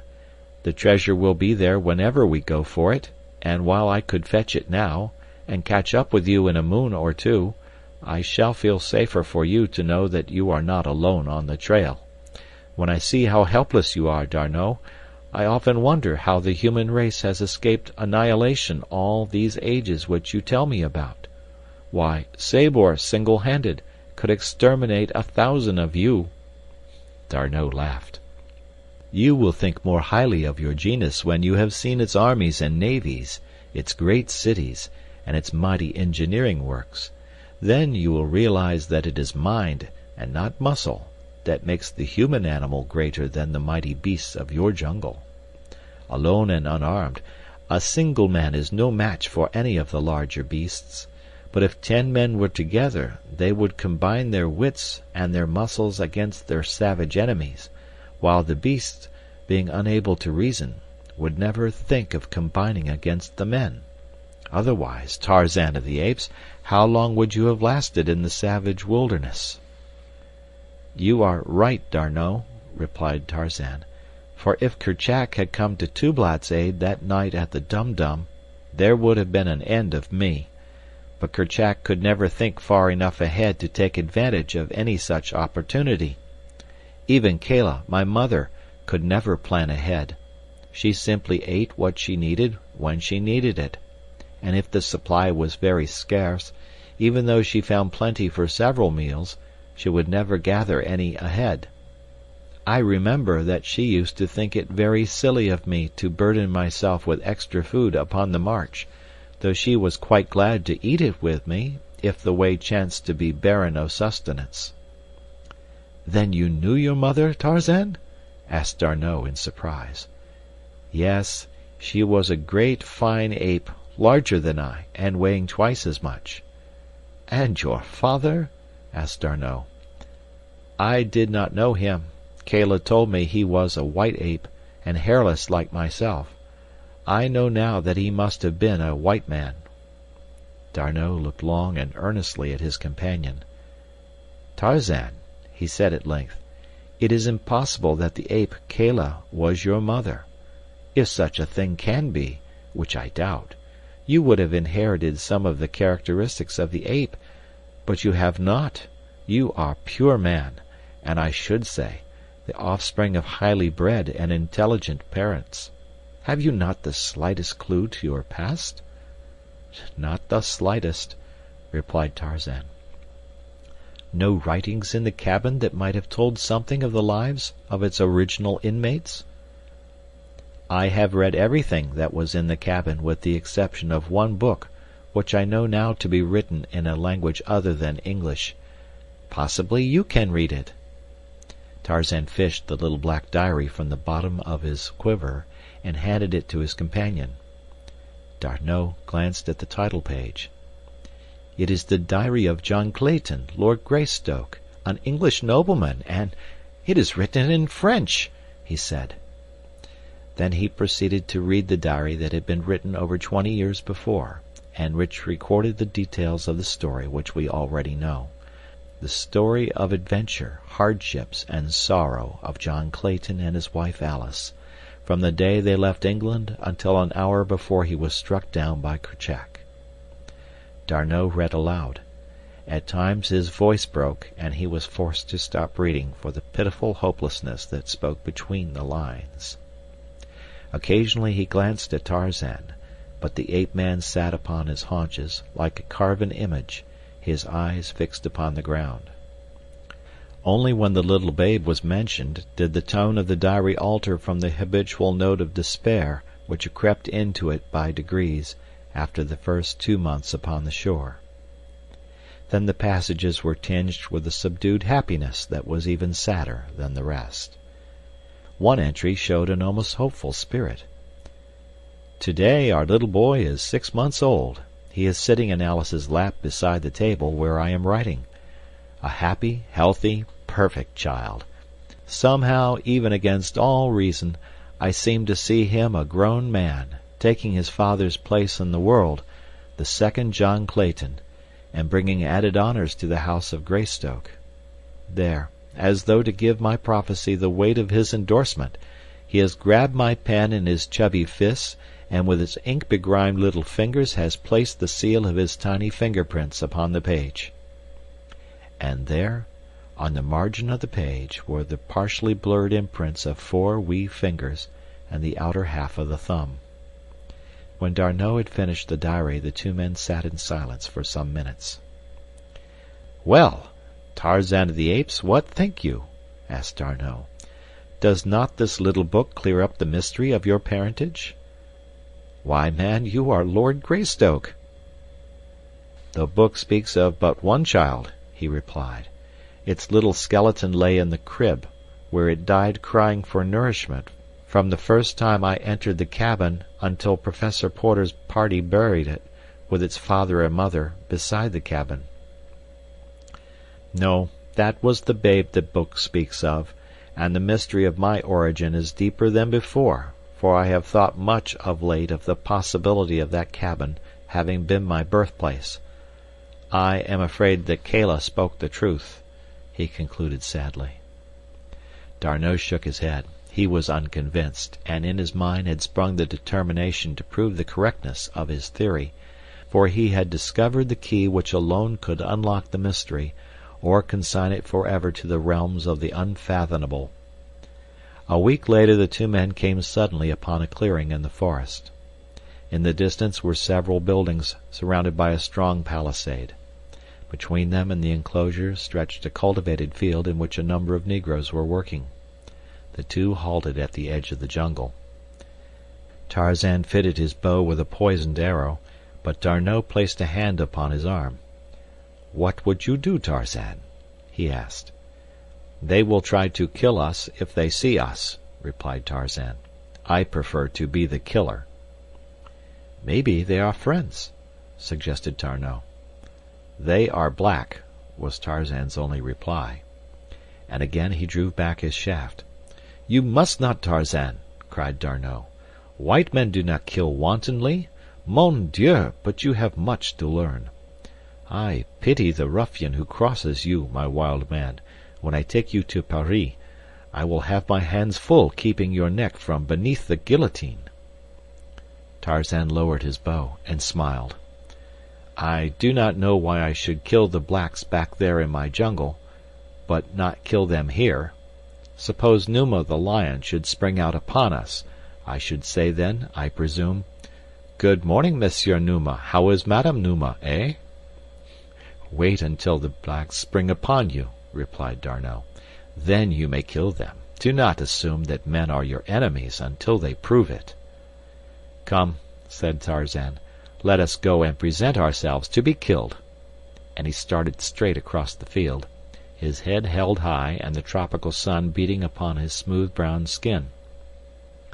Behind him came D'Arnot, clothed in some garments which had been discarded at the cabin by Clayton when the officers of the French cruiser had fitted him out in more presentable fashion. Presently one of the blacks looked up, and beholding Tarzan, turned, shrieking, toward the palisade. In an instant the air was filled with cries of terror from the fleeing gardeners, but before any had reached the palisade, a white man emerged from the enclosure, rifle in hand, to discover the cause of the emotion. What he saw brought his rifle to his shoulder, and Tarzan of the Apes would have felt cold lead once again had not D'Arnot cried loudly to the man with the leveled gun, "Do not fire! We are friends!" "Halt, then," was the reply. "Stop, Tarzan!" cried D'Arnot. "He thinks we are enemies." Tarzan dropped into a walk, and together he and D'Arnot advanced toward the white man by the gate. The latter eyed them in puzzled bewilderment. "What manner of men are you?" he asked in French. "White men," replied D'Arnot. "We have been lost in the jungle for a long time." The man had lowered his rifle and now advanced with outstretched hand. "I am Father Constantine of the French mission here," he said, "and I am glad to welcome you." "This is Monsieur Tarzan, Father Constantine," replied D'Arnot, indicating the ape-man, and as the priest extended his hand to Tarzan, D'Arnot added, "And I am Paul d'Arnot of the French Navy." Father Constantine took the hand which Tarzan extended in imitation of the priest's act, while the latter took in the superb physique and handsome face in one quick, keen glance. And thus came Tarzan of the Apes to the first outpost of civilization. For a week they remained there, and the ape-man, keenly observant, learned much of the ways of men. Meanwhile black women sewed white duck garments for himself and D'Arnot, so that they might continue their journey properly clothed. And Chapter 26. The Height of Civilization. Another month brought them to a little group of buildings at the mouth of a wide river, and there Tarzan saw many boats, and was filled with the timidity of the wild thing by the sight of many men. Gradually he became accustomed to the strange noises and the odd ways of civilization, so that presently none might know that 2 short months before, this handsome Frenchman in immaculate white ducks, who laughed and chatted with the gayest of them, had been swinging naked through primeval forests to pounce upon some unwary victim, which, raw, was to fill his savage belly. The knife and fork so contemptuously flung aside a month before, Tarzan now manipulated as exquisitely as did the polished D'Arnot. So apt a pupil had he been that the young Frenchman had labored assiduously to make of Tarzan of the Apes a polished gentleman in so far as nicety of manners and speech were concerned. "God has made you a gentleman at heart, my friend," D'Arnot had said, "but we want his works to show upon the exterior also."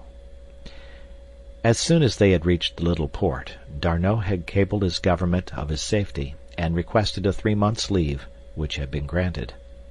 He had also cabled his bankers for funds, and the enforced wait of a month, under which both chafed, was due to their inability to charter a vessel for the return to Tarzan's jungle after the treasure. During their stay at the coast town, Monsieur Tarzan became the wonder of both whites and blacks because of several occurrences which to Tarzan seemed the merest of nothings. Once a huge black, crazed by drink, had run amuck and terrorized the town, until his evil star had led him to where the black-haired French giant lolled upon the veranda of the hotel. Mounting the broad steps, with brandished knife, the Negro made straight for a party of 4 men sitting at a table, sipping the inevitable absinthe. Shouting in alarm, the 4 took to their heels, and then the black spied Tarzan. With a roar he charged the ape-man, while 100 heads peered from sheltering windows and doorways to witness the butchering of the poor Frenchman by the giant black. Tarzan met the rush with the fighting smile that the joy of battle always brought to his lips. As the Negro closed upon him, steel muscles gripped the black wrist of the uplifted knife hand, and a single swift wrench left the hand dangling below a broken bone. With the pain and surprise, the madness left the black man, and as Tarzan dropped back into his chair, the fellow turned, crying with agony, and dashed wildly toward the native village. On another occasion, as Tarzan and D'Arnot sat at dinner with a number of other whites, the talk fell upon lions and lion hunting. Opinion was divided as to the bravery of the king of beasts, some maintaining that he was an arrant coward, but all agreeing that it was with a feeling of greater security that they gripped their express rifles when the monarch of the jungle roared about a camp at night. D'Arnot and Tarzan had agreed that his past be kept secret, and so none other than the French officer knew of the ape-man's familiarity with the beasts of the jungle. "Monsieur Tarzan has not expressed himself," said one of the party. "A man of his prowess who has spent some time in Africa, as I understand Monsieur Tarzan has, must have had experiences with lions, yes?" "Some," replied Tarzan dryly. "Enough to know that each of you are right in your judgment of the characteristics of the lions you have met. But one might as well judge all blacks by the fellow who ran amuck last week, or decide that all whites are cowards because one has met a cowardly white.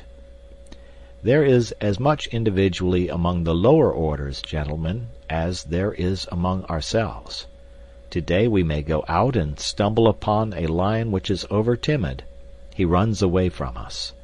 Tomorrow we may meet his uncle or his twin brother, and our friends wonder why we do not return from the jungle. For myself, I always assume that a lion is ferocious, and so I am never caught off my guard."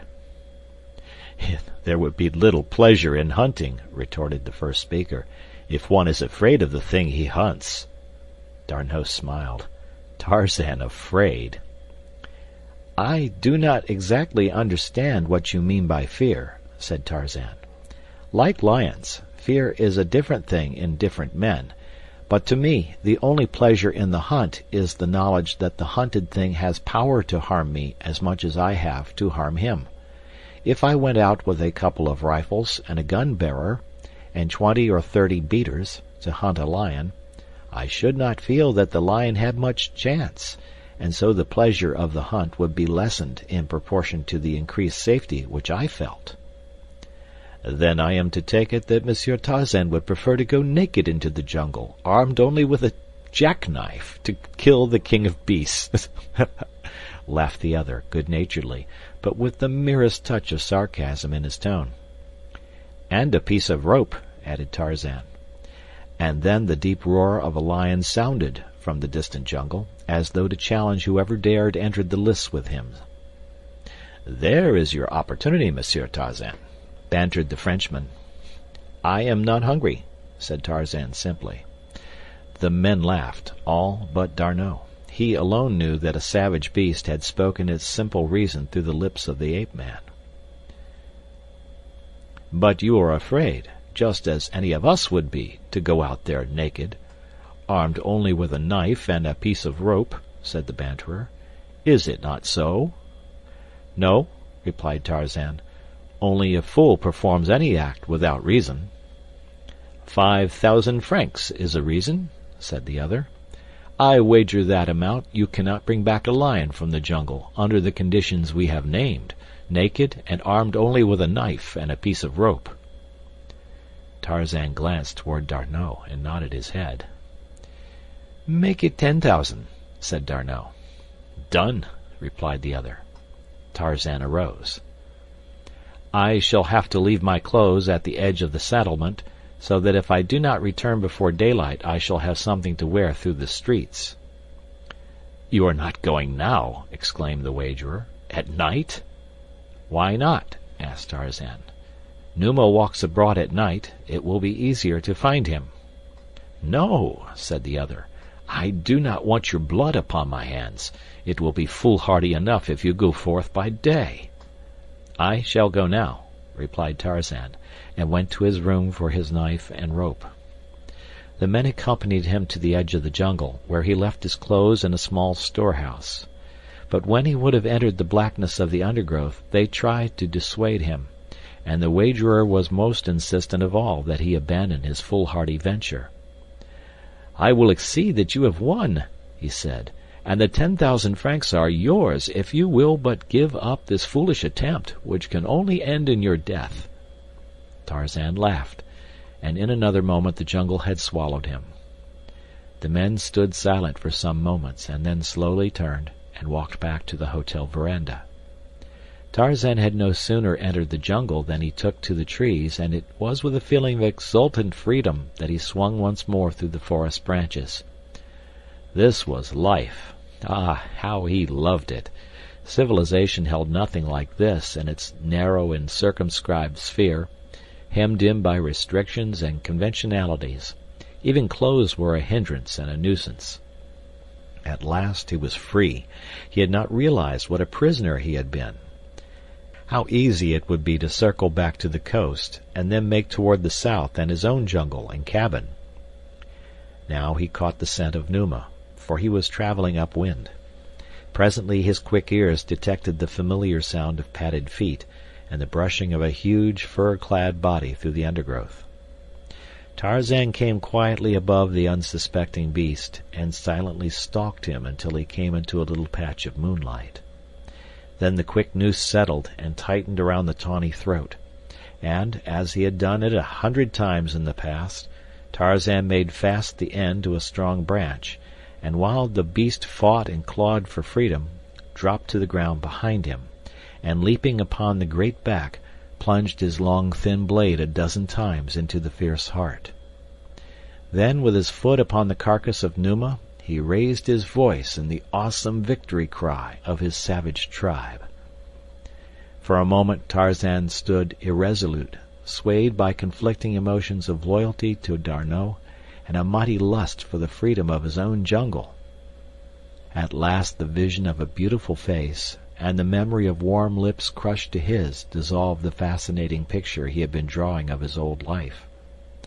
The ape-man threw the warm carcass of Numa across his shoulders and took to the trees once more. The men upon the veranda had sat for an hour, almost in silence. They had tried ineffectually to converse on various subjects, and always the thing uppermost in the mind of each had caused the conversation to lapse. "Mon Dieu," said the wagerer at length, "I can endure it no longer. I'm going into the jungle with my express and bring back that madman."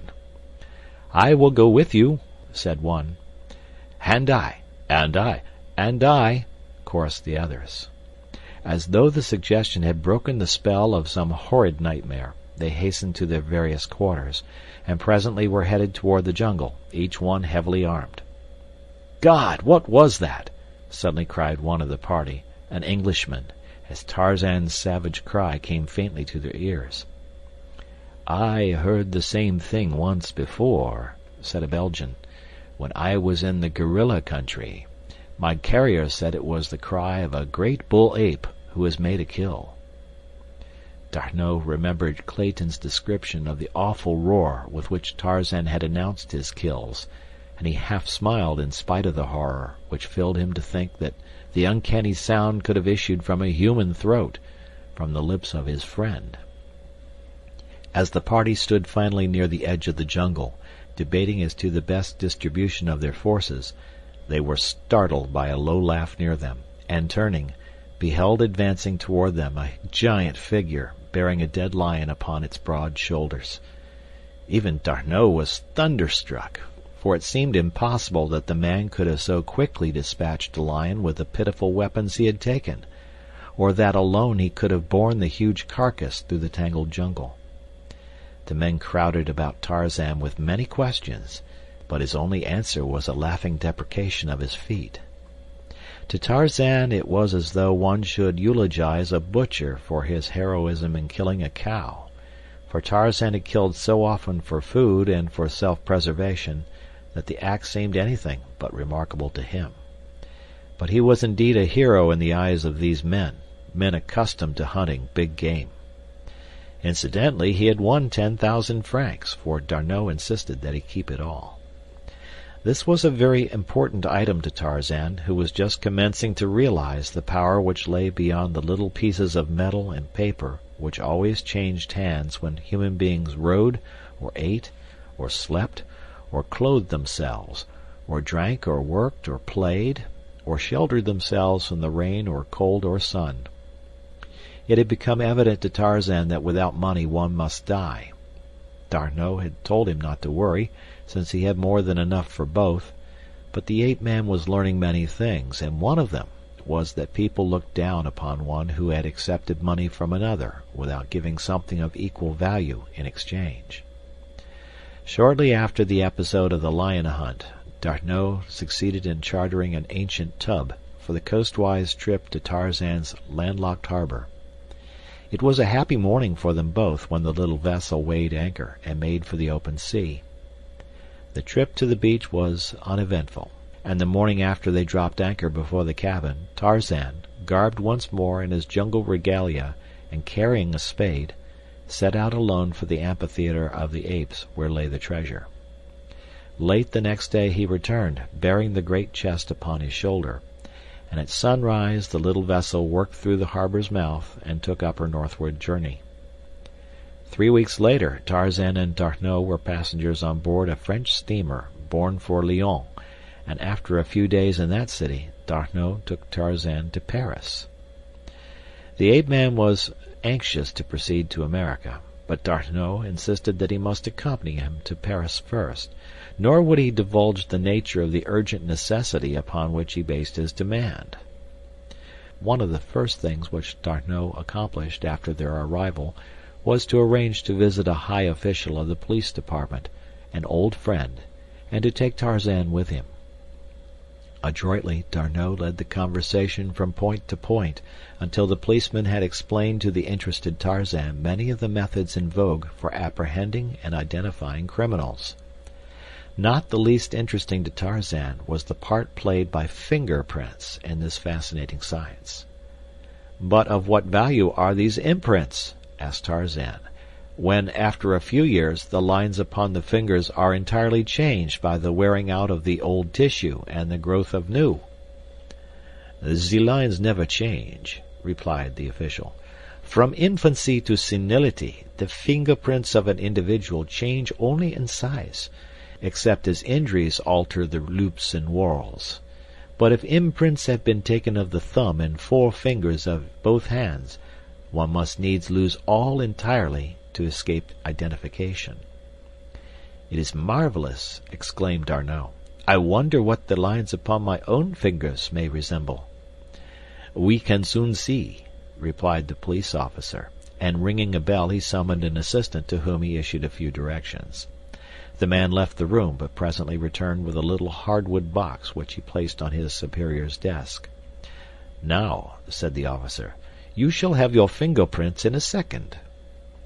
He drew from the little case a square of plate glass, a little tube of thick ink, a rubber roller, and a few snowy white cards. Squeezing a drop of ink onto the glass, he spread it back and forth with a rubber roller until the entire surface of the glass was coated to his satisfaction with a very thin and uniform layer of ink. "Place the 4 fingers of your right hand upon the glass, thus," he said to D'Arnot. "Now the thumb. That is right. Now place them in just the same position upon this card. Here, no, a little to the right.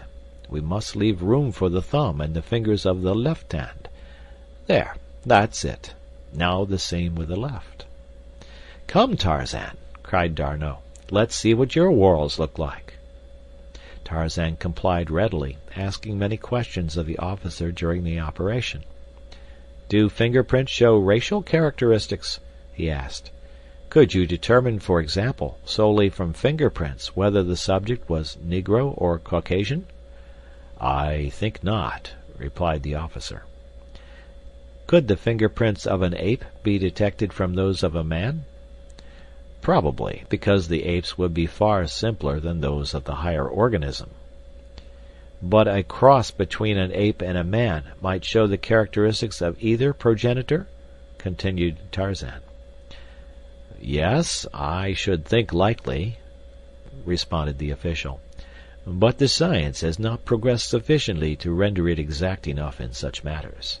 I should hate to trust its findings further than to differentiate between individuals. There it is absolute. No 2 people born into the world probably have ever had identical lines upon all their digits. It is very doubtful if any single fingerprint will ever be exactly duplicated by any finger other than the one which originally made it." "Does the comparison require much time or labor?" asked D'Arnot. "Ordinarily but a few moments, if the impressions are distinct." D'Arnot drew a little black book from his pocket and commenced turning the pages. Tarzan looked at the book in surprise. How did D'Arnot come to have his book? Presently D'Arnot stopped at a page on which were 5 tiny little smudges. He handed the open book to the policeman. "Are these imprints similar to mine or Monsieur Tarzan's, or can you say that they are identical with either?" The officer drew a powerful glass from his desk and examined all 3 specimens carefully, making notations meanwhile upon a pad of paper. Tarzan realized now what was the meaning of their visit to the police officer. The answer to his life's riddle lay in these tiny marks. With tense nerves he sat leaning forward in his chair, but suddenly he relaxed and dropped back, smiling. D'Arnot looked at him in surprise.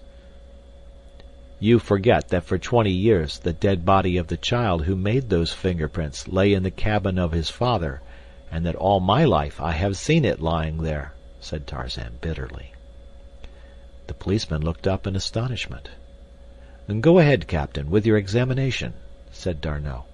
"We will tell you the story later, provided Monsieur Tarzan is agreeable." Tarzan nodded his head. "But you are mad, my dear D'Arnot," he insisted. "Those little fingers are buried on the west coast of Africa." "I do not know as to that, Tarzan," replied D'Arnot. "It is possible, but if you are not the son of John Clayton, then how in heaven's name did you come into that God-forsaken jungle where no white man other than John Clayton had ever set foot?" "You forget Kala," said Tarzan. "I do not even consider her," replied D'Arnot. The friends had walked to the broad window overlooking the boulevard as they talked. For some time they stood there, gazing out upon the busy throng beneath, each wrapped in his own thoughts. "It takes some time to compare fingerprints," thought D'Arnot, turning to look at the police officer. To his astonishment he saw the official leaning back in his chair, hastily scanning the contents of the little black diary. D'Arnot coughed. The policeman looked up, and catching his eye, raised his finger to admonish silence. D'Arnot turned back to the window, and presently the police officer spoke. "Gentlemen," he said. Both turned toward him. "There is evidently a great deal at stake which must hinge to a greater or lesser extent upon the absolute correctness of this comparison. I therefore ask that you leave the entire matter in my hands until Monsieur Desquerque, our expert, returns. It will be but a matter of a few days." "I had hoped to know at once," said D'Arnot. "Monsieur Tarzan sails for America tomorrow." "I will promise that you can cable him a report within 2 weeks," replied the officer. "But what it will be I dare not say. There are resemblances, yet... Well, we had better leave it for Monsieur Desquerque to solve." Chapter 27. The Giant Again. A taxicab drew up before an old-fashioned residence upon the outskirts of Baltimore. A man of about 40, well-built and with strong, regular features, stepped out, and paying the chauffeur, dismissed him. A moment later the passenger was entering the library of the old home. "Ah, Mr. Candler!" exclaimed an old man, rising to greet him. "Good evening, my dear Professor," cried the man, extending a cordial hand. "Who admitted you?" asked the Professor. "Esmeralda." "Then she will acquaint Jane with the fact that you are here," said the old man. "No, Professor," replied Candler, "for I came primarily to see you." "Ah, I am honored," said Professor Porter. "Professor," continued Robert Candler with great deliberation, as though carefully weighing his words, "I have come this evening to speak with you about Jane. You know my aspirations, and you have been generous enough to approve my suit." Professor Archimedes Q. Porter fidgeted in his armchair. The subject always made him uncomfortable. He could not understand why. Candler was a splendid match. "But Jane," continued Candler, "I cannot understand her. She puts me off first on one ground and then another. I have always the feeling that she breathes a sigh of relief every time I bid her good-bye." "Tut, tut," said Professor Porter. "Tut, tut, Mr. Candler. Jane is a most obedient daughter. She will do precisely as I tell her." "Then I can still count on your support?" asked Candler, a tone of relief marking his voice. "Certainly, sir, certainly, sir," exclaimed Professor Porter. "How could you doubt it?"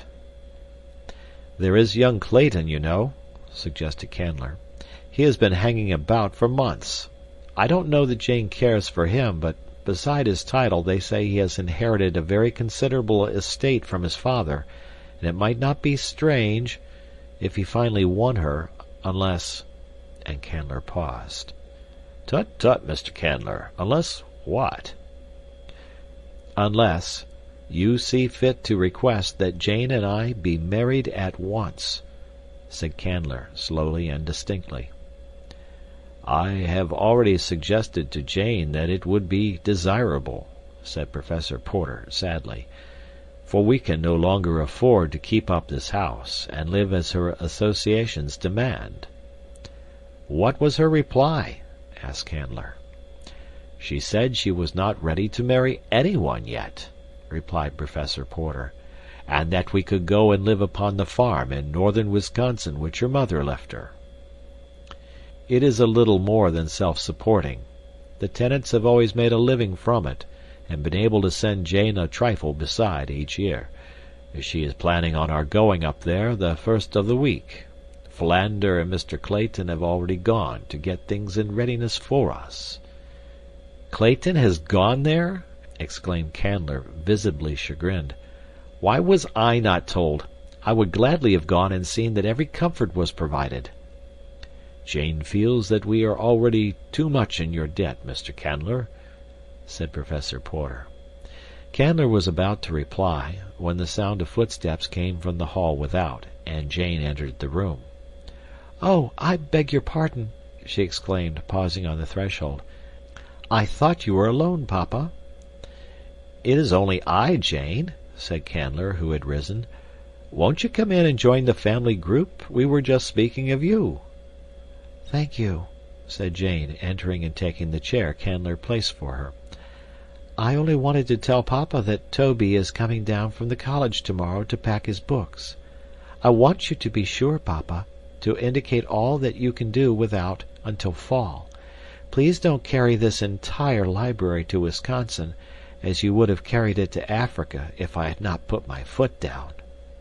"Was Toby here?" asked Professor Porter. "Yes, I just left him. He and Esmeralda are exchanging religious experiences on the back porch now." "Tut, tut! I must see him at once," cried the professor. "Excuse me just a moment, children." And the old man hastened from the room. As soon as he was out of earshot, Candler turned to Jane. "See here, Jane," he said bluntly, "how long is this thing going on like this? You haven't refused to marry me, but you haven't promised either.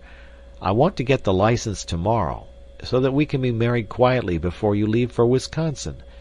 I don't care for any fuss or feathers, and I'm sure you don't either." The girl turned cold, but she held her head bravely. "Your father wishes it, you know," added Candler. "Yes, I know." She spoke scarcely above a whisper.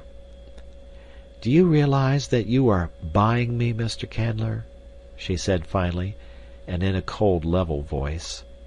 "Buying me for a few paltry dollars? Of course you do, Robert Candler, and the hope of just such a contingency was in your mind when you loaned Papa the money for that hair-brained escapade, which but for a most mysterious circumstance would have been surprisingly successful. But you, Mr. Candler, would have been the most surprised. You had no idea that the venture would succeed. You are too good a businessman for that. And you are too good a businessman to loan money for buried treasure-seeking, or to loan money without security, unless you had some special object in view.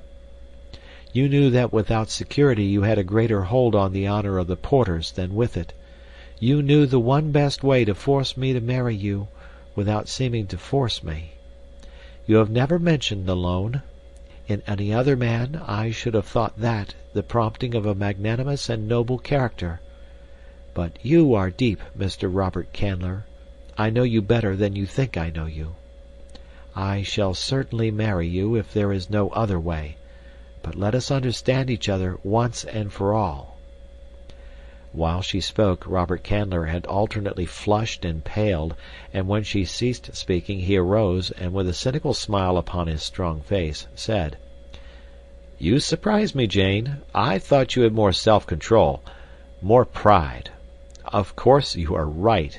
I am buying you, and I knew that you knew it, and I thought you would prefer to pretend that it was otherwise.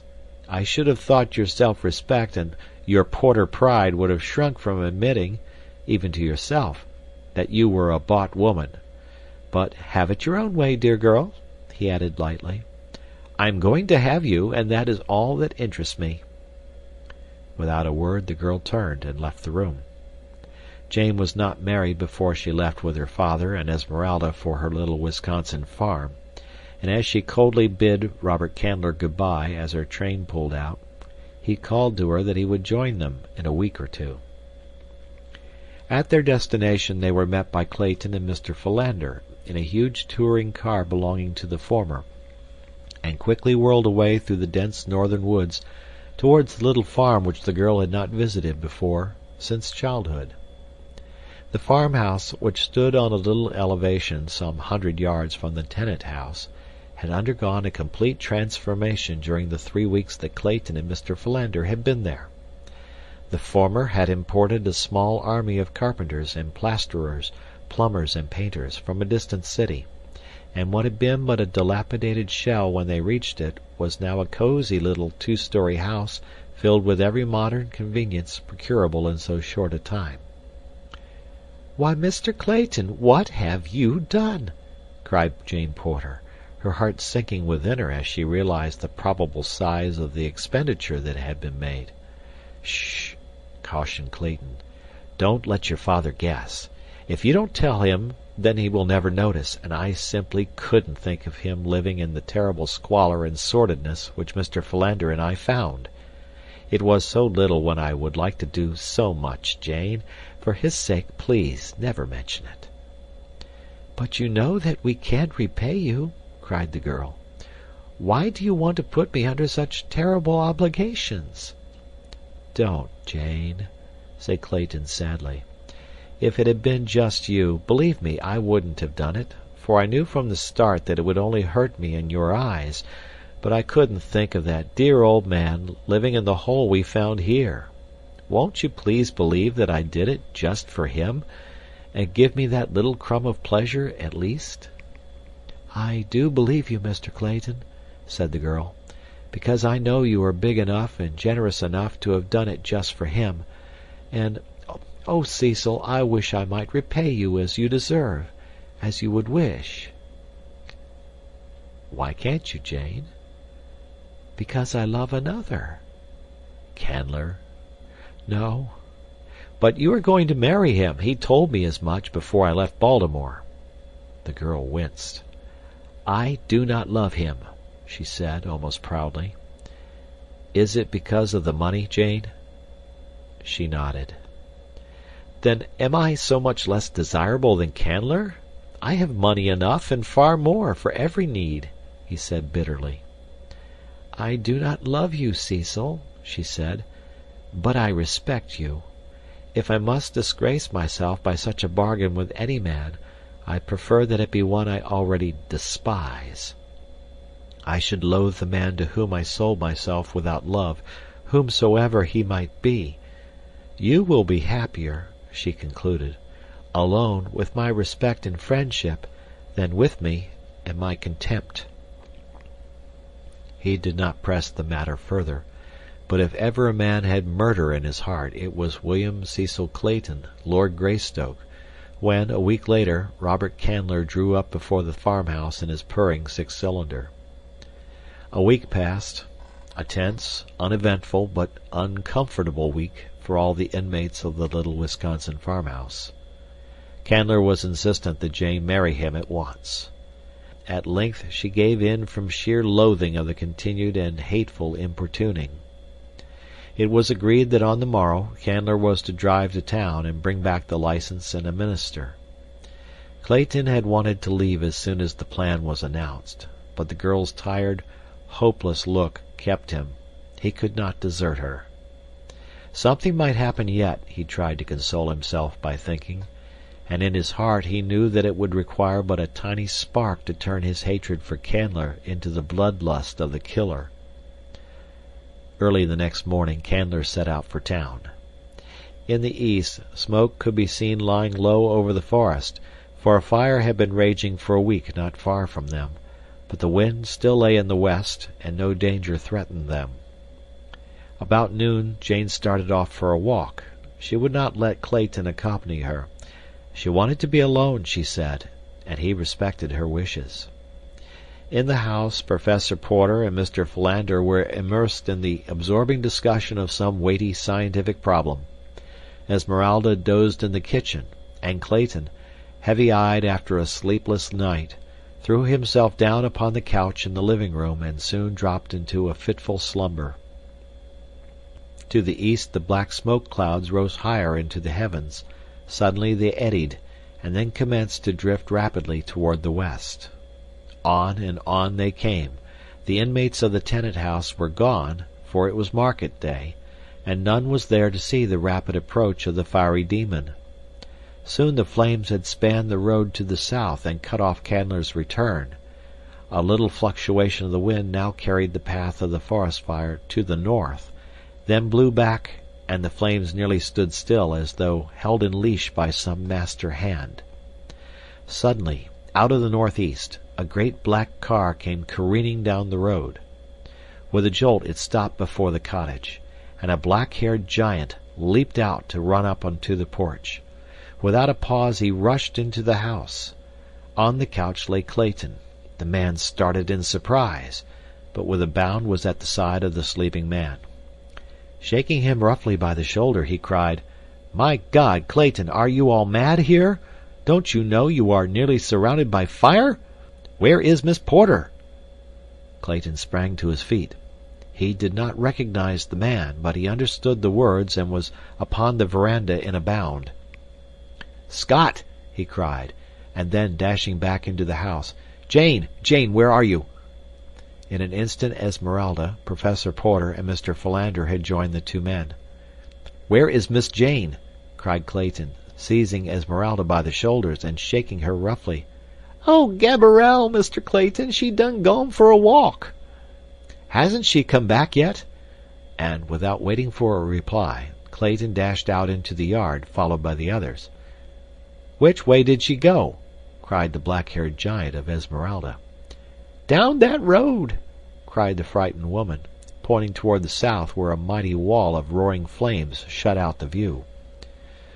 "Put these people in the other car," shouted the stranger to Clayton. "I saw one as I drove up, and get them out of here by the north road. Leave my car here. If I find Miss Porter, we shall need it. If I don't, no one will need it. Do as I say." As Clayton hesitated, and then he saw the lithe figure bound away across the clearing toward the northwest where the forest still stood, untouched by flame. In each rose the unaccountable feeling that a great responsibility had been raised from their shoulders, a kind of implicit confidence in the power of the stranger to save Jane if she could be saved. "Who was that?" asked Professor Porter. "I do not know," replied Clayton. "He called me by name, and he knew Jane, for he asked for her, and he called Esmeralda by name. There was something most startlingly familiar about him," exclaimed Mr. Philander. "And yet, bless me, I know I never saw him before." "Tut, tut!" cried Professor Porter. "Most remarkable. Who could it have been, and why do I feel that Jane is safe, now that he has set out in search of her?" "I can't tell you, Professor," said Clayton soberly, "but I know I have the same uncanny feeling." "But come," he cried, "we must get out of here ourselves, or we shall be shut off." And the party hastened toward Clayton's car. When Jane turned to retrace her steps homeward, she was alarmed to note how near the stroke of the forest fire seemed, and as she hastened onward, her alarm became almost a panic when she perceived that the rushing flames were rapidly forcing their way between herself and the cottage. At length she was compelled to turn into the dense thicket and attempt to force her way to the west, in an effort to circle around the flames and reach the house. In a short time the futility of her attempt became apparent, and that her one hope lay in retracing her steps to the road and flying for her life to the south toward the town. The 20 minutes that it took her to regain the road was all that had been needed to cut off her retreat as effectually as her advance had been cut off before. A short run down the road brought her to a horrified stand, for there before her was another wall of flame. An arm of the main conflagration had shot out a half-mile south of its parent to embrace this tiny strip of road in its implacable clutches. Jane knew that it was useless again to attempt to force her way through the undergrowth. She had tried it once and failed. Now she realized that it would be but a matter of minutes ere the whole space between the north and the south would be a seething mass of billowing flames. Calmly the girl kneeled down in the dust of the roadway and prayed for strength to meet her fate bravely, and for the delivery of her father and her friends from death. Suddenly she heard her name being called aloud through the forest. "Jane! Jane Porter!" It rang strong and clear, but in a strange voice. "Here!" she called in reply. "Here, in the roadway." Then through the branches of the trees she saw a figure swinging with the speed of a squirrel. A veering of the wind blew a cloud of smoke about them, and she could no longer see the man who was speeding toward her, but suddenly she felt a great arm about her. Then she was lifted up, and she felt the rushing of the wind and the occasional brush of a branch as she was borne along. She opened her eyes. Far below her lay the undergrowth and the hard earth. About her was the waving foliage of the forest. From tree to tree swung the giant figure which bore her, and it seemed to Jane that she was living over in a dream the experience that had been hers in that far African jungle.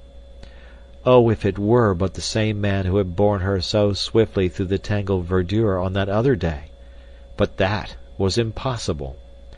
Yet who else in all the world was there with the strength and agility to do what this man was now doing?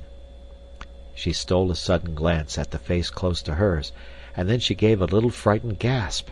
It was he! "My forest man!" she murmured.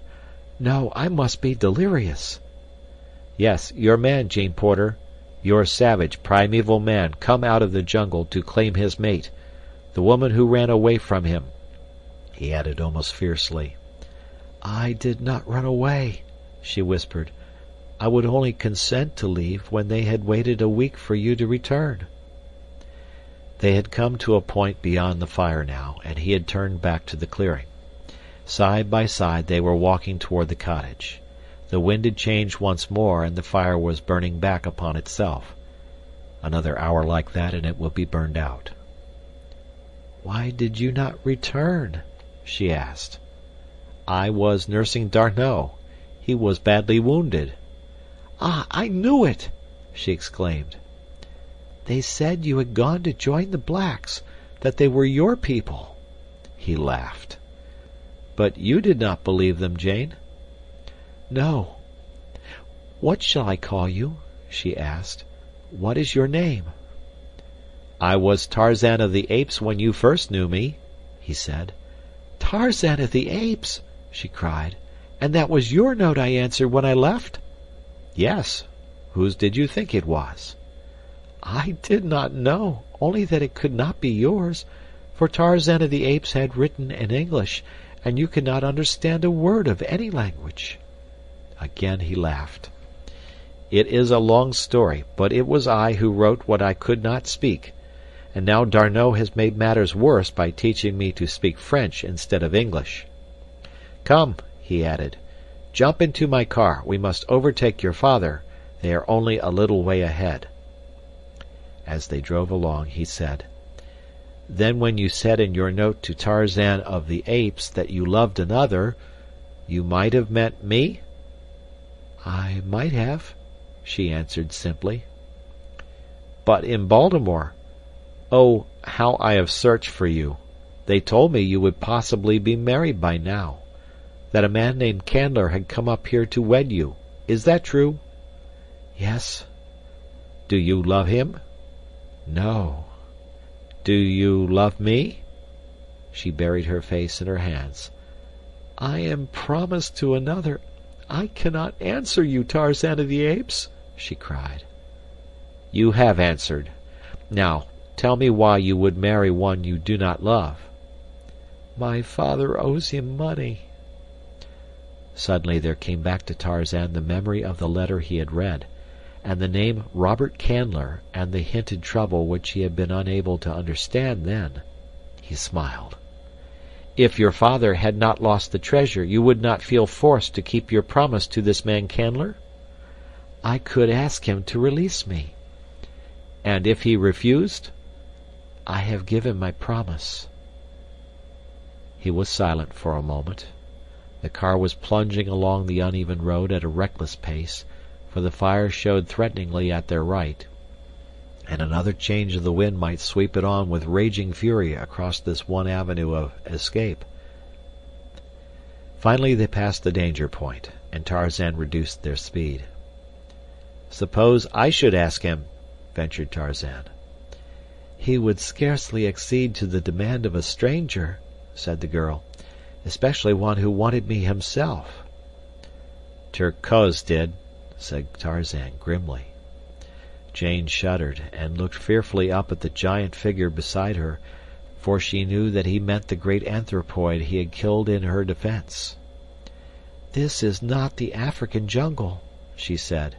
"You are no longer a savage beast. You are a gentleman, and gentlemen do not kill in cold blood." "I am still a wild beast at heart," he said in a low voice, as though to himself. Again they were silent for a time. "Jane," said the man at length, "if you were free, would you marry me?" She did not reply at once, but he waited patiently. The girl was trying to collect her thoughts. What did she know of this strange creature at her side? What did he know of himself? Who was he? Who his parents? Why, his very name echoed his mysterious origin and his savage life. He had no name. Could she be happy with this jungle waif? Could she find anything in common with a husband whose life had been spent at the tree-tops of an African wilderness, frolicking and fighting with fierce anthropoids, tearing his food from the quivering flank of fresh-killed prey, sinking his strong teeth into raw flesh, and tearing away his portion while his mates growled and fought about him for their share? Could he ever rise to her social sphere? Could she bear to think of sinking to his? Would either be happy in such a horrible misalliance? "You do not answer," he said. "Do you shrink from wounding me?" "I do not know what answer to make," said Jane sadly. "I do not know my own mind." "You do not love me, then?" he asked in a level tone. "Do not ask me. You will be happier without me. You were never meant for the formal restrictions and conventionalities of society. Civilization would become irksome to you, and in a little while you would long for the freedom of your old life, a life to which I am as totally unfitted as you to mine." "I think I understand you," he replied quietly. "I shall not urge you, for I would rather see you happy than to be happy myself. I see now that you could not be happy with an ape." There was just the faintest tinge of bitterness in his voice. "Don't," she remonstrated. "Don't say that. You do not understand." But before she could go on, a sudden turn in the road brought them into the midst of a little hamlet. Before them stood Clayton's car, surrounded by the party he had brought from the cottage. Chapter 28. Conclusion. At the sight of Jane, cries of relief and delight broke from every lip, and as Tarzan's car stopped beside the other, Professor Porter caught his daughter in his arms. For a moment no one noticed Tarzan sitting silently in his seat. Clayton was the first to remember, and turning, held out his hand. "How can we ever thank you?" he exclaimed. "You have saved us all. You called me by name at the cottage, but I do not seem to recall yours, though there is something very familiar about you. It is as though I had known you well under very different conditions, a long time ago." Tarzan smiled as he took the proffered hand. "You are quite right, Monsieur Clayton," he said in French. "You will pardon me if I do not speak to you in English. I am just learning it, and while I understand it fairly well, I speak it very poorly." "But who are you?" insisted Clayton, speaking in French this time himself. "Tarzan of the Apes." Clayton started back in surprise. "By Jove!" he exclaimed. "It is true!" And Professor Porter and Mr. Philander pressed forward to add their thanks to Clayton's, and to voice their surprise and pleasure at seeing their jungle friend so far from his savage home. The party now entered the modest little hostelry, where Clayton soon made arrangements for their entertainment. They were sitting in the little, stuffy parlor when the distant chugging of an approaching automobile caught their attention. Mr. Philander, who was sitting near the window, looked out as the car drew in sight, finally stopping beside the other automobiles. "Bless me," said Mr. Philander, a shade of annoyance in his tone. "It is Mr. Canler. I had hoped, I had thought of, how very happy we should be that he was not caught in the fire," he ended lamely. "Tut, tut, Mr. Philander," said Professor Porter. "Tut, tut! I have often admonished my pupils to count 10 before speaking. Were I you, Mr. Philander, I should count at least 1,000, and then maintain a discreet silence." "Bless me, yes," acquiesced Mr. Philander. "But who is the clerical appearing gentleman with him?" Jane blanched. Clayton moved uneasily in his chair. Professor Porter removed his spectacles nervously and breathed upon them, but replaced them on his nose without wiping. The ubiquitous Esmeralda grunted. Only Tarzan did not comprehend. Presently Robert Canler burst into the room. "Thank God!" he cried. "I feared the worst until I saw your car, Clayton. I was cut off on the south road and had to go away back to town, and then strike east to this road. I thought we'd never reach the cottage." No one seemed to enthuse much. Tarzan eyed Robert Canler as Sabor eyes her prey. Jane glanced at him and coughed nervously. "Mr. Canler," she said, "this is Monsieur Tarzan, an old friend." Canler turned and extended his hand. Tarzan rose and bowed as only D'Arnot could have taught a gentleman to do it, but he did not seem to see Canler's hand. Nor did Canler appear to notice the oversight. "This is the Reverend Mr. Tousley, Jane," said Canler, turning to the clerical party behind him. "Mr. Tousley, Miss Porter." Mr. Tousley bowed and beamed. Canler introduced him to the others. "We can have the ceremony at once, Jane," said Canler. "Then you and I can catch the midnight train in town." Tarzan understood the plan instantly. He glanced out of half-closed eyes at Jane, but he did not move. The girl hesitated. The room was tense with the silence of taut nerves. All eyes turned toward Jane, awaiting her reply. "Can't we wait a few days?" she asked. "I am all unstrung. I have been through so much today." Canler felt the hostility that emanated from each member of the party. It made him angry. "We have waited as long as I intend to wait," he said roughly. "You have promised to marry me. I shall be played with no longer. I have the license, and here is the preacher. Come, Mr. Tousley. Come, Jane. There are plenty of witnesses, more than enough," he added with a disagreeable inflection, and taking Jane Porter by the arm, he started to lead her toward the waiting minister. But scarcely had he taken a single step ere a heavy hand closed upon his arm with a grip of steel. Another hand shot to his throat, and in a moment he was being shaken high above the floor, as a cat might shake a mouse. Jane turned in horrified surprise toward Tarzan, and, as she looked into his face, she saw the crimson band upon his forehead that she had seen that other day in far distant Africa, when Tarzan of the Apes had closed in mortal combat with a great anthropoid, Terkoz. She knew that murder lay in that savage heart, and with a little cry of horror she sprang forward to plead with the ape-man. But her fears were more for Tarzan than for Canler. She realized the stern retribution which justice metes to the murderer. Before she could reach them, however, Clayton had jumped to Tarzan's side and attempted to drag Canler from his grasp.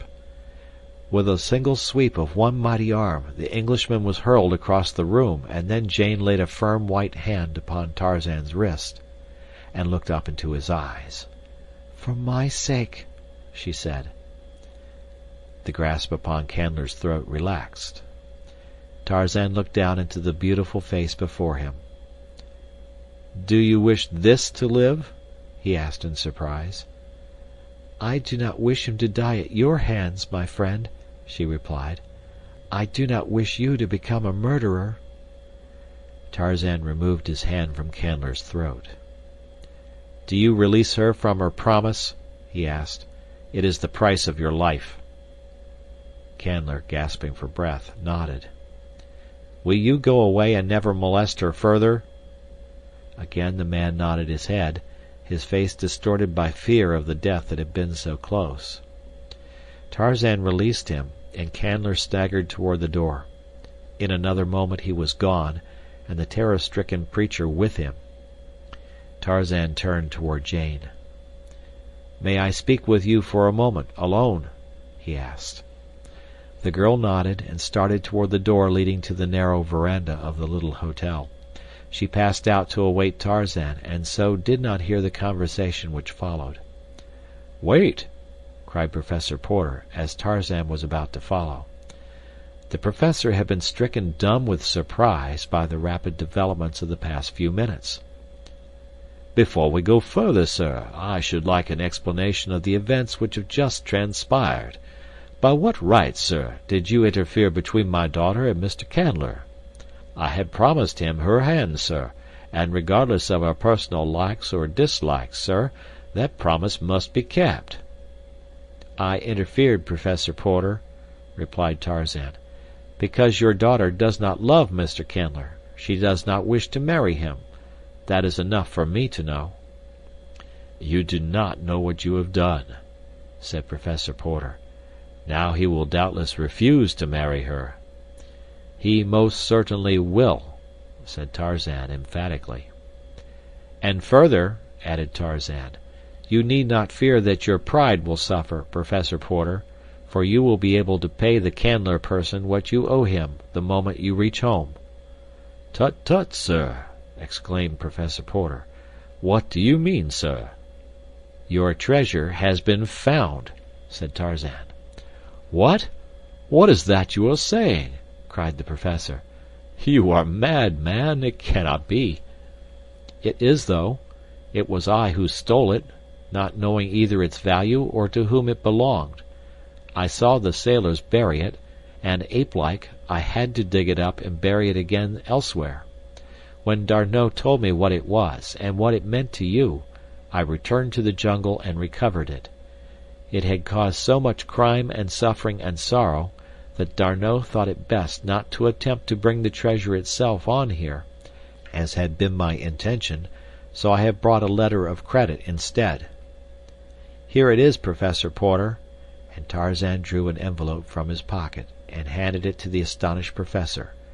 $241,000. The treasure was most carefully appraised by experts, but lest there should be any question in your mind, D'Arnot himself bought it, and is holding it for you, should you prefer the treasure to the credit." "To the already great burden of the obligations we owe you, sir," said Professor Porter, with trembling voice, "is now added this greatest of all services. You have given me the means to save my honor." Clayton, who had left the room a moment after Canler, now returned. "Pardon me," he said. "I think we had better try to reach town before dark and take the first train out of this forest. A native just rode by from the north, who reports that the fire is moving slowly in this direction." This announcement broke up further conversation, and the entire party went out to the waiting automobiles. Clayton, with Jane, the professor, and Esmeralda occupied Clayton's car, while Tarzan took Mr. Philander in with him. "Bless me!" exclaimed Mr. Philander as the car moved off after Clayton. "Who would ever have thought it possible? The last time I saw you, you were a veritable wild man, skipping about among the branches of a tropical African forest. And now you are driving me along a Wisconsin road in a French automobile. Bless me! But it is most remarkable." "Yes," assented Tarzan, and then, after a pause, "Mr. Philander, do you recall any of the details of the finding and burying of 3 skeletons found in my cabin beside that African jungle?" "Very distinctly, sir, very distinctly," replied Mr. Philander. "Was there anything peculiar about any of those skeletons?" Mr. Philander eyed Tarzan narrowly. "Why do you ask?" "It means a great deal to me to know," replied Tarzan. "Your answer may clear up a mystery. It can do no worse, at any rate, than to leave it still a mystery. I have been entertaining a theory concerning those skeletons for the past 2 months, and I want you to answer my question to the best of your knowledge. Were the 3 skeletons you buried all human skeletons?" "No," said Mr. Philander. "The smallest one, the one found in the crib, was the skeleton of an anthropoid ape." "Thank you," said Tarzan. In the car ahead, Jane was thinking fast and furiously. She had felt the purpose for which Tarzan had asked a few words with her, and she knew that she must be prepared to give him an answer in the very near future. He was not the sort of person one could put off, and somehow that very thought made her wonder if she did not really fear him. And could she love him where she feared? She realized the spell that had been upon her in the depths of that far-off jungle, but there was no spell of enchantment now in prosaic Wisconsin. Nor did the immaculate young Frenchman appeal to the primal woman in her as had the stalwart forest god. Did she love him? She did not know now. She glanced at Clayton out of the corner of her eye. Was not here a man trained in the same school of environment in which she had been trained? A man with social position and culture, such as she had been taught to consider as the prime essentials to a congenial association. Did not her best judgment point to this young English nobleman, whose love she knew to be of the sort a civilized woman should crave, as the logical mate for such as herself? Could she love Clayton? She could see no reason why she could not. Jane was not coldly calculating by nature, but training, environment, and heredity had all combined to teach her to reason even in matters of the heart. That she had been carried off her feet by the strength of the young giant when his great arms were about her in the distant African forest, and again today in the Wisconsin woods, seemed to her only attributable to a temporary mental reversion to type on her part, to the psychological appeal of the primeval man to the primeval woman in her nature. If he should never touch her again, she reasoned, she would never feel attracted toward him. She had not loved him then. It had been nothing more than a passing hallucination, superinduced by excitement and by personal contact. Excitement would not always mark their future relations, should she marry him, and the power of personal contact eventually would be dulled by familiarity. Again she glanced at Clayton. He was very handsome and every inch a gentleman. She should be very proud of such a husband. And then he spoke. A minute sooner or a minute later might have made all the difference in the world to 3 lives, but chance stepped in and pointed out to Clayton the psychological moment. "You are free now, Jane," he said. "Won't you say yes? I will devote my life to making you very happy." "Yes," she whispered. That evening in the little waiting room at the station, Tarzan caught Jane alone for a moment. "You are free now, Jane," he said, "and I have come across the ages, out of the dim and distant past, from the lair of a primeval man to claim you. For your sake I have become a civilized man. For your sake I have crossed oceans and continents. For your sake I will be whatever you will me to be. I can make you happy, Jane, in the life you know and love best. Will you marry me?" For the first time she realized the depths of the man's love, all that he had accomplished in so short a time solely for love of her. Turning her head, she buried her face in her arms. What had she done? Because she had been afraid she might succumb to the pleas of this giant, she had burned her bridges behind her. In her groundless apprehension that she might make a terrible mistake, she had made a worse one. And then she told him all, told him the truth, word by word, without attempting to shield herself or condone her error. "What can we do?" he asked. "You have admitted that you love me. You know that I love you, but I do not know the ethics of society by which you are governed. I shall leave the decision to you, for you know best what will be for your eventual welfare." "I cannot tell him, Tarzan," she said. "He, too, loves me, and he is a good man. I could never face you nor any other honest person if I repudiated my promise to Mr. Clayton. I shall have to keep it, and you must help me bear the burden, though we may not see each other again after tonight." The others were entering the room now, and Tarzan turned toward the little window. But he saw nothing outside. Within he saw a patch of greensward, surrounded by a matted mass of gorgeous tropical plants and flowers, and above, the waving foliage of mighty trees, and, over all, the blue of an equatorial sky. In the center of the greensward a young woman sat upon a little mound of earth, and beside her sat a young giant. They ate pleasant fruit, and looked into each other's eyes, and smiled. They were very happy, and they were all alone. His thoughts were broken in upon by the station agent, who entered asking if there was a gentleman by the name of Tarzan in the party. "I am Monsieur Tarzan," said the ape-man. "Here is a message for you, forwarded from Baltimore. It is a cablegram from Paris." Tarzan took the envelope and tore it open. The message was from D'Arnot. It read, "Fingerprints prove you Greystoke. Congratulations, D'Arnot." As Tarzan finished reading, Clayton entered and came toward him with extended hand. Here was the man who had Tarzan's title and Tarzan's estates, and was going to marry the woman whom Tarzan loved, the woman who loved Tarzan. A single word from Tarzan would make a great difference in this man's life.